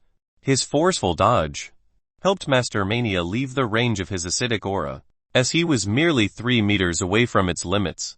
Withdrew mortified and anguished, Master Mania submerged himself in his shadow, reaching the wall in an instant after traveling through his shadowling's chain. Although he was paralyzed, he only needed a clear thought to activate his escape ability, and the immense pain he was feeling before was ruining his focus and concentration constantly. Sigh. Why did you have to intervene? Felix dusted his ripped open outfit and stared coldly at Miss Sissy right in her eyes. You saved him. But who's going to save you? He created 2 acidic balms and approached the petrified girl, who only realized that she shouldn't have provoked this humanoid walking beast after the deed was already done. Scared shitless, she kept creating firebombs and throwing them in Felix's direction, hoping to scare him off. Unfortunately for her, Felix easily dodged them by sidestepping continuously. Abilities like those that needed to be thrown were better accompanied by larger strength. Otherwise, no matter how strong the ability, if it couldn't hit the target, then it was as useless as a knitted condom. Master Mania, help me, she yelled out loud while heading towards the shadow in the wall, where Master Mania was last seen. However, not a single sound responded to her cry for help. Agitated, she kept touching the shadow, hoping that Master Mania was merely acting dead to ambush landlord. You can stop. Felix cracked his bloodied knuckles and said, I saw him leave the moment you saved him. He chuckled mockingly. He didn't even turn his head while doing so. No, you lying. She leaned against the wall with her legs shaking and murmured, we agreed to combine our strengths if he couldn't win against you alone. Nonchalant, Felix cleaned his ear with a finger and said, I don't care about your plan with your lover. The only thing I care about now is to compensate myself for losing 200 GP. Please don't kill me. I can partner up with you. Miss Sassy immediately chose Plan C after seeing that her situation was getting dire. She didn't want to believe what he said about Master Mania, but the fact that her crush and partner didn't even bother to make his presence heard was clear proof that he truly ditched her to die. Heck, she even had to give up on Plan B, as she understood clearly that escape against Felix was impossible after she saw his inhuman speed during his battle with the serpent. She truly regretted saving Master Mania in the first place. If only she kept acting invisible like before, Felix would have probably not targeted her. But now, she could only hope that her pitiful look touches Felix's heart and spare her. Too bad. One acidic balm exploding next to her face removed those wishful thoughts from her mind. Oig, she shrieked as she held her face between her palms. Yet, even her hand's skin was corroding as well. The acid balm was truly the deadliest inducement Felix had shown so far. But Felix could only rely on it against targets who saw his bloodline, since they could easily counter his other inducements by holding their breaths. Meanwhile, acid inducement affected the skin, uncaring about getting absorbed directly into the body system. Plus, it gave another bonus, which was forcing the affected to stop holding his breath due to the pain, just like what happened against Master Mania. Felix knew that Master Mania was 100 going to hold his breath, even if he saw him with his guards down. Thus, any other inducement would have been ineffective in his ambush. The only downside about it was the unnecessary pain caused for the affected. Felix wasn't that psycho to torture any player he met without a bone to pick with him. Thus, he sprinted towards Miss sassy, and immediately penetrated her brain with his index finger, getting her out of that misery. You could only blame yourself for trusting a full-fledged idol. He shook his head while closing her eyelids, hiding her dull eyes. Felix wasn't trying to offset the guilt of killing her by switching the blame, or anything. He killed so many times in his previous life. He was already past the stage of feeling guilty after killing strangers in the games. He truly meant what he said to Miss Sissy, and for a good reason as well. It was a known fact that idols were split into two types. Idols like Felix, who simply play to the best of their abilities, and fans embrace it. Those fans create a fan club on their own and take everything related to their idols on their own shoulders without getting a single cent in the process. On the other hand, there were idols like Mastermania, who had their own public agencies. Those agencies were responsible for creating fan clubs, taking care of their social media accounts, helping them gain popularity by spreading their previous highlights, and more of such marketing gimmicks. All of this just to increase the streaming revenue percentage on each game. So for agencies like those, it was impossible for them to invest in a player that had zero sense of safety, or in other words, a reckless honorable player who wouldn't hesitate to put himself in harm's way for his partner. No sir, what they want was simply a cowardly player, who would do anything to survive without a hint of hesitation. And Mastermania fit the bill perfectly. He was handsome, charming, had cool-looking abilities that allow him to kill, track, and even escape, not to mention his serious take on his safety that was on borders of utter cowardness. All of this made him the perfect example of how a full-fledged idol should be and behave. The only downside about this was the fact that it was nigh impossible for those idols to find strong partners to ally with them inside the games. After all, there were absolutely no benefits in doing so for them. First, the idols always had a big fat target on their head in every single game, making it hell for anyone who desired to lay low when partnering with them. Second, if the MC decided to focus the camera on them, the spectator's interest target would always be the idol. The last, and most important reason, the idols were FC-king untrustworthy. If partnering with other players had a 5,050 chance of getting betrayed and stabbed in the back, then partnering with idols literary had 100. No questions asked. The moment shit gets real, they would be the first to bail without bothering to hide their intentions. So who in his right mind would want to put himself in that position? Miss Sissy might have been charmed by Mastermania into forgetting all of this, or she was simply disinterested in researching tips and tricks on Supremacy games. Whatever it was, she paid for that mistake with her life. Chapter 143, incoming bounty on Felix's head that concluded landlord's replay. Zoe wiped some drops of sweat on her forehead at this replay that was full of ups and downs. She truly regretted focusing on Princess Bird instead of her gold-laying goose Felix, who never failed to deliver outstanding performance. Let's see how Mastermania is doing after he escaped. She quickly removed the replay and swiped her finger on Mastermania's small screen. Look and behold, Mastermania was wearing a pitch-black outfit that had a hoodie covering his hair. As for his face, he got it hidden behind a pitch-black mask, showing only his bloodshot eyes. He is probably hiding this look. Zoe giggled with a hidden sadistic glint on her eyes, as she displayed Mastermania's face after it got melted by Felix's acid inducement. Ouch, creeped out and somewhat sympathetic. The spectators drew in a deep breath at the sight of that hideous face on the screen. They knew that Mastermania's agency was going to have trouble recovering from this. Who were they kidding? Their idol face, his most prized possession, was disfigured beyond recognition, leaving him inside the game to roam wearing a mask and a hoodie to hide his burn-off marks on his head. There was absolutely no coming back from this. The stream chat already spread the image in every corner of the network, making Mastermania a laughingstock to anyone who missed this game. Heck, there were even some who tuned in the stream just because of it. No wonder Mastermania's fans were embarrassed. They already foresaw this happening before Zoe played the replay. The majority of them already ditched the club the moment they saw Mastermania's face melt in front of their eyes. The image was too much for them to handle, while the rest were somewhat hesitant about doing the same, as they knew that Mastermania's appearance would return to its original state after the game was over.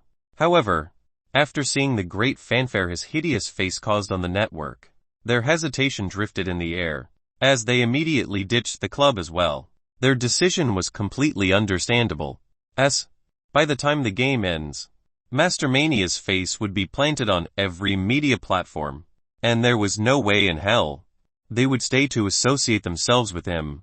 There was plenty of handsome fish in the sea to support. Meanwhile, Landlord's fans' reason for laughing their asses off before was because Mastermania taunted Felix during the interview segment, saying that he was going to show him a new version of himself.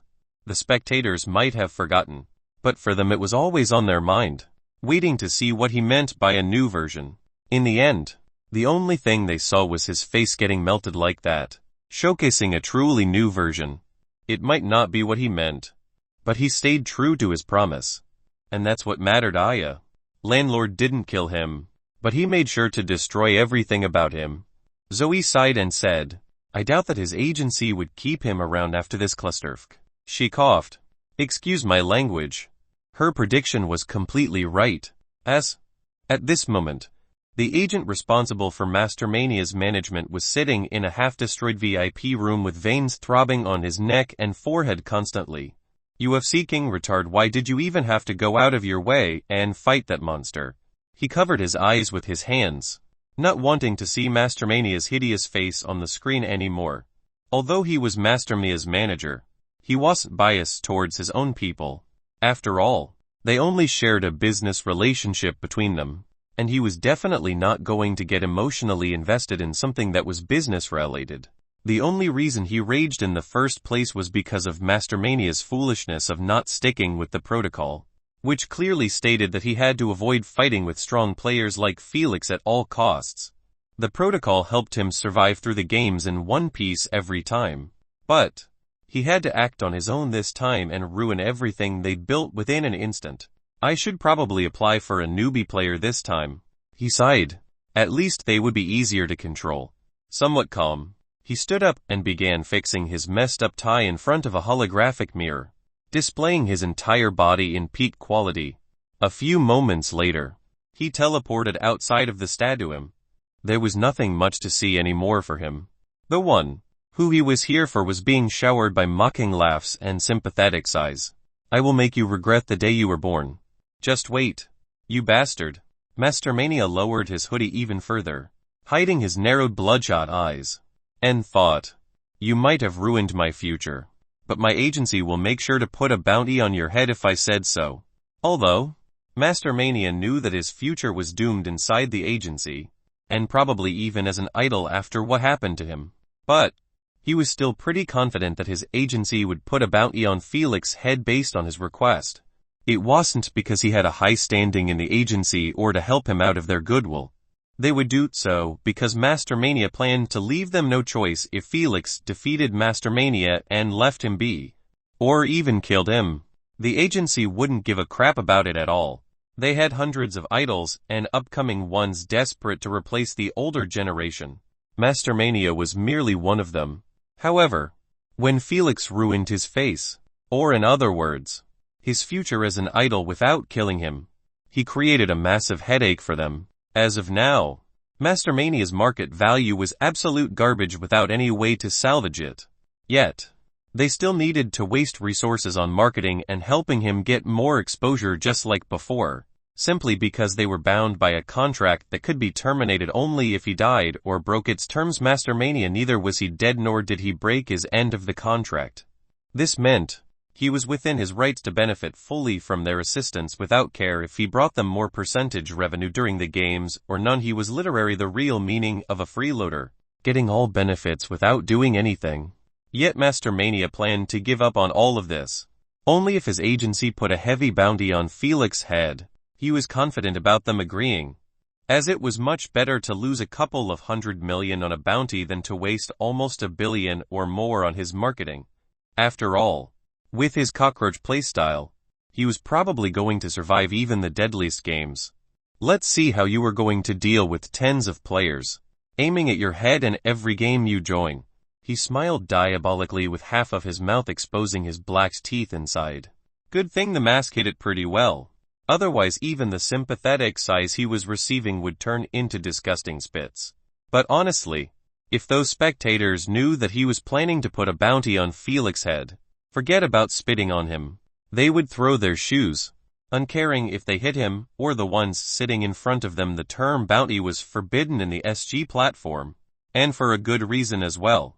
Personal bounties on players ruined the gameplay for everyone. The players, the MCs, and especially the spectators. After all, if a player had a 500 million SC bounty on his head, it meant that he was a moving cash pig on the battleground. Any player who killed him would turn rich instantly. Plus, he was not even breaking the rules or anything, he was simply playing naturally. It would be all fine and dandy if those bounties were on top of most hated players' heads. But if the opposite was true, no one would be able to handle the spectators' outrage. There were cases before when players, who had almost billions of fans galaxy-wide, getting targeted by hundreds of players in one game due to having a couple of billions SC bounty on their heads. What else could they do besides dying, no matter how strong their bloodline abilities were? No one could contest against hundreds of players who had the same level of strength as him. So, getting a bounty that big was the same as putting a death sentence on a beloved player for everyone. One could only imagine the outrage those cases caused. If their player died fair and square within the games, they would simply mourn for him a bit and move on. But when his cause of death was a bounty, something that was clearly based on a personal vendetta that had nothing to do with the games, it was unforgivable action. The SG Rules Committee was on the same page with the spectators on this one, as they had officially banned the use of bounties and put strict rules forbidding anyone from doing so. For anyone caught in the act, death would be the least of his worry. As in some serious cases, the punishment could spread to the family members and even the future generations of the offender. The Supremacy game's integrity must not be dirtied by the filth outside of its walls. Unfortunately, regardless of the ban and those heavy punishments, bounties were still being used secretly to this day. Hell, there was even a website created in the dark network to collect those bounties and display them to the players who planned to earn quick coins inside their games. They just had to ask the Queen to find a match from the endless bounties list on the website with the list in the game they were about to participate in. They had nothing to lose at all. They were planning to fight and kill anyway. Better know if they had a bounty head on their game to not miss such a juicy free target. The reason Felix never bothered to check the bounty website in the darknet, although he knew of its existence, was because the first game had only bronze players and newbies that no one would bother to target. As for this game, the wager was his top priority, exceeding even the championship priority. Don't even mention chasing after bounties. Although, it might seem like those rules and punishments changed absolutely nothing. But in reality, they affected only the high-profiled players who could cause a massive outrage solo. As for a pleb like Felix, who played only 2 games, he wasn't that hot yet for him to cause outrage and force the SG committee to take his upcoming bounty seriously. Thus, he was on his own, dealing with the repercussions of not straightaway killing Master Mania. Just because he wore a mask and had his identity hidden, it didn't mean that he could offend whoever he wished without being dealt with properly inside the UVR. There were plenty of ways to take care of him besides getting a bounty. It just depended if the offended knew about them or not. The UVR and SG were oceans that even Felix, with 2 lives, was still without a single clue about their infinite secrets. Chapter 144, The Second Shuffle. Let's see what Landlord is up to now. After Zoe saw that Master Mania wasn't making any moves, but merely walking towards a specific direction inside the maze, she removed the camera on him, planning to check on Landlord's position and condition after that battle. Peep peep. However, just as she tried to swipe her finger, the maze's shuffle alarm resounded in her ears, forcing her to lift her chin and gaze at the automatic reverse countdown on the large screen. 30 minutes had already gone by since the first shuffle. It seems that I lost track of time. She smiled sheepishly at such a rookie mistake and highlighted the current ranking of the wager to attract their attention away, so she could avoid getting badmouthed. Rank 1 Landlord. GP 5300. Rank 2 Bird's Call. GP 3400. Rank 3 Sprite Visage. GP 2100. Rank 4 Solar Mist. GP 2000. Rank 5 Hound Stench. GP 19. Rank 6 Pure Muscle. GP, Walthet 850 rank 7 Charming Sky. GP, Walthet 4550 rank 8 Mastermania. GP 1300 rank 9 Feeling Good. GP 950 rank 10 Blades Hail. GP 950 is expected. Charming Sky fell straight to the bottom after her attempt to slay the serpent failed miserably, as she used the majority of her energy without any returns. Thus, her disqualification from the wager was normal. Meanwhile, Mastermania fell from rank 7 to 8 and probably would continue falling just like Charming Sky. After all, he had many things on his mind currently than focusing on a lost wager. He knew, and probably everyone else knew as well, that there was simply no way to catch up to Felix after he bypassed the 5k GP mark. Even Princess Bird, who had the highest hope of doing so, was currently sitting on the chest she opened and watching a recorded movie in her bracelet. What else could she do if Charming Sky had 20 energy remaining? Then Princess Bird was literally broke with only 2 or 3 in her tank. Thus, she decided to chill in her position until the game end. Peep immediately after hearing the last alert's warning, Zoe removed the ranking list and switched the camera to Felix, hoping that he was entangled in something worthy to be viewed. Too bad her hopes were dashed after seeing him standing all alone within a 500-meter diameter. There was absolutely no one near him, not even a beast. She wasn't the only one disappointed at this, as even Felix was sighing at the desolate view he was seeing after the walls opened up in order to shuffle. Whatever. Might as well sprint towards the chest. There is not much time before the game ends. That was indeed the best current decision to make at this moment. As to reach the chest, Felix needed to run at least for half an hour continuously without pausing to engage in side fights. However, this was an esteemed based on the current path he was on.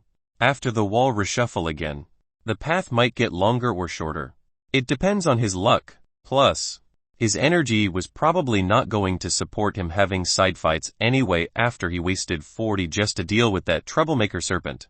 Thus, Felix had to ignore everything in his path and focus only on reaching the legendary chest. After a while, the walls finished rearranging themselves, leaving the players who were in close proximity to the exit scratch their heads in confusion about where to go. If it wasn't for those shuffles, the game would have ended in the first 30 minutes, leaving Felix and the rest in the wager no tears to cry after throwing the championship for no benefits at all.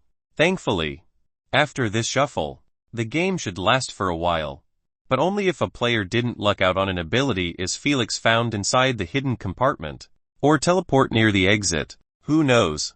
This game might end just in a couple of minutes after this shuffle. Everything was possible in a puzzle-type game. I hope the path shortened or at least remained the same. Felix withdrew the scroll from his bracelet and unrolled it before him. Lucky bastard, thank God, totally ignoring Asna's remark. He sighed in relief after seeing that the path towards the chest shortened substantially, removing a quite large amount of twist to make it in a somewhat straight line. He didn't know how long it would take now to reach the chest, but he was pretty sure that it wouldn't exceed 20 minutes. I memorized it. You can go now. Without further delay, he retrieved the scroll after hearing Asna's confirmation. He then stretched his legs a bit and sprinted forward like there was no tomorrow. 15 to 20 minutes of running was quite a hefty duration to sprint in it, but Felix was quite confident in his stamina to pull it off. After Zoe saw that he planned to run directly towards the chest, she switched the camera to a more interesting happening near the exit of the maze. Confused and muddled, her head couldn't help but tilt a bit at the weird ongoing situation that she was watching. The spectators also had no idea what the hell was wrong with the players to act in that strange manner. However, after hearing what one of them said, they couldn't help but drew a deep gasp at such a terrifying scheme. Aiming at Felix suddenly, a barrage of boos and insults were thrown towards the players responsible for that scheme. The spectators all had flushed cheeks from anger, as they kept cursing at the top of their voice. They clearly didn't like what they saw or heard one bit. Meanwhile, Felix, uncaring about anything, continued his sprint with ragged breaths and somewhat of a shaky form. He was paying attention to only one thing, and that was Asna's voice, as she kept guiding him through the paths. "Are we close yet?" he asked while wiping his sweaty forehead. He already bypassed the 15 minutes mark, and the chest was still nowhere to be seen. Nonetheless, he did meet with a few beasts on the way. For the common and uncommon beasts, he completely ignored them, while for the rare beasts, he only targeted them if he found that he could slay them without being a drag. On the other hand, he never bothered with the players he met on the way. He simply bypassed them without giving a single glance in their direction. The players were quite cooperative with him, as they didn't dare to let a fart in his presence. They merely buried their heads in their chest and submerged themselves with the walls akin to chameleons. They were not acting cowardly or anything, but merely showing Felix his due respect after establishing his dominance inside the maze. The two fireworks were still fresh in their mind. Thus, it was better to not provoke him and continue playing their own game peacefully. Yep, just a few turns and we will reach the X mark. Asna nodded her head and said, "Turn left, right, and continue in a straight line. The X mark is at the very end of that line." "Alright. Thank you." After receiving a positive confirmation, Felix slowed his pace gradually until he began jogging in a relaxed manner. His pace switch was a smart move to do since his body desperately needed recovery after his continuous sprint. Felix wasn't stupid to fight a legendary beast while being dead tired. He wasn't even confident in his ability to slay the beast when he was at his peak. Don't even mention doing it in this condition. Legendary beasts were on an entirely different league than epic beasts. If it wasn't for so, the bloodlines of legendary beasts would not have a 10 times market price than epic bloodlines. Felix, who struggled to win against even an epic tier 2 beast, was expecting the upcoming fight to only increase in difficulty, and by a quite large margin. Thus, he was taking his preparation in a serious manner, to the point he was planning to give up battling the beast if its type was unfavorable against his abilities, such as the mental type. If mental abilities users gave him trouble, then a mental legendary beast could flat out turn his brain into mush instantly. It wasn't even a fair fight. Felix understood that clearly as well. One should always fight based on his strengths and weaknesses, and Felix's bloodline still wasn't strong enough to cover everything. Even though it belonged to a primogenitor, the last thing he wanted was to be cocky due to his overpowered bloodline and get himself killed. After a while, Felix reached the end of the path, where the beast was supposed to be. However, his infrared vision only fed him an image of a medium-sized chest, glowing brightly like a mini sun. As for the beast that was supposed to guard it, it was nowhere to be seen. A bit spooked, he took a step back and pushed his vision to the limit, hoping to spot the beast. He looked to his left and right. Nothing. He looked underneath the ground. Still nothing. He raised his head and glanced above him. Holy shit! Awestruck and somewhat excited, Felix gaped at the monstrous sight above him. Chapter 145. The Triple Mother Spider. He turned off his infrared vision, as it was merely showing a red halo around the beast, and not its true shape. Immediately after turning it off, he couldn't help but laugh at the sight before him. Zoe, who learned her lesson of keeping Felix's movement in her plain sight at all times, heard his out-of-place laugh from his small screen. However, before she could even lay her eyes on him, that laugh turned into a joyful, out-loud laugh. Then a deranged laugh accompanied by coughs. Now she was truly bewildered and curious about what was going on for him to react like that. She never assumed before that Felix, who never showed an ounce of mercy to anyone, would have such a human-like laugh. Zoe, stop bothering about the happening near the exit and put her entire focus on Felix. What the hell? Speechless, she saw him laughing while pointing his finger at a gigantic pitch-black spider with hundreds of red shimmering eyes all over its body, 20 long hairy legs, and spherical oversized abdomen.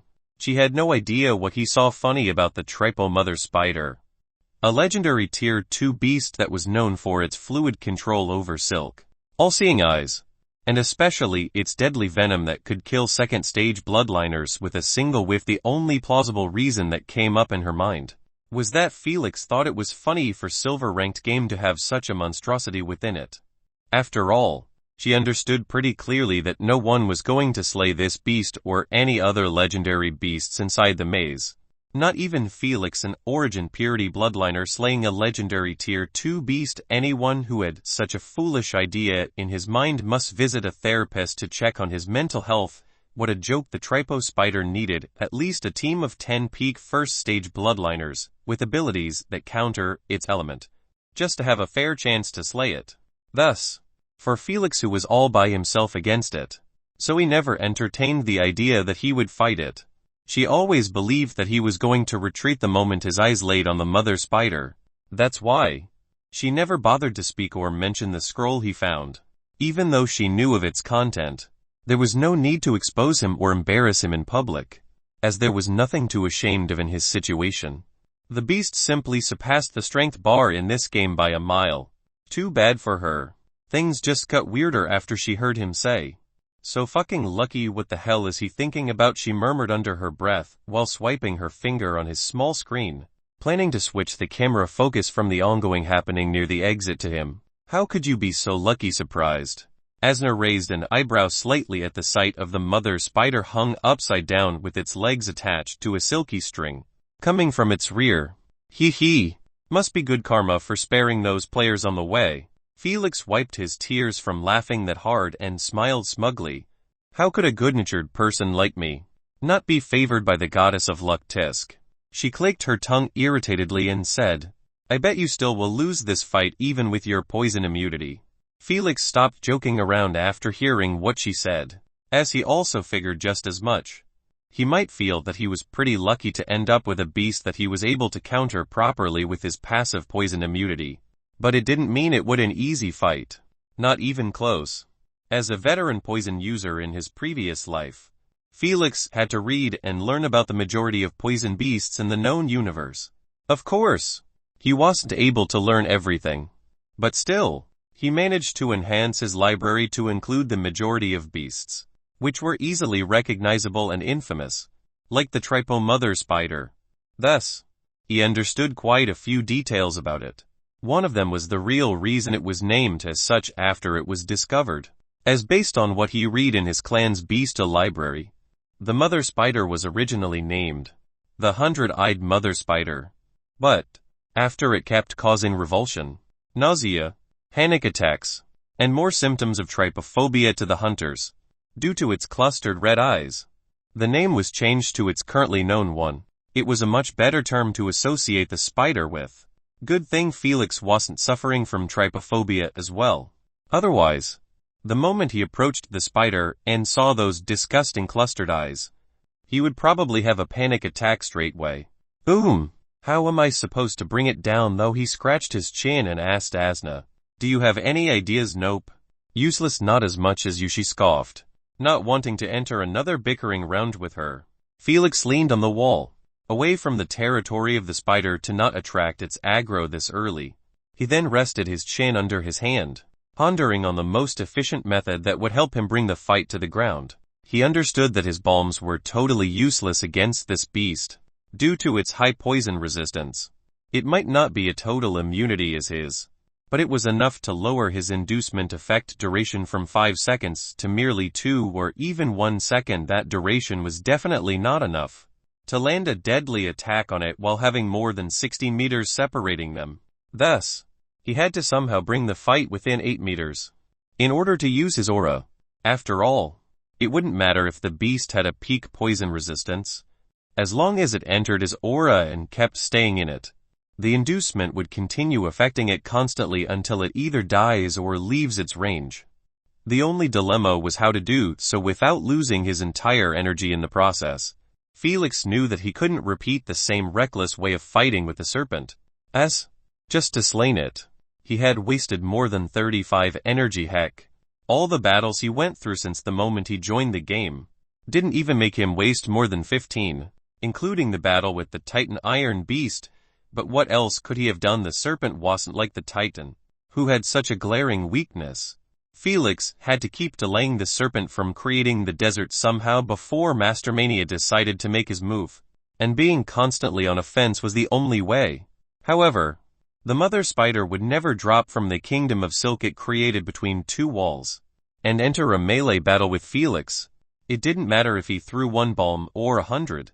It would keep staying in its favorable environment for eternity, not worried at all about wasting its energy on sustaining its silky web, simply because her web wasn't relying on energy in the first place after all.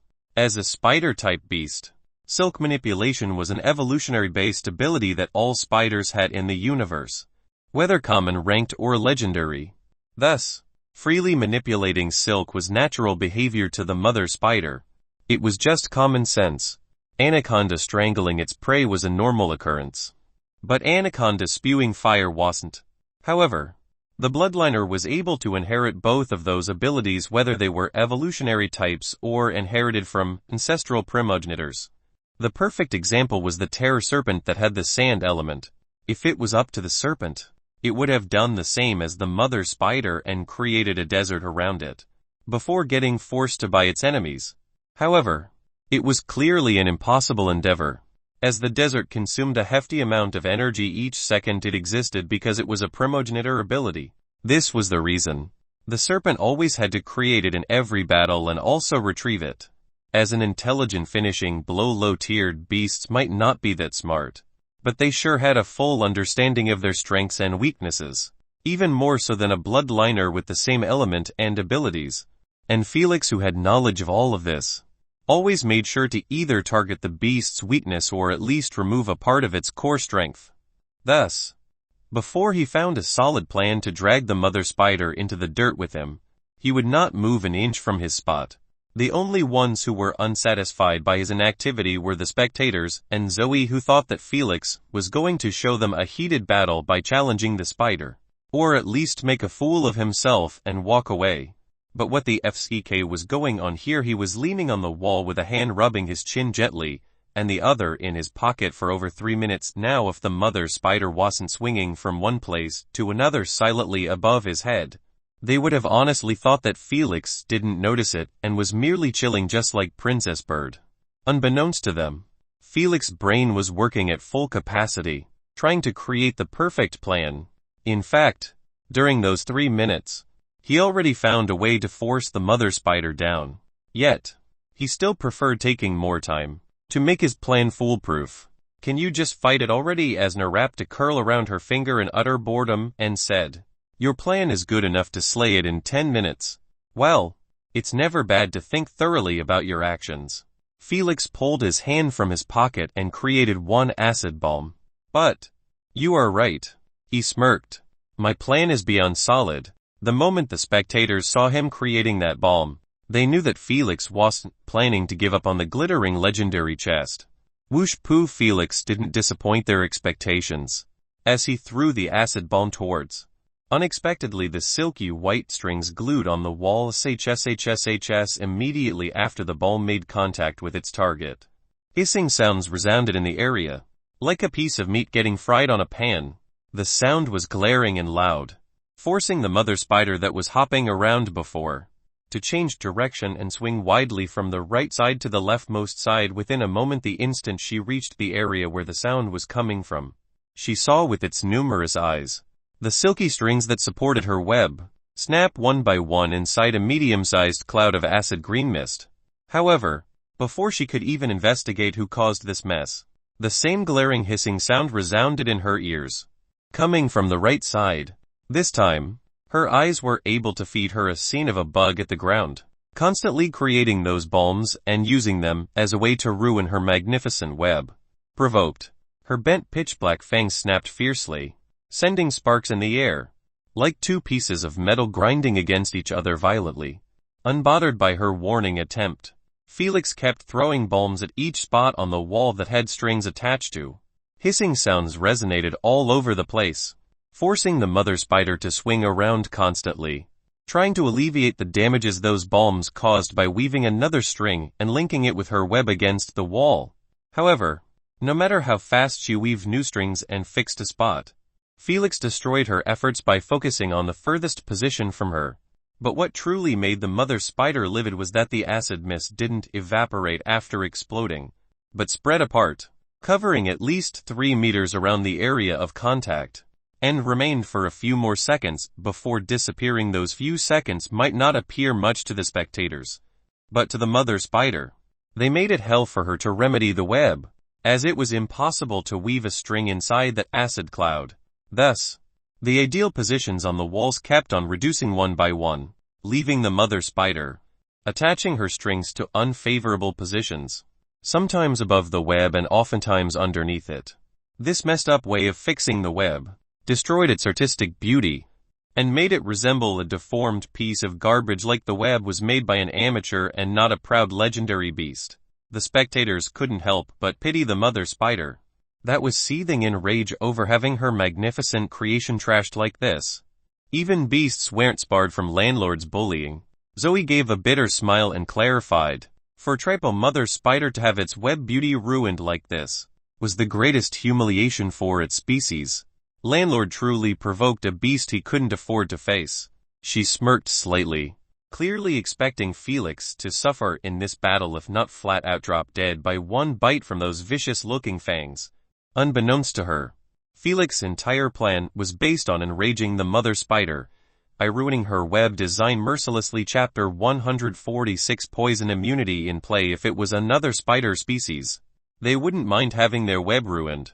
Hell, they wouldn't care even if it got destroyed, as they could easily recreate another one without wasting a single ounce of energy in the process. However, just like humans, beasts also had a reverse scale that mustn't be touched or insulted no matter what. For the mother spider, it was definitely her web and the incensed screeches she kept releasing while facing Felix were the best proof of so. Without warning, she jumped from her web and landed on the wall 10 meters above Felix's head, just because her web was ruined beyond recognition, making her discard it like some sort of trash. It didn't mean that it would jump next to Felix and fight it out with him in melee form. Tisk, you should have just saved me the effort. Somewhat annoyed, Felix clicked his tongue while creating inside his oversized pocket an azure blue balm. He wasn't joking around when he said that his plan was foolproof, as he even prepared a way to negate the mother spider's reliability on sticking on walls. Felix wasn't stupid to not see it happening after he destroyed her web, but he still preferred if she just dropped near him without wasting his time and energy to force it into happening. Careful, worried Felix fan club all yelled out loud at the sight of the mother spider, pointing her rear in Felix's direction, clearly preparing to launch an attack. However, their worry extinguished just as it lit up, after seeing Felix dodge sideways a pitch-black ball that was hurled from the spider abdomen rear. Yet, before they could sigh in relief, another ball was sent, then another, and another. It just kept going and going non-stop, like a machine gun firing away freely. Nonetheless, Felix dodged all of them easily, not getting affected in the slightest by her offense. The spectators got a bit skeptical at this weird sight. After all, the beast was supposed to be a legendary rank, thus it was simply impossible for her attacks to be this trashy. Hell, her attack was even worse than some rare ranked beasts they saw during this game. It just didn't make sense. Suddenly, the majority of the spectators recoiled back in their seats with shocked expressions after seeing the pitch-black balls all around Felix began to quiver silently, not making a single sound in the process. Then unexpectedly, cracks slowly started to appear and spread on the surface of the balls, making them resemble birds' eggs on the verge of hatching. Too bad for Felix. That was exactly what happened as the ball that was sent first broke apart, revealing a mini version of the mother spider. Everything was exactly the same, from her clustered red eyes to her bent fierce-looking fangs. The only difference was the size, as the mini version only had the size of a human adult's head. If this small spiderling was the only one that hatched, the sight might actually appear cute. Alas, the rest of the eggs followed quickly after and began to hatch one by one, leaving the area around Felix surrounded with a sea of spiderlings, which were snapping their fangs continuously in a frenzy. If landlord didn't escape their encirclement, he would certainly die. Zoe yelled with a hint of excitement and eagerness, wanting nothing more but to see him suffer. She was clearly confident in her prediction. The spectators might not understand why so, since she didn't explain herself, but Felix would totally see what she meant if he heard her, as he also understood that being inside those spiderlings' encirclement wasn't a good thing, simply because they were not the mother spider children, brainless and plain stupid.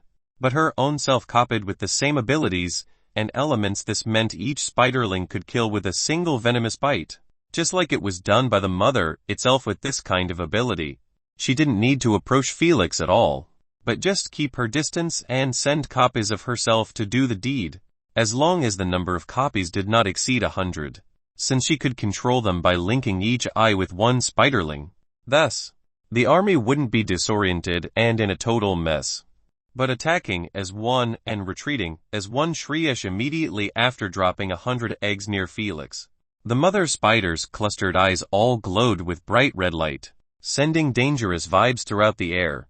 Simultaneously, the inactive spiderlings all began to make a move. 40 spread apart and surrounded Felix in an even wider circle. Standing 10 meters away from him, 30 pointed their rear in his direction and started spewing silky white webs, trying to capture him. Finally, the last 30 jumped with their fangs tips glittering with dark green color, clearly planning to poison him. All of those orders were carried instantly and simultaneously without a single delay. And Felix, who was in the very middle of those attacks, just smirked and snapped his fingers casually like he wasn't in a life or death situation. Paralyze aura instantly. A light yellow mist emerged from his body's pores and engulfed all of the spiderlings, which were in its range. The ones who were jumping on him stiffened while midair. Meanwhile, the rest, who had their rear facing him, froze in their position as well, forcing them to pause spewing their webs. If their webs were an active ability based that relied on their energy, then Felix Paralyze aura wouldn't have affected their web creation in the slightest, since abilities only need thoughts to be activated and elemental energy. However, the spider's webs relied on their spinneret glands located at the tip of their abdomen, which is part of their body, and paralyze inducement affected the entire body nonetheless. Felix didn't escape unscathed from their offense, as he wasn't able to dodge the already spewed shower of webs. Landlord handled one attack, but still got caught by the other. Zoe zoomed the camera on Felix, who was currently inside a tightly sealed cocoon, and shouted, "How would he escape this beam?" Before Zoe could even finish her sentence, a cloud of acid mist emerging from inside the cocoon interrupted her. She and the spectators understood immediately that Felix was planning to corrode the cocoon just he did with the mother spider web. He didn't even turn off his paralyze aura, as he relied on simply one acid balm to free himself swiftly. Immediately after breaking out, Felix started to viciously stomp his legs on the spiderlings, blocking his way to the mother spider. Crackbones were broken and skulls destroyed into a paste. Anything that met Felix's leg had a miserable ending. However, every dead spiderling he left behind him turned into a cloud of mist a few seconds later and drifted towards the mother spider, who absorbed it gladly. A moment later, she began to hurl those black balls again in his direction, forcing him to stop advancing and focus on dodging. He truly should have left them alone, and just focused on dealing with the mother spider first. After all, no matter how many he killed, new ones would replace them swiftly, pushing the number to reach 100 again. If the spiderlings just disappeared immediately after dying, the mother spider wouldn't have been infamous for being one of the worst low-tiered poisonous beasts to hunt down effectively without losing too many hunters in the process. Sadly, that wasn't it. The number of the spiderlings never went beyond 100, and also beneath it. Felix knew so as well. Thus he completely ignored the immobilized spiderlings near him and drew closer to his real target, trying to use the balm that was hidden in his pocket as fast as possible. Shrish, however, the mother spider wasn't planning on letting him break outside of the encirclement that easily, as it gave orders to the remaining 40 of spiderlings, which were staying outside of his aura domain, to collect the venom on their mouths and spit it in his direction. This wasn't even an ability, but just countermeasurement to Felix's aura that blocked her minions from reaching his side to bite him. Despite her out-of-the-box method of attack, Felix wasn't bothered by the incoming shower of spit. He simply put his arms in front of his face in disgust and dashed right through the salvo of spit, unworried about getting affected by the venom. "The hell is he doing?" Zoe's eyes widened a bit, as she exclaimed. No matter how high his poison resistance, it wouldn't be able to fully nullify the effects. Too bad. Her prediction this time was completely off the mark. As Felix broke outside of the encirclement while under the salvo of venom without a pause or letting a single yelp. Speechless, the spectators watched him wipe the dark green spit on his sleeves while mumbling under his breath. Were you trying to disgust me to the death, or what? Chapter 147 Azure Inducement Effect. They honestly had no idea if the mother spider venom was overrated, or Felix was simply a monster to have such a high poison resistance that was completely able to negate a legendary beast poison. Are my eyes playing a trick on me? Zoe rubbed her eyes awestruck at the sight, not daring to believe it, neither wanting to. Unlike those spectators who had simple knowledge about the mother spider, she had a full understanding of it. Just like Felix, it was her job, after all, to have as much information as possible about the universe to be able to commentate professionally, and not stutter like a total amateur. Thus, she was well aware that what Felix just did was beyond amazing and on the border of absurdity. The mother spider poison was able to kill from just a single whiff. Don't even mention getting touched by it directly. Even if she added Felix's high poison resistance to the mix, it simply meant that he was able to survive getting killed by it, but not escape the excruciating pain it caused to one's nerves. She couldn't help but zoom on his face, hoping to see if his expression twisted if just by a bit to ease her tremulous emotions. Unfortunately, the darkness under Felix's haughty blocked her attempt, leaving gritting her teeth in anger. Bastard, you must have immunity to poison. It can only be so annoyed. She bit her lower lip and enlarged the camera again, displaying both Felix and the mother spider staring at each other in silence. It was clear that the mother spider was at her wits' end on dealing with Felix, which was quite understandable honestly. After all, her greatest strength was based on her spiderling army, but Felix's abilities countered everything she used on him effortlessly. From her silk element that could be corroded easily by his acid inducement, to her infamous poison that was totally ignored by him like some sort of B-product. If she was dealing with anyone else besides Felix, she could have easily massacred them by just sending a few members of her army. Yet, for this bastard, she literally threw everything but to no avail. Thus, she decided to switch from offense to defense, waiting patiently on Felix's counterattack. Who knows? He might expose an opening in the process. Low-tiered legendary beasts were not mindless monsters, but actually had the intelligence of 7-year-old human, able to have a somewhat clear thought process. But the majority still relied on their instinct and senses for battles, totally ignoring using their brains. Mother Spider wasn't like the rest. She knew when to push and when to retreat. Felix wasn't throwing his azure bomb, even though she was clearly targetable, was because of so. He felt that if he rushed his offense and exposed his azure bomb to her, he wouldn't be able to get another chance if she dodged it successfully. Hence, the current staring contest between a beast and a human, a strange scene that rarely appeared in any game. Nervous and thrilled, the spectators all went quiet as well. After a short while, the tense atmosphere was suddenly broken by Felix throwing an acid bomb, leaving the azure bomb hidden in his pocket.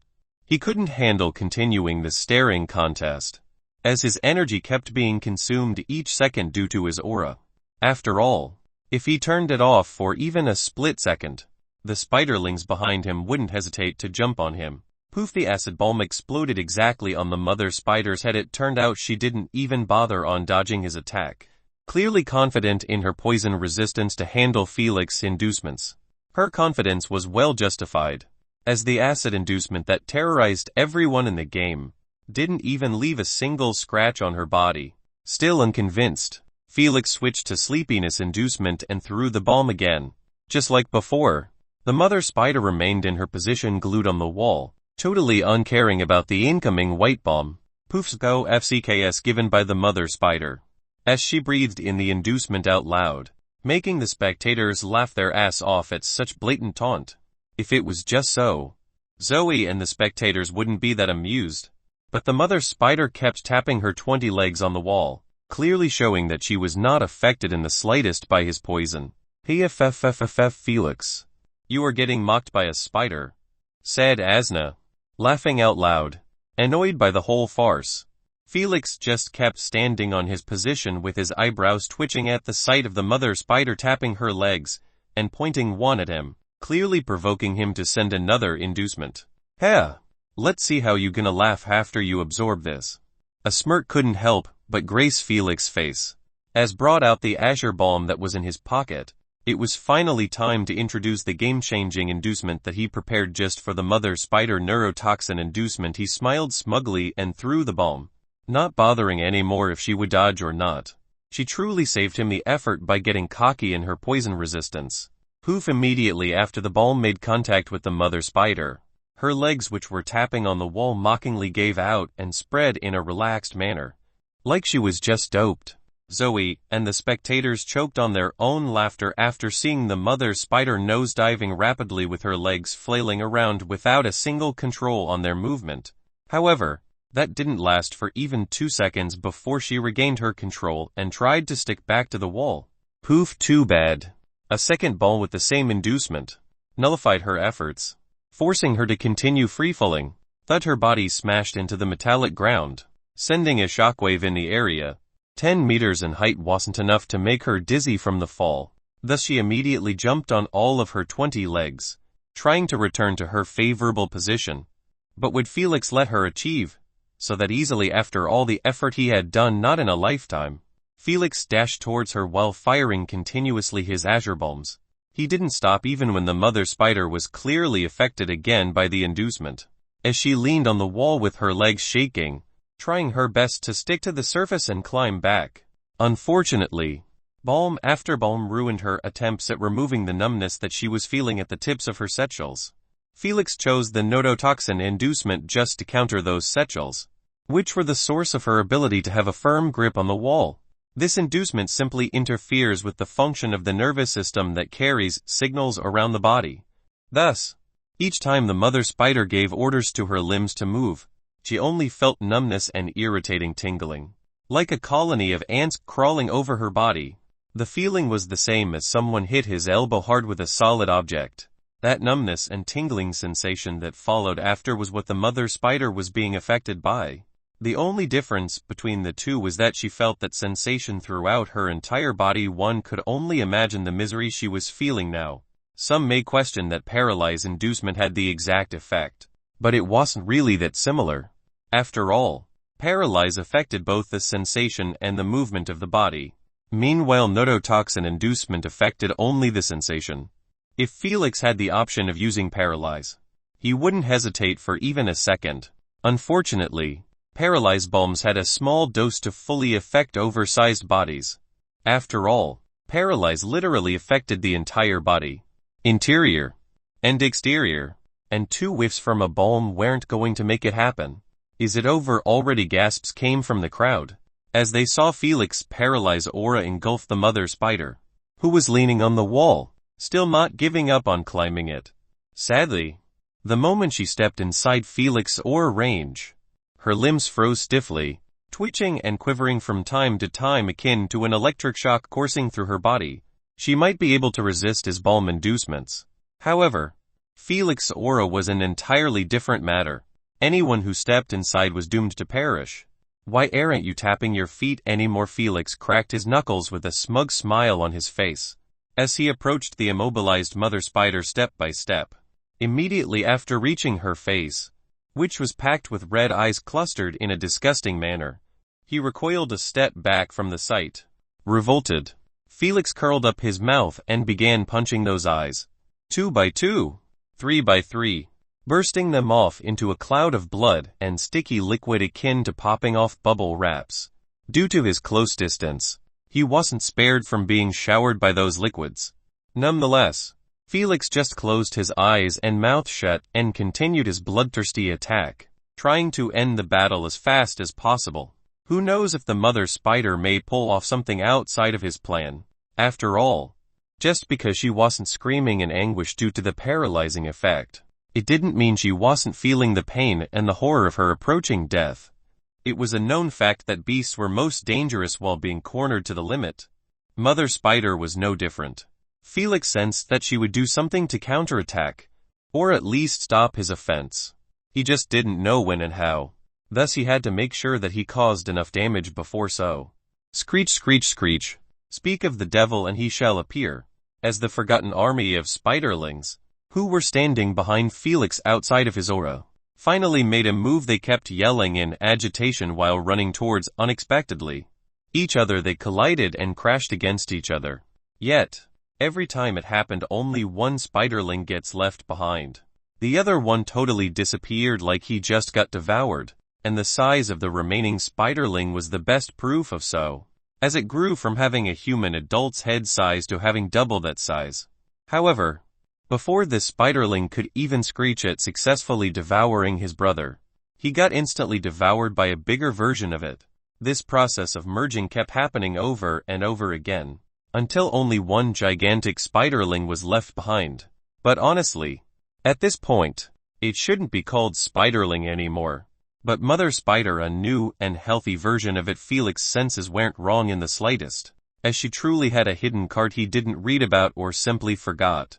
After all, he read its details long ago, and he was bound to forget an ability or two.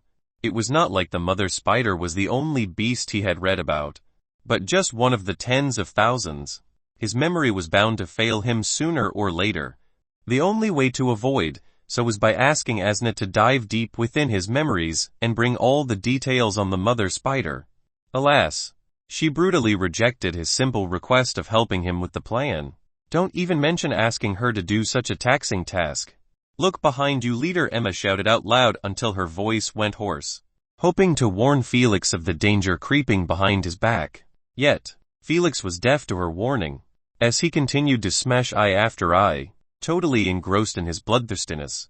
He was worried about the Mother Spider making a move, but for those cute spiderlings behind him, he utterly ignored them even though he heard their screeches. He simply assumed that it was the Mother Spider making her anguish heard using them. Plus he was confident that no matter what they threw at him it wouldn't affect him much. All of their attacks were absolutely useless against him. If they dashed inside his aura, they would get paralyzed. If they spit poison in his direction, they would simply disgust him.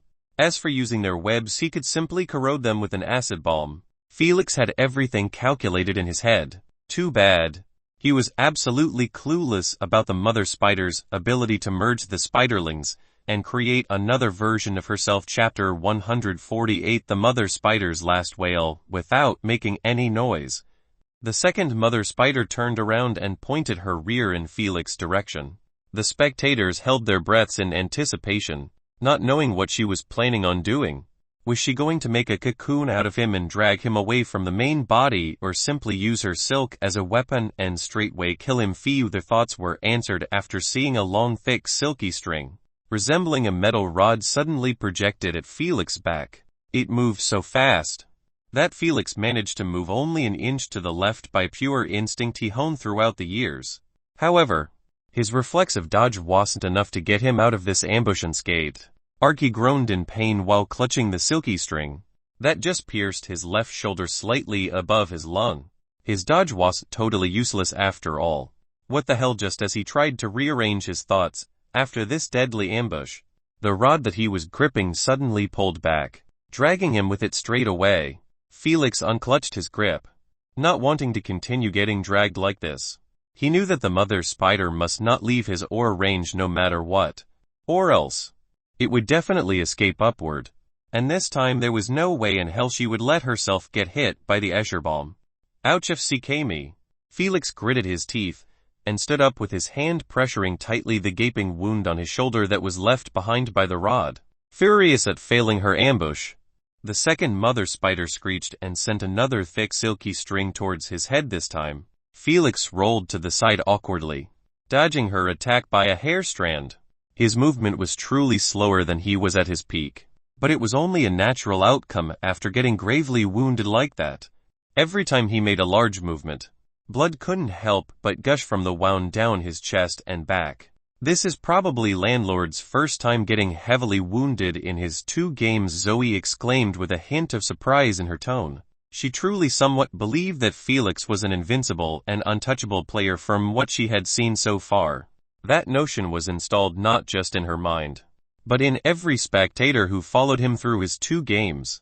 However, after seeing him constantly jump around with difficulty, trying his best to avoid the incoming barrage of those sharp strings, the spell that was clouding their minds was broken. Felix was but a normal player like everyone else. He was bound to get hurt and lose fights as well. Nothing shocking or surprising, especially when he was going against a legendary beast solo. He was literally fighting it using only 2 abilities, while 10 players, combining their strengths, couldn't even touch the mother spider. Please do something. Emma kept on chewing her lips, hoping that Felix might turn the situation around. However, the odds were apparently against him. The second mother spider kept on pressuring him by releasing string after string. Sometimes she even mixed some webs in between, trying to capture him instead of killing him.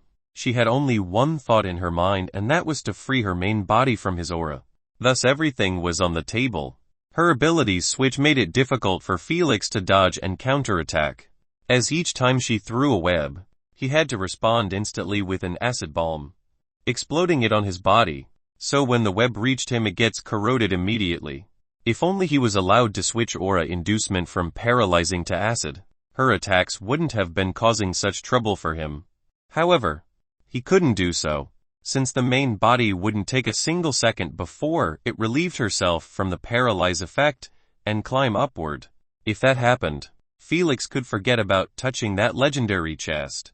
He would probably find it difficult to even escape in one piece from being in a 2v1. Hence, he must figure something out quickly without using his aura. He was losing blood rapidly from the wound, and if the battle didn't finish ASAP, he would truly faint in the middle of the fight. Sign. I guess only one option left.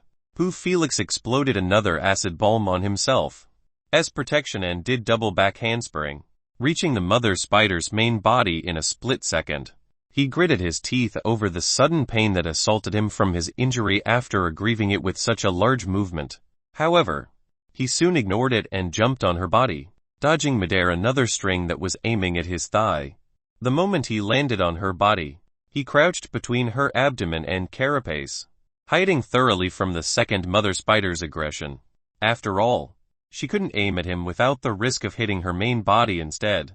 After seeing that it was impossible to kill Felix anymore, the second mother spider switched to throwing webs again, planning to cocoon him with the main body. Unfortunately, before the web even reached its target, Felix created 2 acid bombs with just a thought, leaving his hands free to strike the abdomen as he pleased. Poofy exploded one bomb, countering the web successfully, and instantly created another, not daring to stop or care about his energy consumption anymore. The second mother spider was firing web after web continuously, clearly desperate on removing Felix on top of her main body. But who could blame her though? Bam bam! Felix's punches were literally causing cracks to appear on the hard shell of the abdomen. Felix didn't want to target this part of the body, even though it had her lungs and heart, was due to this hard shell that needed a minute or so of non-stop attacks to just make a small opening. Meanwhile, the head of the mother spider might have those disgusting eyes all over it.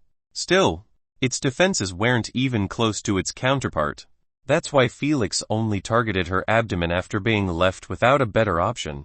He knew that his acid bombs must keep exploding periodically and constantly on top of him, creating a mini aura that acted as a protective shield against those webs, but the cost of doing so was definitely going to put a dent in Felix's energy tank. He didn't want to throw everything on this battle and be left naked after it.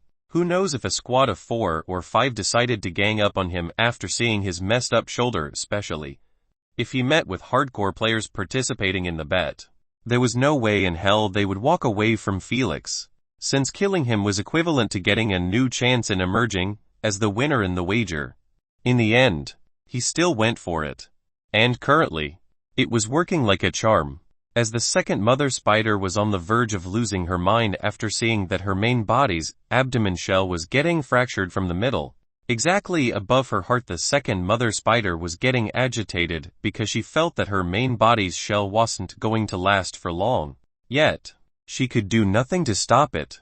Heck, she couldn't even cocoon her main body and drag it away, as the mini acid aura was covering both of them. Screech screech! She merely kept moving in circles around the aura and firing her webs, hoping that his mini aura had a slight opening that she could take advantage of. Unfortunately, Felix made sure that it was tight-proof, covering both him and the mother spider fully. Bam shatter! After consistently hitting the same spot until his knuckles began to bleed. Felix finally managed to shatter the shell, breaking it apart and exposing her heart that was beating at 186 beatsmen or so. It was obvious that the mother spider was scared shitless about her fast-approaching death, and her furious screech turning into pitiful wails were enough as proof of so. Although Felix heard those wails loud and clear, he still gripped his fist tightly and lifted it up expressionlessly. Bam! Without a single ounce of hesitation, he brought it down fiercely, striking the long tuba-shaped heart that was extending from one end of the abdomen to the other. Screech! The mother spider made her pained cry heard using her second body after her heart burst into a shower of blood and liquid. However, her wail didn't last for long, before her second body disappeared into light particles, marking the deactivation of her ability. Awestruck, Zoe and the spectators watched Felix withdrawing his bloodied fist from the inside of her body and raise it above his head for a split second as a celebration. Still dripping with blood, the battle was finally over. Whoa, landlord UFC King Monster, holy shit, who took a picture of his pose? Send it to me please, me as well. I am going to use it as my screen saver. He actually slew a legendary tier 2 beast. Solo landlord. Landlord. The silence that was deafening this stadium before immediately was replaced by chaos breaking out after seeing the battle finally conclude in such an astonishing manner. The spectators weren't the only ones who were losing their shit, as the VIP viewers, who were part of clans, agencies, leagues, clubs, or even high-ranked players coming to relax by watching a low game, were tongue-tied and mind-blown by Felix's victory. Before the battle even began, they were even more pessimistic about his chances of slaying the mother spider than Zoe's. They believed that he was biting more than he could chew after they saw him struggle to win against the terror serpent. Yet, it never occurred in their minds that Felix's abilities were pure counter to the mother spider's elements. His acid inducement utterly destroyed her silk element, while his poison immunity allowed him to nullify the mother spider's most iconic poison completely. Thus, the mother spider was handicapped before the battle even began. However, none of them disparaged his achievement of killing her solo due to this, as they knew that countering others and getting countered was a natural outcome in every battle. Hence, no one could rob his victory, not even those high-ranked players. Part 3 of the series ends here. Thank you for watching and listening. If you find it interesting, please give us a like, a comment and a subscription so that we have the motivation to make the next videos.